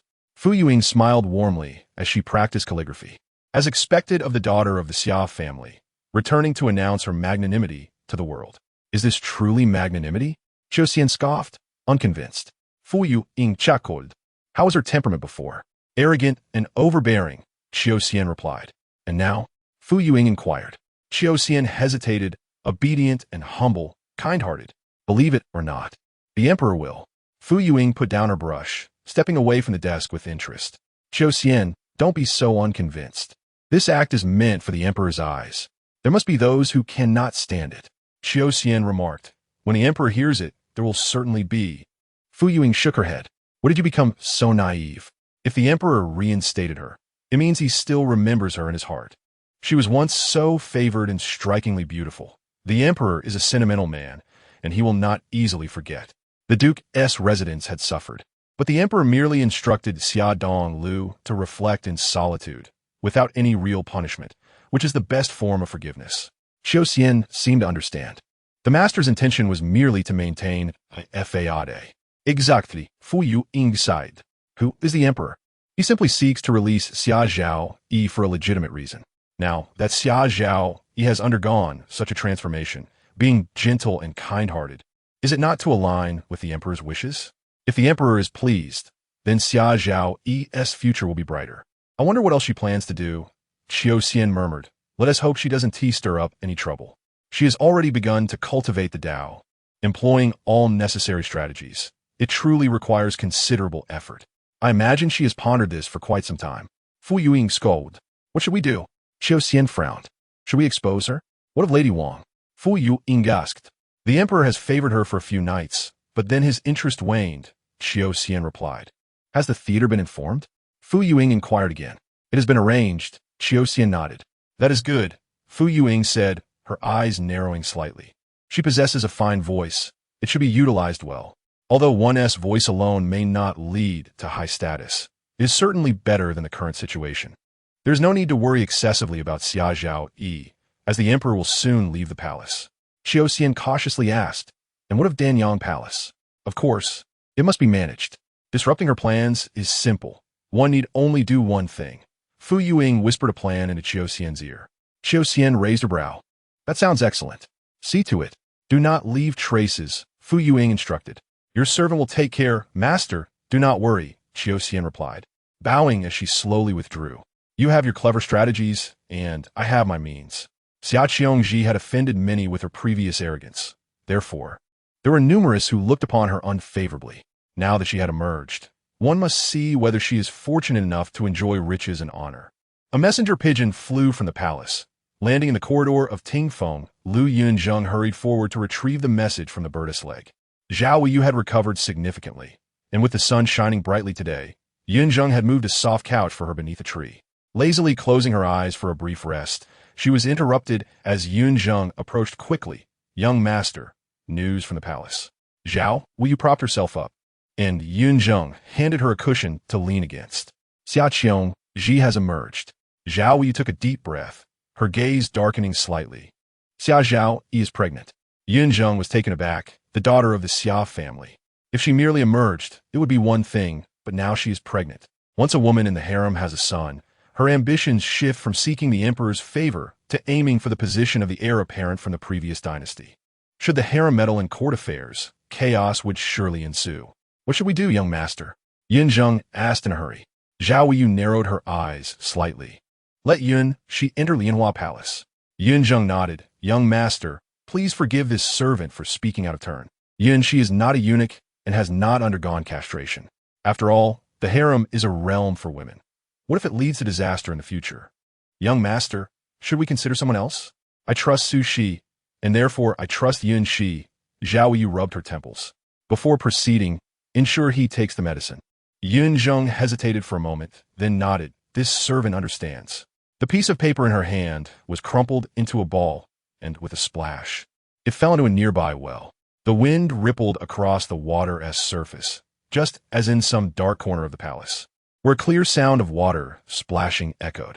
With a plop, everything returned to its initial calm. The well remained just the same. Chapter 63. Speak what you wish to hear. Shen Yan returned, but the news was not optimistic. The eastern depot was shrouded in gloom, and Zhao Wuyou had also learned of Shen Yan's whereabouts. Jinling? Zhao Wuyou frowned. What is Mu Baili searching for? The scout reported that it was an old acquaintance. Shiemo bowed his head, but the identity of this acquaintance remained unknown. By the way, young master, the scout brought back something from Jinling. As he spoke, he respectfully handed over a piece of silk cloth. Upon opening it, there lay a Buddhist bead. Young master, it is a Buddhist bead, no doubt about it. Yunzheng exclaimed in surprise. Zhao Wuyou examined it closely, a smile dancing in her eyes. It is indeed this. It was almost identical to the one from the branch of Wuji Palace. Appearance, weight, and visibly discernible materials all conform perfectly. Why does Jinling possess such an object? Where did it originate? Zhao Wuyou inquired. Shiemo replied, it is said that someone from a village brought it forth as collateral. Over the years, we have been searching for the Buddhist beads, dispatching scouts to seek them out, and whenever one is spotted, it must be scrutinized. Unexpectedly, we have indeed found one. With 108 beads, if we can gather them all. Zhao Wuyou exhaled deeply. She had heard that Jinling is a splendid place, rich in mountains and waters, yet she had never ventured beyond the capital. Ever since her mother brought her to the capital, she had seldom strayed from her father's watchful gaze. My lord, what troubles you? Yunzheng offered a cup of water. Zhao Wuyou sighed softly, noting that there were no significant matters in court at present. The dredging of Ingxiu would require time, and with figures like Fu Yuing keeping watch in the harem, she could indeed spare a moment to journey to Jinling. My lord intends to leave the capital? Yunzheng was taken aback. Do you wish to accompany me? Zhao Wuyou asked. Yunzheng nodded vigorously, visibly delighted. When my lord goes, I shall follow. I will always be by your side. But I fear his majesty may not allow it. Shiemo hesitated. The emperor, who often desires to roam incognito, will certainly not let go, yet. Zhao Wuyou smiled. I have my own plans. Who is Zhao Wuyou? Whatever she sets her mind to, who could deter her? The next day, Zhao Wuyou entered the palace to meet the emperor. Just as the emperor emerged from his audience with Su Daochong, he was surprised to see Zhao Wuyou waiting outside the Sanqing Hall. "Why are you here, Ruchu?" The emperor's tone revealed his good spirits, as he would not address her by name otherwise. Zhao Wuyou bowed and said, "Your Majesty, while overseeing the dredging of Yingxiu, I discovered something. I am unsure how to proceed and humbly seek your guidance." The emperor was taken aback, pondering what could have caused Zhao Wuyou to be so anxious and earnest. Could it be that she too sought the path of immortality? "What is it?" he asked. "Might we speak privately?" Zhao Wuyou inclined her head. The emperor recalled they were in the palace corridor, considered for a moment, and then replied, "Let us return to the Sanqing Hall." Zhao Wuyou followed closely behind the emperor, who was followed by someone carrying a box, leaving him momentarily bewildered. What new game could this be? Could there be a beauty concealed within? Wasn't the dredging of Yingxiu supposed to yield nothing but muck? Su Daochong was also taken aback. Why had the emperor returned with Zhao Wuyou? "Buddha bless your Majesty. What is the meaning of this?" Su Daochong asked in confusion. The emperor took his seat in the main hall and remarked, "I am equally puzzled by what Zhao Durin intends." Su Daochong stepped forward, while Zhao Wuyou commanded that the box be set down. "Zhao Durin, what are you up to?" Su Daochong Guetstein. Zhao Wuyou smiled and said, "I must trouble the Taoists to dismiss the bystanders. This matter should not be disclosed to outsiders." Such secrecy, Zhao Durin. Truly uncharacteristic. Mu Baili entered, bowing to the emperor. "Your servant pays respects to your Majesty." Zhao Wuyou was momentarily stunned, wondering why this meddlesome eunuch had returned. Why must he gravitate towards places of excitement? There were so many palaces in the imperial court, yet he had to come to the Sanqing Hall. His knack for stirring trouble was increasingly formidable. As soon as she entered the palace, he had set his sights on her. Nevertheless, she had to proceed with her plans, for Mu Baili could not obstruct her. Let us see what Zhao Yiqing has unearthed that warrants such solemnity. The emperor was not particularly concerned. Rather, he was somewhat displeased with Zhao Wuyou's display of theatrics. Zhao Wuyou opened the box, revealing a stone tablet within. Mu Baili peered down and then chuckled. "Zhao Durin, where did you procure this? It's filthy. Aren't you worried about soiling your robe?" He glanced back at the emperor, who appeared utterly perplexed. "Your Majesty, Zhao Durin is likely jesting with you." "Your Majesty, I assure you, I am not jesting. I implore you to examine the inscription closely." Zhao Wuyou bowed respectfully. At her words, Mu Baili struck the wooden box, shattering it, leaving the stone tablet unscathed on the ground. Su Daochong stepped forward to examine it, stroking his beard in silence for a long moment. The emperor was momentarily stunned. This was unearthed during the dredging of Yingxiu? "Indeed," Zhao Wuyou affirmed. "I would not dare deceive your Majesty. As soon as this object was uncovered, I was immediately informed and brought it directly to the palace." The item was indeed retrieved by the workers, but she had secretly instructed them to place it there. The instigator must maintain a semblance of ignorance. Yet Zhao Wuyou continued. Yet the inscription reads, "On this journey to Jinling, all affairs cease. Both Qin Wang and Han Wu yearn to possess. The graceful Chang'e ascends to the moon, seeking longevity in the palace of the toad. Everyone knows the tale of Chang'e ascending to the moon. Is it possible that what both Qin Wang and Han Wu sought was the elixir of immortality?" The emperor was momentarily dazed, turning to Su Daochong. "Is there any basis for this matter?" Su Daochong responded, "Your Majesty, I believe there are many omens in the world. If heaven intends for you to attain immortality, there must be signs. I do not dare to make rash claims. This matter requires your own judgment." Seeking the palace of the toad, Mu Baili narrowed his eyes, fixating on Zhao Wuyou. Mu Baili was no fool. Zhao Wuyou's desire to travel to Jinling was rather suspect, especially since Shan Yin had recently visited. Was Zhao Wuyou seeking Tu Emojia? Did the Zhao family have any ties to Tu Emojia? Was there an unspeakable secret lurking within this? The emperor hesitated, uncertain of the authenticity of the stone tablet. To venture to Jinling recklessly could lead to. Noticing the emperor's apprehension, Zhao Wuyou bowed again. "Your Majesty, matters foretold by heaven are indeed precarious. In the past, during the Qin dynasty, there were omens of the comet, followed by the warning of the stone tablet. The death of the first emperor and the division of a land. Did these not all come to pass? You, your Majesty, are destined by heaven, divinely favored, and thus must receive the blessings of heaven, for you shall acquire the secrets of longevity with the Taoist by your side. Are these not all gifts from heaven?" As the emperor pondered, he recalled the accounts of the Qin king chronicled in historical texts, which were indeed beyond dispute. Thus, could this stone tablet also hold significance? Why not give it a try? Baili interjected respectfully. The emperor's heart began to stir. This concerned his quest for immortality. As long as he remained alive, there was nothing he could not achieve. Quickly, prepare to send someone to Jinling. If there truly existed a miraculous elixir, it would solve matters in one fell swoop, eliminating the need for monthly alchemical concoctions. If there were none, he still had Su Daochong and his elixirs, so there was little to lose. But whom to send? That was the dilemma.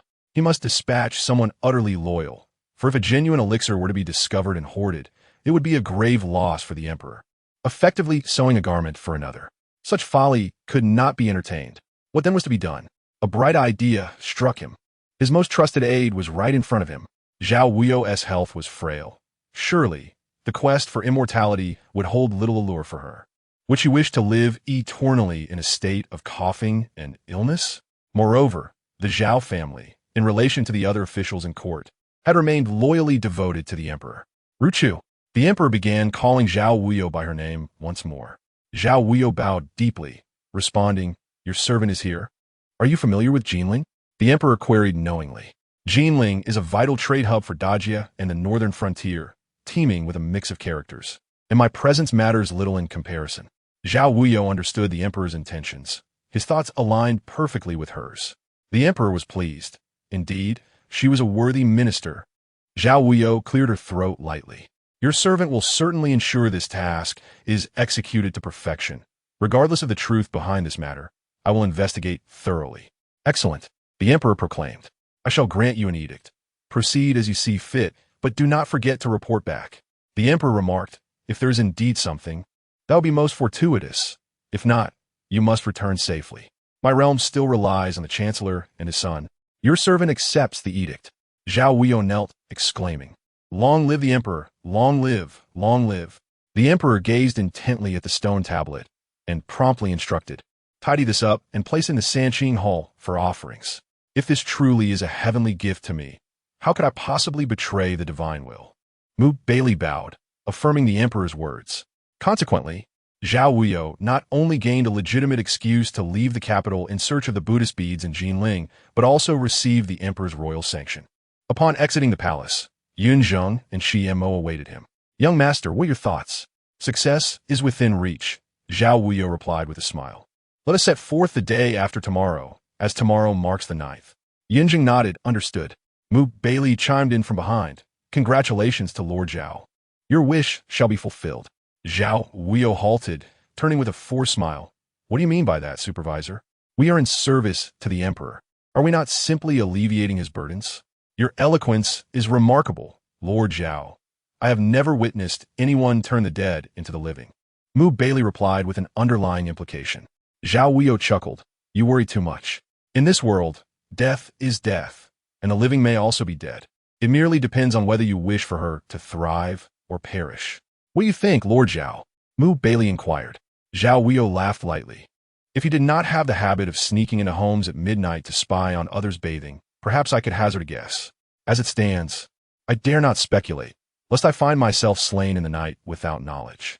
Not everyone possesses your formidable skills to offer protection. Thus, I shall rely on my own fortune. Are you implying that I should protect you and keep you company while you sleep?" Baili twisted the words. Zhao Wuyou smiled coolly.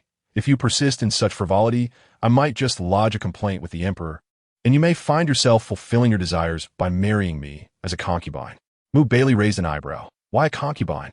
Hearing this, Zhao Wuyou stepped closer, looking up at him with a smile. "Because I am the only heir of the Zhao family. I cannot allow my descendants to emerge from the cracks of stone. Can I? 2 men, and you wish to speak of love and offspring. How absurd."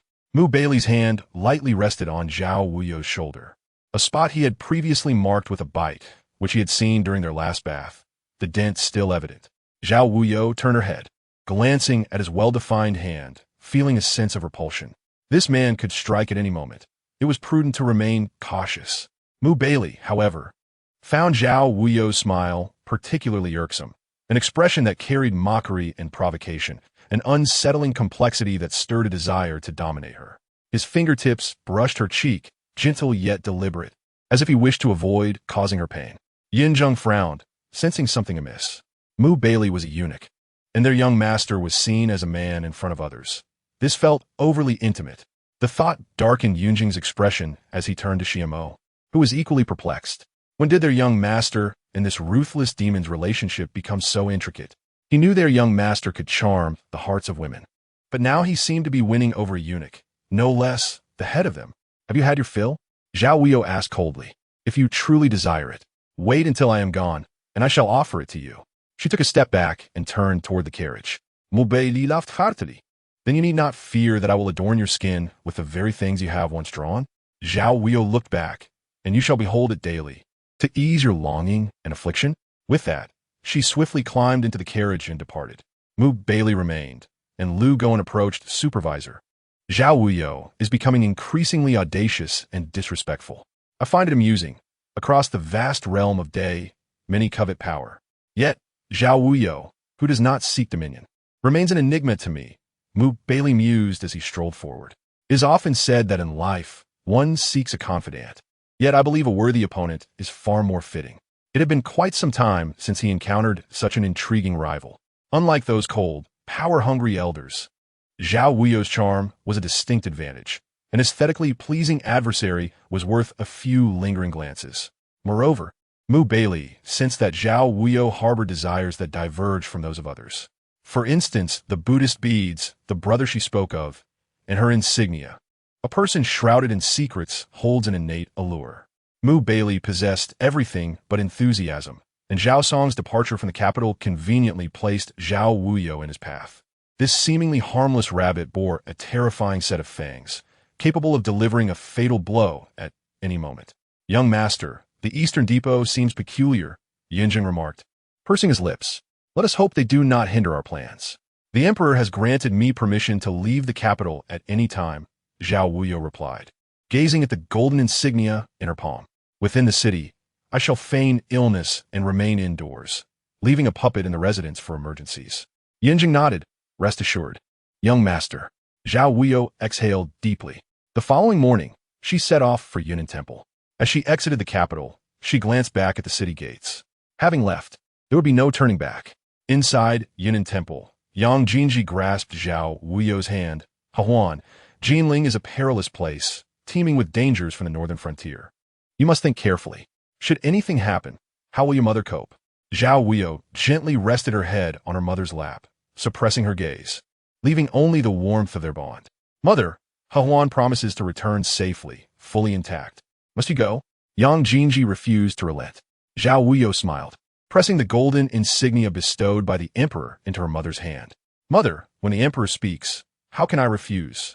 His decree is as solid as a mountain, and this journey is imperative.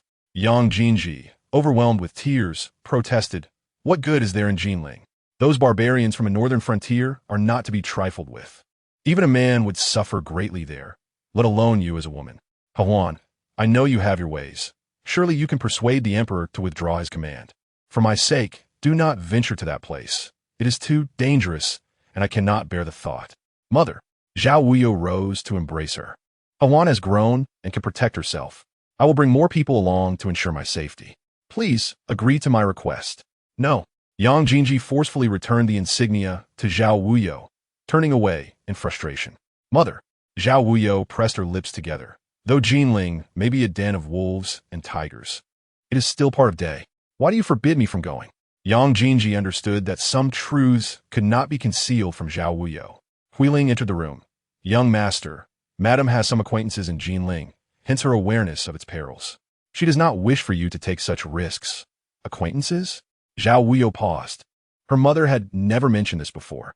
Had they not come from Namling? Jinling, situated in the northern frontier, was in stark contrast to Namling. How could her mother have acquaintances there? Hahuan, Yang Jinji knelt before the Buddha. Are you truly determined to go? Zhao Wuyou nodded, slowly approaching her mother to kneel respectfully. I have made up my mind. I hope for your understanding. When do you plan to depart? Yang Jinzi asket. Zhao Wuyou lifted her head. As soon as I step outside. Yang Jinji lowered her gaze. So, soon? After a moment's thought, she removed a jade pendant from her neck and placed it around Zhao Wuyou's. This is a talisman for your safety. I wish for your safe return. Remember to return as you left. Do not remove it, and do not lose it. Thank you, dear mother. Zhao Wuyou bowed deeply. Go on. Yang Jingji's eyes glistened with tears, understanding that her mother could not hinder her. Zhao Wuyou smiled reassuringly. Do not worry, mother. I shall return safe and sound. You must fulfill your promises. Yang Jingji gazed intently at her. Zhao Wuyou nodded and rose to leave. Just before reaching the door, she turned back to steal a glance at Yang Jingji, her smile bright and gentle. In truth, the young master could have left directly without consulting the lady. Huiling sighed softly, acknowledging the young master's filial piety. Yang Jingji nodded, aware of her thoughts. If there was anything in this world she could not part with, it would be him. He lived solely to ensure her safety. As he ventured northward, he feared she might encounter undesired company. After leaving the capital, peace would be but a distant memory. Huiling furrowed her brow, suggesting that perhaps the lady was overthinking. The young master's journey was purely for imperial orders, and once he completed his tasks, he would return. Let us hope so. Yang Jingji replied, his brow furrowed with concern. The northern frontier was a perilous place. If possible, he would prefer Zhao Wuyou never set foot in Jinling. Alas, fate had other plans. Zhao Wuyou mounted her horse. There was no option to take a carriage to Jinling, where she would be away for a year and a half. She needed to ride swiftly, both to depart and to return. Accompanying her were only Yunzheng and Xiemo, with Fuxing trailing closely behind. Just the four of us? Fuxing inquired. Zhao Wuyou smirked. Are you afraid? Fuxing smiled lightly. In this world, the timid perish from hunger, while the bold may overindulge. I would rather be the latter. That is well. Zhao Wuyou urged her horse into a quick gallop. Yunzheng cast a glance at Fuxing, hastening to follow. The young master's intentions were inscrutable. He had mentioned leaving on the 10th, likely just to appease someone. Although he did not wish to reveal his whereabouts, why bring Fuxing along? Did he fear for Wuji Palace? As they galloped, dust billowed around them. The capital receded further behind. With nightfall approaching, the weary travelers were in no condition to continue. Zhao Wuyou's health could not withstand such relentless jostling. She paled slightly as she spotted a small town ahead, deciding to rest there for the night before resuming their journey. This riverside town housed but a single inn. Dear guests, will you be dining or lodging? The inn was bustling with various wanderers. The innkeeper greeted the four with eagerness, his eyes sparkling with anticipation. Zhao Wuyou, clad in white, appeared fatigued. We require 2 guest rooms. Certainly, the innkeeper cheerfully called out, 2 guest rooms it is. The proprietor clicked his abacus, instructing the innkeeper to lead the way with 2 pots of hot water. You've arrived just in time. We have 2 rooms available. The innkeeper opened one of the street-facing rooms, and Zhao Wuyou stepped inside. The innkeeper chuckled. It's a humble place. Please bear with us. It was satisfactory. Zhao Wuyou glanced around. While labeled as guest rooms, they were merely larger and cleaner than typical accommodations. Yet, in such a rural setting, such standards were commendable. While traveling, one could not afford to be too particular. Zhao Wuyou assigned Xiemo and Fuxing to share a room, for Xiemo understood her intent. Although Fuxing traveled with them, he was still an outsider and needed supervision. Otherwise, any mishaps could lead to complications. Once the door was shut, Zhao Wuyou coughed lightly, weary as she leaned against the bedpost, breathing heavily. Young master, are you feeling fatigued? Yunzheng asked with concern. This place is too simple. I shall prepare a bath for you. Do you not see where we are? How can one bathe here? Zhao Wuyou's brows knitted slightly. Yunzheng realized her concern had clouded her judgment and lowered her gaze. I will prepare hot water for you to soak your feet. It may ease your fatigue. Zhao Wuyou nodded softly, acknowledging her kindness, and eventually succumbed to exhaustion, drifting into slumber. When Yunzheng returned, she could only sigh. Zhao Wuyou slept lightly. Upon hearing footsteps, she opened her eyes, filled with vigilance. Young master, it's just me. Yunzheng hurriedly clarified. After soaking her feet, Zhao Wuyou felt considerably better and descended for dinner. Fuxing had already ordered a variety of dishes, both meat and vegetables quite delicious. Come, try it. It is rather good. Zhao Wuyou smiled as she sat down. Yunzheng and Xiemo chose to keep a low profile, sitting obediently beside Zhao Wuyou. The four gathered around a square table, surrounded by curious wanderers, some of whom occasionally glanced their way. This is nothing compared to the capital, Fuxing remarked. Zhao Wuyou smirked, her keen eyes sweeping the room. Years of observing expressions allowed her to detect even the slightest change in demeanor. Especially when Fuxing mentioned the capital, she noticed someone in the corner subtly alter their expression. Nevertheless, she remained composed. As new guests arrived, the innkeeper enthusiastically welcomed them and escorted them to their rooms. After the meal, Zhao Wuyou had eaten sparingly. "You are easy to satisfy. Is this all you need?" Fuxing set down his chopsticks. "Should we not take a stroll? We are here on business, not for leisure." Yinzheng replied coldly. Fuxing raised an eyebrow. "Life is long.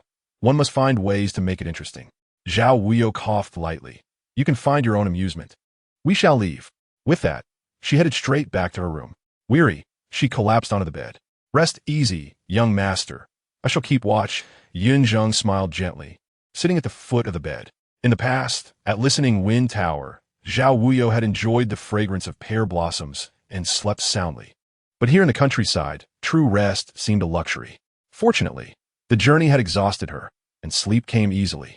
In her dreams, Zhao Wuyou recalled fleeting memories of the mundane world, sounds of a distant train whistle, echoing cries, and chaotic recollections of the past resurfaced one after another. Unbeknownst to her, tears streamed down her face. "Young master?" Yunzheng was taken aback, hurriedly waking the pained Zhao Wuyou. Zhao Wuyou awakened, her face wet with tears. "Young master, did you have another nightmare?" Yunzheng offered her a towel. Zhao Wuyou lowered her gaze. "There will be no trouble tonight. You should sleep."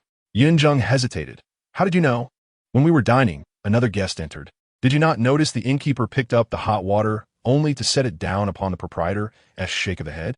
Zhao Wuyou surveyed the surroundings, sensing hidden dangers within the inn, as if they were lambs waiting for slaughter. However, because of Fuxing's mention of the capital, their would-be assailants had refrained from action. Yunzheng recalled that upon entering, the innkeeper had indeed carried hot water, but during dinner, he was empty-handed, despite several water pots being visible at the entrance. Grateful for the young master's keen observance, Yunzheng felt a chill of unease. Yet, this could lead to greater troubles. With this in mind, Zhao Wuyou sighed softly. "Come sleep by my side. We must set out again tomorrow." Yunzheng looked terrified. "I cannot. Sleep now. That is an order." Zhao Wuyou turned inward. Yunzheng bit her lip, trembling as she climbed into bed, cautiously positioning herself at the edge. Stealing a glance back at Zhao Wuyou, she noted her lack of reaction and sighed in relief.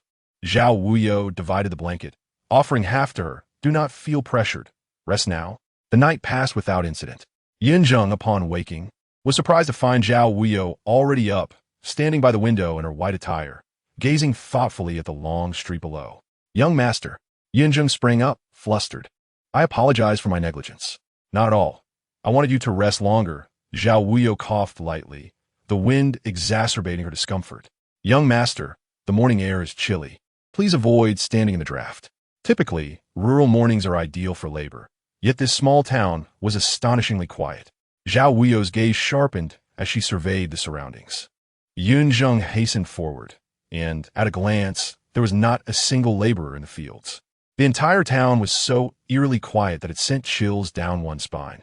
When they had arrived the previous night, the place had been bustling with life. Yet how had it transformed into this desolation by day?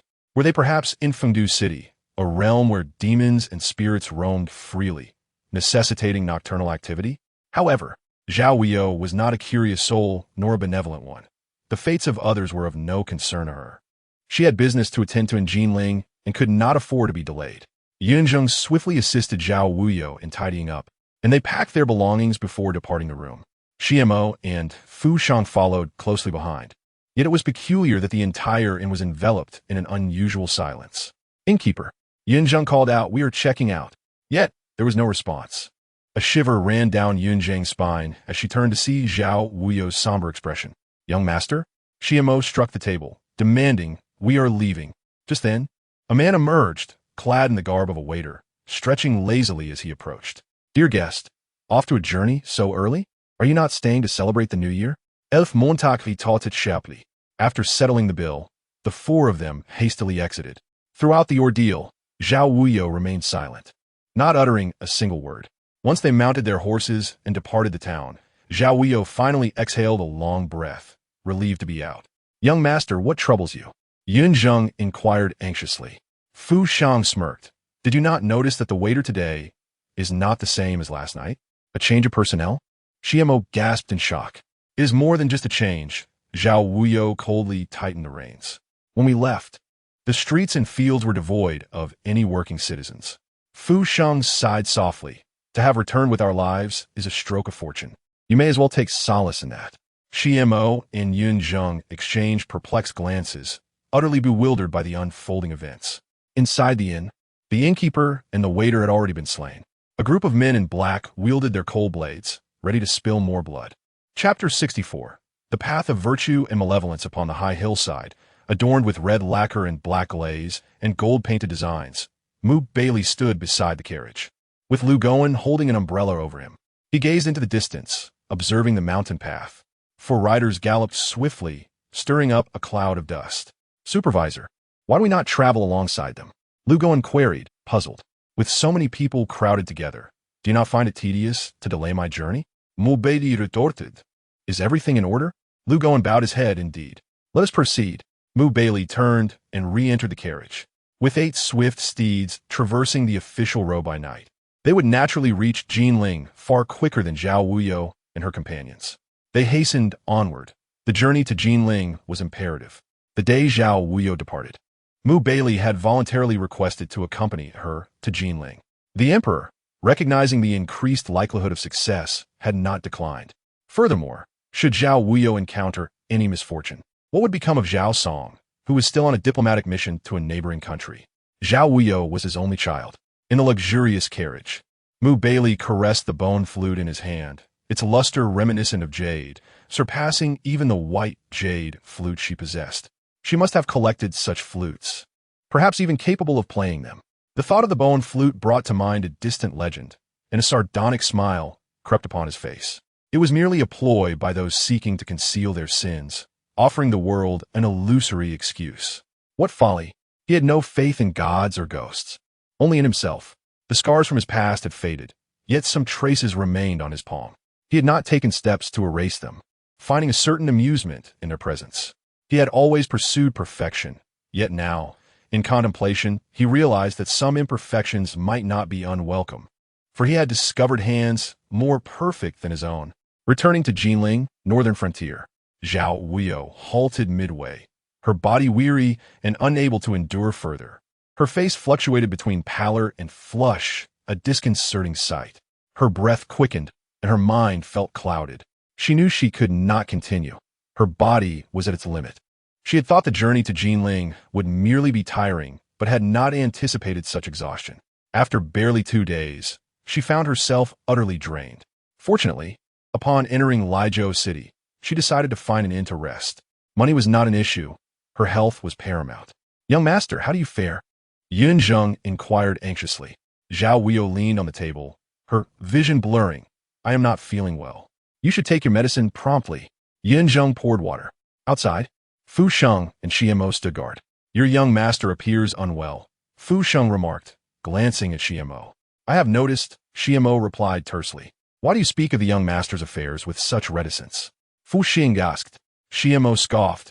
And why are you so curious about the young master? Curiosity is natural, Fu Sheng replied with a smile. Xiamo inhaled deeply. I care not for your curiosities, but regarding the young master, it would be wise to stifle your inquisitiveness. Otherwise, if the young master were to become displeased, the consequences could be dire. Would he consume people? Fu Sheng chuckled. More severe than that, Xiamo stated impassively. After taking her medicine, Zhao Wuyou felt slightly better, though she remained in a state of exhaustion, likely due to a poor night's sleep. She was inherently burdened by her thoughts, especially when traveling, and thus found it challenging to rest easily. During the night, her sleep was fitful, waking intermittently, utterly fatigued. Yun Zheng carefully closed the door behind her. The young master has fallen asleep. You should also rest. Given the young master's condition, it seems unlikely we can continue our journey. Xiamo expressed concern. Yun Zheng pursed her lips. The young master stated before sleeping that we would depart upon waking, so you should hurry and rest. Knowing the young master's temperament, he will likely reverse his day and night. Since she could not bear the journey, they would have to travel while she recuperated, regardless of whether it was day or night. Xiamo nodded, understanding. He turned to Fu Sheng. You should also rest. I will keep watch over the young master. Very well, Fu Sheng replied, Departing. Despite her exhaustion, Zhao Wuyou dared not sleep too deeply. Suddenly, a familiar fragrance wafted through her nose, and she thought, "This is not good." Yet, before she could open her eyes, she was plunged into an endless darkness. In a daze, she felt warmth enveloping her, a soothing sensation against her heart. Memories of her father flooded back from deep within her mind. When she was very young, her father would hold her and lull her to sleep. It felt just like this. Then she recalled Yang Jin, who, though not her biological father, had truly cared for her. The tender moments shared on the 9th day of each month were where all her affection resided. Such a feeling was delightful. In her ears, a derisive voice interrupted her reverie. "At your age, still crying? How embarrassing." Startled, Zhao Wuyou opened her eyes wide, only to find herself facing a face so bewitching it momentarily rendered her speechless. "You need not thank me, nor should you compare your looks to mine. To me, you're rather unsightly. Fortunately, I am magnanimous and will not hold your hideousness against you." He held her close within the carriage, and she found herself lying in his embrace. His restless hand rested lightly upon her chest, though it merely pressed gently. "Remove your hand," Zhao Wuyou exclaimed, swiftly rising, brushing off his touch with disgust before hastily adjusting her attire and sitting to the side, regaining her initial composure. Baili wore that familiar half-smile, his gaze warm as he looked upon Zhao Wuyou's pale face. He had not expected Zhao to be so slender, yet there was still a hint of flesh upon her frame, particularly her chest, although he had no peculiar fondness for such things. That brief contact had indeed revealed some substance. Baili mused, rather solid. "Why am I here?" Zhao Wuyou demanded. "Where are my people?" "Your people?" Baili chuckled coldly. "What concern is that of mine? Then why have you brought me here?"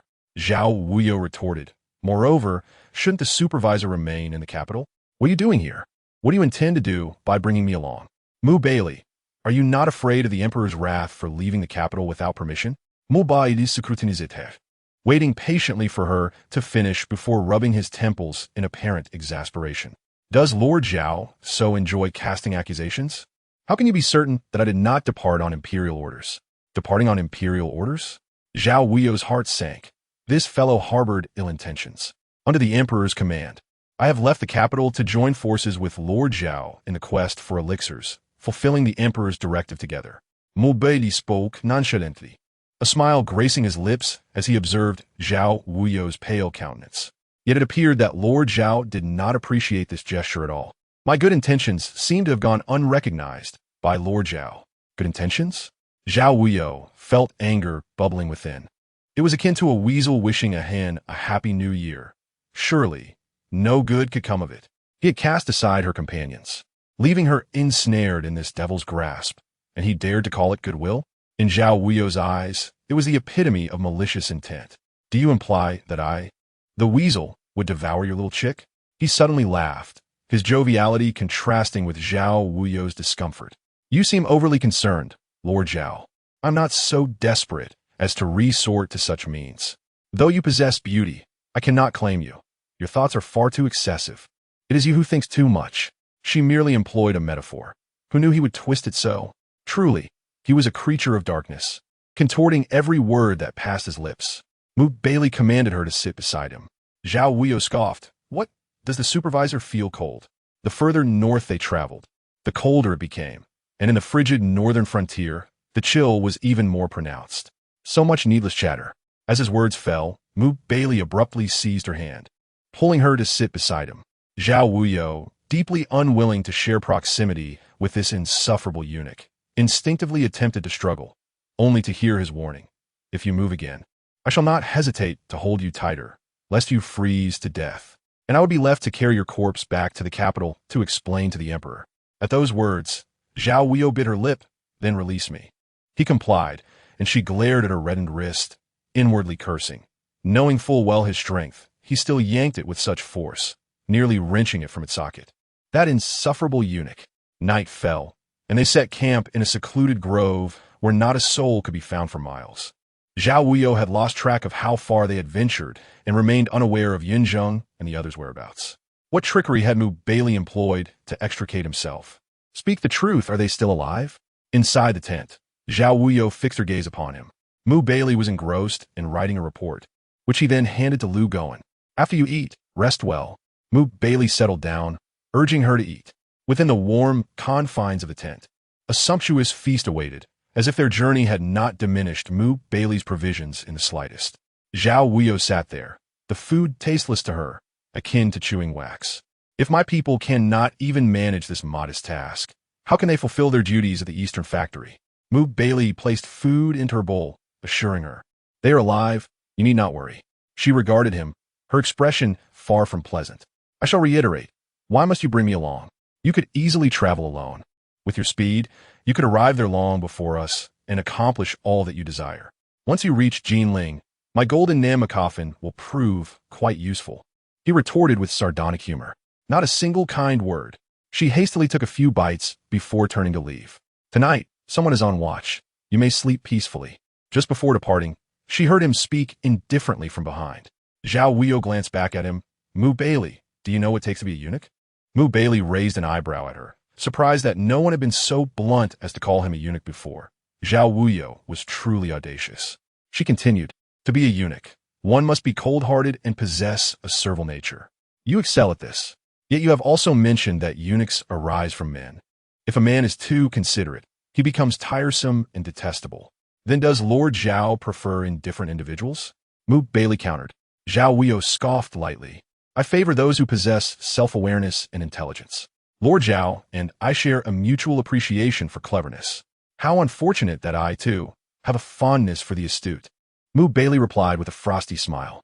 Zhao Wuyou did not return directly to her tent, leaving behind all her belongings. What was she to do in the days to come? Her money and pack were with Yunzheng. She had no change of clothes. Yet she was expected to engage in a battle of wits with Mu Baili, which was utterly exhausting. The only solace lay in the fact that Mu Baili's carriage was undeniably comfortable, steady and smooth, swift yet unhurried, and neither too hot nor too cold.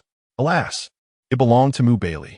Observing the bustling Eastern factory guards and their orderly procession of attendants, Zhao Wuyou felt a headache coming on. After the skirmish in the small town, when the attendants had failed to protect her, Zhao Wuyou had requested that they be dismissed. In hindsight, had they remained, perhaps she would not have fallen so swiftly into Mu Baili's clutches. Standing beneath a tree in the late spring, early summer season, the occasional chill of returning cold was almost unbearable. She instinctively huddled closer, contemplating her next move. Should she stay, or seize the opportunity to escape? With no one for miles around, running away would be tantamount to courting death. Zhao Wuyou was not naive enough to jeopardize her life for some elusive sense of pride. "Lord Zhao," Lu Goen approached. "Are you enjoying the cool air here?" Zhao Wuyou gazed at the moon above, its light nearly full.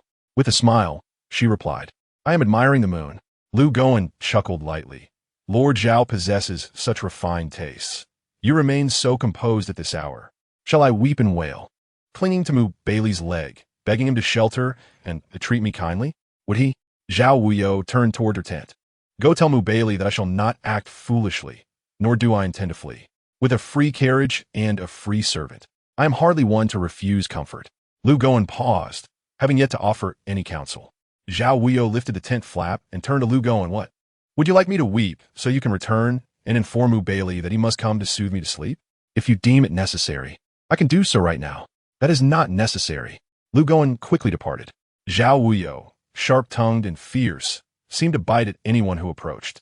But it was clear that only the supervisor could keep her in check. Yet Mu Baili had spoken a truth. With him present, she could sleep soundly, free from worry. She refused to believe that anyone would dare to challenge Mu Baili. She slept remarkably well that night, waking refreshed. During breakfast, Mu Baili regarded her with hesitation. Last night, Zhao Wuyou had been somewhat restrained and conflicted. Now, she devoured her food with abandon. "Are you not hungry, supervisor?" After finishing a bowl of porridge, Zhao Wuyou inquired. Mu Baili furrowed his brow. "Are you possessed by a starving ghost, reborn?" Zhao Wuyou reached for his bowl of porridge and turned to Lu Goen. "Another bowl, please." She brazenly snatched food from his hands. Mu Baili was momentarily taken aback, his chopsticks suspended mid-air as he watched Zhao Wuyou enjoy her meal with fervor, as though she had transformed entirely. "Are you not afraid I might poison you?" he teased. "That would only make me a gluttonous ghost. What do you think?" Zhao Wuyou replied cheerfully. Mu Baili found her antics dull. Watching her devour her food with an expression of disdain, she displayed no semblance of decorum. After all, she was the minister of rights. Had she cast all manners and etiquette to the dogs? Zhao Wuyou, however, did not eat much. Having feasted so heartily in front of Baili, she felt the urge to vomit the moment she stepped outside. Her intention had merely been to irritate him, nothing more. She would relish whatever Baili provided, eating, using, and enjoying it with abandon. The dark robe she wore was also a gift from Baili. She was fair-skinned, yet he had chosen black for her attire. A playful banter ensued, for who could not engage in such? It all came down to who could outlast the other in their mutual annoyance. Baili joined in her jesting, for the discomfort lay entirely with her, not him. He possessed a fortune that could rival kingdoms, yet he accompanied her on her reckless ventures. Why did the overseer not reveal to her that someone was shadowing them, stealthily placing Minister Zhao beside him? Lu Guowen was perplexed. Do you think Zhao Wuyou would believe it? Baili inquired. Naturally, she would not. Zhao Wuyou would trust no one, especially not Baili. Thus, it would be futile to mention it. It is better left unsaid, saving us the trouble. He and Zhao Wuyou are sworn enemies, destined to confront each other in a battle to the death eventually. The carriage continued its journey, with Lu Guowen occasionally dispatching scouts to ensure their safety, executing their plans with such precision that it left Zhao Wuyou astonished by the East Factory's efficiency. Baili's success was undoubtedly rooted in his meticulous attention to detail. The carriage sped towards the northern frontier, drawing ever closer to Jinling. Zhao Wuyou gazed out the window, pondering whether there was anything in Jinling that she truly desired. If such treasures existed, and if she were to find them, could she finally depart from this place? The mere thought of leaving stirred a sense of reluctance within her. What she would miss were the memories of that certain someone in Yunnan Temple, the bonds formed over countless years with Yun Zheng and Shima, and the companionship of her childhood friend, Jian Yen. Would the pair blossoms outside Tingfeng Tower vanish along with her? What is Minister Zhao thinking? Baili asked. Zhao Wuyou snapped back to attention. Nothing much. Has your brother been found? Baili pressed further. Whether found or not is irrelevant. It has been so many years. Why concern ourselves with this fleeting moment? After all, it is not the overseer's son that is lost, so why would he inquire? Zhao Wuyou's words were piercing. A eunuch? Where would his son come from? Is that not a mockery? Baili maintained a smile, recalling Zhao Wuyou's earlier words that she did not belong there. I pondered this for a long time, yet I remained perplexed. Perhaps Minister Zhao could elucidate? I emerged from the earth, fell from the heavens, or sprang from the waters. Do you think the overseer would believe such tales? Zhao Wuyou replied, a forced smile gracing her lips. Baili cast a sidelong glance at her, and, in an unexpected move, pulled her towards him, pinning her beneath him. Baili, what are you doing? Zhao Wuyou protested, pushing against his chest. I am merely curious about what it means to emerge from the earth, fall from the heavens, or spring from the waters. Baili leaned closer, his piercing gaze reflecting a mysterious glimmer as it locked onto hers. In that moment, his exquisitely crafted features seemed almost otherworldly. As warmth enveloped her lips, a familiar scent brushed against her face, causing Zhao Wuyou's mind to whirl.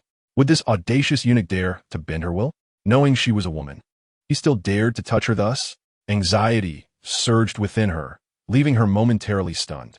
It is often said that in matters of love, a woman's reaction lags behind a man's. This was especially true when confronted with such an extraordinarily handsome man. He tenderly pressed his lips against hers, holding her delicate hand in his. Zhao Wuyou burst into laughter. Baili, could it be that you have fallen for me? I have warned you. Even if you were to fall in love, it would only be a fleeting affection. The Zhao family cannot be extinguished because of me. Baili's tongue brushed lightly over his lips, his demeanor captivating. Zhao Wuyou's lips twitched in response, her throat constricting slightly. What does it mean to be entranced? What does it mean to be completely captivated? Perhaps it is to face such a mesmerizing being. Alas, he lacked something essential. More regrettable was that he should not be the most esteemed eunuch in the realm, for then she might consider clandestinely keeping him as a servant. Such a visage was indeed a delight to behold. Does Minister Zhao understand what love is? Baili asked. This question left Zhao Wuyou momentarily speechless. What is love? She prided herself on her intelligence. Yet when it came to matters of the heart, her father had always cautioned her against emotional entanglements. Thus, for over a decade, she had maintained a detached demeanor towards those around her. If one does not invest their heart, they cannot be vulnerable. In the court, The game is one of psychological warfare, and the first rule is to guard one's own heart. Perhaps you could enlighten me, she retorted, her smile radiating warmth. Baili exhaled deeply, the spacious carriage allowing them to lie side by side. As the carriage rolled steadily onward, Zhao Wuyou inquired, Baili, do you comprehend what love is? What does it mean to feel? You ask me, and should I consult the waters? He turned to her, Zhao Wuyou. Who exactly are you? Zhao Wuyou chuckled lightly, an enemy. Indeed, an adversary, two opponents evenly matched. Throughout their journey, Baili had not entered the city, perhaps to avoid drawing attention. The carriage traveled along the main road, passing inns without stopping, setting up camp in the wilderness, guarded with utmost vigilance. That night, Zhao Wuyou slept soundly until a voice suddenly called out, Young master. Suonfi? Zhao Wuyou recognized the voice. What brings you here? Yunzhang sent word that you were missing. I immediately dispatched people to search for you. And, at last, we have found you. Sushi helped Zhao Wuyou rise. Are you unscathed?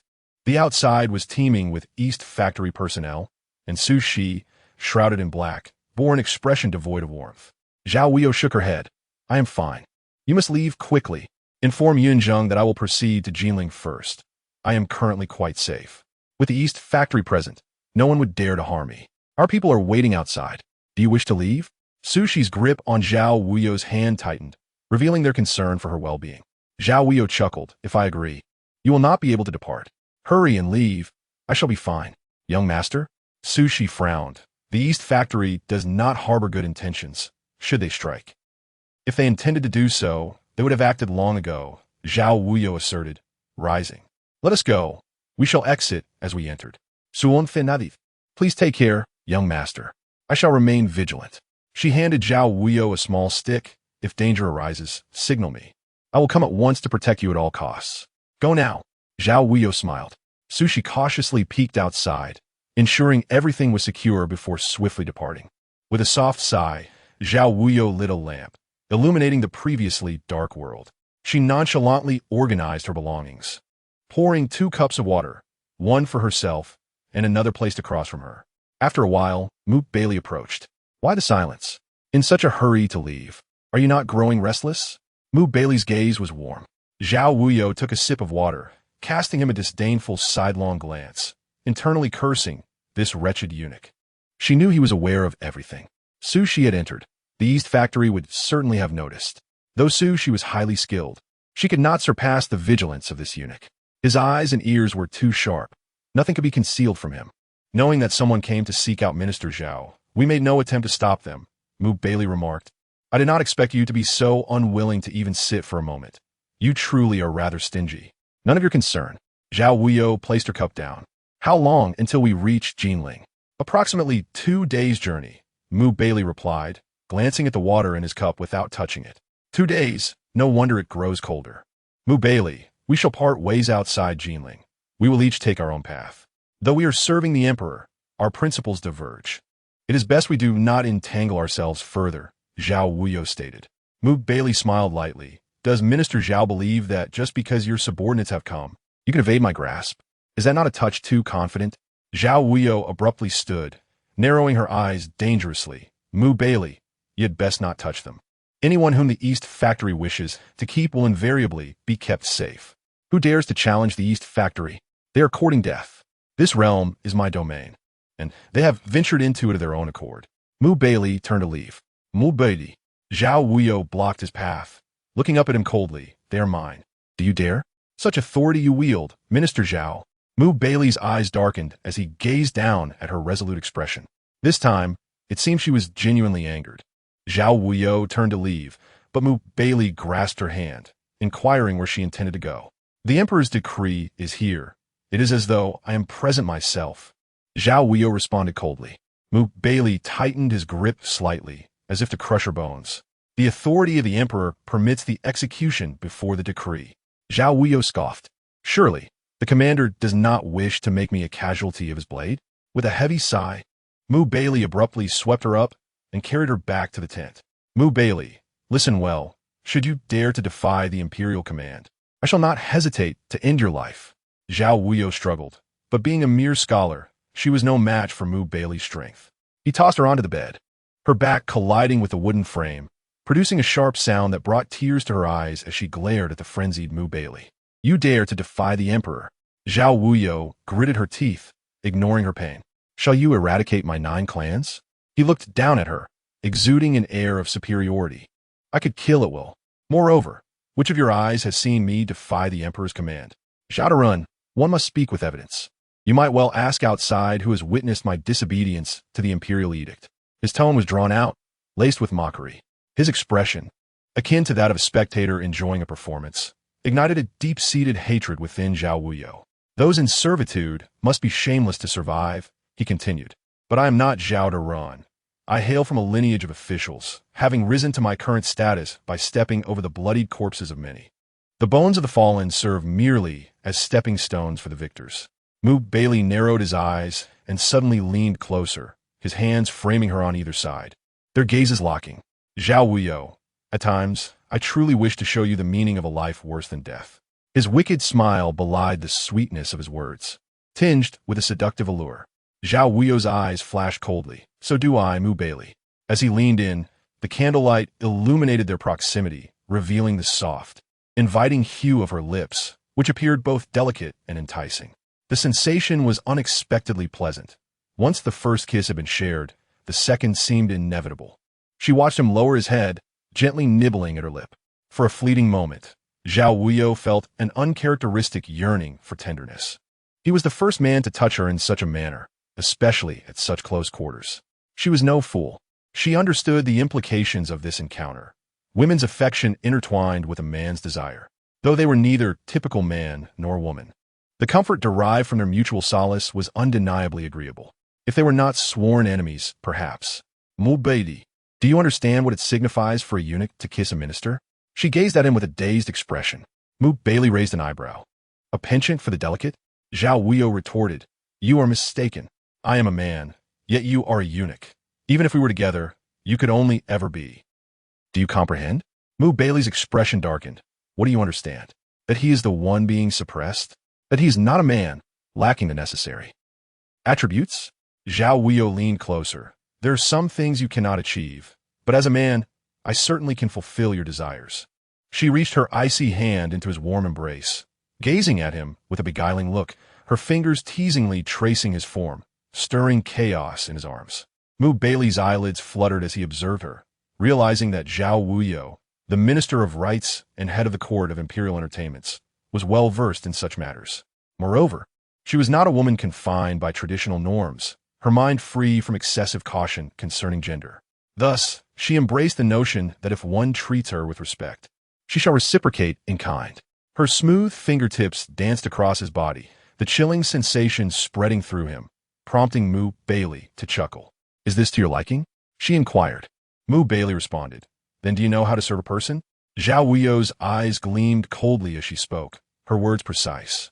"A eunuch's desires are best expressed through intimate touch, wherein pleasure is derived from gentle caresses, escalating in intensity until the release is achieved. Such is the nature of desire." In the next moment, Mu Baili scoffed. "Zhao Run, you are exceedingly bold. How dare she label him a eunuch and a pervert?"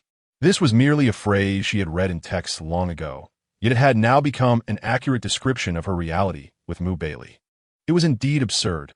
How prescient she had been in her youth. Chapter 65. Zhao Run yearns for the beauty at home. Zhao Wuyou could hardly anticipate that her words would lead to the outcome of Mu Baili swiftly dismissing the bulk of the Eastern Depot's forces, bringing only Lu Gowen and a few loyal followers along. Furthermore, in that instant when he held her down, the small dagger she possessed fell into his hands. Consequently, all power now resided with Mu Baili, leaving Zhao Wuyou at a distinct disadvantage. Unbeknownst to Su Shi and the others, they had already departed. Had it not been for her quest for the prayer beads, Zhao Wuyou would not have endured this situation. To achieve her goals, sacrifices were necessary, and thus she bore it. As they journeyed north, the environment worsened, riddled with sandstorms and desolate landscapes, dotted only with low pines and scrubby brush. What Zhao Wuyou did not expect was that Jinling was far from the picturesque locale she had imagined. Instead, it was a barren wasteland. Thus, the adage hearsay is but hearsay. Seeing is believing rang true. They did not lodge in an inn, but took refuge in an abandoned farmhouse on the outskirts of Jinling. Zhao Wuyou trembled from the cold. Her health was already fragile, and now she dared not leave the warmth of the stove. To her surprise, although the days offered a semblance of sunshine, nightfall brought unexpected snow to the Jinling region. Despite it being late spring, a sudden cold snap blanketed the area in a flurry of snow. Zhao Wuyou lamented her earlier decision to pursue the prayer beads in Jinling, convinced that she must have been out of her mind. Baili stood at the door as Lu Gowen swiftly removed his cloak and stepped outside. Once the door was closed, warmth enveloped the room, leaving only the two of them. Zhao Wuyou sneezed. Baili, I am freezing to death. What are the things you promised to procure for me? Zhao, what is your frail body made of? Baili cast her a sidelong glance. Can't you see? It is crafted from gold and silver. Surely, the commander is not so stingy. Zhao Wuyou curled up, enveloped in a thick blanket. At this moment, she could not maintain any semblance of elegance. She was on the verge of freezing, and concerns of grace were far from her mind. Life was precarious. All other matters could wait. Baili slipped his hand beneath her blanket, swiftly seeking her icy fingers. Her hands were now cold to the bone, trembling uncontrollably, her face pale with the chill. I am freezing to death. Do not take advantage of me. I have no mood for games, she protested. The weather in Jinling was unfathomably strange, colder than the capital. Her body seemed unable to acclimate to Jinling's climate. Yet a nagging question lingered in Zhao Wuyou's mind. Logically, a heavy snowfall in the capital did not leave her in such a state of distress. Could it be that the snow in Jinling was colder, more merciless? A sense of inexplicable anxiety gnawed at her. The closer she drew to Jinling, the more she felt that something ominous loomed. This unease and trepidation were foreign to her. She had never felt so anxious before. Even when faced with the murderous Baili, she had maintained her composure. Why then did she feel this way now? She could not articulate it. Inside, several stoves burned brightly, and with a few windows ajar, Zhao Wuyou held onto a hot water bottle, finally drifting into a restless sleep. In her dreams, butterflies danced, reminiscent of spring's floral extravagance. A stunning woman twirled among the blossoms, gracefully mingling with the fluttering butterflies, akin to a celestial being in a realm of fantasy. The scene was breathtakingly beautiful. Zhao Wuyou slept soundly, gradually warming up, unaware that Baili had quietly infused his inner energy into her body to safeguard her heart. He too was puzzled by her extreme cold. While the temperatures were low, they should not have rendered her so helpless. Was it under the influence of that thing? Zhao Wuyou lay motionless in bed, illuminated by the flickering flames, as Baili turned to leave. Supervisor. Lu Gowen saluted outside, having already sent someone into the city to gather information. News was expected to arrive shortly. There was no need to disturb Lu Hongyi for now. I shall investigate myself. Baili narrowed his dangerous eyes. Lu Gowen paused, suspecting that the supervisor doubted Lu Qingzhu's connection with Zamudo and was deliberately concealing information. It was indeed possible, after all. The last time Shan Yin visited Jinling, he brought back no news whatsoever. Either Zamudo was truly absent from Jinling, or someone was providing protection and concealment. In Jinling City, the most influential person was naturally the city lord, Lu Hongyi. Who else could possess such audacity to harbor someone the Eastern Depot sought? Thus, it was no wonder Baili harbored suspicions. Hearing footsteps outside, Zhao Wuyou slightly opened her eyes, awakening. The cold had dissipated somewhat, and she felt a bit more comfortable. She sat up and reached to touch the mark at her déjeuner point. Unfortunately, there was no bronze mirror in the room, or she would have examined what that strange little thing looked like now. She knew her own body best. Every change she experienced was tied to this mark. Now, feeling chills, it was likely closely related to that entity. She loathed such things and rejected anything beyond her control with all her might. Outside, it was still snowing, and a voice called from the window. Young master. It was Su Shi. I'm fine. Zhao Wuyou took a deep breath. I will soon meet you in Jinling. Yunzheng is still on the way, Su Shi replied. I understand. Zhao Wuyou closed her eyes. Is there a mirror? Suonthe hisitativ. No. Find me 2 mirrors. Zhao Wuyou's brows knitted in displeasure. Yes. Su Shi departed and soon returned swiftly. Zhao Wuyou opened the window and took the 2 mirrors. You may leave. Su Shi complied and exited rapidly. There existed an unspoken understanding between Zhao Wuyou and Su Shi. The day they camped had left no trace, and Su Shi knew Zhao Wuyou was not with the main forces. Thus, according to Zhao Wuyou's earlier habits, Sushi led a small group straight to Jinling, while the rest continued to follow the eastern depot. She even had someone disguise themselves as her to confuse the enemy. Zhao Wuyou deliberately left no traces. That little bamboo stick was merely an external object. The true signal lay within Zhao Wuyou herself. With the small mirrors reflecting one another, Zhao Wuyou narrowed her dangerous eyes. How could this mark have transformed so? Quickly putting away the mirrors, Zhao Wuyou heavily closed her eyes, pondering what exactly this thing was. Touching the jade pendant around her neck, she could not fathom how to extract it from her body. Last time, someone from Wuji Palace mentioned that it required Mu Baili's assistance, yet he appeared reluctant to remove it from her. Why did Mu Baili, knowing the truth, choose inaction? I will surely uncover the truth. Zhao Wuyou's brows furrowed. The next morning, the snow had ceased. Mu Baili meticulously draped a shawl over Zhao Wuyou, advising her to wear more for warmth. Zhao Wuyou wore a plain, embroidered long robe with bamboo patterns, layered with a thick, warm black fox fur shawl. Mu Baili donned a white robe with embroidered auspicious clouds, also adorned with a dark fur-edged shawl. As they stood in the snow, Zhao Wuyou frowned, examining herself. Then Mu Baili, she wondered if he was purposely trying to irk her. Dressed like this, was he announcing to the world their peculiar preference? Wearing matching outfits from this era, parading through the streets? He was clearly trying to make it difficult for her. What is Zhao Darren looking at? Mu Baili inquired with a smile. Zhao Wuyou chuckled lightly. It's nothing, just thinking that the supervisor looks much better dressed than I do. Flattered, Mu Baili stepped forward. The carriage was already prepared outside, and Zhao Wuyou silently followed. The sensation of wearing the same outfit as Mu Baili was indeed unpleasant. Yet one as astute as Zhao Wuyou would not fail to grasp Mu Baili's intentions. He intended to make her feel trapped. Two individuals in matching attire walking on the street would inevitably attract attention. When she wished to withdraw, it would likely prove challenging. But Zhao Wuyou was no ordinary character. You may have your cunning plans, yet I possess my own means of escape. Once they entered Jinling City, the situation would no longer be under Mu Baili's control. As the carriage slowly approached Jinling City, Zhao Wuyou lifted the curtain, gazing at the plaque above the city gate. This was Jinling. Taking a deep breath, she lowered the curtain and quietly returned inside. Where do you plan to begin the investigation? What does Zhao Darren think? Mu Baili countered, smiling as a glimmer sparkled in his eyes. I am rather foolish and cannot seem to think of anything at the moment. Zhao Wuyou probed. Does the supervisor have any good suggestions?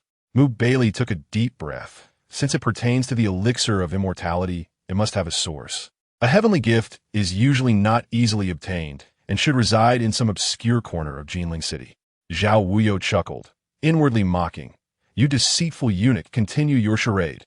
On the surface, she began to strategize. Do you know where the most accessible information can be found in this world? Mu Baili smiled gently, all ears. In matters of wine, women, and wealth, one easily becomes lost. The courtesans of the pleasure houses are often the most informed. Zhao Wuyou said, as long as we identify the largest brothel in Jinling, we will be able to follow the clues. Follow the clues? Mu Baili regarded her with a knowing look. You aren't reminiscing about a little beauty back home, are you? If the supervisor does not wish to, why seek solace in me? Zhao Wuyou retorted, believe it or not. Very well, I shall temporarily place my trust in you. Mu Baili rubbed his temples and instructed Lu Goen outside. Where's the largest brothel in Jinling City? Lu Goen hesitated. As a eunuch, asking about a brothel was unusual. After a moment's thought, he lowered his voice and bowed. I will investigate immediately. Mu Baili glanced back at Zhao Wuyou, deep in contemplation. He wondered what Zhao Wuyou's intentions were in bringing him, a mere eunuch, to gather information at a brothel. Could it be that there was some ambush awaiting them there? Logically, he had already severed all of Zhao Wuyou's escape routes, making it improbable for any slip-up. So why did Zhao Wuyou encourage him to visit a brothel? Zhao Wuyou smiled. While accompanying a eunuch to a brothel might seem undignified, she understood that men were innately drawn to pleasures. However, for a eunuch, entering a brothel was akin to rubbing salt in a wound, reminding them of their cruel, inhumane reality. When one is engulfed in anger and disgust, their clarity of thought diminishes. Thus, Chapter 66. Once again outwitted by Zhao Wuyou inside the seeking pleasure pavilion, the air was filled with the sounds of laughter and beauty, with stunning women lined up, some gentle as flowing water from the south, others exotic from the northern frontier, ensuring that one could always find their preference. The matron smiled. You gentlemen seem to be new faces. This must be your first visit to our seeking pleasure pavilion. Speak plainly. Zhao Wuyou sipped her clear wine, not bothering to glance at Baili beside her. All our ladies are carefully selected. Before the matron could finish, Lu Gowen had already tossed a bag of silver onto the table, producing a crisp sound. Zhao Wuyou set down her cup. Enough chatter, leave. Yes, yes. Encountering such a generous patron, the matron was overjoyed and, clutching the silver, retreated cheerfully. Once the door was closed, Zhao Wuyou smiled. You are among the finest beauties in this pavilion. She stood, delicately lifting one woman's chin with her fingertip. Beautiful, indeed, but perhaps lacking something. Her eyes drifted, and everyone followed her gaze, their attention shifting to Baili. Did you see that? Our master is indeed like Lu Xiaohui, unmoved by such delicate beauty, which reveals that your skills are still somewhat lacking. Zhao Wuyou chuckled coolly. Master, do you not find them appealing? Perhaps I should summon a few more for you. Baili's gaze, devoid of warmth, remained fixed upon her. What trick is Zhao Wuyou attempting to play? Silently sipping his wine, he glanced down, where the gentle light caught the defined lashes fluttering slightly in the breeze. The tenderness reflected in his lowered eyes captivated many a maiden. On his strikingly painted face, there was an exquisite calmness that even the most worldly courtesans had never encountered in such a handsome man. His mere presence seemed to radiate brilliance, as if the very light of the heavens conspired to illuminate him alone. Zhao Wuyou had every reason to believe that, had he been a woman, the emperor would have long since succumbed to his allure. Is not the imperial harem in dire need of such breathtaking beauty? What are you staring at? Baili inquired, lifting his gaze to her. Zhao Wuyou's eyes narrowed slightly, cursing herself for becoming distracted, internally chastising the insufferable eunuch. Her exterior remained a picture of radiant smiles as she said, Do any of you know how to dance? Our master has a particular fondness for dancing girls, especially those with slender waists. As the saying goes, the king of Chu favored delicate waists while his harem starved. Baili smiled. You seem well aware of that. Oh, not at all, Zhao Wuyou replied. It is merely a reflex of men. The women, eager to impress Baili, danced with fervor, twisting their waists and enticing him. The glances they exchanged were almost predatory, filling Zhao Wuyou with a sense of exhilaration. Zhao Wuyou, have you forgotten why we are here? Baili turned to question. Zhao Wuyou, seated beside him, paused her glass mid-air, feigning ignorance. I seem to have lost track, master. Since we are here, we cannot be so heartless. Look at these flower-like maidens. Life is still quite beautiful, even though. She cast a glance at his lower body and chuckled lightly. Surely, I deserve a little relief, do I not? With that, Zhao Wuyou stood and embraced a woman clad in purple, seemingly tipsy, and began kissing her neck. Young master, the woman responded coyly as they retreated into the adjacent warm chamber. The instant the door closed, Baili's expression darkened, and he slammed his cup onto the table. Lu Gowen quickly pushed open the door to the warm chamber, only to see the curtains partially drawn, revealing two pairs of legs entwined on the bed. The scene was such that he dared not linger, merely catching a glimpse before hastily retreating. Master, he addressed, refraining from using the title of supervisor in front of the women. What is happening? At that moment, peals of soft laughter echoed from within, laced with flirtation and allure.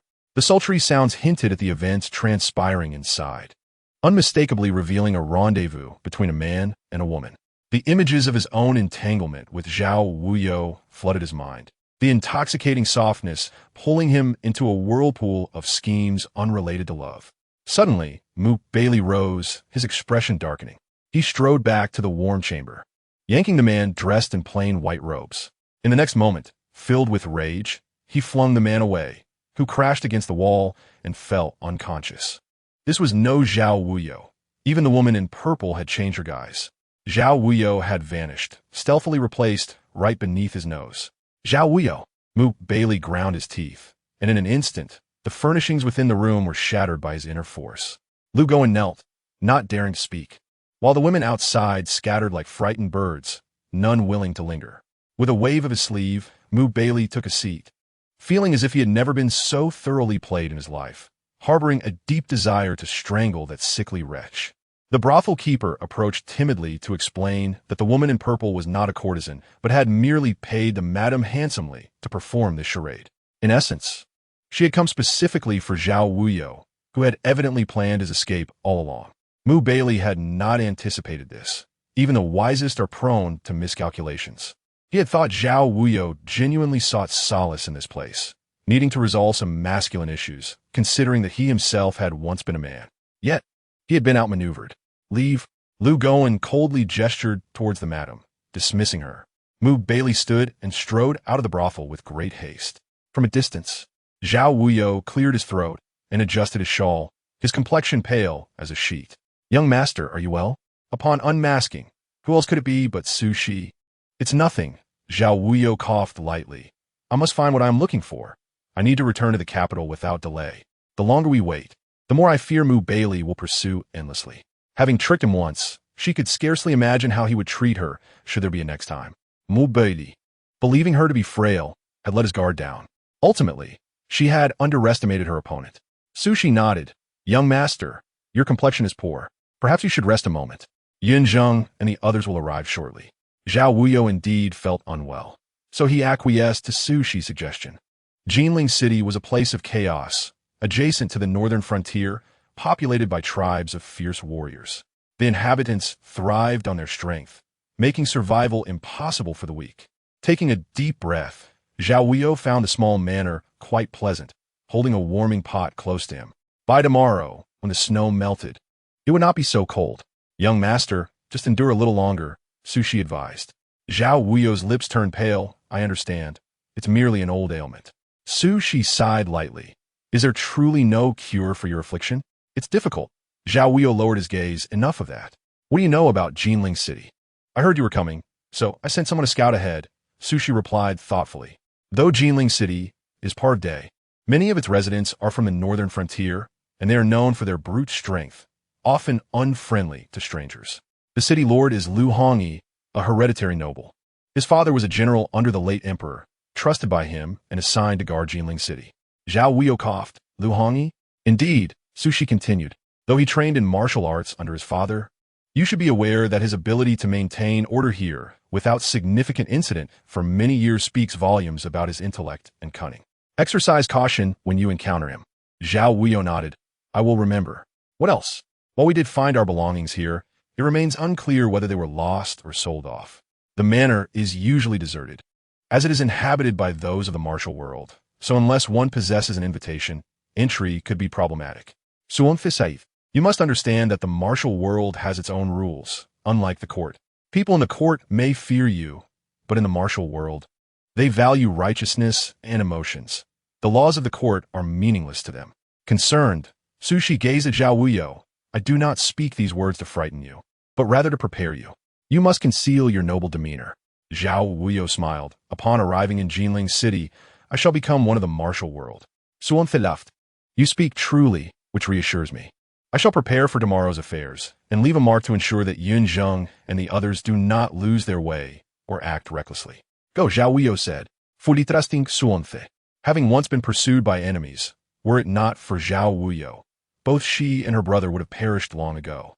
Thus, she vowed to follow Zhao Wuyou for life, never to betray him. With few trusted companions, Su Shi was one of them. Baili had not anticipated the remarkable capabilities of Zhao Wuyou. Despite her frail appearance, she managed her affairs with exceptional composure. From the moment she disappeared until nightfall, Baili was utterly at a loss, unable to find even trace of her. A living person had vanished within the city of Jinling. Zhao Wuyou's ability to elude detection infuriated Baili. He had never before been outmaneuvered in such a manner. Losing someone right under his nose was a significant embarrassment, especially since he held the esteemed positions of the East Factory's chief and the Grand Controller of Ceremonies. The thought of such a scandal spreading was unbearable. Lu Gowen knelt motionless in the snow. Baili stood by the city moat, gazing at the pristine blanket of snow, his eyes deep with contemplation.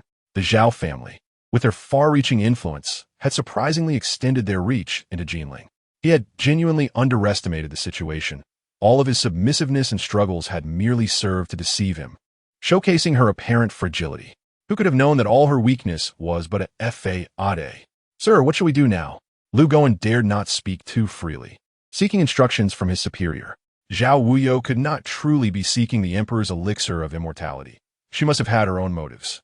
If it were merely for the jade pendant, she could have stayed in the capital, as the adversaries of Wuji Palace were already there. Baili regained his composure, beginning to suspect Zhao Wuyou's true purpose for venturing to Jinling, to investigate whether there were traces of the Buddhist beads within the city. Lu Guan suddenly raised his head. Do you mean Zhao Wuyou has come to Jinling in search of those beads? What secrets could possibly lie within mere beads? Baili was also perplexed. However, there were too many things in this world that defied common sense. He could not bring himself to believe that Zhao Wuyou's grand endeavor for the beads was merely out of filial piety or a desire to renounce the world. Intrigued by the beads, Baili ordered Lu Guan to discreetly inform the spies of the East Factory to commence an investigation in Jinling, all while ensuring that this was conducted cautiously, under the watchful eye of Lu Hongyi. The world was rife with greed. The fewer who knew of certain matters, the better. If one sought to maximize their gains, they must also guard against the selfish desires of others. Especially Lu Hongyi, with his distant attitude, acted as a small emperor within Jinling, treating the city as his own court. Gently polishing the jeweled ring in his hand, Lu Hongyi glanced at the kneeling spy. You say there are strangers active within Jinling? Indeed, the spy nodded, and there's more than one group. Lu Hongyi nodded, urging further investigation. Yes, my lord. The spy quickly departed. Outside, Devours entered with a tray of tea. So, it seems Jinling will soon be lively again? What do you understand? Lu Hongyi's voice was low as he carefully returned the precious ring to its ornate box. Those who can operate within Jinling, aside from the oblivious, must be significant figures. Do you realize what this implies? Lu Hongyi sipped his fragrant tea, his gaze icy. Devours shook her head. I do not comprehend. If these individuals are from the court, it suggests that the emperor doubts my loyalty and is seeking a replacement. Lu Hongyi was acutely aware of the danger. Do you think I would allow such a situation to unfold? Devours remained silent, her eyes cast down. Sudoni, Liu Hongyi grasped du Yuesond. If I were to lose everything, would you still wish to remain by my side? Devours merely gazed at him, speechless. Euro? He called softly. She bowed. If the lord has no further matters, I shall take my leave. Are you still thinking of him? Lu Hongyi tightened his grip on the cup, oblivious to its scorching heat. As Devours turned to leave, the sound of fallen armor echoed behind her, causing the hot tea to splash across the floor. Lu Hongyi smashed the cup to the ground in fury, gripping her shoulders with fierce intensity. You will never escape the prison of Jinling, do you understand? Her gaze remained detached, her expression perpetually indifferent. Bending to collect the shattered porcelain, she inadvertently cut her hand, blood oozing forth. Euro! Lu Hongyi exclaimed in alarm, quickly bending down to grasp her hand, hastily placing it in his mouth.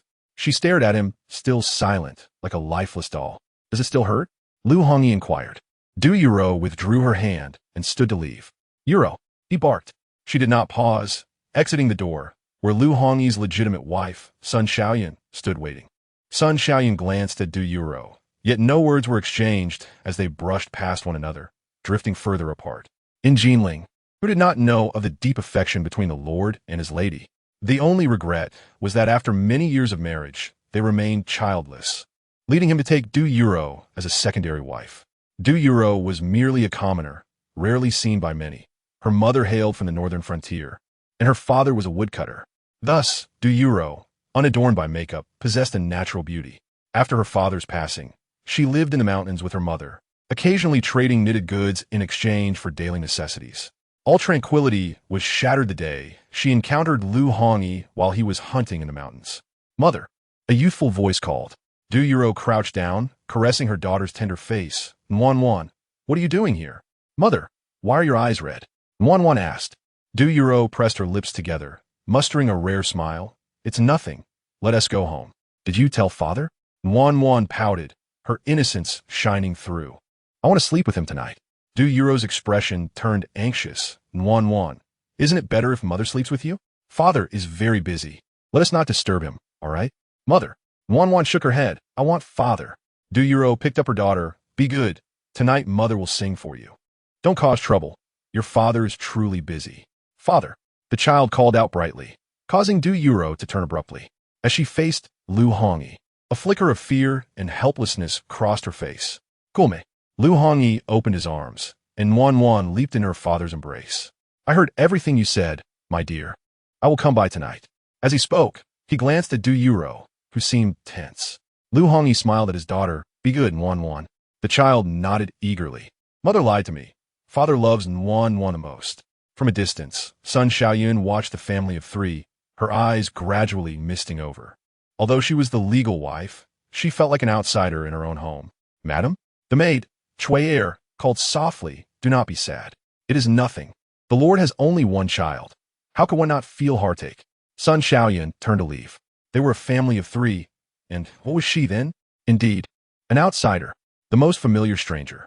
After soothing his daughter, Lu Hongyi went directly to his study, appearing in good spirits. Congratulations, my lord, said his attendant, Tian Lei, with a smile. Each time Lu Hongyi visited Du Yuro's quarters, he wore a similar expression. As an attendant, Tian Lei certainly understood his master's intentions. Keep a close watch. We must strengthen defenses in the city in case of an invasion from the northern barbarians, Lu Hongyi instructed, studying the sand table that depicted the layout of Jinling, including true placements and geographical features. His gaze grew serious, and he fell silent. The recent movements of the Hu duo were concerning, indicating potential alliances with the Gubu. We must remain vigilant. Tian Lei pointed to a section outside the city. Hu duo has already established camp here, and although Gubu has not made any overt moves, spies report that they have been in frequent contact behind the scenes. The intentions of Gubu remain unclear, yet caution is essential. Moreover, there are others stirring within the city. Investigate thoroughly to discover who dares to act under my nose, Lu Hongyi commanded, gazing intently at the sand table. Once you have clarity, report back immediately. If spies were involved, capturing them would indeed be a matter of ease. Heaven Lei expressed his concerns. However, what if they were individuals from the court? Lu Hongyi chuckled coldly. What else could be done? These individuals inadvertently trespassed into a military zone, attempting to steal state secrets, and could easily face military justice. Jinling, being adjacent to the northern frontier, treats matters of military significance with utmost seriousness. Heaven Lei nodded, understanding his subordinate's point. The distance from the Emperor's reach only amplifies Lu Hongyi's authority as the military commander of Jinling. The fate of the city rests solely on his shoulders. And even if the Emperor intended to send someone to replace him, who would dare seize such power? The soldiers under his command would certainly not heed the commands of those bureaucrats from the capital. As the city fortified its defenses, Lu Goen sensed something amiss and promptly reported to Mu Baili. Commander, should we extend our greetings? Lu Hongyi's movement will be most welcome, Mu Baili thought, inhaling deeply as he stood in the inn, gazing at the bustling scene of Jinling. He commanded that all activities be halted. Once Lu Hongyi directs all his focus towards Zhao Wuyou, they would act. The conflict between the clam and the snipe benefits the fishermen. Mu Baili's immediate task was to stir the waters, compelling Lu Hongyi to deal with Zhao Wuyou and extract him from hiding. He understood Lu Hongyi's ruthless nature. Should he learn of Zhao Wuyou, the Minister of Rights, lurking within Jinling, he would not let him escape. Moreover, Zhao Wuyou bore the Emperor's decree. Lu Hongyi's suspicions could be leveraged to unearth Zhao Wuyou. However, Zhao Wuyou was no fool. Although he was unaware of Lu Hongyi's true identity, having discovered his spies, he would remain inactive. Young master? Su Shi entered, mentioning that the Seven Stars Manor was currently holding martial contests to select a new master, and they had received an invitation. A martial contest for a new master? Zhao Wuyou was perplexed by the customs of the martial world. Su Shi explained that the Seven Stars Manor belonged to the prominent Song family, and with the current master bedridden, the relatives were seeking a more capable successor. The existence of the manor conferred both honor and protection, granting its master absolute authority akin to that of a clan leader. To ensure fairness, a multitude of martial artists would gather at the manor and its designated estate, awaiting the final contest to determine the new master. You likely have little interest, young master. It's merely a gathering of brutes engaging in violence to vie for position, Su Shi remarked. Zhao Wuyou sighed, recognizing that the threat of overt violence was paralleled by the subtle treachery of the court. Su Shi nodded in agreement. Have our people withdrawn? Zhao Wuyou adjusted his cloak. Yes, Su Shi confirmed, having instructed everyone to remain inactive. Even if they encountered anyone, they would feign ignorance. That will suffice. Zhao Wuyou coughed lightly. Glancing at the white-clad figure, and the fox fur in the courtyard. "What troubles you, young master?" Sushi inquired. Zhao Wuyou contemplated, then returned indoors. Baili understood the value of restraint. Yet Zhao Wuyou was keenly aware of self-preservation. When Heaven Lei and his men stormed the estate, they found no trace of Zhao Wuyou or his companions. A thorough search yielded no clues, save for a set of clothing and a fox fur cloak left on a table, marked with the unique seal of the Eastern Bureau. Heaven Lei felt a chill, hastily concealing the note within his sleeve. Search meticulously, leave no stone unturned. Previously, individuals from the Eastern Bureau had visited Jinling, indeed seeking someone. But what was their current intent? They arrived silently, leaving a note and departing just as quietly.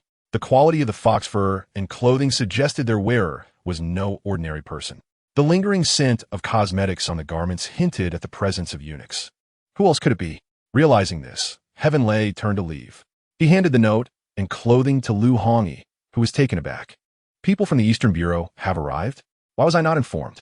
Observing the garments, it was clear they were beyond the means of common citizens. "I inquired at a fabric shop outside the city. The proprietor described a pale-faced man with thin lips and a sore by his waist. He was expressionless, resembling a mere paper figure, instilling fear in those who beheld him. His accent was not local, and he was lavish in his spending."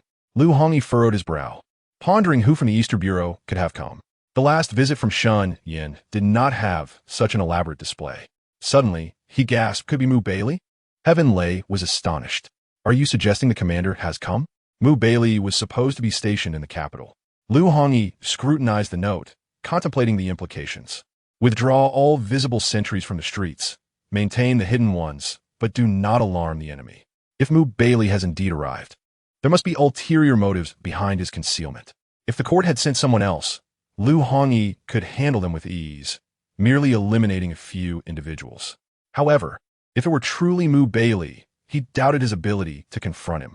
Furthermore, the ambiguity of Baili's intentions posed a significant dilemma. Two forces were at play, one being Baili, but who could the other be? An adversary of Baili or an ally? "Commander, are we to remain idle, merely instructing our hidden watchers? If something transpires, it may be too late," Heaven Lei warned.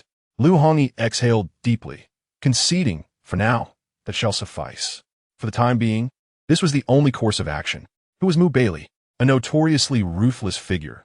The Eastern Bureau was not to be trifled with. Baili appeared to be dissatisfied with the results. The unrest in the city had dissipated, indicating Lu Hongyi might suspect his presence. Logically, having withdrawn his spies should have kept his identity concealed. Even if Lu Hongyi harbored doubts, it would be difficult for him to pinpoint Baili.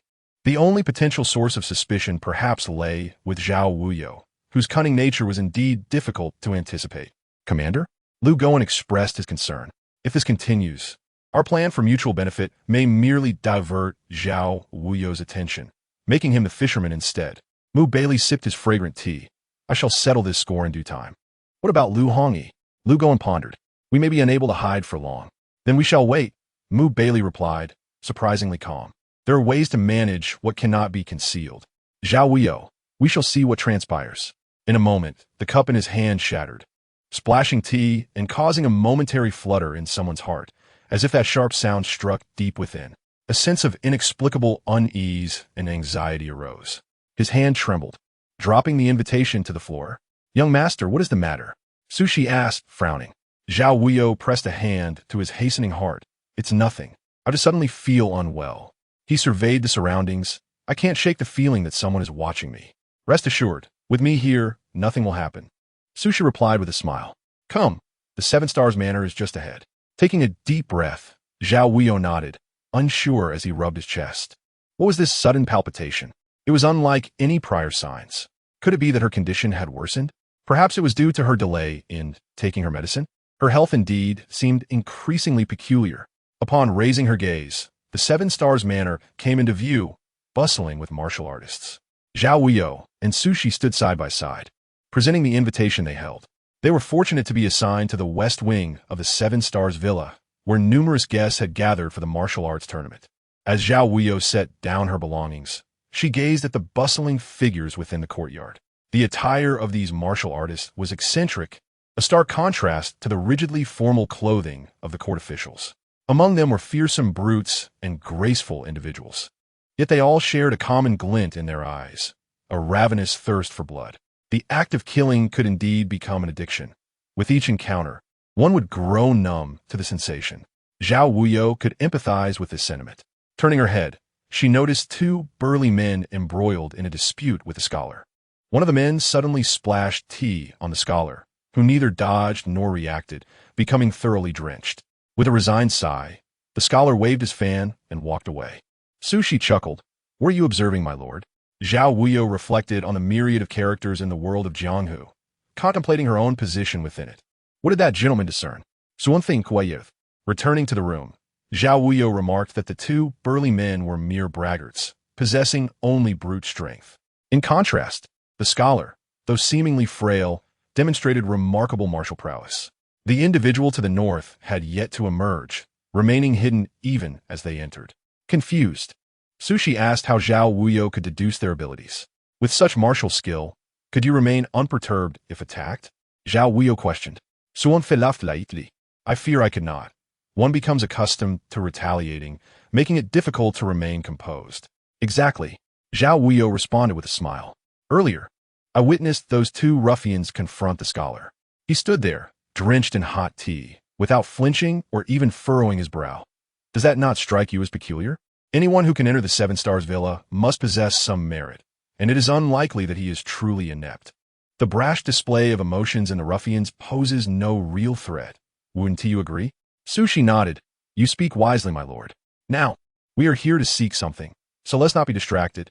We must exercise caution, for during this tournament, the villa is crowded and eyes are everywhere. We should avoid unnecessary conflicts.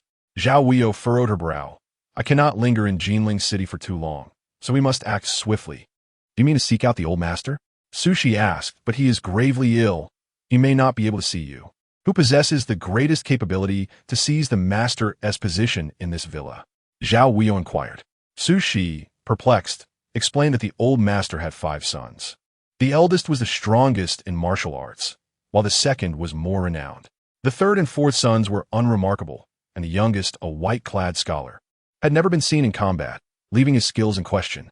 The youngest had been studying abroad, and it was uncertain if he would return before the tournament. A scholar? Zhao Wuyou mused, considering that dealing with a scholar might be advantageous, for they would not resort to violence, unlike certain unscrupulous officials who abuse their power. Indeed, Sushi replied, the people of the villa have rarely encountered him, as he is a scholar, and thus has gone unnoticed by the martial artists. Until now, the affairs of the villa have been managed by the eldest and second sons. Thus, it seems that the victor will likely be one of those two, Zhao Wuyou contemplated. Sushi nodded in agreement. That seems probable, although currently, the eldest son has garnered more support, for in a martial competition, one must rely on prowess to win respect. She added that the Song family was prominent in Jinling City, and it was likely that the city lord would attend. At this, Sushi glanced at Zhao Wuyou. You must be prepared. Rest assured, even if Lu Hongyi recognizes my father, he may not recognize me, Zhao Wuyou replied, her sickly appearance as a white-clad scholar further distancing her from the cunning schemer of the court. A white-clad scholar, a gentle youth. It is difficult to associate such an image with a heartless individual. Sushi nodded. Then let us wait and see. The tournament is set to commence tomorrow. If the opportunity arises, I wish to meet the eldest and second sons. Zhao Wuyou exhaled deeply. I understand. Sushi bowed her head. Meeting them is essential. But I have no time to observe the tournament. I must acquire the prayer beads. Once I have them, everything will be resolved. Sushi began to scout the villa, aware that within its walls and beyond, the gathering of martial artists brought both excitement and peril. Some were merely spectators, while others were sent to create chaos. Like Zhao Wuyou, many sought to pilfer certain treasures from the villa. The affairs of the Seven Stars Villa were far from as simple as they appeared. As night descended, tranquility enveloped the scene. A gentle sigh escaped the lips of a delicate woman, while a robust man exuded strength, together creating a vivid tableau of contrasting energies. Men and women navigated their roles in a world where possession and affection were never equitable. The warmth of their child, Wan, was taken away by the nurse, leaving Lu Hongyi cradling Du Yuro, his brow furrowed in thought. That gaze was etched into his memory, yet her smile would never return. He understood the reasons, yet felt powerless. Many things and people could never be revived. Gently kissing her forehead, the soft touch stirred her from slumber, prompting her to nestle closer to him. Shedding the aloofness of the day, he cherished this moment, for it was when they could coexist in peace. Yet she consistently resisted, even with their daughter now grown. Despite having this one child together, she remained distant. As dawn approached, he would have to attend to pressing matters. Baili had arrived in Jinling City, and he could no longer evade confrontation. If he delayed, complications would undoubtedly arise. Rather than keeping Baili in the shadows, it was wiser to bring him into the light. In doing so, Baili would have to tread carefully and restrain himself. Jinling City was on the brink of unrest. When Du Yuro awakened, she saw Lu Hongyi dressing. "Sleep a little longer," he said. "I may be busy for the next few days. Take care of yourself." And one. He turned to her with a warm smile, his voice tender. "Yuro, once I finish these matters, let us have another child." Du Yuro pursed her lips, her gaze cast downward in silence.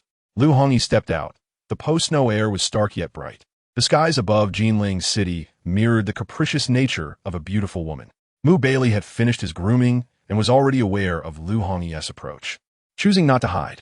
Thus, when Lu Hongyi entered, neither was surprised, as if old friends meeting at a predetermined time. There was no astonishment, nor was there any grand spectacle, yet each harbored their own schemes. "I apologize for the inadequate hospitality," Lu Hongyi said, bowing. Baili sat before the dressing mirror, his long fingers holding a jade comb. "Your arrival is perfectly timed. Why would I hold a grudge?" He replied, "It is I who intruded upon your peace." Lu Hongyi's expression tightened. "I will bolster the defenses of Jinling City. Please rest assured." "That is acceptable," Baili replied. "However, should those northern barbarians infiltrate the city, who knows how long it will take for the city lord to notice?" Baili smiled, rising to look down at Lu Hongyi, who bowed before him. His tone, both leisurely and commanding, sent a chill down Lu Hongyi's spine. Approaching, Baili gently patted Lu Hongyi's shoulder. "Enough with the bowing. I have come here to find someone. There is no need for formalities. You are more aware of the city's defenses than I am, and the court trusts you with such authority for good reason. I trust in your loyalty to the nation." Baili placed his faith in Lu Hongyi, and the court did as well. Upon hearing that Baili was not present for the defense of Jinling City, Lu Hongyi felt a slight relaxation in his heart. "Dare I ask, is it still concerning that Zamudo?" With the man present, yet his whereabouts eluding them, the city lord pondered the reason. Baili inquired, "What do you think?" Lu Hongyi's gaze sharpened. If it were not for a disguise, it would imply he had departed.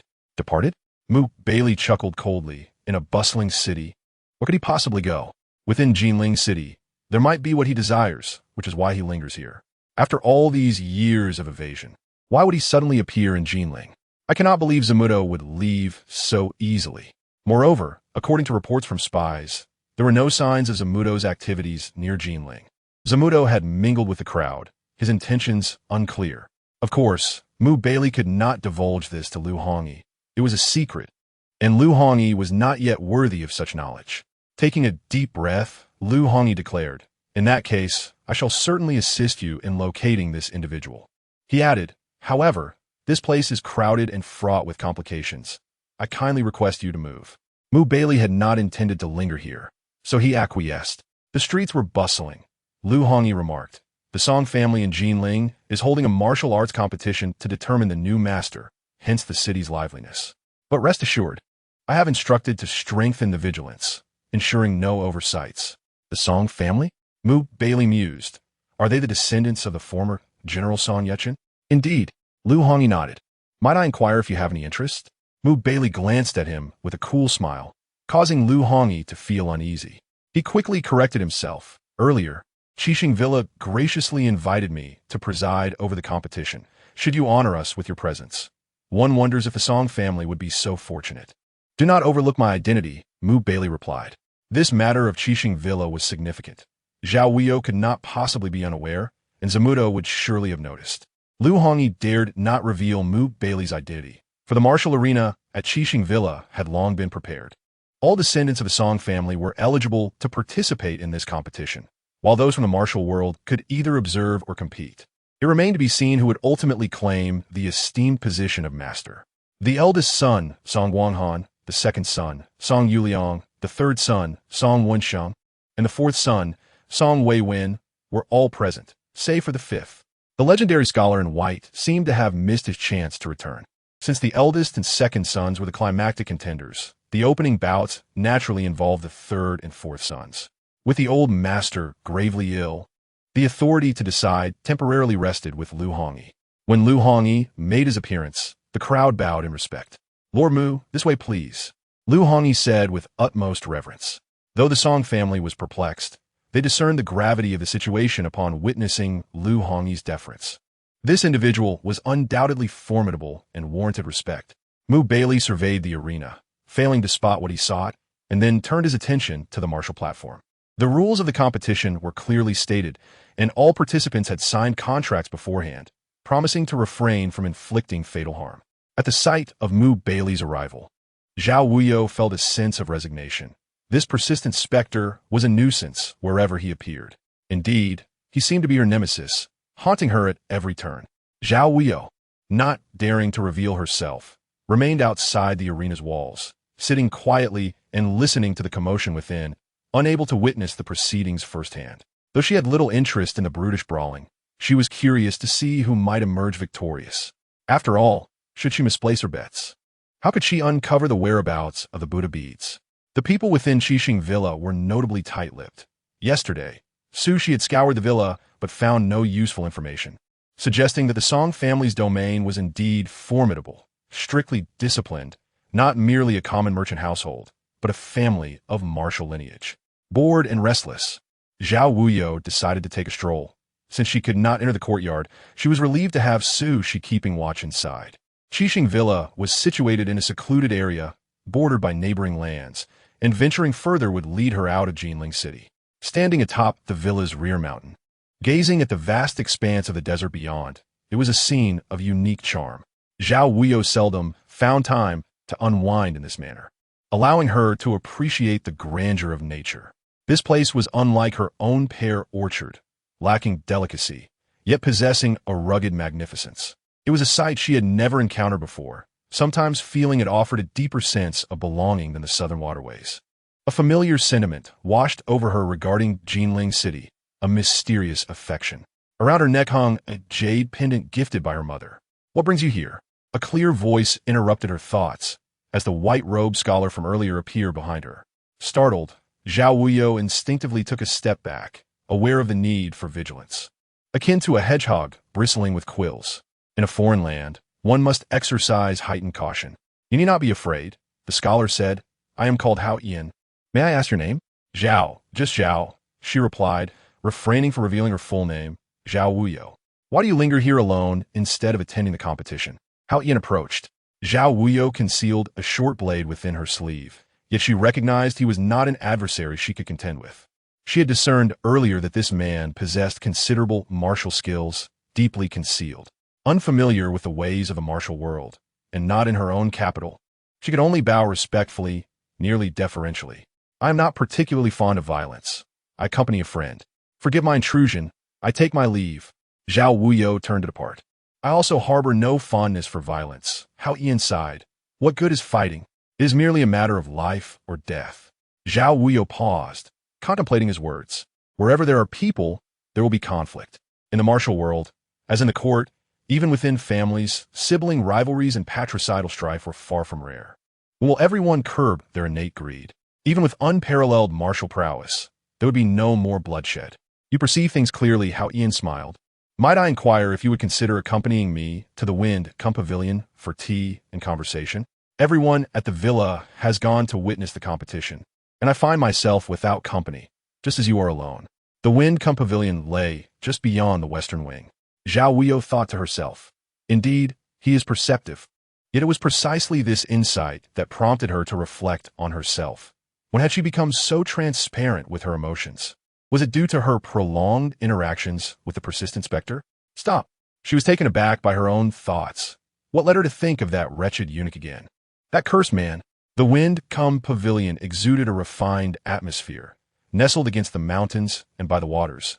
As the wind blew, ripples danced upon the lake, and the drapes fluttered in the pavilion. Zhao Wuyou adjusted her attire and coughed softly. Observing this, Hao Yin lowered the bamboo curtain and a servant swiftly approached with tea. Zhao Wuyou felt a slight discomfort, her mind swirling with thoughts. "Scholar?" she inquired with a smile. "Might I ask why, having come to Qixing Villa, you too choose not to witness the competition? I am here to accompany a friend. You would not coincidentally be doing the same, would you?" Hao Yin chuckled lightly. "I am here to enjoy the scenery. Do you believe me? Do you think I believe you?" she teased, sipping her fragrant tea. His demeanor was refined, in stark contrast to the roughness of those in the martial world.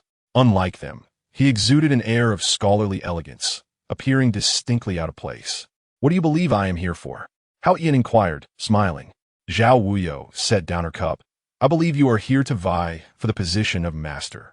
Upon her assertion, Hao Yin suddenly fixed his gaze upon her. "What leads you to such a conclusion?" A person concealing their martial prowess either harbors ambitions or desires to remain inconspicuous. However, I perceive that you are not one to shun ambition. There's a certain gleam in your eyes. Zhao Wuyou smiled faintly, her demeanor composed. "What is it?" he inquired. Zhao Wuyou chuckled softly. "It is ambition." "How can you discern that?" Hao Yin sipped his drink. "Because I have seen it often. In the court, the eyes of the officials are filled with desires for wine, women, and wealth. That is the ambition of men. In the harem, the concubine's eyes reflect riches and splendor. That is the ambition of women." Hao Yin laughed lightly. "I am but a humble scholar. You truly think highly of me." Then he narrowed his eyes, scrutinizing Zhao Wuyou, whose expression was consistently marked by indifference and detachment. Yet when she spoke, her words were incisive and astute. Zhao Wuyou glanced at the splendid scenery outside, her complexion paling slightly. "It is merely idle talk. Why take it to heart? You did not come here for the competition, did you?" Hao Yin remarked. "The so-called friendship is merely a pretext. What is your true purpose in being here? With your keen insight, why not take a guess?" Zhao Wuyou coughed lightly. The wind here was somewhat strong.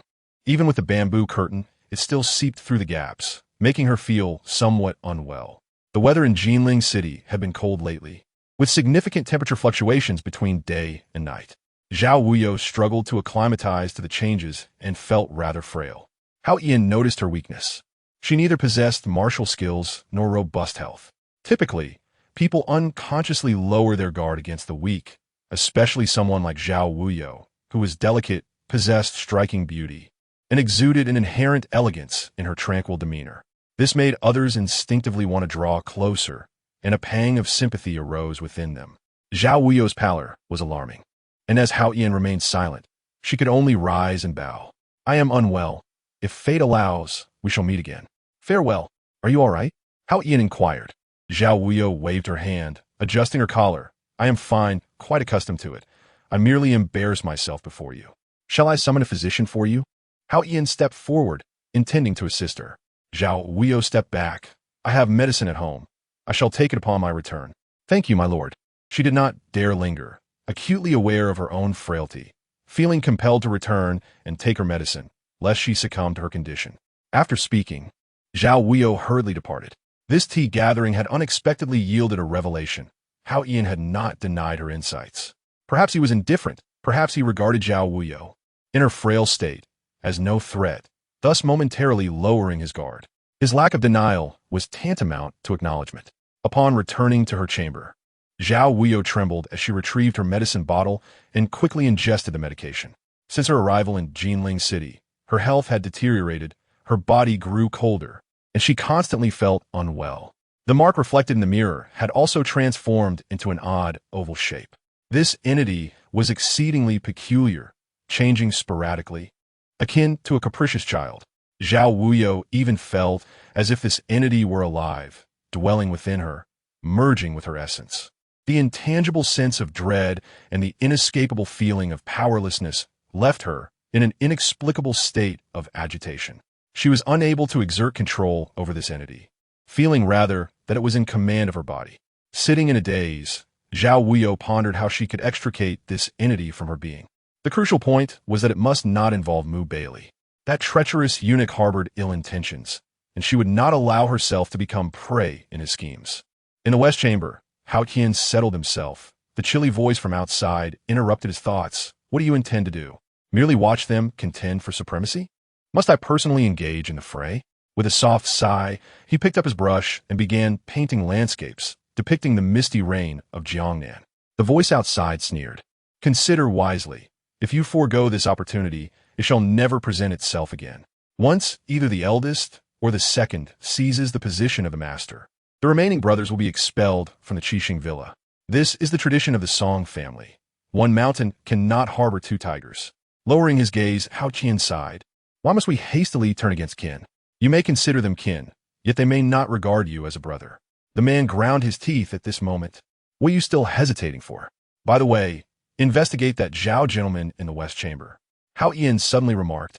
I have an inkling he is not simple. What gives you that impression? Is he not merely a frail individual? The man questioned in confusion. Indeed, he is frail, yet he is undeniably astute. He perceived my identity at a glance, and from the very beginning, he has been wary of me. No one in this villa has discerned my martial prowess. Yet I feel he alone cannot be deceived. Hao Qian laid down his brush. Suddenly, there came a knock at the door, and the sound from outside ceased abruptly. Who is it? Hao Qian inquired. My lord, the master requests your presence. It was the steward's voice. His brow furrowed slightly, his gaze turned icy. The master, the aged master of Qixing Villa, Song Gu, lay on a sickbed, his complexion waxen. When Hao Qian entered, Song Gu had just taken his medicine and waved for everyone to leave. The steward helped Song Gu lean against the soft cushion. It was evident that he was gravely ill. If it were not for my impending demise, would you have returned? Song Gu asked. Hao Qian stood there, exhaling deeply. Have you forgotten, master? It was you who personally drove my mother and me from Qixing Villa all those years ago. If that is the case, why should I return and demean myself? Fifth young master, the master had no choice back then. He has sought you both secretly over the years, sending people to care for you. Yet the fourth madam has always refused so. The steward sighed. The master truly wishes for you and your mother to return. My mother has already passed away. You may say what you wish. He scoffed. Is there anything else? If the master has no further matters, I shall take my leave. Hao Qian, Song Gu called out. He halted. I returned for my mother, not for you. At the time of her death, she still thought of you. I promised her that one day I would bring her back to Jinling for burial. I wish to give her a name. Song Gu murmured. No need for that. She is gone. What more is there to say? Hao Qian retorted coldly. And you? What of you? Song Gu asked weakly. Hao Qian turned away. Your question is quite strange, master. Do you not know that I do not bear the surname Song? I am Zhong. I take my mother's surname. Zhong Hao Qian. Tears brimmed in Song Gu's eyes. I know you and your mother have endured much hardship outside. I also acknowledge my wrongs towards you both. Yet since you have returned, how can I allow you to leave again? I have wronged you. Can you find it in your heart to forgive this unworthy father, considering my imminent death? You are aware of your shortcomings?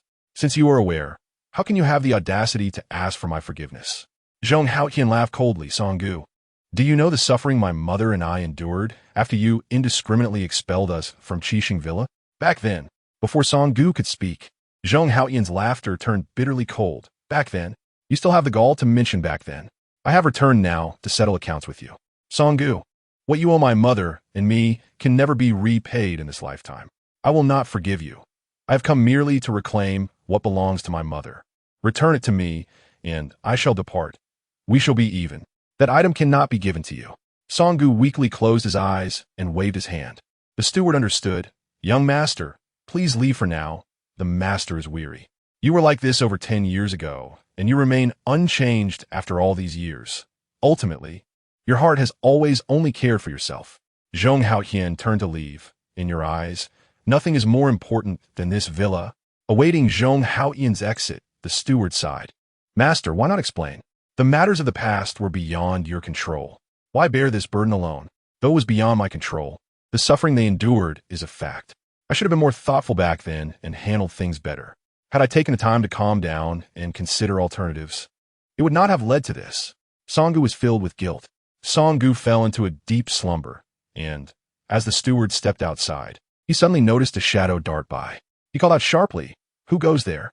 But there was no response, nothing at all. It seemed as though he truly witnessed something slip past. Had his eyes deceived him? He pondered whether he should raise an alarm, unaware that the master of the estate was still unwell. Just then, the mistress of the estate approached with a stern expression.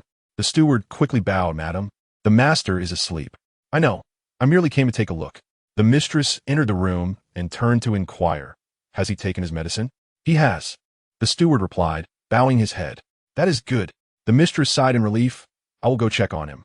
You stay vigilant at the martial arts arena. Do not let any disturbances arise. Yes. The steward nodded and departed. As Song Gu lay in slumber, the mistress sat on the edge of the bed, gazing down at her husband, her eyes devoid of any emotion. Indeed, this manor was brimming with intrigue. The first day of the martial arts competition had concluded, and Mu Baili had chosen not to accompany Lu Hongyi back. Instead, he opted to remain. Naturally, the Seven Stars Manor had arranged for Mu Baili to have a secluded garden, per Lu Hongyi's request, ensuring no interruptions. As a city lord, Lu Hongyi had pressing matters to attend to and was compelled to return hastily. Once Lu Hongyi departed, Lu Gowen promptly bowed and reported, Lord, the old master is gravely ill, and the fifth young master has returned. He is currently residing in the West Chamber and seems indifferent to the master's martial arts competition.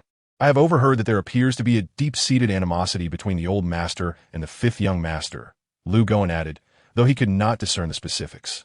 Mu Baili sipped his tea, his richly adorned face revealing little emotion, and continued, What does the fifth young master seek from the old master?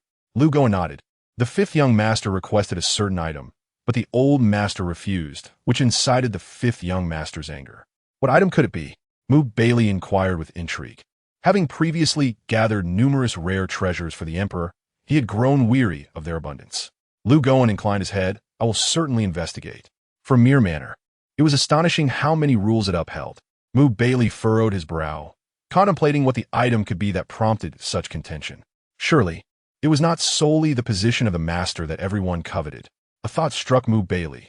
Would Zhao Wuyou have considered this? Was she also searching for something here? Had Zhao Mutuo appeared in Jinling City in pursuit of these treasures? What secrets lay hidden within the Seven Stars Manor? Perhaps the fifth young master was privy to the truth, and it was evident he had come specifically for that item. Thus, within Zhong Haoyan's quarters, an uninvited guest made his entrance. Chapter 68. Master Zhao's Enthusiasm. Eavesdropping on the performance, Mu Baili sat leisurely in his quarters, enjoying the tea from the fifth young master's room, which was quite delightful. Zhong Haoyan initially appeared taken aback, but soon maintained his composed scholar demeanor. May I inquire who you are? He had not attended the martial arts arena, and was unaware that Mu Baili was a distinguished guest of Lu Hongyi. Just a fellow of the same path, Mu Baili smiled, setting his cup down. Let's converse. This is Seven Stars Manor, Zhong Haoyan replied, taking a seat. Of course. Mu Baili raised an eyebrow. Are we to engage in violence? It is merely tea, not some nefarious affair, compared to the fifth young master's undertakings. This is quite trivial, wouldn't you agree? Zhong Haoyan furrowed his brow, aware of his identity as the fifth young master, and sensed the underlying implications in Mu Baili's words. I simply dislike outsiders trespassing in my domain. This is my room. If you have no business here, I must ask you to leave. I do not welcome strangers. There is no need for such hostility, young master. Our intentions are harmless. We merely seek to forge a friendship. Lu Gowen interjected. We all have our own desires and pursuits. Zhong Haoyan scoffed. What could I possibly desire? The very item you seek, Lu Gowen replied with a smile. I sent it in the possession of the old master. That is my mother's heirloom. Zhong Haoyan narrowed his eyes, suddenly alarmed. How did you come to know this? From you. Mu Baili rose, exhaling deeply. The scenery at Seven Stars Manor is quite lovely. It seems I shall linger for a few more days. With that, he strolled out of the room. Lu Gowen smiled coolly. Should the fifth young master encounter any difficulties, feel free to seek our help. After all, fate has brought us together, and we relish the opportunity to assist. As he watched the two depart, Zhong Haoyan remained at the door, unmoving for a moment. How many spies lurked within this manor? One thing was certain. The two who approached Song Gu's quarters and then stealthily entered his own room possessed martial prowess surpassing his own, and perhaps even that of Song Gu.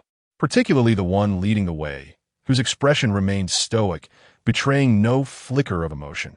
He was an enigma, a dangerous presence. Quickly shutting the door, Zhong Haoyan realized it was imperative to devise a new strategy. Mu Baili meandered through the corridors of the Seven Stars Manor, which indeed was the finest in Jinling. The winding pathways were easy to lose one's way in, and the layered courtyards interlinked yet remained distinct. The scenery was picturesque, evoking the charm of the Jiang and water towns, unlike the typical, stark architecture of Jinling. The manor was home to many martial artists who regarded Mu Baili with deference, aware of his status as a guest of Lu Hongyi. In Jinling's territory, few dared to offend Lu Hongyi. Alas, Zhao Wuyou wandered about, exploring the layout, only to unexpectedly spot Mu Baili exiting the West Chamber. Knowing Mu Baili's formidable skills, she dared not linger and quickly turned to flee. However, the vastness of the Seven Stars Manor soon left her disoriented. The peculiar terrain felt eerily reminiscent of the Bagua described by Fuxing. After circling back to her starting point, she realized why the inhabitants of the manor were so at ease with strangers remaining within. The manor exuded an unsettling air. Without guidance, one could easily become lost. Zhao Wuyou found herself in such a predicament. As she ventured out, she turned back to find all paths appeared strikingly similar, with courtyards designed identically. The West Wing, East Wing, South Garden, North Garden, each indistinguishable from the other. Having lived in the capital, Zhao Wuyou had never concerned herself with navigational issues, but now she faced a challenge. As night fell, she gazed up at the sky, lamenting the absence of even the North Star. Surrounded by identical courtyards, how could she discern east from west? Was she to wait for Sushi to come find her? With no servants in sight, Zhao Wuyou was uncertain of her whereabouts. Suddenly, she halted, quickly concealing herself behind a rockery. Her throat felt scratchy. She stifled a cough, desperately covering her mouth and nose. Nearby, she could hear the voices of a man and a woman. The man spoke in a low tone, "Little enchantress, do you long for me again?" The woman laughed seductively. "You scoundrel, have you forgotten your old flame for a new one? How could I forget you?" The man chuckled softly, followed by the sound of shallow breaths, leaving Zhao Wuyou acutely aware of the implications. Her health was fragile. Should she be discovered, escape would be futile. Thus, she resolved to remain hidden, fearing the consequences of being caught. Crouched behind a rockery, she endeavored to regulate her breathing, while the performance on the other side was fervently unfolding. The sounds were overwhelming, and Zhao Wuyou felt an unprecedented misfortune, eavesdropping on an intimate encounter. Reflecting on her own artistic endeavors, she mused, having painted numerous such scenes, why should she shy away from witnessing one? Ultimately, she attributed the misfortunes to Mu Baili. If it were not for his initiation, how could she now be entangled with the realm of spring? A sudden thought struck her. Why did the dead eunuch come to mind again? After a deep, throaty roar, there followed a series of breathless gasps that were decidedly embarrassing. Heavy panting, Zhao Wuyou mused, finally, it has come to an end. These savages from Jinling are indeed barbaric, succumbing to their primal urges at any hour. Unperturbed by the prospect of being seen, surely the performance is over. It is time to depart. Yet, they still linger, whispering intimate words. What is there to say? The woman remarked that the old man had only a few days left. Keep a close watch, and do not let them take the lead. The man likely devoured the woman, who let out a coy sound. Such a sound raised the hairs on Zhao Wuyou's body, layer upon layer. Can a man and a woman converse civilly? Must they resort to such lewdness, gnawing away like a dead eunuch? Zhao Wuyou felt a wave of displeasure. Why bring up that eunuch again? Truly, it seemed that just a glance at him had left this demon haunting her thoughts. The couple continued their conversation, and Zhao Wuyou found it odd that no one had come by despite their prolonged presence. Whom does this secluded garden belong to? It appeared seldom visited otherwise. The pair would not be so brazen in their clandestine rendezvous. Is that thing still around? The man inquired. The woman hesitated. The old man would not divulge, no matter how she coaxed. Now that the old hag keeps a watchful eye, I cannot act. That old hag is quite shrewd. Can't you devise a plan? The man whispered. You try it. I have thought of ways, but to no avail. The old man seems intent on waiting for the fifth to return. The woman scoffed. Who knows if that wild child will come back? Regardless of whether the fifth returns, you must remain vigilant against them. The man finally rose at this crucial juncture. There could be no missteps. Understood, the woman replied sweetly. And what happens once it is accomplished? The man whispered lewdly. Once it is done, you shall not be deprived of your rewards. I shall formally take you as my wife. A promise made is a promise kept. The woman laughed. Should you dare to go back on your word, I shall consume you. The man vowed earnestly. Rest assured, my words to you are sincere. Otherwise, may lightning strike me. After this exchange, the pair decided to take their leave. Zhao Wuyou exhaled in relief. finally seeing these two pestilences depart. Turning around, she was met with wide eyes staring back at her, the corners of her mouth twitching. Instinctively, she attempted to flee. However, she was suddenly pressed against the artificial stone wall, a charming smile gracing the strikingly painted face before her, radiating evident pride. Zhao Wuyou seems to be in high spirits. Having dashed from the Seeking Pleasure Pavilion to Qixing Villa, sneaking here to eavesdrop on a performance. Clearing her throat, Zhao Wuyou replied with a smile, Master Du Zhu, are you not also listening? Does it please you? If it does, I shall take you to the Seeking Pleasure Pavilion next time, and I promise you will be satisfied. Baili chuckled coolly, leaning in to nibble at her lips. However, I do not enjoy merely listening.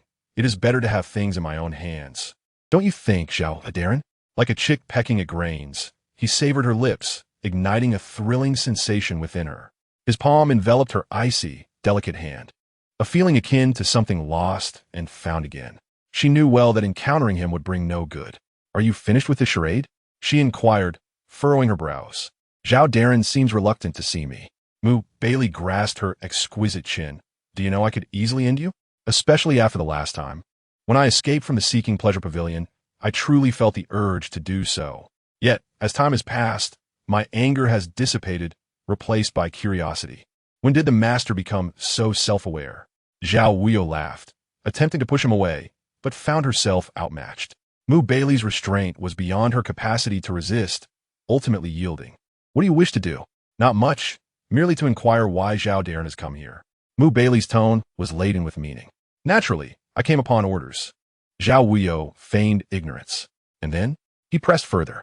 Then it is that the master always enjoys a verbal spar, relishing the role of an obstacle for others. Zhao Wuyou sighed softly. Please refrain. If you continue, I shall be swollen, and how shall I face others?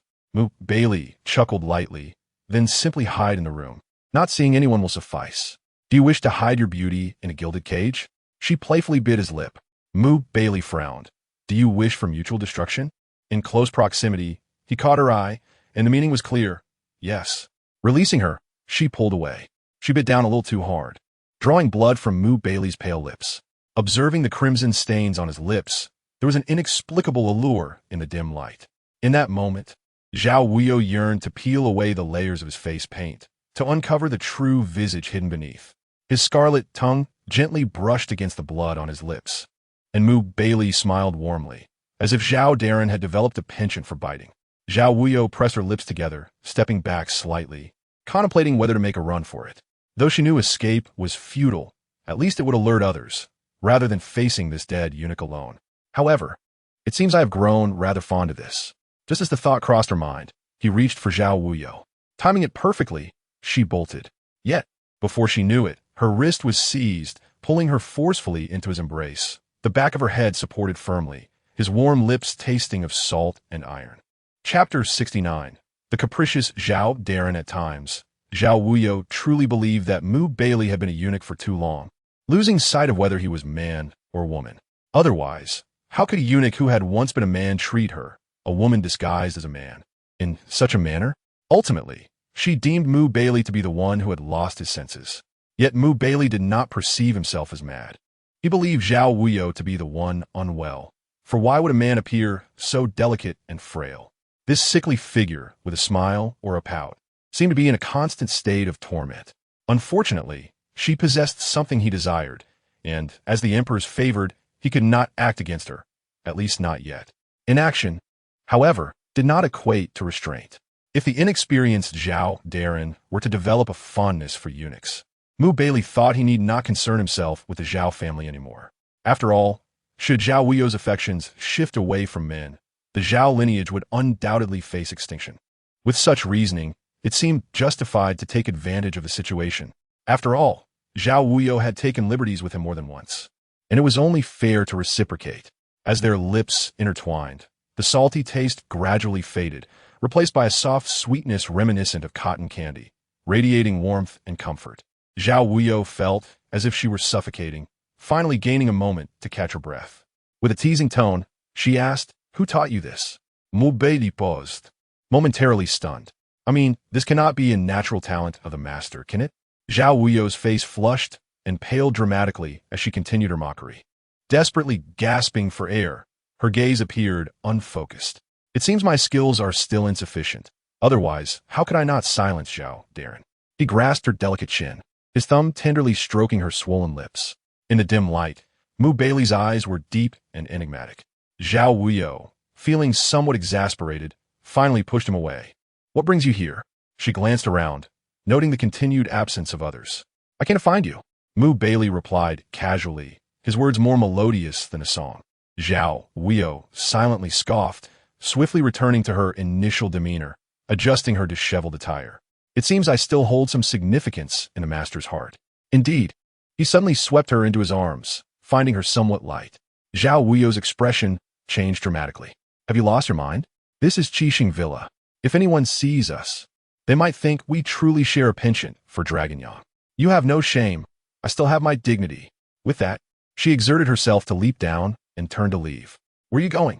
He grasped her wrist, his gaze deepening. Do not worry. I shall not leave Qixing Villa for the time being. Zhao Wuyou struggled against him, adding, and in the future, refrain from such inappropriate actions, Baili. You are a eunuch, and I am. She glanced around. We are all here for our own purposes. It's best not to get too close. It might be difficult to act when the time comes. Baili laughed. Fear not. If that day truly arrives, I shall ensure that Lord Zhao meets a swift end. There will be no mercy. I would do the same. Zhao Wuyou broke free. I'll be in the West Chamber. Are you satisfied now? Baili fixed his gaze upon her. You came to Jinling City for those prayer beads? Commander, you're mistaken. We are all here to serve the Emperor. How could we act out of personal interest? Are you not here on the Emperor's orders? Zhao Wuyou was no fool to admit to treason in front of Baili. Indeed, what you say is true. We are here to alleviate the Emperor's burdens. Thus, let us act independently. Baili smiled slyly, his enchanting eyes ever so warm, a warmth that was in fact perilous. Baili did not stop her. He truly let Zhao Wuyou go. Why not keep him here? Lu Goen, who had been keeping his head down, dared to step forward. Do you think I can retain him? Baili walked slowly toward the courtyard gate. If Zhao Wuyou wishes to leave, no one can stop her. Do not let her frail body fool you. She conceals her blade here. He pointed to his temple. A killer who leaves no blood. Zhao Wuyou began to meander. Yet fortunately, she encountered someone from the villa who brought her back to the West Chamber. Sushi was anxious, for she dared not roam freely in the villa. Yet Zhao Wuyou had wandered. Is everything all right? Zhao Wuyou shook her head. All is well. I merely encountered someone I should not have. Who? Sushi was taken aback. Zhao Wuyou sighed softly. Baili. Sushi gasped. During the martial art competition today, I saw him seated on the main stage alongside Lu Hongyi, and I was relieved that our young master did not enter the arena. I never expected he would find you. He is relentless. Zhao Wuyou rubbed her temples, truly annoyed. Encountering that dead eunuch everywhere was infuriating. Was it fated that she would be entangled with him? It is said that eunuchs carry heavy energy. Could it be her recent ill health was the reason? Young master, what should we do next? Sushi asked. For now, let's remain inactive, Zhao Wuyou replied, lowering her gaze. If it becomes necessary, we may need to confront Lu Hongyi. Do you mean to reveal our identities? If we do so, won't we alert the snake in the grass? Sometimes, startling the snake is not a bad thing. Zhao Wuyou recalled Zhong Haoyan, the fifth son of Qixing Villa, who hid his identity for certain reasons. He claimed it was to retrieve heirlooms, but whether they were truly his mother's belongings remained uncertain. The situation in Jinling City was complex. Zhao Wuyou dared not act rashly.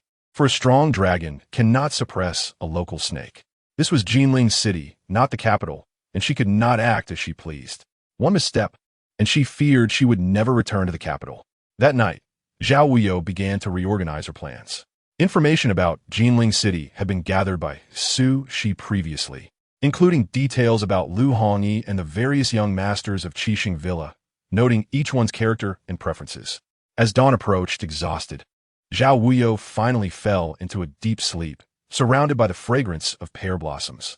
When she awoke, the sun was bright, and Baili sat silently at her bedside. Fortunately, Zhao Wuyou had been too fatigued to change before sleeping, so she sat up abruptly, bewildered to find the enchanting eunuch before her. She thought she was dreaming and poked him with her finger. Baili looked at her disdainfully. The sun is high, and Zhao Wuyou truly knows how to sleep. One might think you were involved in some tumultuous affair yesterday, leaving you utterly exhausted. As he spoke, Zhao Wuyou glanced at Su Shi, who was being held back by Lu Gowen. Had Baili not harmed Zhao Wuyou, she would have acted. Su Shi thought Zhao Wuyou was too worn out. Her body could not withstand much strain, and a little extra sleep would do her good. Hearing Baili's words, Su Shi's face tightened, turning crimson. Although they were from the martial world, such blatant teasing was still quite embarrassing, especially for an unmarried young lady. An audacious eunuch, speaking so openly. Zhao Wuyou's lips twitched. I apologize for not allowing the commander to witness the practical situation. Next time, I shall surely improve. Baili looked at her coolly. Lord Zhao, it seems you bring a little beauty wherever you go. In response, Zhao Wuyou lazily leaned against the bedpost. That is only natural. My needs differ from those of the commander. Last night, you stirred me, and with no outlet for my frustrations, I ended up sleeping until now. I truly apologize for letting the commander witness such a spectacle. Baili chuckled lightly.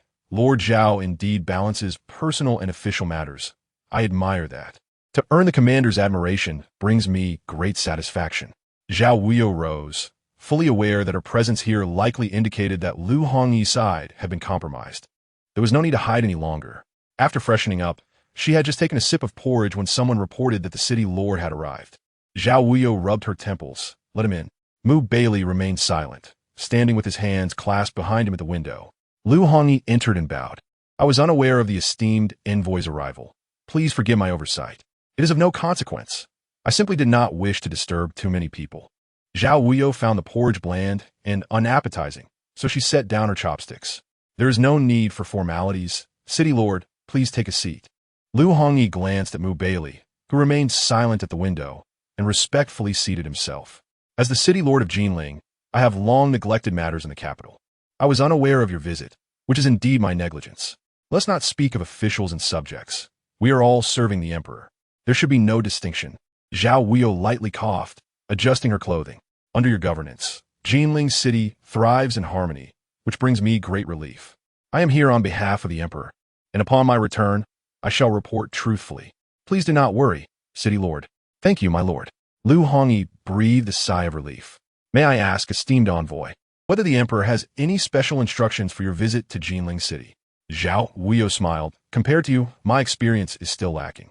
If you do not mind, you may call me Wuyou. Although I am here on the Emperor's orders, we need not discuss official matters while not in court attire. Wuyou? Lu Hongyi pondered, realizing he could not truly be unaware of matters concerning the capital. The only prominent figure in court was Zhao Song's son Zhao Wuyou, the youngest minister of rights in the Day dynasty. Surprised, Lu Hongyi glanced at Baili, who remained unyielding. Initially startled by the envoy's visit, Lu Hongyi had no time to inquire who the official was. Now that Zhao Wuyou had revealed his identity, he found himself at a loss. Anyone else would be easy to deal with, but Zhao Wuyou would likely be a challenge. A young man serving as Minister of Rights must possess considerable skill.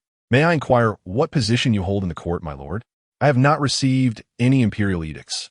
Lu Hongyi asked with a smile. Zhao Wuyou chuckled softly. That is only natural. I am here on the Emperor's orders to carry out his business, and thus cannot reveal my identity. She placed the token before Lu Hongyi, suggesting that the city lord should comprehend her intent. Upon seeing the golden seal that seemed to signify her presence, Lu Hongyi immediately knelt and proclaimed his loyalty. Outside, Lu Gowen and Su Shi stood guard, ensuring that no one approached easily. Zhao Wuyou helped Lu Hongyi to his feet and took the golden seal, assuring him that there was no need for such formality. As the Minister of Rights, he was on a private imperial mission and hoped for the city lord's cooperation, advising him to refrain from revealing his identity in front of outsiders. What should I call you in public, then? Lu Hongyi inquired tentatively. Zhao Wuyou suggested that he could refer to him as a distant relative, long separated, who now had a rare opportunity to reunite. With a cool smile, Baili turned and remarked that whatever Zhao Darren said should be regarded as the truth, for the Emperor's decree rested in Zhao Darren's hands, and he had no authority to dispute it. Zhao Wuyou smiled back, yet urged Lu Hongyi to remain cautious. Curiosity piqued. Lu Hongyi asked the purpose of Zhao Darren's visit and the nature of the Emperor's command. Zhao Wuyou gazed meaningfully at Lu Hongyi, expressing the Emperor's appreciation for his steadfast loyalty over the years. As the city lord safeguarding Jinling, He was a significant figure in the court's esteem. However, recently, there had been murmurs of discontent regarding Lu Hongyi's governance of Jinling. Lu Hongyi's expression tightened at Zhao Daren's implication, prompting Zhao Wuyou to reassure him that he need not be alarmed, as he was merely stating the facts. Upon visiting Jinling, he was heartened to witness the orderly lives of the citizens. As for the rumors, he believed Lu Hongyi was not intentionally concealing anything.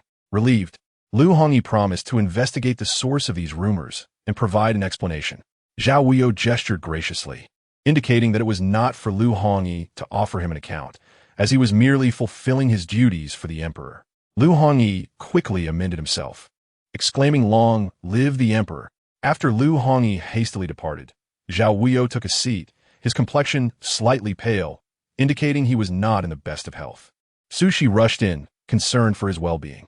"Are you unwell?" she asked. "Just a bit of stomach pain," Zhao Wuyou sighed, requesting some hot water. "Suis le bon glinst at mon Baili, apprehensive." "It's fine," Zhao Wuyou reassured her with a smile. "He can't possibly eat me." With an empty teapot in hand, Sushi hurried out. Zhao Wuyou's adeptness in wielding both kindness and authority had subdued others effectively. Mu Baili, with a smile, took a seat across from her. Observing Zhao Wuyou's pale visage, and reminisced about her flushed, swollen lips from the previous night. That look was truly captivating.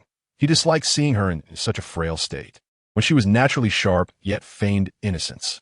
Unbeknownst to him, Zhao Wuyou was his equal. The balance of power had shifted. She had exerted her influence while he merely cast her aside. "May I inquire what you accomplished just now?" Zhao Wuyou asked with a smile. Mu Baili raised an eyebrow, humorously declaring he had played the role of a good disciple, learning the ways of the court from Zhao Daren. "I cannot accept such a large disciple. I fear you might one day betray your teacher," Zhao Wuyou retorted, though she genuinely felt unwell from a late start and insufficient meals, compounded by the recent fatigue. "Regardless, any potential betrayal would solely be my burden, not yours. When that day comes, you merely need to fulfill your role," Mu Baili replied with a cold smile. Sushi returned with hot water, and Zhao Wuyou's complexion still indicated a need for rest. However, news of Lu Hongyi's visit to the West Chamber soon reached various ears. Though Lu Hongyi had arrived discreetly, he could not escape the prying eyes of onlookers. Mu Baili, as a distinguished guest, stood alongside Lu Hongyi, indicating his elevated status. Lu Hongyi's personal visit signified that the guest in the West Chamber held an even greater position than he. In this moment, doubts regarding Zhao Wuyou and Mu Baili's identities circulated. Yet, only a few were privy to the underlying motives. Zhao Wuyou awaited the intentions of those few with ulterior motives, but had no plans to vacate the West Chamber, for she had finally familiarized herself with it, providing her with an advantage. Moreover, there was the fifth young master present, a catch she desired, while welcoming any other visitors, including the eldest son of Qixing Mountain Manor. The eldest son arrived in the afternoon, just as Mu Baili was absent, and Zhao Wuyou had just awoken and taken her medicine. Sushi bowed and exited to prevent any disturbances. "What brings you here when you're not on the training grounds?" Zhao Wuyou asked as she cleared her throat, feeling much better after her nap and medication. "Who exactly are you?" the eldest son queried directly. Zhao Wuyou smiled. "What do you think I am?" "You are a court official," he replied, narrowing his eyes suspiciously. Zhao Wuyou sighed lightly. "Have you ever seen a court official?" Taken aback, the eldest son hesitated. For Qixing Mountain Manor had a long-standing rule against engaging in politics or military service, a tradition upheld since the Songgu era. Jinling, being remote, rarely hosted court officials, and even if they did, it was merely for routine security inspections before departing. Coughing, Zhao Wuyou asked, "Do you have further inquiries? What is your relationship with the city lord?" He pressed on. Zhao Wuyou raised an eyebrow. "Are you suggesting I share an inappropriate connection with the city lord?" "Your relationship is quite significant," he scoffed. Zhao Wuyou chuckled. "Am I to be considered his offspring? Is he my father? If that were the case, our connection would indeed be profound." The eldest son was momentarily at a loss for words. "Let us speak plainly. What is your true purpose here?" Zhao Wuyou said, rising from her bed and pouring 2 cups of water, offering one to him. The eldest son's demeanor turned frigid at her boldness, feeling exposed under her piercing gaze.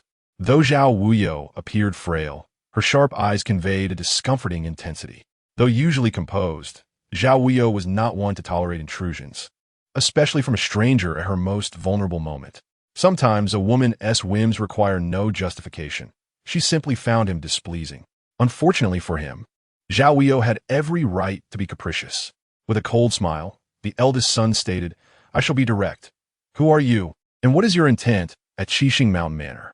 As the eldest son, I absolutely will not allow anyone to covet our estate. Why not just admit it? You are here to threaten me." Zhao Wuyou interjected sharply, leaving the eldest son feeling embarrassed. Although they are both men, the topics of conversation between men should ideally possess a deeper cunning or be more subtle, given the gravity of the matters at hand. However, Zhao Wuyou, much like a woman embroiled in a quarrel, lays all issues bare. This left the eldest son momentarily at a loss, as his carefully devised strategy was abruptly derailed by Zhao Wuyou. Utter nonsense. The eldest son felt helpless. Zhao Wuyou chuckled softly. "You are here to uncover my identity. After all, you are aware that Lord Lu sought me out, and you presume that my standing might sway Lord Lu's final judgment in your favor, thus securing your claim to the position of the Manor Lord. Yet, you fear that you cannot persuade me, so you aim to intimidate me upon your entrance. Am I mistaken?" The eldest son felt even more exasperated, unsure of how to convey his emotions, his face a canvas of conflicting shades. His grip on the cup rattled, wishing he could crush it in his hands. Zhao Wuyou, unfazed by his demeanor, regarded him with disdain. Should he eventually ascend to the Manor Lord's position, he would merely be a figurehead lacking substance. Yet, such a figurehead has its advantages. They require little effort to manage. Although devoid of loyalty, a petty person can still serve their purpose. "Who exactly are you?" the eldest son demanded. Zhao Wuyou sighed. "How tiresome. Change the question. Do you truly need to ask who I am? I am a man, alive and well." The eldest son nearly choked on his drink, staring blankly at Zhao Wuyou for a prolonged moment. "Do I need to repeat myself?" Zhao Wuyou feigned seriousness. The eldest son trembled with anger, smashing the cup and storming out. As Sushi entered, she inquired, "My lord, are you all right?" Zhao Wuyou, appearing quite at ease, replied, "Do I seem troubled?" The eldest son left in a huff, and Sushi breathed a sigh of relief. "I thought he might attack you." Zhao Wuyou stood at the doorway, letting out a resigned sigh. His anger stems from the clash of intellect with brute force. Reason fails to prevail in such a scenario. "I am the scholar, and he is the brute." Sushi chuckled softly. "In the presence of my lord, no one receives due attention." Zhao Wuyou mused, "Am I truly so unreasonable? You have yet to witness Baili's absurdity. That is a different level of shamelessness. My lord typically relies on reason." Sushi gave a serious bow. Zhao Wuyou nodded confidently. "Indeed. Does my lord look down on the eldest son?" Sushi asked. Zhuge Kongming possessed exceptional wisdom, capturing and releasing Ming with 7 times. This tale teaches us that patience is required when dealing with brutes. Zhao Wuyou leaned against the railing. He will return. Frequent visits may invite trouble. Sushi worried. Zhao Wuyou raised an eyebrow. What trouble is there to fear? Upon seeing Baili approaching, she added, "As long as we have the Eastern Factory, no one can silence us." Baili arrived to overhear her sarcastic remarks, immediately sitting beside her and coolly stating, "At this moment, I most desire for you to silence yourself." His gaze carried a teasing glint, reminding Zhao Wuyou of the previous night's thrilling encounter. She recalled the sensation of his lips and the chill of his palm enveloping her delicate hand, a memory both intoxicating and unsettling.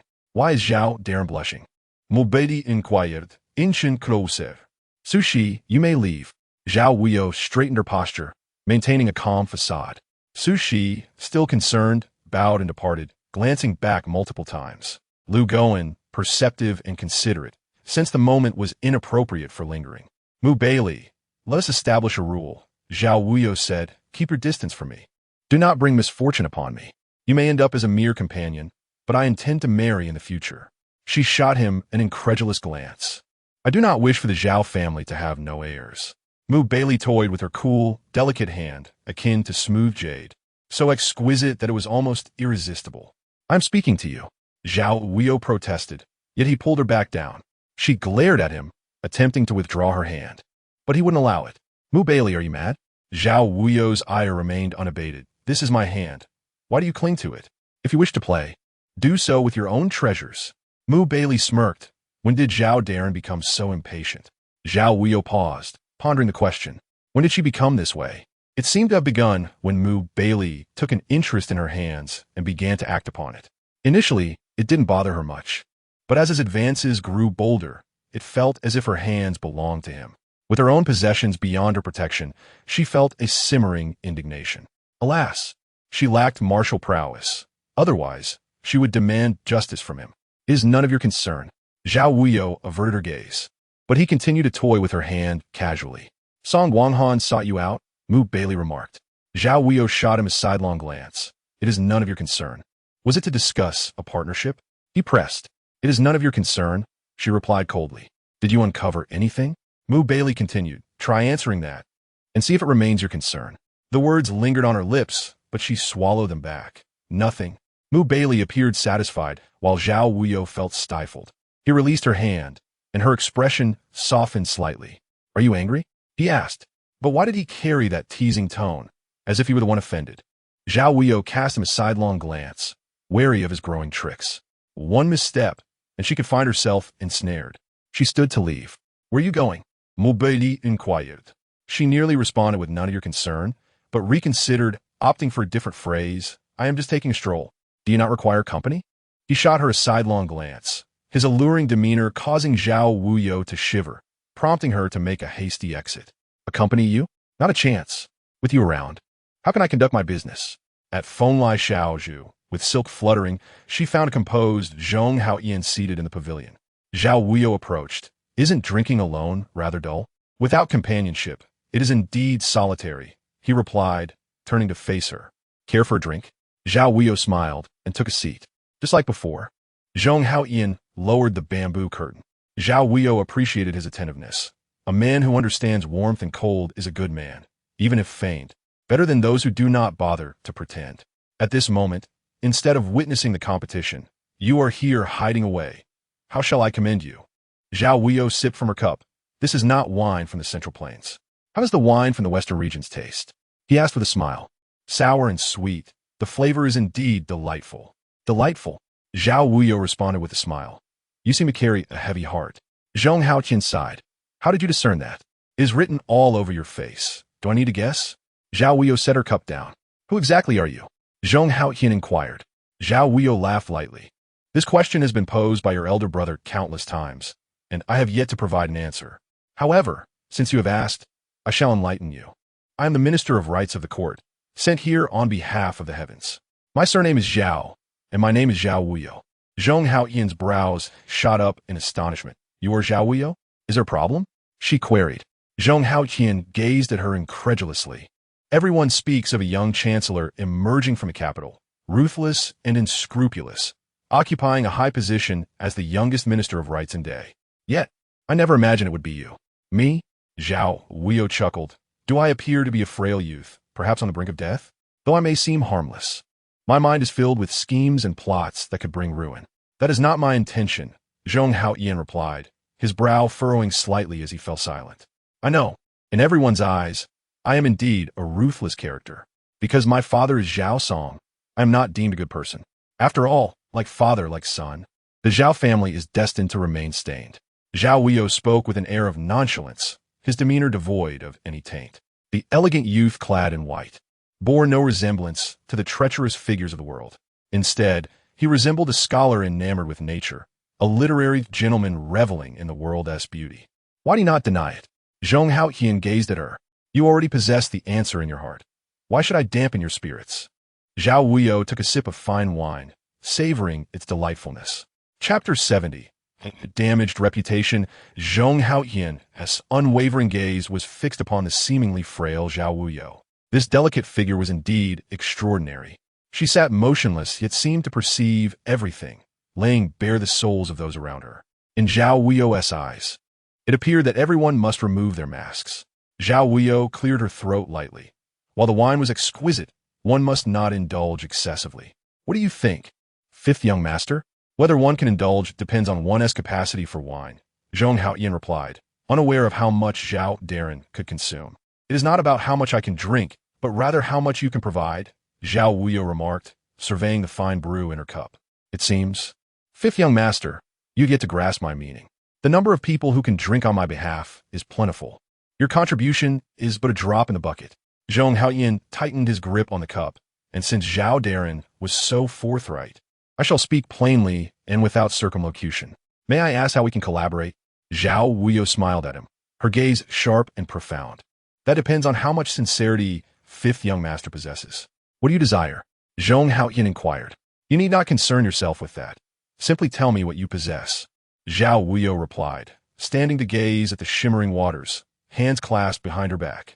The wind brushed against her garments, the slender figure both delicate and graceful. What I seek may be somewhat challenging, Zhong Haoyin confessed.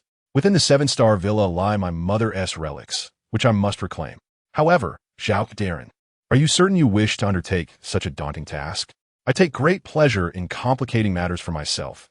Zhao Wuyou responded coolly, glancing back at him. That which is easily obtained may be easily lost. That which is hard to attain is seldom relinquished, is it not? It is a strand of prayer beads. Zhong Haoyin focused his gaze on Zhao Wuyou. Unfortunately, her expression revealed no hint of emotion, betraying not a trace of desire. Residing in high places, she exuded no greed. How could such a refined gentleman be associated with the influential ministers of the court? Prayer beads? Zhao Wuyou raised an eyebrow, intrigued. May I have the pleasure of seeing them when the time comes? Not gold or silver, nor any worldly treasures. Does Zhao Darren still hold interest? Zhong Haoyin asked. Zhao Wuyou furrowed her brow. My mother practiced Buddhism, and I have often made offerings in her name. Has fifth young master not heard of my personal journey to the Eastern factory to select prayer beads for my mother while in the capital? Zhong Haoyin's expression stiffened. How do you know I hail from the capital? The cloud patterns on your boots are embroidered with silk from the Four Seas fabric store in the capital. Their goods are unique and irreplaceable. As far as I know, the Four Seas fabric store has no branches. If fifth young master is not from the capital, then you must have friends residing there. Friends who can gift such intimate items as clothing and shoes must be few. Zhao Wuyou casually remarked as she lifted the bamboo curtain. Your eyes are truly discerning, Zhong Haoyin concluded. Zhao Wuyou shrugged, apologizing, it is innate. If I am not discerning, I would be the one to perish. The court is a place that devours without a trace. Zhong Haoyin took a deep breath. How will you assist me? I will help you as the villa's master, and you shall acquire what you desire, Zhao Wuyou replied, facing the gentle light. The weather in Jinling is as changeable as the wind. Just days ago, heavy snow left us half frozen, yet now it feels as warm as spring, increasingly comfortable. You must understand, given my status, it is impossible for me to become the villa's master. The Song family would never acknowledge me. It is well known that my mother and I were expelled from the villa years ago. He paused, unable to continue. Zhao Wuyou chuckled softly. What is so amusing? Zhong Haoyin's expression darkened. I find your self-deprecation to be excessive, Zhao Wuyou stated, arching an eyebrow. To be so easily exposed by another is rather humiliating for a man. Zhong Haoyin fell silent, coldly turning away. A man of stature who looks down upon himself. How can you expect others to regard you highly? Zhao Wuyou cast a sidelong glance at him, her tone lingering. Zhong Haoyin remained quiet. Now that your honor is solely your own, why cling to others? Why feel inferior in front of others? Zhao Wuyou scoffed. Since you have come seeking your mother's relics, you ought to appear boldly and with conviction. Why hide and offer others the opportunity to gossip? He had no retort. At this point, prolonging the conversation served no purpose. I hope fifth young master considers this carefully. Some truths can be concealed from others, but never from oneself. Zhao Wuyou smiled knowingly, glancing at the sky outside, and bade farewell. With that, she departed leisurely. Zhong Haoyin drained his cup in one go, making no attempt to retain her. After wandering some distance, Sushi hurriedly approached. Master, are you all right? What could possibly be wrong? The people of the seven-star villa are eager to curry favor with me. How could they harm me? Zhao Wuyou mused. This has its advantages. At least next time she loses her way, someone will guide her back to her room without much explanation.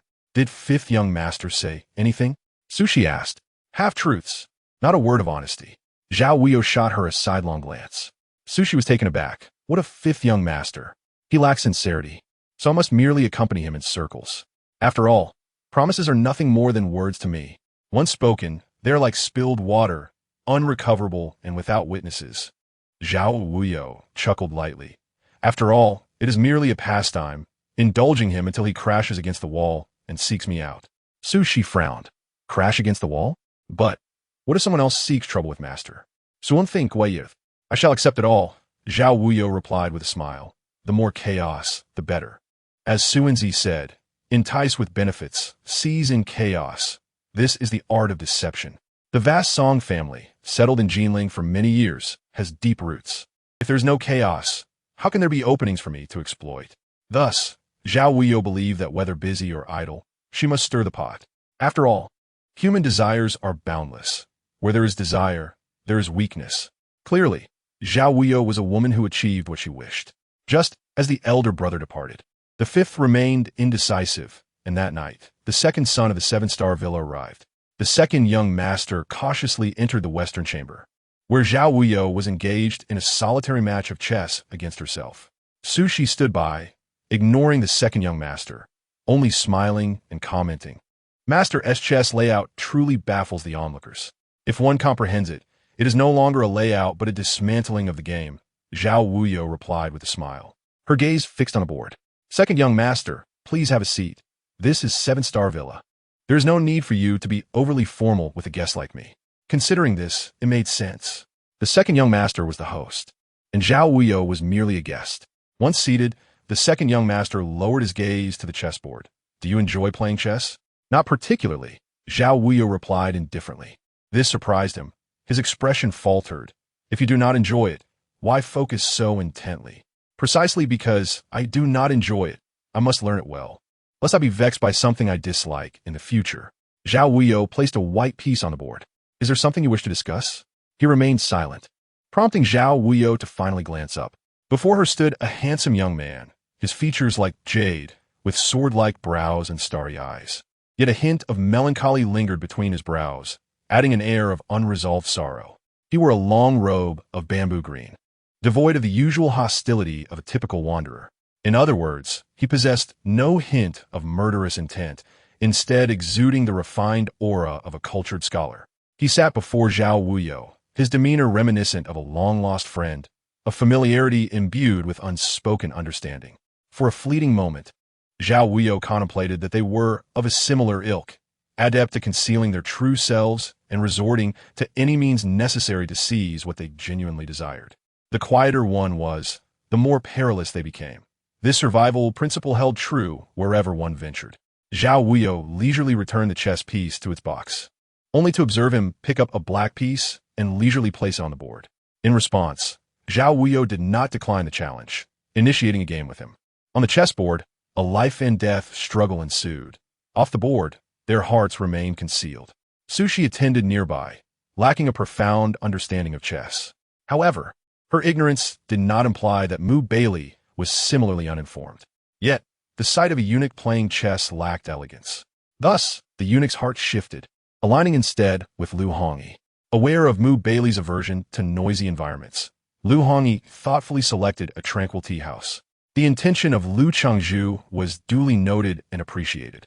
Baili held the cup delicately, taking only a sip. The bustling Qixing villa was filled with many eyes, and Lu Hongyi worried that the supervisor might feel out of place. Hence, he scanned the surroundings, ensuring the location's serenity, where no disturbances would occur. Allowing the supervisor to rest until Lu could arrange accommodations for him near Qixing Villa. Baili remained unresponsive, his long brows casting shadows over a face devoid of any emotional fluctuation in the dim light. His fingers, distinct in their joints, gently cradled the cup, and as he lowered his head to sip, he inadvertently let some tea spill onto his lashes. When he raised his gaze, a glimmer of light cascaded, his eyes holding an enigmatic semblance of amusement. Lu Hongyi's expression tightened. The cup held by Baili had already been placed on the table. His tone grew somber, indicating that Lu Changzhu seemed unaware of his preferences. With that, he suddenly rose and departed. Supervisor? Lu Hongyi was taken aback, questioning himself for being meticulous after Baili's arrival, attending to every detail in the defense and arrangements in Jinling City without daring to overlook anything. Yet what transpired now? Lord Qinhu? Lu Hongyi pressed. Lu Gowen cast a cold glance at Lu Hongyi, stating, Lu Changzhu, the supervisor despises subordinates acting on their own accord, especially when the city lord dares to impose his will upon the supervisor. He snorted disdainfully.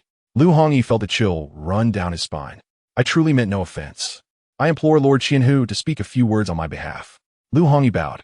Lu Goen replied, the supervisor's thoughts are not for subordinates to speculate upon lightly. However, considering the city lord's goodwill, I might offer a reminder. The supervisor was assigned to accompany Lord Zhao thus. Did the city lord comprehend? With that, Lu Goen turned and departed. Accompanying Lord Zhao, Lu Hongyi's eyes narrowed slightly, as if beginning to grasp the implication. Tianlei stepped forward. City lord, what should we do? Has the Eastern Depot also begun to exercise caution? Lu Hongyi found it perplexing. Baili, who commanded the Eastern Depot with ruthless efficiency, had never shown mercy or restraint.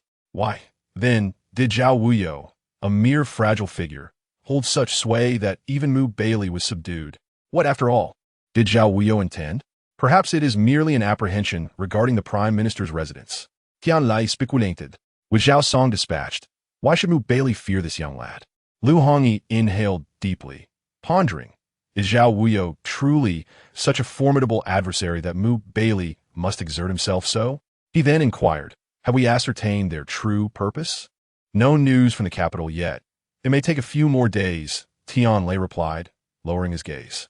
Lu Hongyi fell silent. Baili's temperament was capricious, and offending him today could lead to dire consequences. Upon returning, he found Wan already asleep. To his surprise, Du Yuliao was not in the room, startling him into a frantic search. Beneath the willow tree at the lakeside pavilion, a slender figure curled tightly, clutching her knees, sitting quietly alone. The wind rustled the dry willow branches, creating shimmering reflections that danced upon her exquisitely beautiful visage. In that moment, Du Yuliao exuded a somberness that belied her youth. Lu Hongyi approached gently, shedding his outer garment and draping it over her. Startled from her tranquility, she gazed at him in sudden alarm. It's chilly at night. You should have brought a heavier coat, he said, settling beside her. Du Yuliao was about to rise and bow, but was halted by his outstretched hand. You enjoy this place. Let's linger a while longer. The city lord has many duties. You should return and rest early, she replied, her gaze cast down. Maintaining her placid demeanor. Do you so strongly wish to avoid my company? Lu Hongyi asked. Your mother's passing was merely an accident. I never intended. I am tired, she interjected, rising to bow before turning away. Yuliao, Lu Hongyi called out, suddenly encircling her from behind. I truly care for you. Please do not treat me this way. Whatever you desire, I can provide. Du Yuliao lowered her gaze, refraining from struggling, her posture subtly stiffening. I will go keep Wan company. He buried his face in her shoulder, his heated breath seeping through her clothing, warming her skin. Let us have another child, he urged. Wan was merely a surprise. She whispered, I wish for a second surprise. He inhaled deeply. Is that acceptable? She pried his hand from her waist, not glancing back as she walked away. After 4 years, do you still love him? Lu Hongyi felt a surge of anger. No matter what I do, no matter how I try to console you, your heart will always belong to that man, will it not? Du Yuliao departed. And Lu Hongyi struck the willow tree with his fist, instantly drawing blood. Upon returning to his chamber, Du Yuliao realized she still wore Lu Hongyi's outer garment. Closing the door, she sat silently, clutching his coat. Her fingertips brushed over the fabric's texture. This garment was one she had crafted for him 3 years prior. She recalled his delight upon receiving it. Each stitch had taken her a fortnight to complete. At the time, it had been slightly small, prompting him to starve himself for several days to fit into it, proudly wearing it before her, proclaiming her foresight. Though she was Na'vi, she understood his implication, and thus she discreetly noted his measurements. Yet, that was the only garment she had ever made, as subsequent events deterred her from doing so again.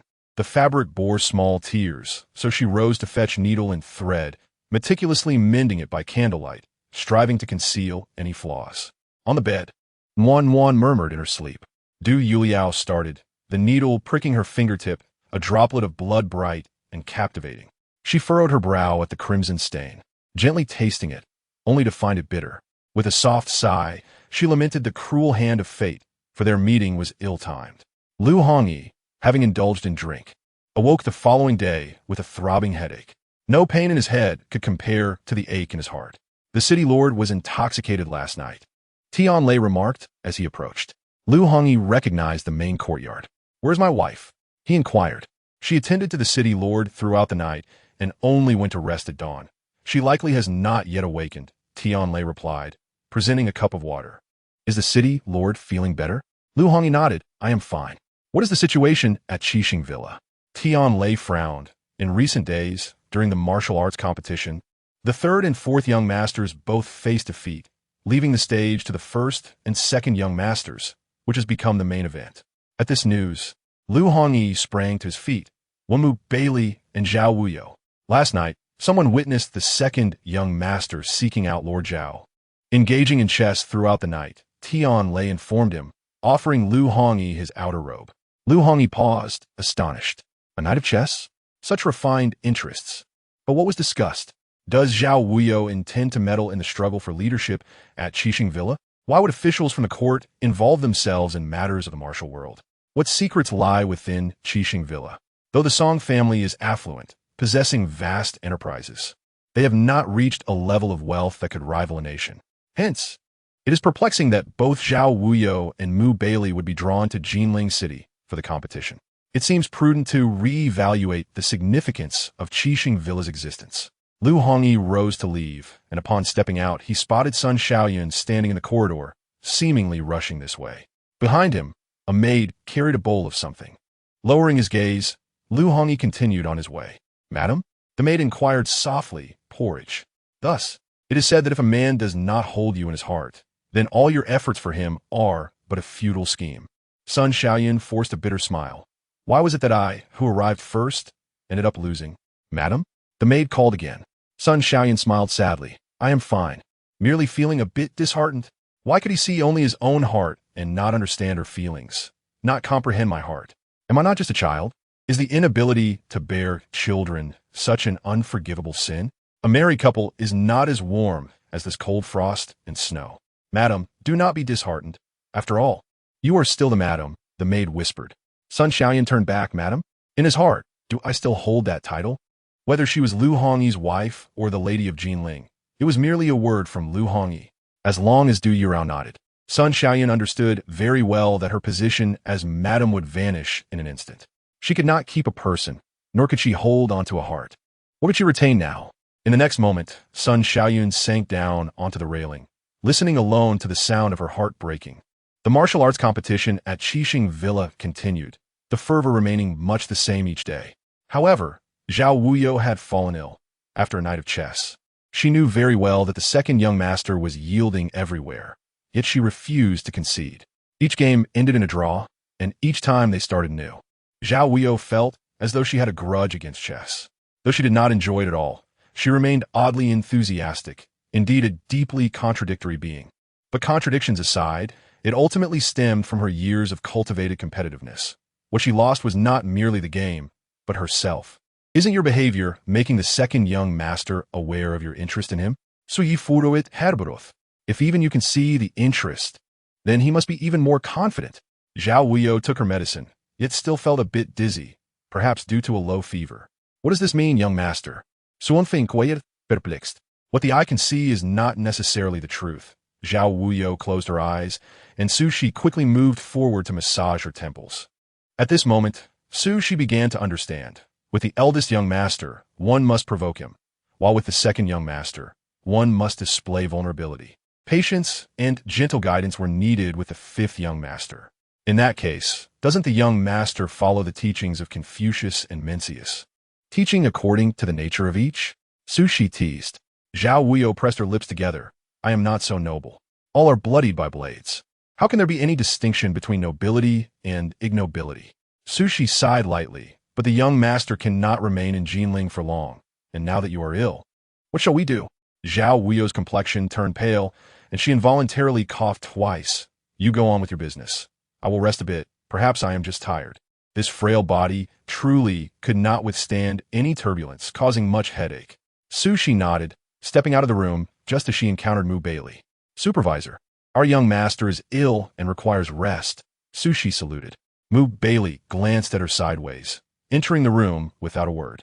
Naturally, Su Shi could not stop him, and with Lu Goen present, they could not act recklessly in Qixing Villa. Watching Mu Baili enter and close the door, Su Shi felt a surge of anxiety. If it were any other time, it would not matter, but now Zhao Wuyou was ill. If Mu Baili had ulterior motives, Would her young master not be in grave danger? Young master, su undicesimo exclaimed in distress. I am fine, Zhao Wuyou responded, yet due to her exertion, she immediately fell into a fit of coughing. She covered her lips, striving to calm herself, her face flushed and pale, only heightening her frail appearance. Sushi remained composed, resolute in her determination.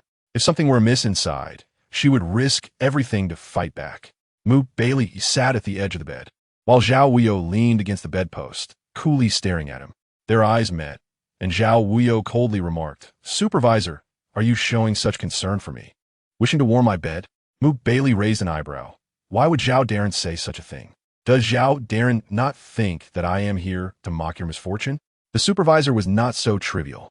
Zhao Wuyou lightly coughed, feeling the chill beneath the covers, instinctively drawing closer.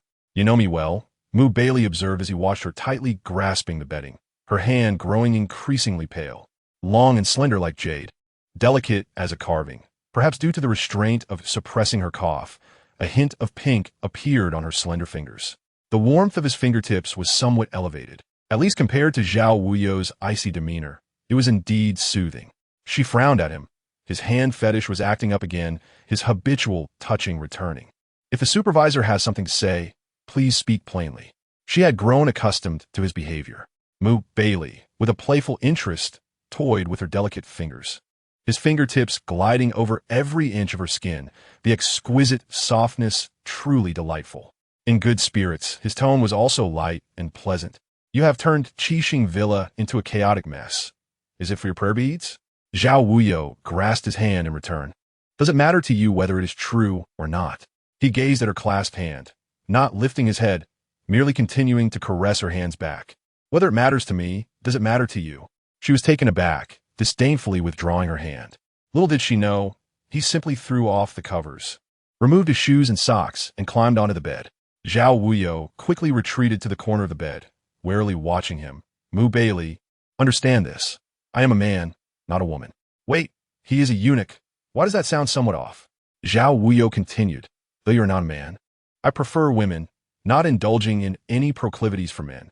If you wish to indulge, feel free to find someone else. Do not tarnish my reputation. You think too much, Baili teased, observing her wariness. What, do you truly believe I intend to devour you? What else? Zhao Wuyou mused inwardly. This wretched eunuch is too full of schemes and is bound to play tricks. With others, she might decipher a thing or two. But with Baili, apart from cautioning herself, it seemed there was no other path to take. Their mutual pretense is merely a facade of imperial command. Should they find themselves on opposing sides again one day, neither would show mercy. She would not spare Baili, nor would he leave her unscathed. Thus, they were kindred spirits. Seeing each other was like confronting one's own dark side. They cherished each other while secretly wishing to eliminate the other. With a slight lift of her brow, her disdainful glance carried an air of pride.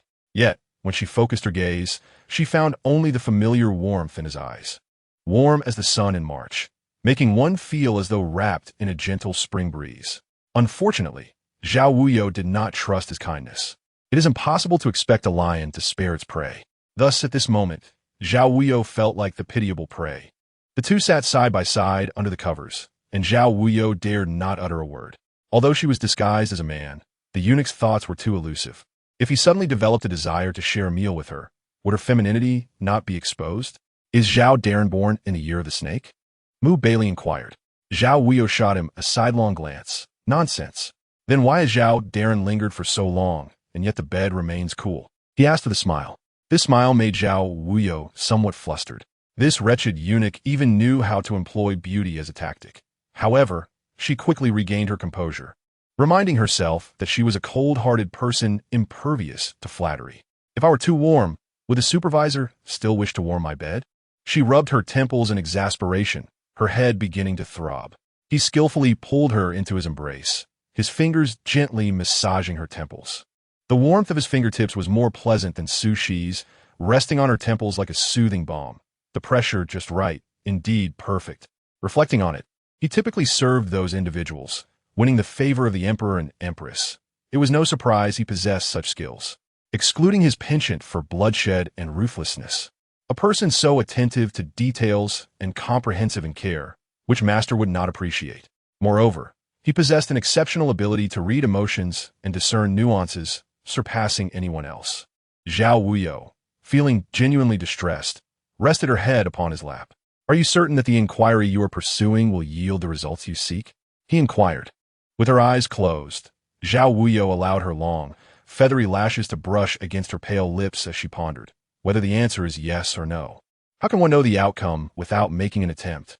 The supervisor, solely concerned with the conclusion, seemed to overlook the importance of the journey. Is it not true that without a process, there can be no result? She mused. Indeed, Baili remarked while gently massaging her temples, the process belongs to the weak. The strong only inquire about the outcome. Has the supervisor not heard the wisdom that rigidity invites fracture, while flexibility can conquer the inflexible? Zhao Wuyou felt a wave of drowsiness wash over her, but resisted the urge to succumb to sleep at that moment, striving to maintain her final vestiges of consciousness. What does the supervisor truly wish to know? She wondered. What significance do the prayer beads hold that prompts Lord Zhao to go to such lengths, even to deceive the emperor? At this, Baili's tone turned frigid. Zhao Wuyou suddenly opened her eyes to meet his piercing gaze. It was then she realized that a relaxed state could often be the most perilous. I have stated before that I am here under orders to procure the elixir of immortality for the emperor, not for the so-called prayer beads. I implore you not to attribute the crime of treason to me, as it is the supervisor who is overthinking. Her response was calm, devoid of anger. Yet her tone no longer bore the earlier nonchalance. Baili continued to massage her temples. There is no need for you to be anxious. For if I deemed you guilty of treason, you would have long been confined in the capital's dungeons, rather than being here in good health. Zhao Wuyou offered a cool smile. May I inquire why the supervisor chooses to protect me? Do you wish to provide me with a warm bed for a lifetime? Or perhaps you covet the grand sedan chair of my family? Why not? Baili replied, a smirk playing on his lips, his face inscrutable as ever. His emotions, like hers, were solely his own, never to be shared with anyone else. He was so miserly that he would not even deign to offer a single expression to those around him. A smile did not always signify joy, and they were devoid of tears. The unfeeling were indifferent both to others and to themselves. Zhao Wuyou suddenly laughed. Baili, could this be the most beautiful declaration of affection I have ever heard? Aside from Jian Yan, it is likely that no other man will ever utter sweet words to me again. My fate is sealed to a life of solitude. Despite this, Baili did not quite fit the mold of a conventional man. Would you like to hear more? He queried. Zhao Wuyou narrowed her eyes. I prefer not to, for I fear I may truly soften. If I were to marry the supervisor, would it not mean my life would be bound to you alone? As the sole heir of the Zhao family, I hope to expand our lineage and carry on the bloodline. Please, do not bring ruin upon my house. If my family were to perish, the blame would rest heavily upon you. Baili smiled disdainfully. Those steeped in bloodshed should not expect to propagate their line.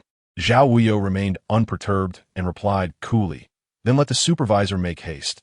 I shall take my time. A gentle knock resonated from outside, followed by the voice of Lu Goen, supervisor. Lord Lu seeks an audience. Zhao Wuyou immediately attempted to rise, but Baili restrained her. In her ear, she heard his teasing voice. Let them in. Just like that. Zhao Wuyou glared at him. That wretched eunuch will ruin my reputation. Chapter 71. The show begins despite Zhao Wuyou's reluctance. Baili had already spoken, prompting Lu Hongyi to enter. The moment he stepped in and saw the two of them on the bed, his expression tightened, unsure where to direct his gaze. Unfazed by the embarrassment, Baili continued as if nothing were amiss, while Zhao Wuyou, still conscious of her dignity, shot him a fierce glare. Finally breaking free from Baili's hold, she sat upright, inhaled deeply, and cleared her throat. What brings Lord Lu here? I heard that Lord Zhao is unwell, so I came to check on you. Lu Hongyi replied, quickly regaining his composure.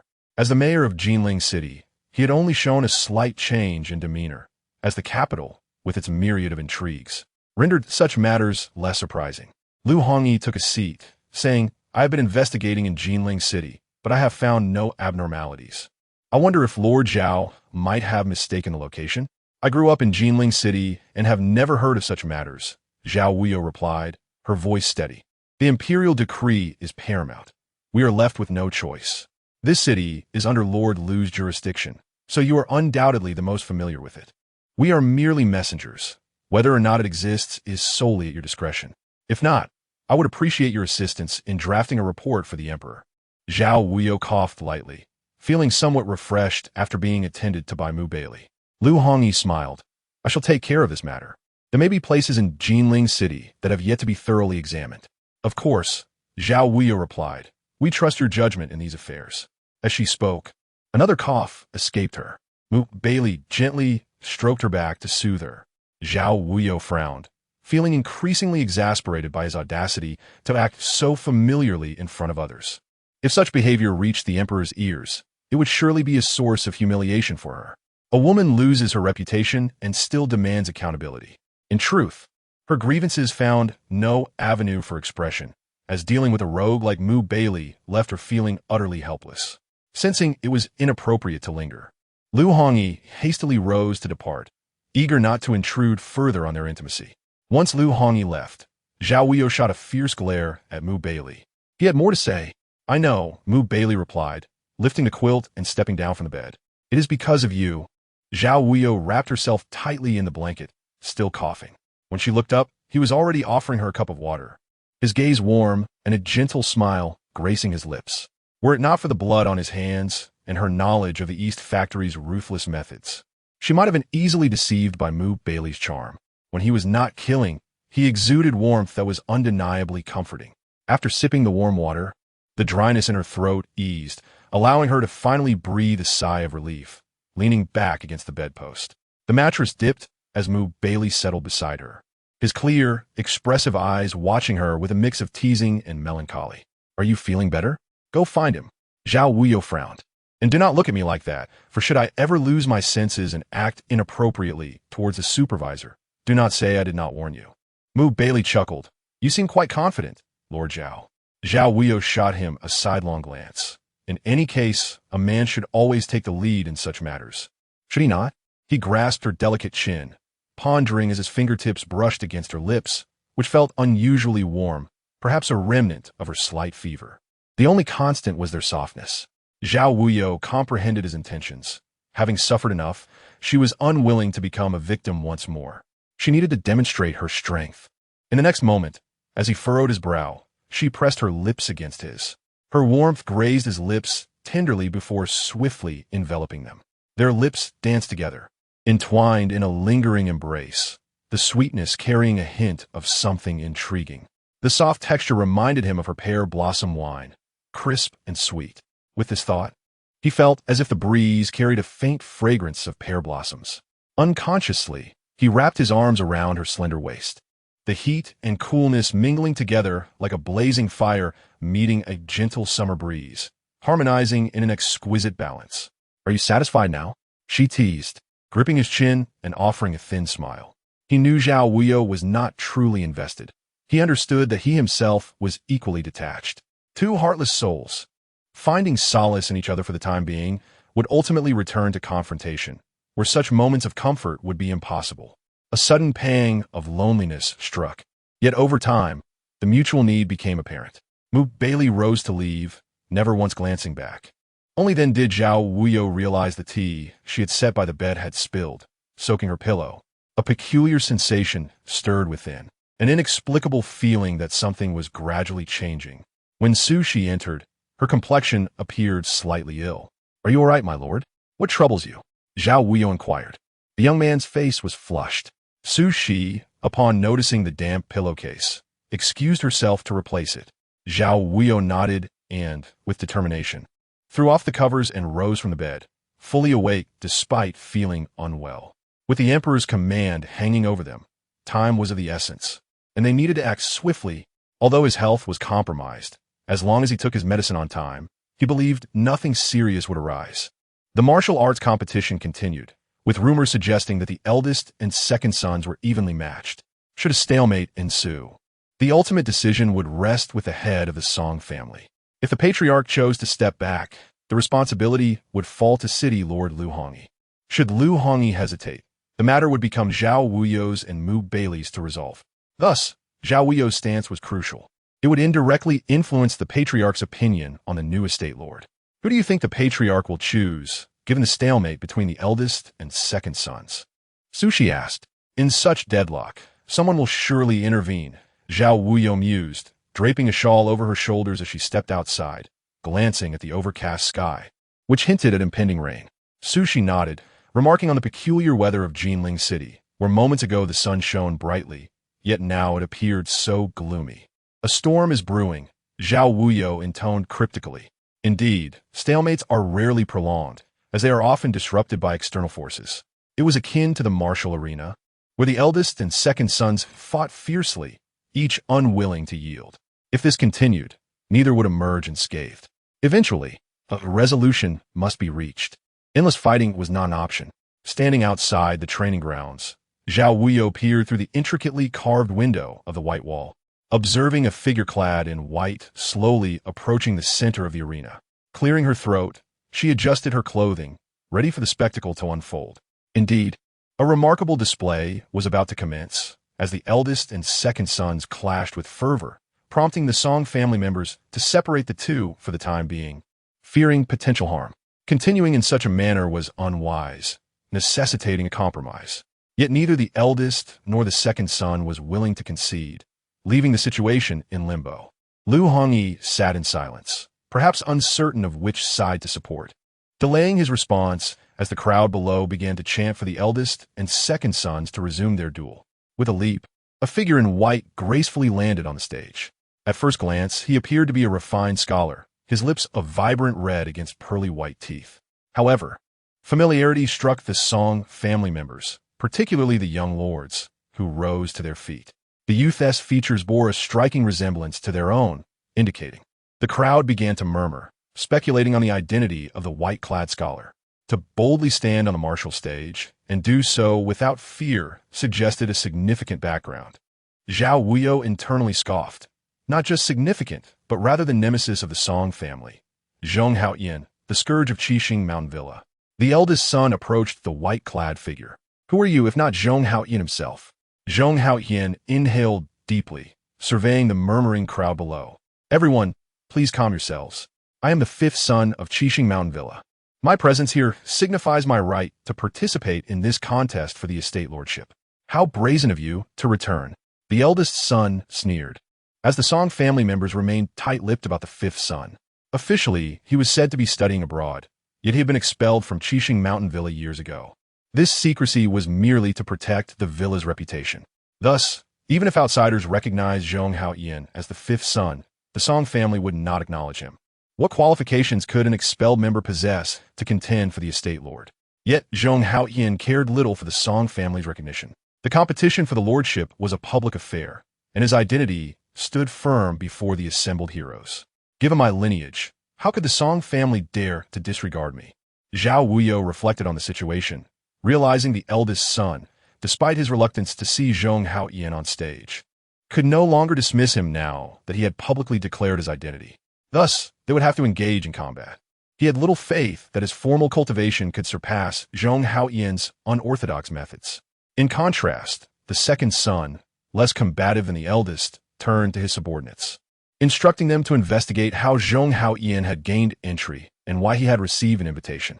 The second son found it odd that invitations, typically issued in a formalized manner, could include an extra for him. Zhong Haoyan's appearance suggested that someone within the villa had aided him.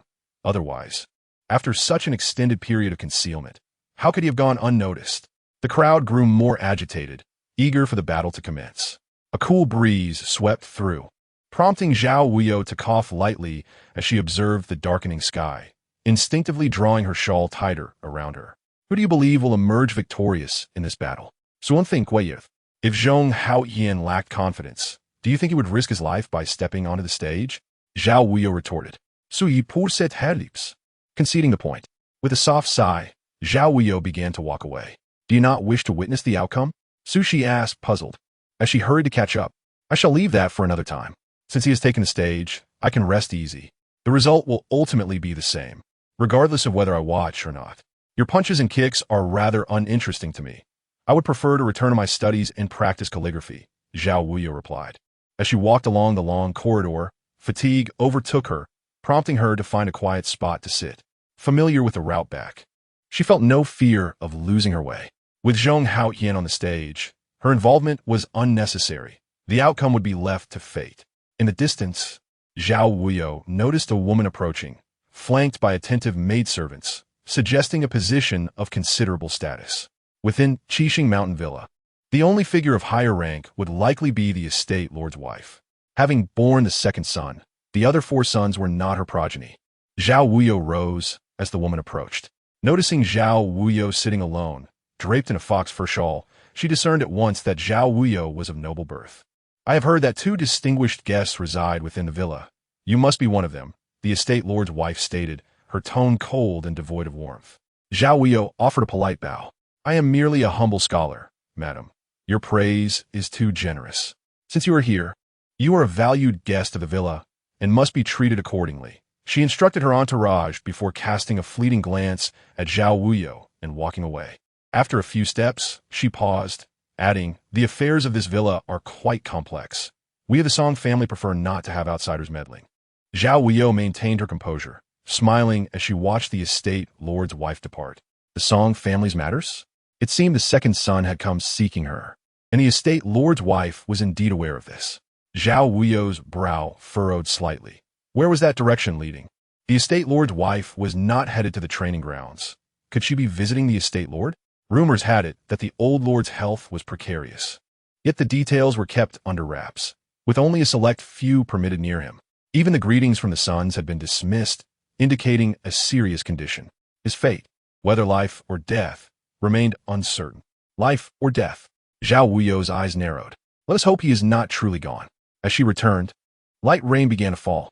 Zhao Wuyou sat at the railing of her door, motionless, staring at the delicate droplets cascading down. She suddenly found that the rain in Jinling City was not as bothersome as she had previously thought. In the capital, she had always despised rainy days. The dampness and chill were unbearable for her. Opening her palm, she felt the light drizzle fall upon it, surprisingly not as frigid as she expected, instead bringing her a sense of delight. The alternating warmth and coolness enveloping her body faded in the joy of the moment, allowing her to momentarily forget her ailments. Taking a deep breath, she leaned against the railing, experiencing rain for the first time in her life. Gradually, the rain intensified. Baili stood atop the highest observation platform in Jinling City, casting his gaze upon the densely packed houses below and the vast expanse of the city. In the misty drizzle, there lay countless loves, hates, and lingering sorrows, as well as national grievances and familial resentments. With a sweeping glance, he pondered the countless souls who perished on the battlefield, their bones buried in the yellow sands, never to return. Supervisor, Lu Gowen sighed softly. Zhang Mu is indeed too cunning. Our people always arrive a step too late. It seems without a bait, it will be difficult to draw him out. Yet now he is alone, with no weaknesses to exploit. Everyone has a weakness. The reason he returned to Jinling City must be that he has discovered something. Baili slightly furrowed his brows, feeling the coolness of the raindrops. The rain quickly condensed into droplets in his palm, sparkling and translucent. Lu Gowen nodded, instructing his subordinates to continue searching, declaring that even if they had to turn the entire city upside down or dig 3 feet into the ground, they would find him. He recalled the bloody turmoil of years past, where only a few youths escaped while their entire clan perished.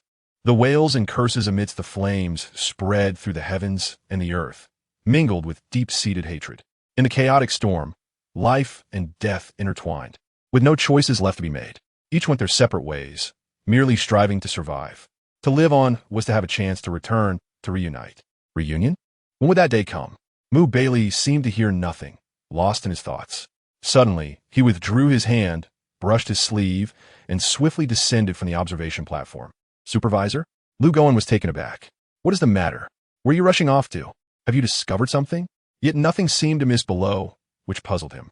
Baili merely returned to Qixing Mountain Manor, without any apparent abnormality. In the west chamber, Zhao Wuyou still leaned against the railing, seemingly in good spirits. In the downpour, he approached her leisurely, his steps light. Lu Gowen hesitated, not daring to draw closer. Zhao Wuyou rested her cheek on her arm, unaware of Baili's presence behind her. When she finally noticed, Baili had already grasped her icy hand. You are still unwell, yet you dare to act so recklessly?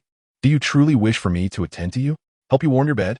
Zhao Wuyou was momentarily taken aback, but upon recognizing it was Mu Baili, she allowed it. However, her damp hand instantly soaked his sleeve. The dark robe, now tinged with water, appeared even more layered and profound, akin to blooming ink plum blossoms, adding a serene beauty to the scene. Did I not mention? If the supervisor continues to think this way, we may truly be doomed together. Our statuses are different. I am a man, and you are but half a man. What could possibly come of our entanglement? Zhao Wuyou smiled coolly, raising her gaze to him. The light in her eyes was soft, neither suggesting a broken sleeve nor a longing for the dragon's embrace. It was clear that he was being aggressive, yet to others, it appeared as if she was the one pressing him. Is that so? Mu Baili replied with a hint of smile. Does Lord Zhao feel wronged? More than wronged. It is simply unjust, Zhao Wuyou sighed lightly. While I have yet to enjoy the blessings of companionship, you have already overshadowed me. With you around, who would dare to approach the ladies in my vicinity? This means my future matters will inevitably fall into the hands of the Eastern Bureau. You, as the supervisor of the Eastern Bureau, may as well prepare to become a matchmaker. Mu Baili chuckled at her teasing, enveloping her delicate fingers in his palm. I wonder what kind of woman Lord Zhao prefers. A gentle and virtuous companion, one who can support her husband and raise children. She provocatively gazed at him. As for appearance, it would be best to resemble the supervisor. If not captivating a nation, at least captivating a city. What of the son of the Minister of Works? Mu Baili inquired with a smile. Zhao Wuyou's expression tightened. What do you mean by that? Nothing in particular, just a thought. Mu Baili replied succinctly. Sushi rushed in, but was halted by Lu Goen. Young master, she called out. Zhao Wuyou gestured. Come here. After all, it's not the first time Sushi has seen this. One more glance or less makes no difference. Sushi stepped forward slowly. Young master, how is it? Zhao Wuyou knew what Sushi intended to say. Sushi pursed her lips, glancing at Mu Baili. Noticing that the young master had no intention of speaking alone, she felt unconcerned and continued. The fifth young master has triumphed. The first and second young masters have both lost. In the eyes of the world, the fifth young master is the best candidate to inherit the manor. The fifth young master? Mu Baili frowned slightly. Since when did you become so interested in him? This story is lengthy, much like how I do not know when you would lose interest in me, Zhao Wuyou retorted. Mu Baili tightened his grip on her hand. Zhao Wuyou felt a slight pain, yet her expression remained unchanged, still wearing her initial smile. Sushi stated, although the fifth young master won the competition, it seems the Song family is not pleased. The head of the Song family had a grim expression, and he did not announce that the fifth young master would assume the position of the manor's head on the spot. Therefore, I do not believe that the fifth young master's victory equates to inheriting the manor. Indeed, Zhao Wuyou coughed lightly, withdrawing her hand and adjusting her collar. The wind and rain chilled her, and her complexion took on an unusual pallor. The Song family would never permit someone expelled from the manor to return and take the head's position. Upon hearing this, Sushi's expression tightened then. Isn't this all for naught? Song-gu is still alive.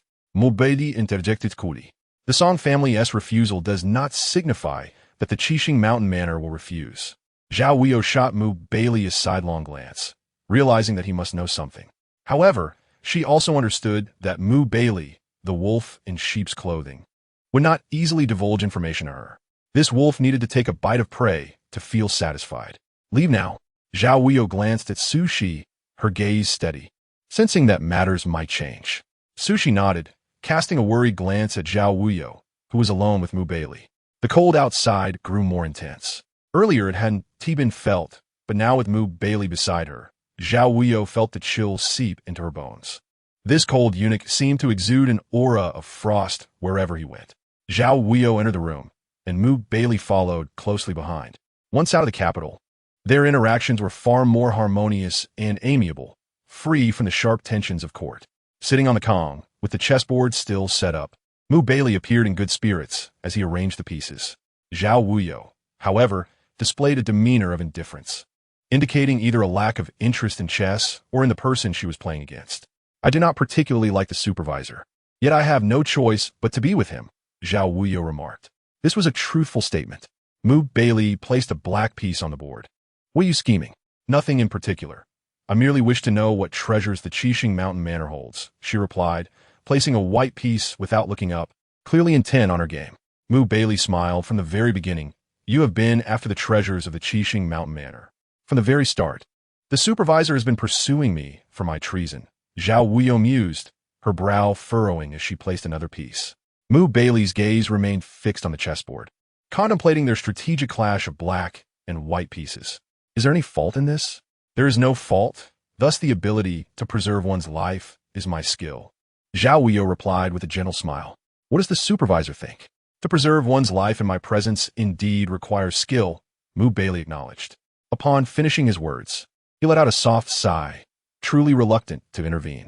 The supervisor's ability to remain passive was already the greatest assistance to me. She had declined without leaving any room for negotiation. Would Baili offer help?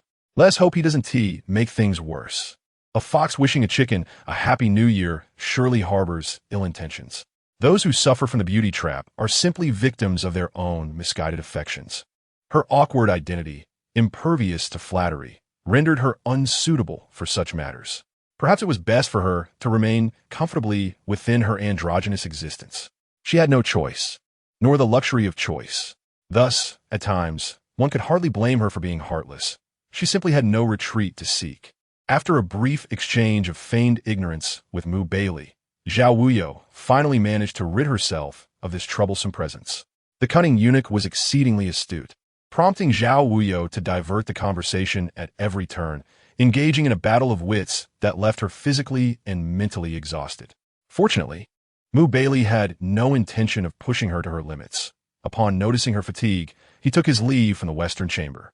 When Su Shi entered, she found Zhao Wuyou sprawled over the chessboard, too weary even to lift her eyelids. Are you all right, young master? Su Shi inquired with concern. Her forehead felt warm, likely indicating another onset of fever. I am fine, just need to rest, she replied weakly. You had more to say earlier, yet now that others have departed, please, go on. The Eastern Depot's personnel were present, and I did not dare to speak, Su Shi explained, producing a letter from her sleeve and presenting it with both hands. News from the capital has arrived. It likely contains information you wish to know. Zhao Wuyou instantly perked up, as it was indeed a much-needed stroke of fortune. The Eagle and Falcon Messenger was undoubtedly the swiftest means of communication. The clamor of the day gave way to the stillness of night. Events that transpired at the martial arts arena had yet to reach a conclusion. Su Shi relayed. The head of the Song family has declared that they will take 2 days to deliberate before making a final decision. Those in the know understood that this was merely a tactic to stall. It was a classic strategy of delaying the inevitable. No one had come to trouble Zhao Wuyou. They were likely still deliberating on how to deal with Zhong Haoyan. Zhao Wuyou was not anxious. Eventually, someone would lose their patience. It was merely a matter of who could endure the longest.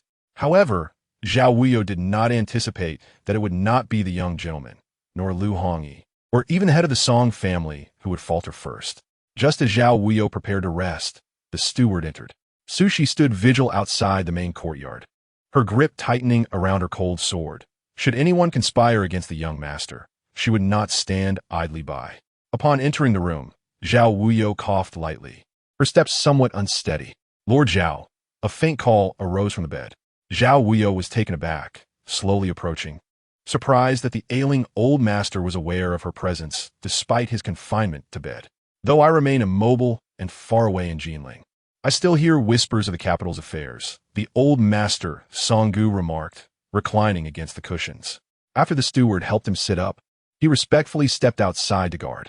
Zhao Wuyou took a seat, studying the withered yet keen-eyed elder, whose once vibrant gaze still sparkled with intelligence and acuity. Hearing this, Zhao Wuyou remained silent, suppressing a cough that turned her complexion slightly pale.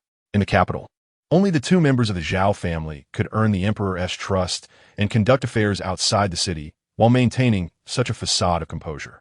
They could endure and withstand the pressures of the court. Songgu, whose ancestors were officials in the capital, had been instilled with a sense of vigilance from a young age.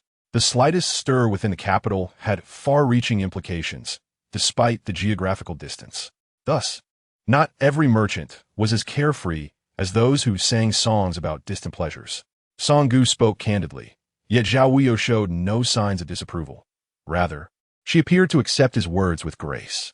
Amused by Zhao Wuyou's demeanor, Songgu noted, "You are indeed more composed than your father.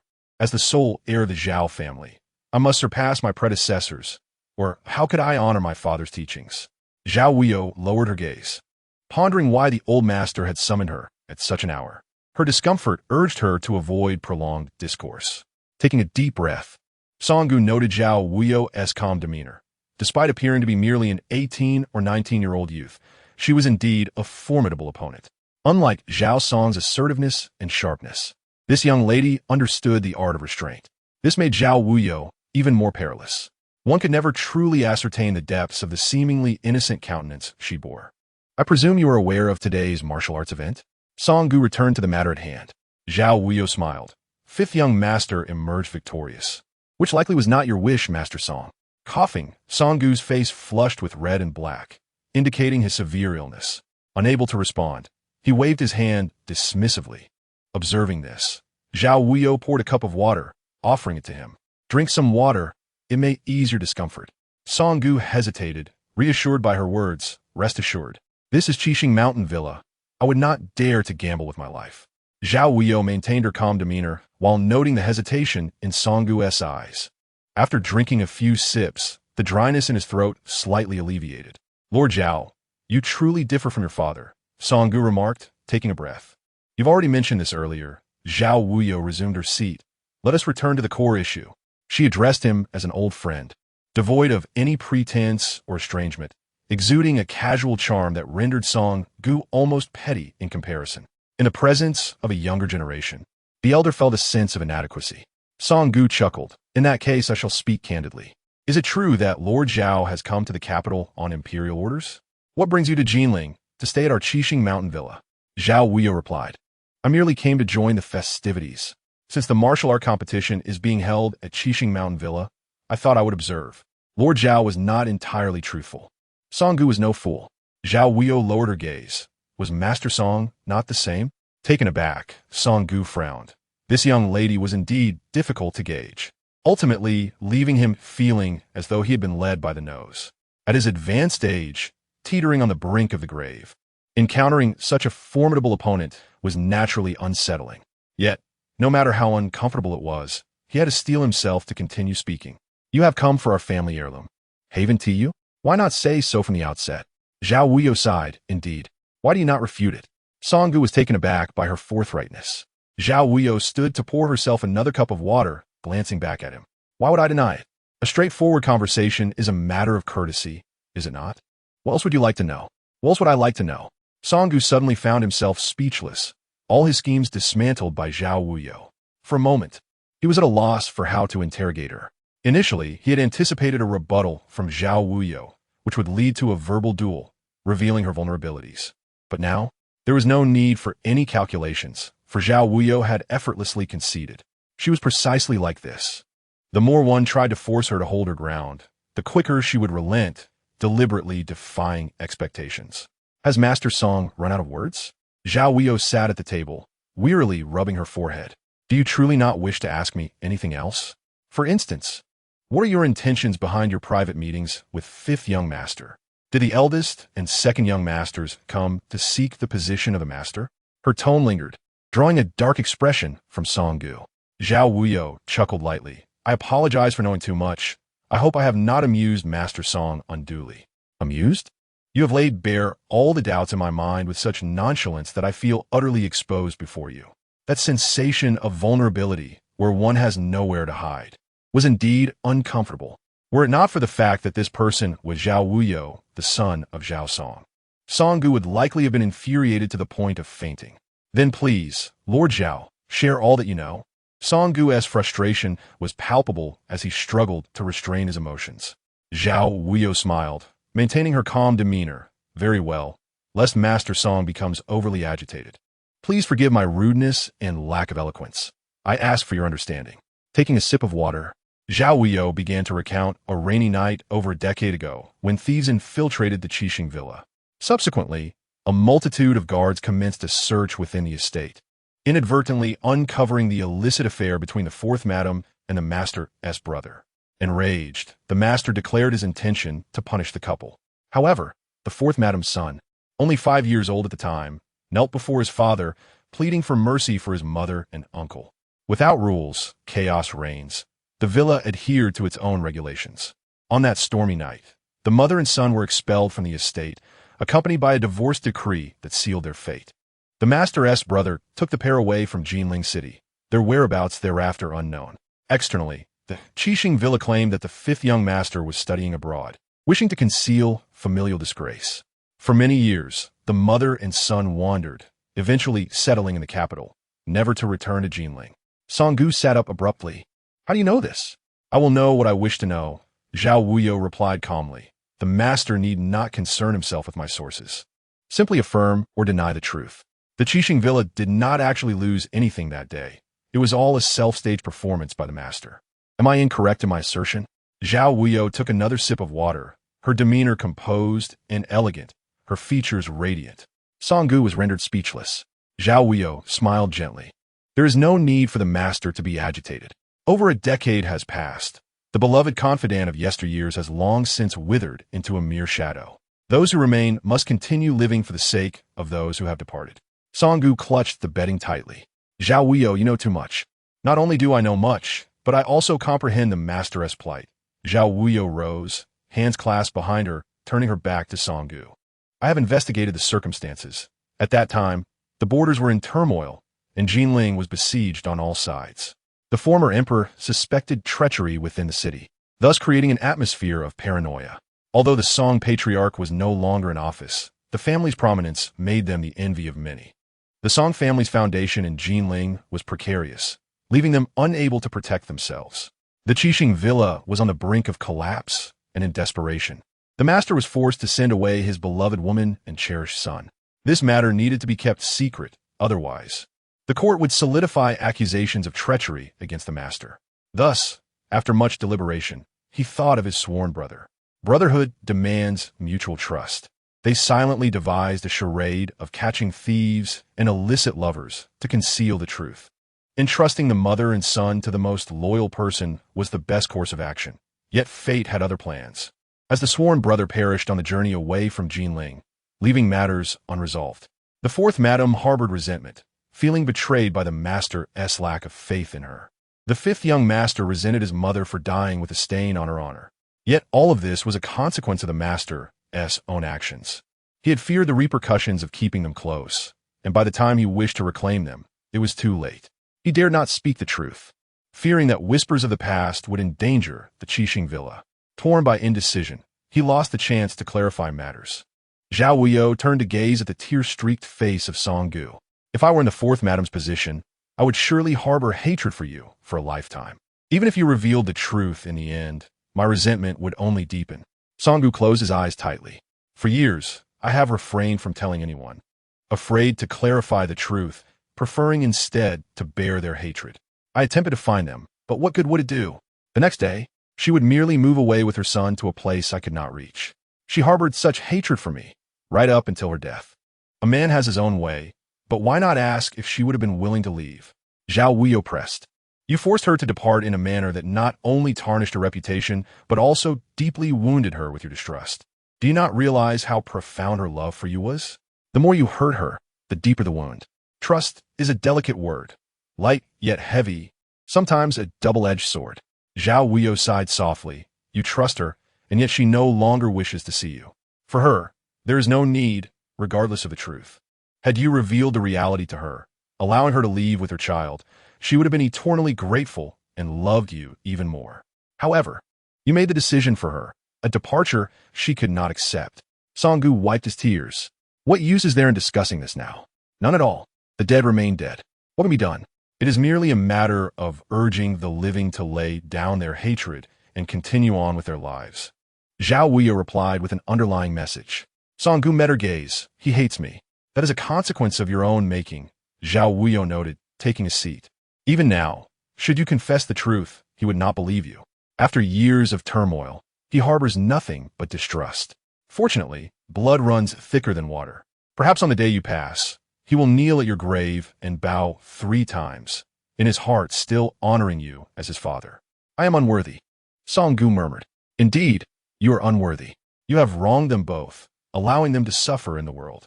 Have you ever considered that if not for their resilience, they might have perished long before? Would that not leave you with a lifetime of regret? Zhao Wuyou continued. Song eyes reddened. rendering him speechless. In his old age, he found himself weeping openly before Zhao Wuyou, a younger generation. He had endured this matter for a lifetime. He too had grievances. Yet, who would be blamed for this? Ultimately, it stemmed from a lack of trust. You loved them in your own way, but neglected to consider whether they accepted it. Imposing your so-called love upon others often leads to the opposite of your intentions. Mutual affection is what one truly seeks. A unilateral decision is merely obstinacy. Zhao Wuyou remained patient, having grown weary of the conversation, choosing instead to sip her tea and await the moment when Song Gu would have cried enough to continue their discussion. Some emotions must be vented to reveal the true desires of the heart. Once Song Gu ceased weeping, his mind would likely clear. Zhao Wuyou waited, anticipating the quieting of his sobs and his eventual enlightenment. As life nears its end, one often reflects on the past, regretting the unfulfilled desires left behind, leading to a torrent of emotions. In particular, Song Gu, at this juncture, was unable to release so much from his heart. Zhao Wuyou expertly guided his emotional shifts, finding satisfaction in the ebb and flow of his feelings. Gradually, the sounds of weeping faded. Song Gu, already unwell, found it increasingly difficult to cope with his emotional upheaval. After his tears had dried, he fixed his red-rimmed eyes on Zhao Wuyou for a long moment. He did this deliberately. His sudden clarity and willingness to speak felt like a renewal. Zhao Wuyou remained poised, her attire immaculate, exhibiting no sign of disarray. When she turned to him, her gaze was still bright, her lips curving into a gentle smile. Such an elegant and naturally refined youth seemed incongruous with the cunning, manipulative individuals he had known. Her delicate demeanor and frail figure were utterly innocuous. Master Song had made his decision, had he not? Zhao Wuyou observed the dwindling oil in the lamp, recognizing that the depletion of life is an inevitable journey. Before death, one often faces significant choices to mend past regrets. This is the essence of humanity, resolute amidst tragedy, soft in its finality. Song Gu scoffed lightly, "You are quite terrifying." Zhao Wuyou smiled softly, her expression gentle. "You misjudge me, master. What is visible may often seem terrifying, but it is the unseen greed within the human heart that is truly fearsome." Chapter 73. Let me tell you, what am I? What is the human heart? It is the only unpredictable entity in this world. The benevolent are invincible, while greed knows no bounds. Who can fathom how a perfectly ordinary person might suddenly transform into a figure one adores or despises? Upon exiting the main courtyard, Zhao Wuyou retained her serene demeanor. In her eyes, the tumult of the world merely reflected the insatiable greed of humanity. Yet, sometimes greed need not be malevolent. It hinges on one's mastery over it. If skillfully navigated, the hearts of men align with the greater good, falter, and one becomes a pariah, reviled by all. The rain outside fell in torrents, a persistent patter. As Zhao Wuyou stepped outside, Sushi awaited her, visibly relieved to see her emerge unscathed. She quickly opened an umbrella and approached. Zhao Wuyou adjusted her fox fur coat. The chill of the wind and rain prompted a soft cough. "Are you all right, young master?" Sushi inquired anxiously. Zhao Wuyou shook her head, indicating they would discuss it later. Just before departing, she cast a contemplative glance back at the main gate, her brow furrowed in thought. In a lengthy corridor, Sushi folded the umbrella and followed Zhao Wuyou, who walked slowly, her steps light and somewhat unsteady. Her cough intensified, and soon she leaned against a pillar, her complexion fluctuating between shades of blue and white. Sitting at the railing, Zhao Wuyou's breath grew labored, clearly straining. "Since arriving in Jinling City, your health seems to have deteriorated considerably," Sushi observed, her gaze downcast. "Is it perhaps the unfamiliar climate?" "No," Zhao Wuyou replied, surveying her surroundings, certain of her solitude. "I simply find the air in Jinling oppressive, as though something weighs heavily on my chest, constricting my breath. I cannot pinpoint the reason. Perhaps it is merely an adjustment issue." The sensation of suffocation plagued her, an intangible force lodged within her chest, rendering Zhao Wuyou inexplicably irritable and fostering an aversion to Jinling City. Were it not for the matter at hand, she would not linger even a moment longer. "I left the medicine on the cabinet. Please fetch it," she instructed. "I am weary." It was evident she had reached her limit. Sushi nodded. "Please remain seated, young master. I shall return at once." Zhao Wuyou acquiesced, feeling so drained that even a bolt of lightning would not compel her to move. Weary and breathless, she found herself too fatigued to even allow her hair to dance in the wind. As Sushi hurried away, Zhao Wuyou settled in her thoughts. Her mind clouded and heavy with peculiar fragments threatening to emerge. They were disjointed memories, the meaning of which eluded her. In a daze, she heard laughter, a clear, melodious sound that brought joy to the heart. The laughter belonged to young girls, sweet and bright. Suddenly, the joyous atmosphere shattered, replaced by the cacophony of battle. The din of galloping hooves and fervent shouts crescendoed, morphing into a chorus of mournful wails. Heat surged within her, an inexplicable fever that left her skin feeling scorched. Yet her eyelids felt leaden, obscuring her vision. She could only sense the intensity of the chaos surrounding her. Abruptly, she heard a familiar voice. "Why are you crying?" The recognition jolted her. With great effort, Zhao Wuyou opened her eyes and was met by a face that shocked her to the core. Zhong Haotian. Confusion clouded her thoughts. How could he be here? Was she not seated in the corridor? Noticing her awakening, Zhong Haotian placed a cushion behind her and offered a glass of water. "I happened upon you unconscious and brought you back," he stated succinctly, omitting certain details, such as how he had cradled her in his arms and been surprised by her lightness, akin to holding a delicate wisp. "And Sushi?" Zhao Wuyou inquired. Her question snapped Zhong Haotian back to reality. Realizing he had momentarily lost focus, he replied, "I have sent someone to find her. We likely missed each other. She had already left the West Wing when I returned with you, probably searching for you." Worry gnawed at Zhao Wuyou. If Sushi cannot locate me, she may panic. She mused, rubbing her temples, a headache creeping in. She recalled the deceased eunuch, wishing for his adept hands to alleviate her discomfort. After all, he had excelled in the art of care. "Are you unwell?" Zhong Haotian asked, concerned. "Should I fetch a physician?" Navigating the labyrinthine paths of the Seven Stars Villa can bewilder even the most astute. "No need. I simply wish to find Sushi. My medicine is likely with her," Zhao Wuyou replied, now less anxious. After a brief respite, she felt less fatigued, though the headache persisted. "Very well," Zhong Haotian replied before stepping outside. Upon his return, he found Zhao Wuyou seated at a table, her complexion still pale, resembling a blank canvas, tinged with a hint of melancholy. Her brow furrowed with subtle worry, her eyes reflecting the misty rain outside. Zhao Wuyou was a quiet soul. In her silence, she became almost imperceptible. At times, one might fear her breath had ceased without their notice. "I shall rest a moment before departing," she said, sipping her water and glancing at him with an expression of calm detachment. "Are you genuinely all right?" Zhong Haotian observed, noting her pallor. "My complexion has never been vibrant," she replied casually, dismissing his concern. "It is merely an old ailment. There is no need for worry. I must thank you for your timely assistance." She managed a faint smile. Zhong Haotian sighed softly, relieved she was not in dire straits. "Is there nothing you wish to inquire about?" Zhao Wuyou probed. Zhong Haotian chuckled lightly, settling into the chair across from her. "What I ask? You are unwell. It would be prudent to postpone any discussions." Zhao Wuyou took a sip of water. Since he remained silent, she decided to speak. Setting her cup down, she gazed out into the dark, rainy night. "I heard that the master summoned me to the main courtyard, which left me feeling quite anxious, causing me to linger outside. When you saw Sushi and me exiting, you followed us closely. I was unwell, and she went to fetch my medicine." Zhong Haotian realized she was about to reveal her suspicions.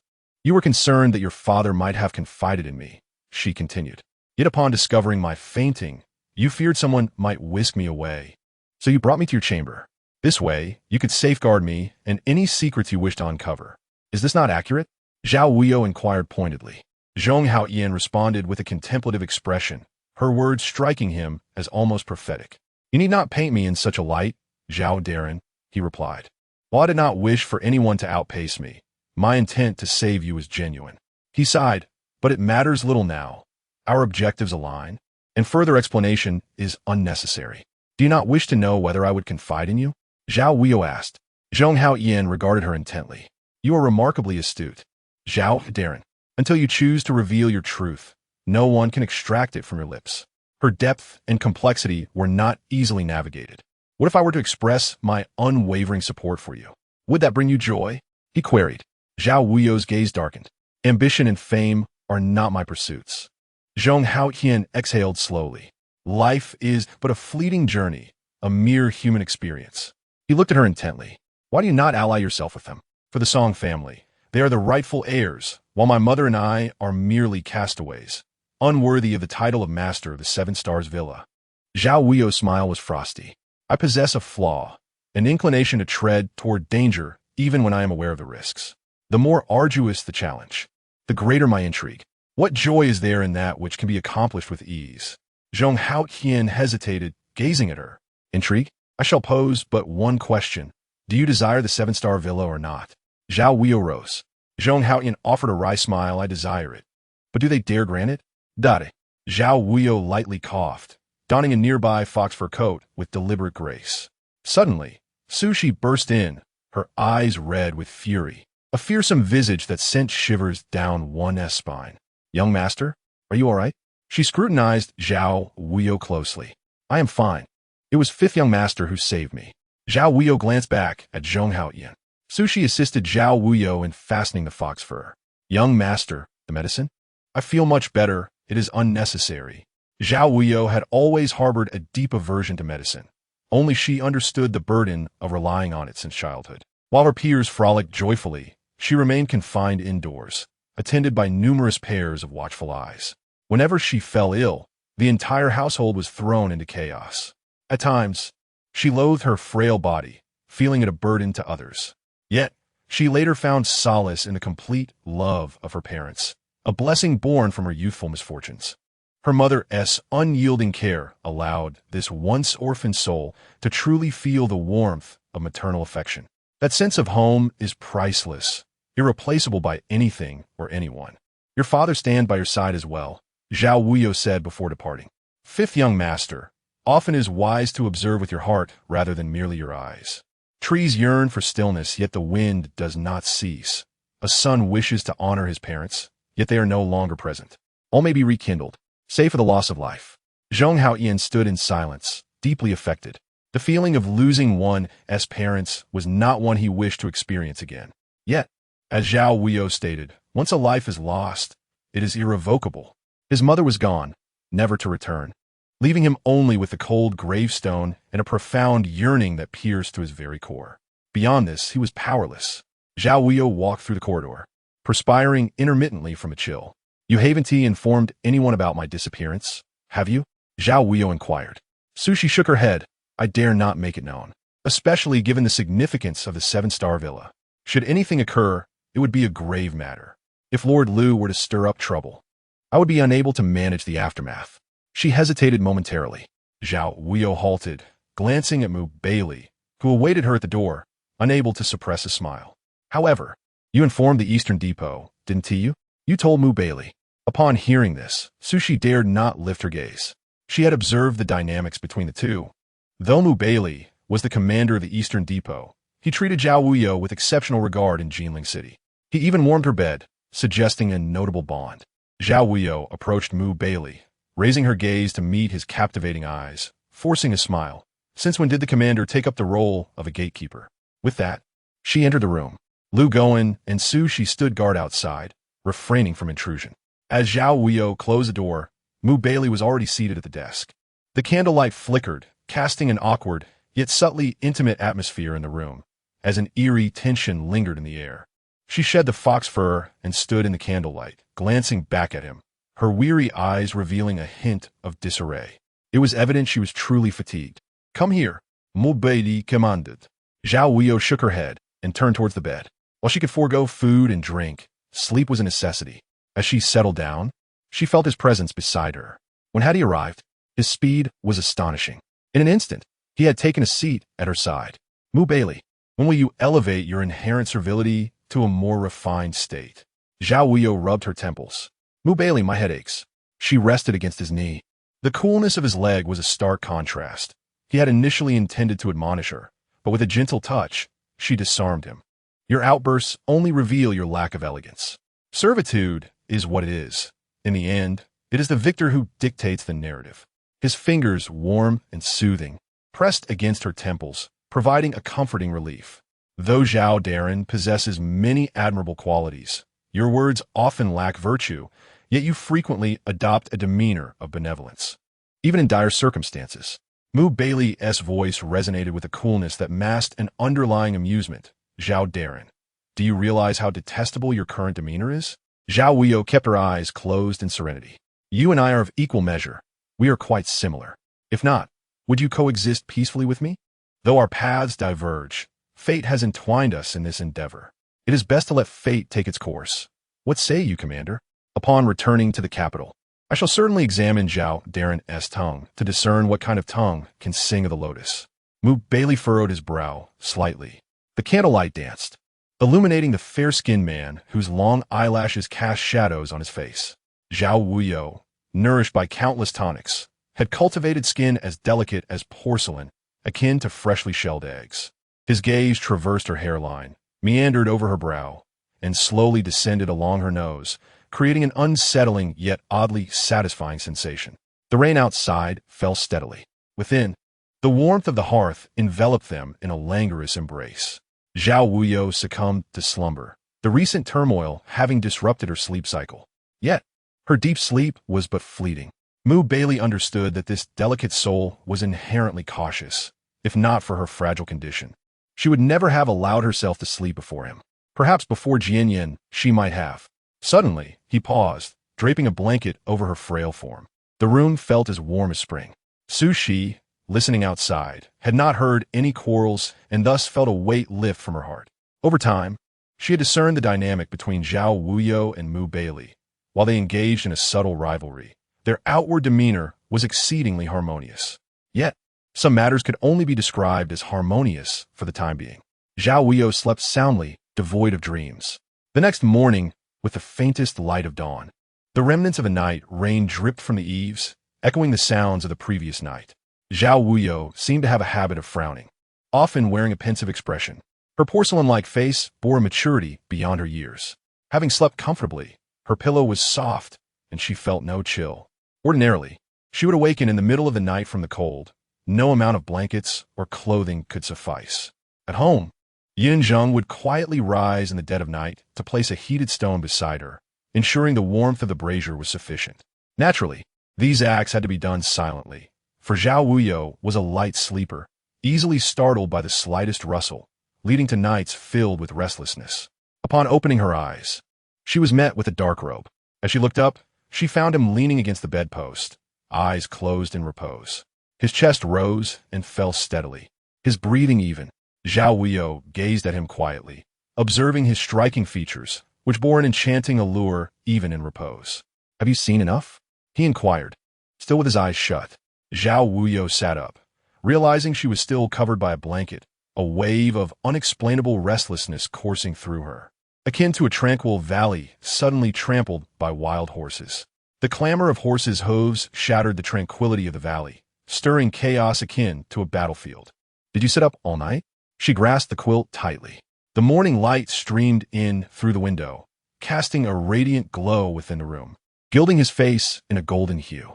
In such a light, he possessed an arresting beauty that was utterly breathtaking. As he opened his eyes, the distinct lashes fluttered gently with his breath in the soft illumination. His voice in the morning bore a hint of hoarseness and fatigue, languorous and seductive. Does Lord Zhao wish for something to occur? She found herself at a loss for words. Of course not. If not, why ask? Mu Baili remained seated at the edge of the bed, turning to gaze at her coolly. Lord Zhao sleeps remarkably well. This is a blessing from the overseer. It must be remembered. Zhao Wuyou rose leisurely, performing a slight bow. He took her slender, jade-like hands in his eyes reflecting an odd glint, akin to a splash of verdant color intruding upon a vast, barren field. He gazed at her meaningfully, as if to say it was indeed necessary to remember, to repay in full on a future day. With that, Mu Baili stood and strode out of the room without looking back or lingering. She turned her head, catching only a glimpse of the corner of his dark robe, swiftly disappearing at the door. Su Shi entered. Young master, has the rain ceased? Zhao Wuyou inquired. It stopped in the latter half of the night. Su Shi bit her lip, hesitating before speaking. I have been waiting outside. Are you and the overseer all right? What do you wish to happen? Zhao Wuyou raised an eyebrow. Su Shi lowered her head. I dare not presume. For reasons unknown, Zhao Wuyou felt no desire to elaborate. Some matters were not meant for outsiders. What news from the estate? He asked. The relatives of the Song family have begun gathering for a meeting. A concrete conclusion should emerge in the next couple of days, Sushi reported truthfully. The maidservants began preparing bathing necessities behind the screen, and Zhao Wuyou's brow furrowed. 2 days felt excessively long. The longer the night, the more dreams it would spawn, and delays could lead to unforeseen changes. Thus, Zhao Wuyou would not permit them ample time for preparations. The position of the estate's master must belong to the 5th young master, yet within the manor. The clamor for the eldest and second was the loudest. What good is a loud voice if one cannot bend the arm of authority? Once the court intervenes, what can the Song family do? After bathing and changing into fresh attire, Zhao Wuyou felt invigorated. His mind suddenly recalled Baili, who had sat awake all night, while she had rested her head on his leg. Young master? Sushi, entering with breakfast, looked surprised at Zhao Wuyou, seated at the table. Are you unwell again? What? Zhao Wuyou paused. Your face is quite flushed. Sushi stepped forward with concern, quickly checking Zhao Wuyou's forehead. No fibbit? Perhaps I should fetch a doctor. I am fine, Zhao Wuyou replied, gripping his chopsticks, his expression less than pleasant. Have someone keep an eye on the front. I will be there shortly. Suon fin nadiv. No need to say, I have already sent someone. After a moment's thought, she added, but young master, are you truly all right? I said I am fine. Zhao Wuyou snapped, growing agitated. By the way, where's Baili? The overseer has left, Sushi pondered. Lu Goen is tight-lipped, unwilling to disclose anything. I have only heard from the guards that the overseer left in a carriage. Perhaps he went to find the city lord. It cannot be for shopping. Baili, that insufferable eunuch, would never indulge in such frivolities. He had neither the interest nor the time. Could it be that he shared some unspeakable secret with Lu Hongyi? Or was he seeking to negotiate something clandestine with Lu Hongyi? Baili could not possibly be here for his own sake. So what was his purpose in coming to Jinling? How has your investigation progressed? Zhao Wuyou inquired. Sushi lowered her voice. On the day Shun Yin arrived in Jinling, he had dealings with the city lord. I sent someone to the city lord's estate to inquire. It seems he was searching for someone. Who? Zhao Wuyou set down his chopsticks. Sushi replied, I couldn't ascertain the name, but from the description, it appears to be a foreign individual, certainly not native. A foreigner? Zhao Wuyou narrowed his dangerous eyes. From which nation? Sushi shook her head. No one knows.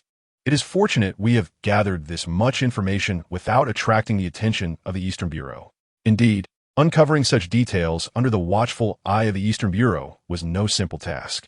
I knew Baili could not simply follow me to Jinling without reason. It turns out he too harbors secrets, and it is to find someone. Zhao Wuyou pondered. If the Eastern Bureau truly wished to capture a fugitive, they need not be so covert. They could simply announce the hunt and, with the Eastern Bureau's power, easily apprehend the individual. To stealthily seek someone, while fabricating excuses to deceive the court by accompanying her to Jinling, was evidently of great importance to Baili. Was it deep-seated hatred or profound love? Or did this individual bear some secret that must remain concealed? A secret not to be disclosed, not even to the court. Young master? Sushi inquired. What should we do now? Be vigilant and search privately. If even Baili cannot find this person, they must possess some skill. Zhao Wuyou expressed his intrigue. Each holding evidence of deception against the court makes it fair. So we live on nutted, understand. Finding someone is often a matter of sheer luck. The person Baili cannot find may well be stumbled upon by one of his own. Sometimes, one must cling to a glimmer of hope, particularly in seemingly hopeless situations. Searching for sustenance under the watchful eyes of the Eastern Bureau is akin to courting death, or at least inviting discomfort. The relatives of the Song family had convened at Qixing Manor to discuss who would succeed the position of master. The arguments were fervent. Some supported the eldest son, others the second, but few rallied behind the 5th young master, Zhonghao. His presence seemed merely a distraction for the Jianghu folk. What about those 5 words? Someone inquired. A hush fell over the assembly, as all present were notable and hopeful members of the Song clan. When Zhonghao was mentioned, the clan leader coldly remarked, who would allow such a bastard to inherit the position of master of Qixing Manor? Indeed, his mother was cast out for such an act. What qualifications does a despised individual hold to lead Qixing Manor? Others echoed. The older members recalled the events of that time, their faces twisted with disdain. Thus, the emergence of Zhonghao was met with gritted teeth. That shameful existence within the Song family was a stain that should be erased, not revisited. So, do we all agree to revoke the fifth young master's claim to succession? The clan leader asked. Most concurred, though a minority voiced dissent. Yet, in the presence of the world's heroes, would their inconsistency tarnish Qixing Manor's reputation? Would it lead to mutual destruction? That ungrateful wretch still dares to return. The clan leader inhaled deeply. We should have killed him back then, instead of heeding Songgu's counsel. Otherwise, we wouldn't be in this disgraceful position today. What purpose does it serve to speak of it now? Someone sighed. Leader, we must devise a comprehensive strategy. You must understand, the rumors of the world can tarnish Qixing Manor's reputation. The reason our Song family is not to be trifled with in the Jianghu and business realms lies in Qixing Manor's standing. If we turn back now, we could invite endless calamities. The clan leader nodded. That boy is now formidable. Even the eldest and second sons cannot contend with him. What do you suggest I do? Should we risk everything to assassinate him? Who among you can kill him? Silence fell over the assembly. The leader scoffed. It is easy to speak.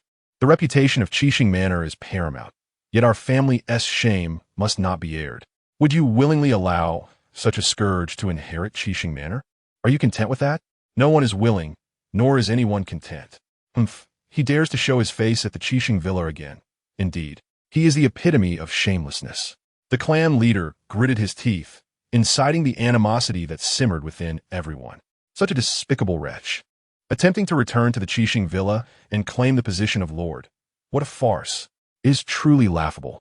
Thus, the Song family will never agree to let Zhong Haoyan inherit the lordship.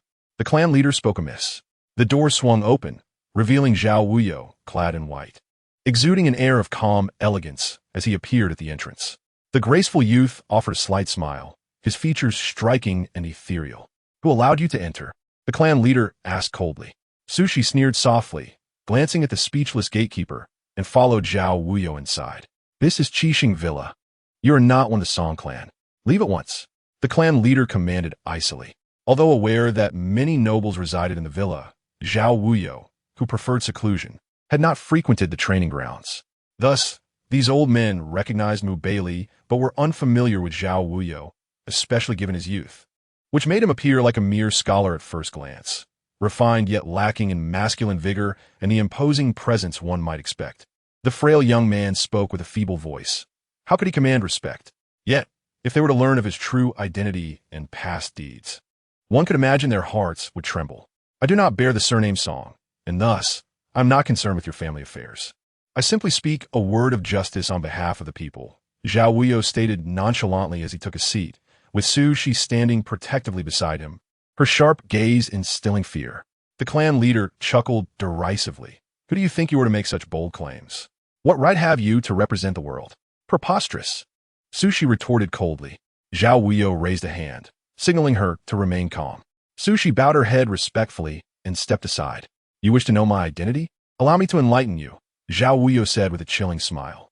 I gained renown at the age of 9, retired from officialdom at 13, was appointed by the emperor to the Golden Palace, and became a minister of state by 19. Clan leader, who do you say I am? Upon hearing this, the clan leader's expression changed abruptly, his body trembling slightly.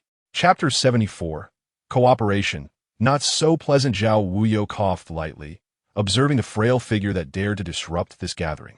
Naturally, everyone found it intolerable. Get out. The crowd began to shout. Hearing this, Zhao Wuyou remained unperturbed, sitting there with an air of grace. No one could discern whether she was pleased or not. At that moment, her slender, jade-like fingers idly traced circles on the rim of her cup, a subtle gesture of her displeasure. Sushi, familiar with Zhao Wuyou's temperament, scanned the crowd with piercing eyes. Who said I should leave? Zhao Wuyou inquired. Many voices rose in anger at her uninvited presence. Sushi, remember their faces, Zhao Wuyou said with a cool smile. I enjoy settling scores come autumn. Speak your minds quickly. I would not want you to claim I deprived you of the opportunity. The clan leader suddenly regained his composure and hurriedly bowed. Greetings, Lord Zhao. Lord Zhao. In an instant, everyone was left in a state of confusion. There is no need for such courtesy. I'm not a member of the Song clan. Your elaborate reverence would bewilder me, Zhao Wuyou replied, her expression troubled yet composed. Realizing Zhao Wuyou's identity, the clan leader dared not rise again, fear gripping him. Though residing in Jinling and being the leader of the Song clan, he had certainly heard of Zhao Wuyou's illustrious reputation. The only son of Zhao Song, ruthless and cunning. He had gained fame at 9, retired at 13, and was appointed by the emperor, holding the title of vice minister thereafter. With his sharp methods, he had eradicated the faction of the Zhang family and, alongside his father, had risen to power, ultimately annihilating the Zhang family line. Zhao Song wielded immense authority, with father and son dominating the court, becoming the emperor's trusted advisors and regarded as the little emperor by the populace. Such as Zhao Wuyou, who would still dare to regard her as a frail figure. A sickly person could kill without even blinking. Moreover, the frail one harbored a small heart. Did they not hear her earlier words? She had instructed to remember them, intending to settle scores later. Hearing this, even if the clan leader had 10 times the courage, he would not dare to rise.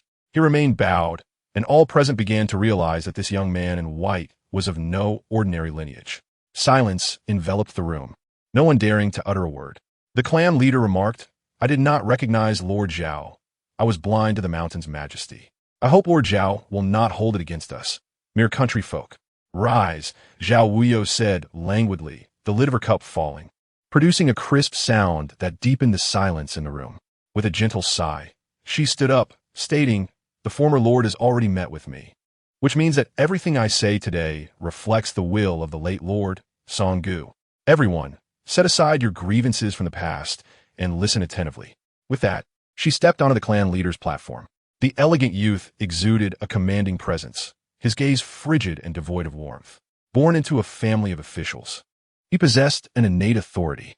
When it came to imposing official dignity, he was not inferior to anyone. The imposing aura of the Prime Minister's residence was not something everyone could emulate. "You are all members of the Song clan, and it is only right that the position of Lord of Qixing Villa be decided by you. As an outsider, I am not suited to interfere in family matters. As you can see, the eldest and second sons are in constant contention. No matter who is chosen as Lord, it will inevitably lead to a fierce battle. When 2 tigers clash, one is bound to be injured.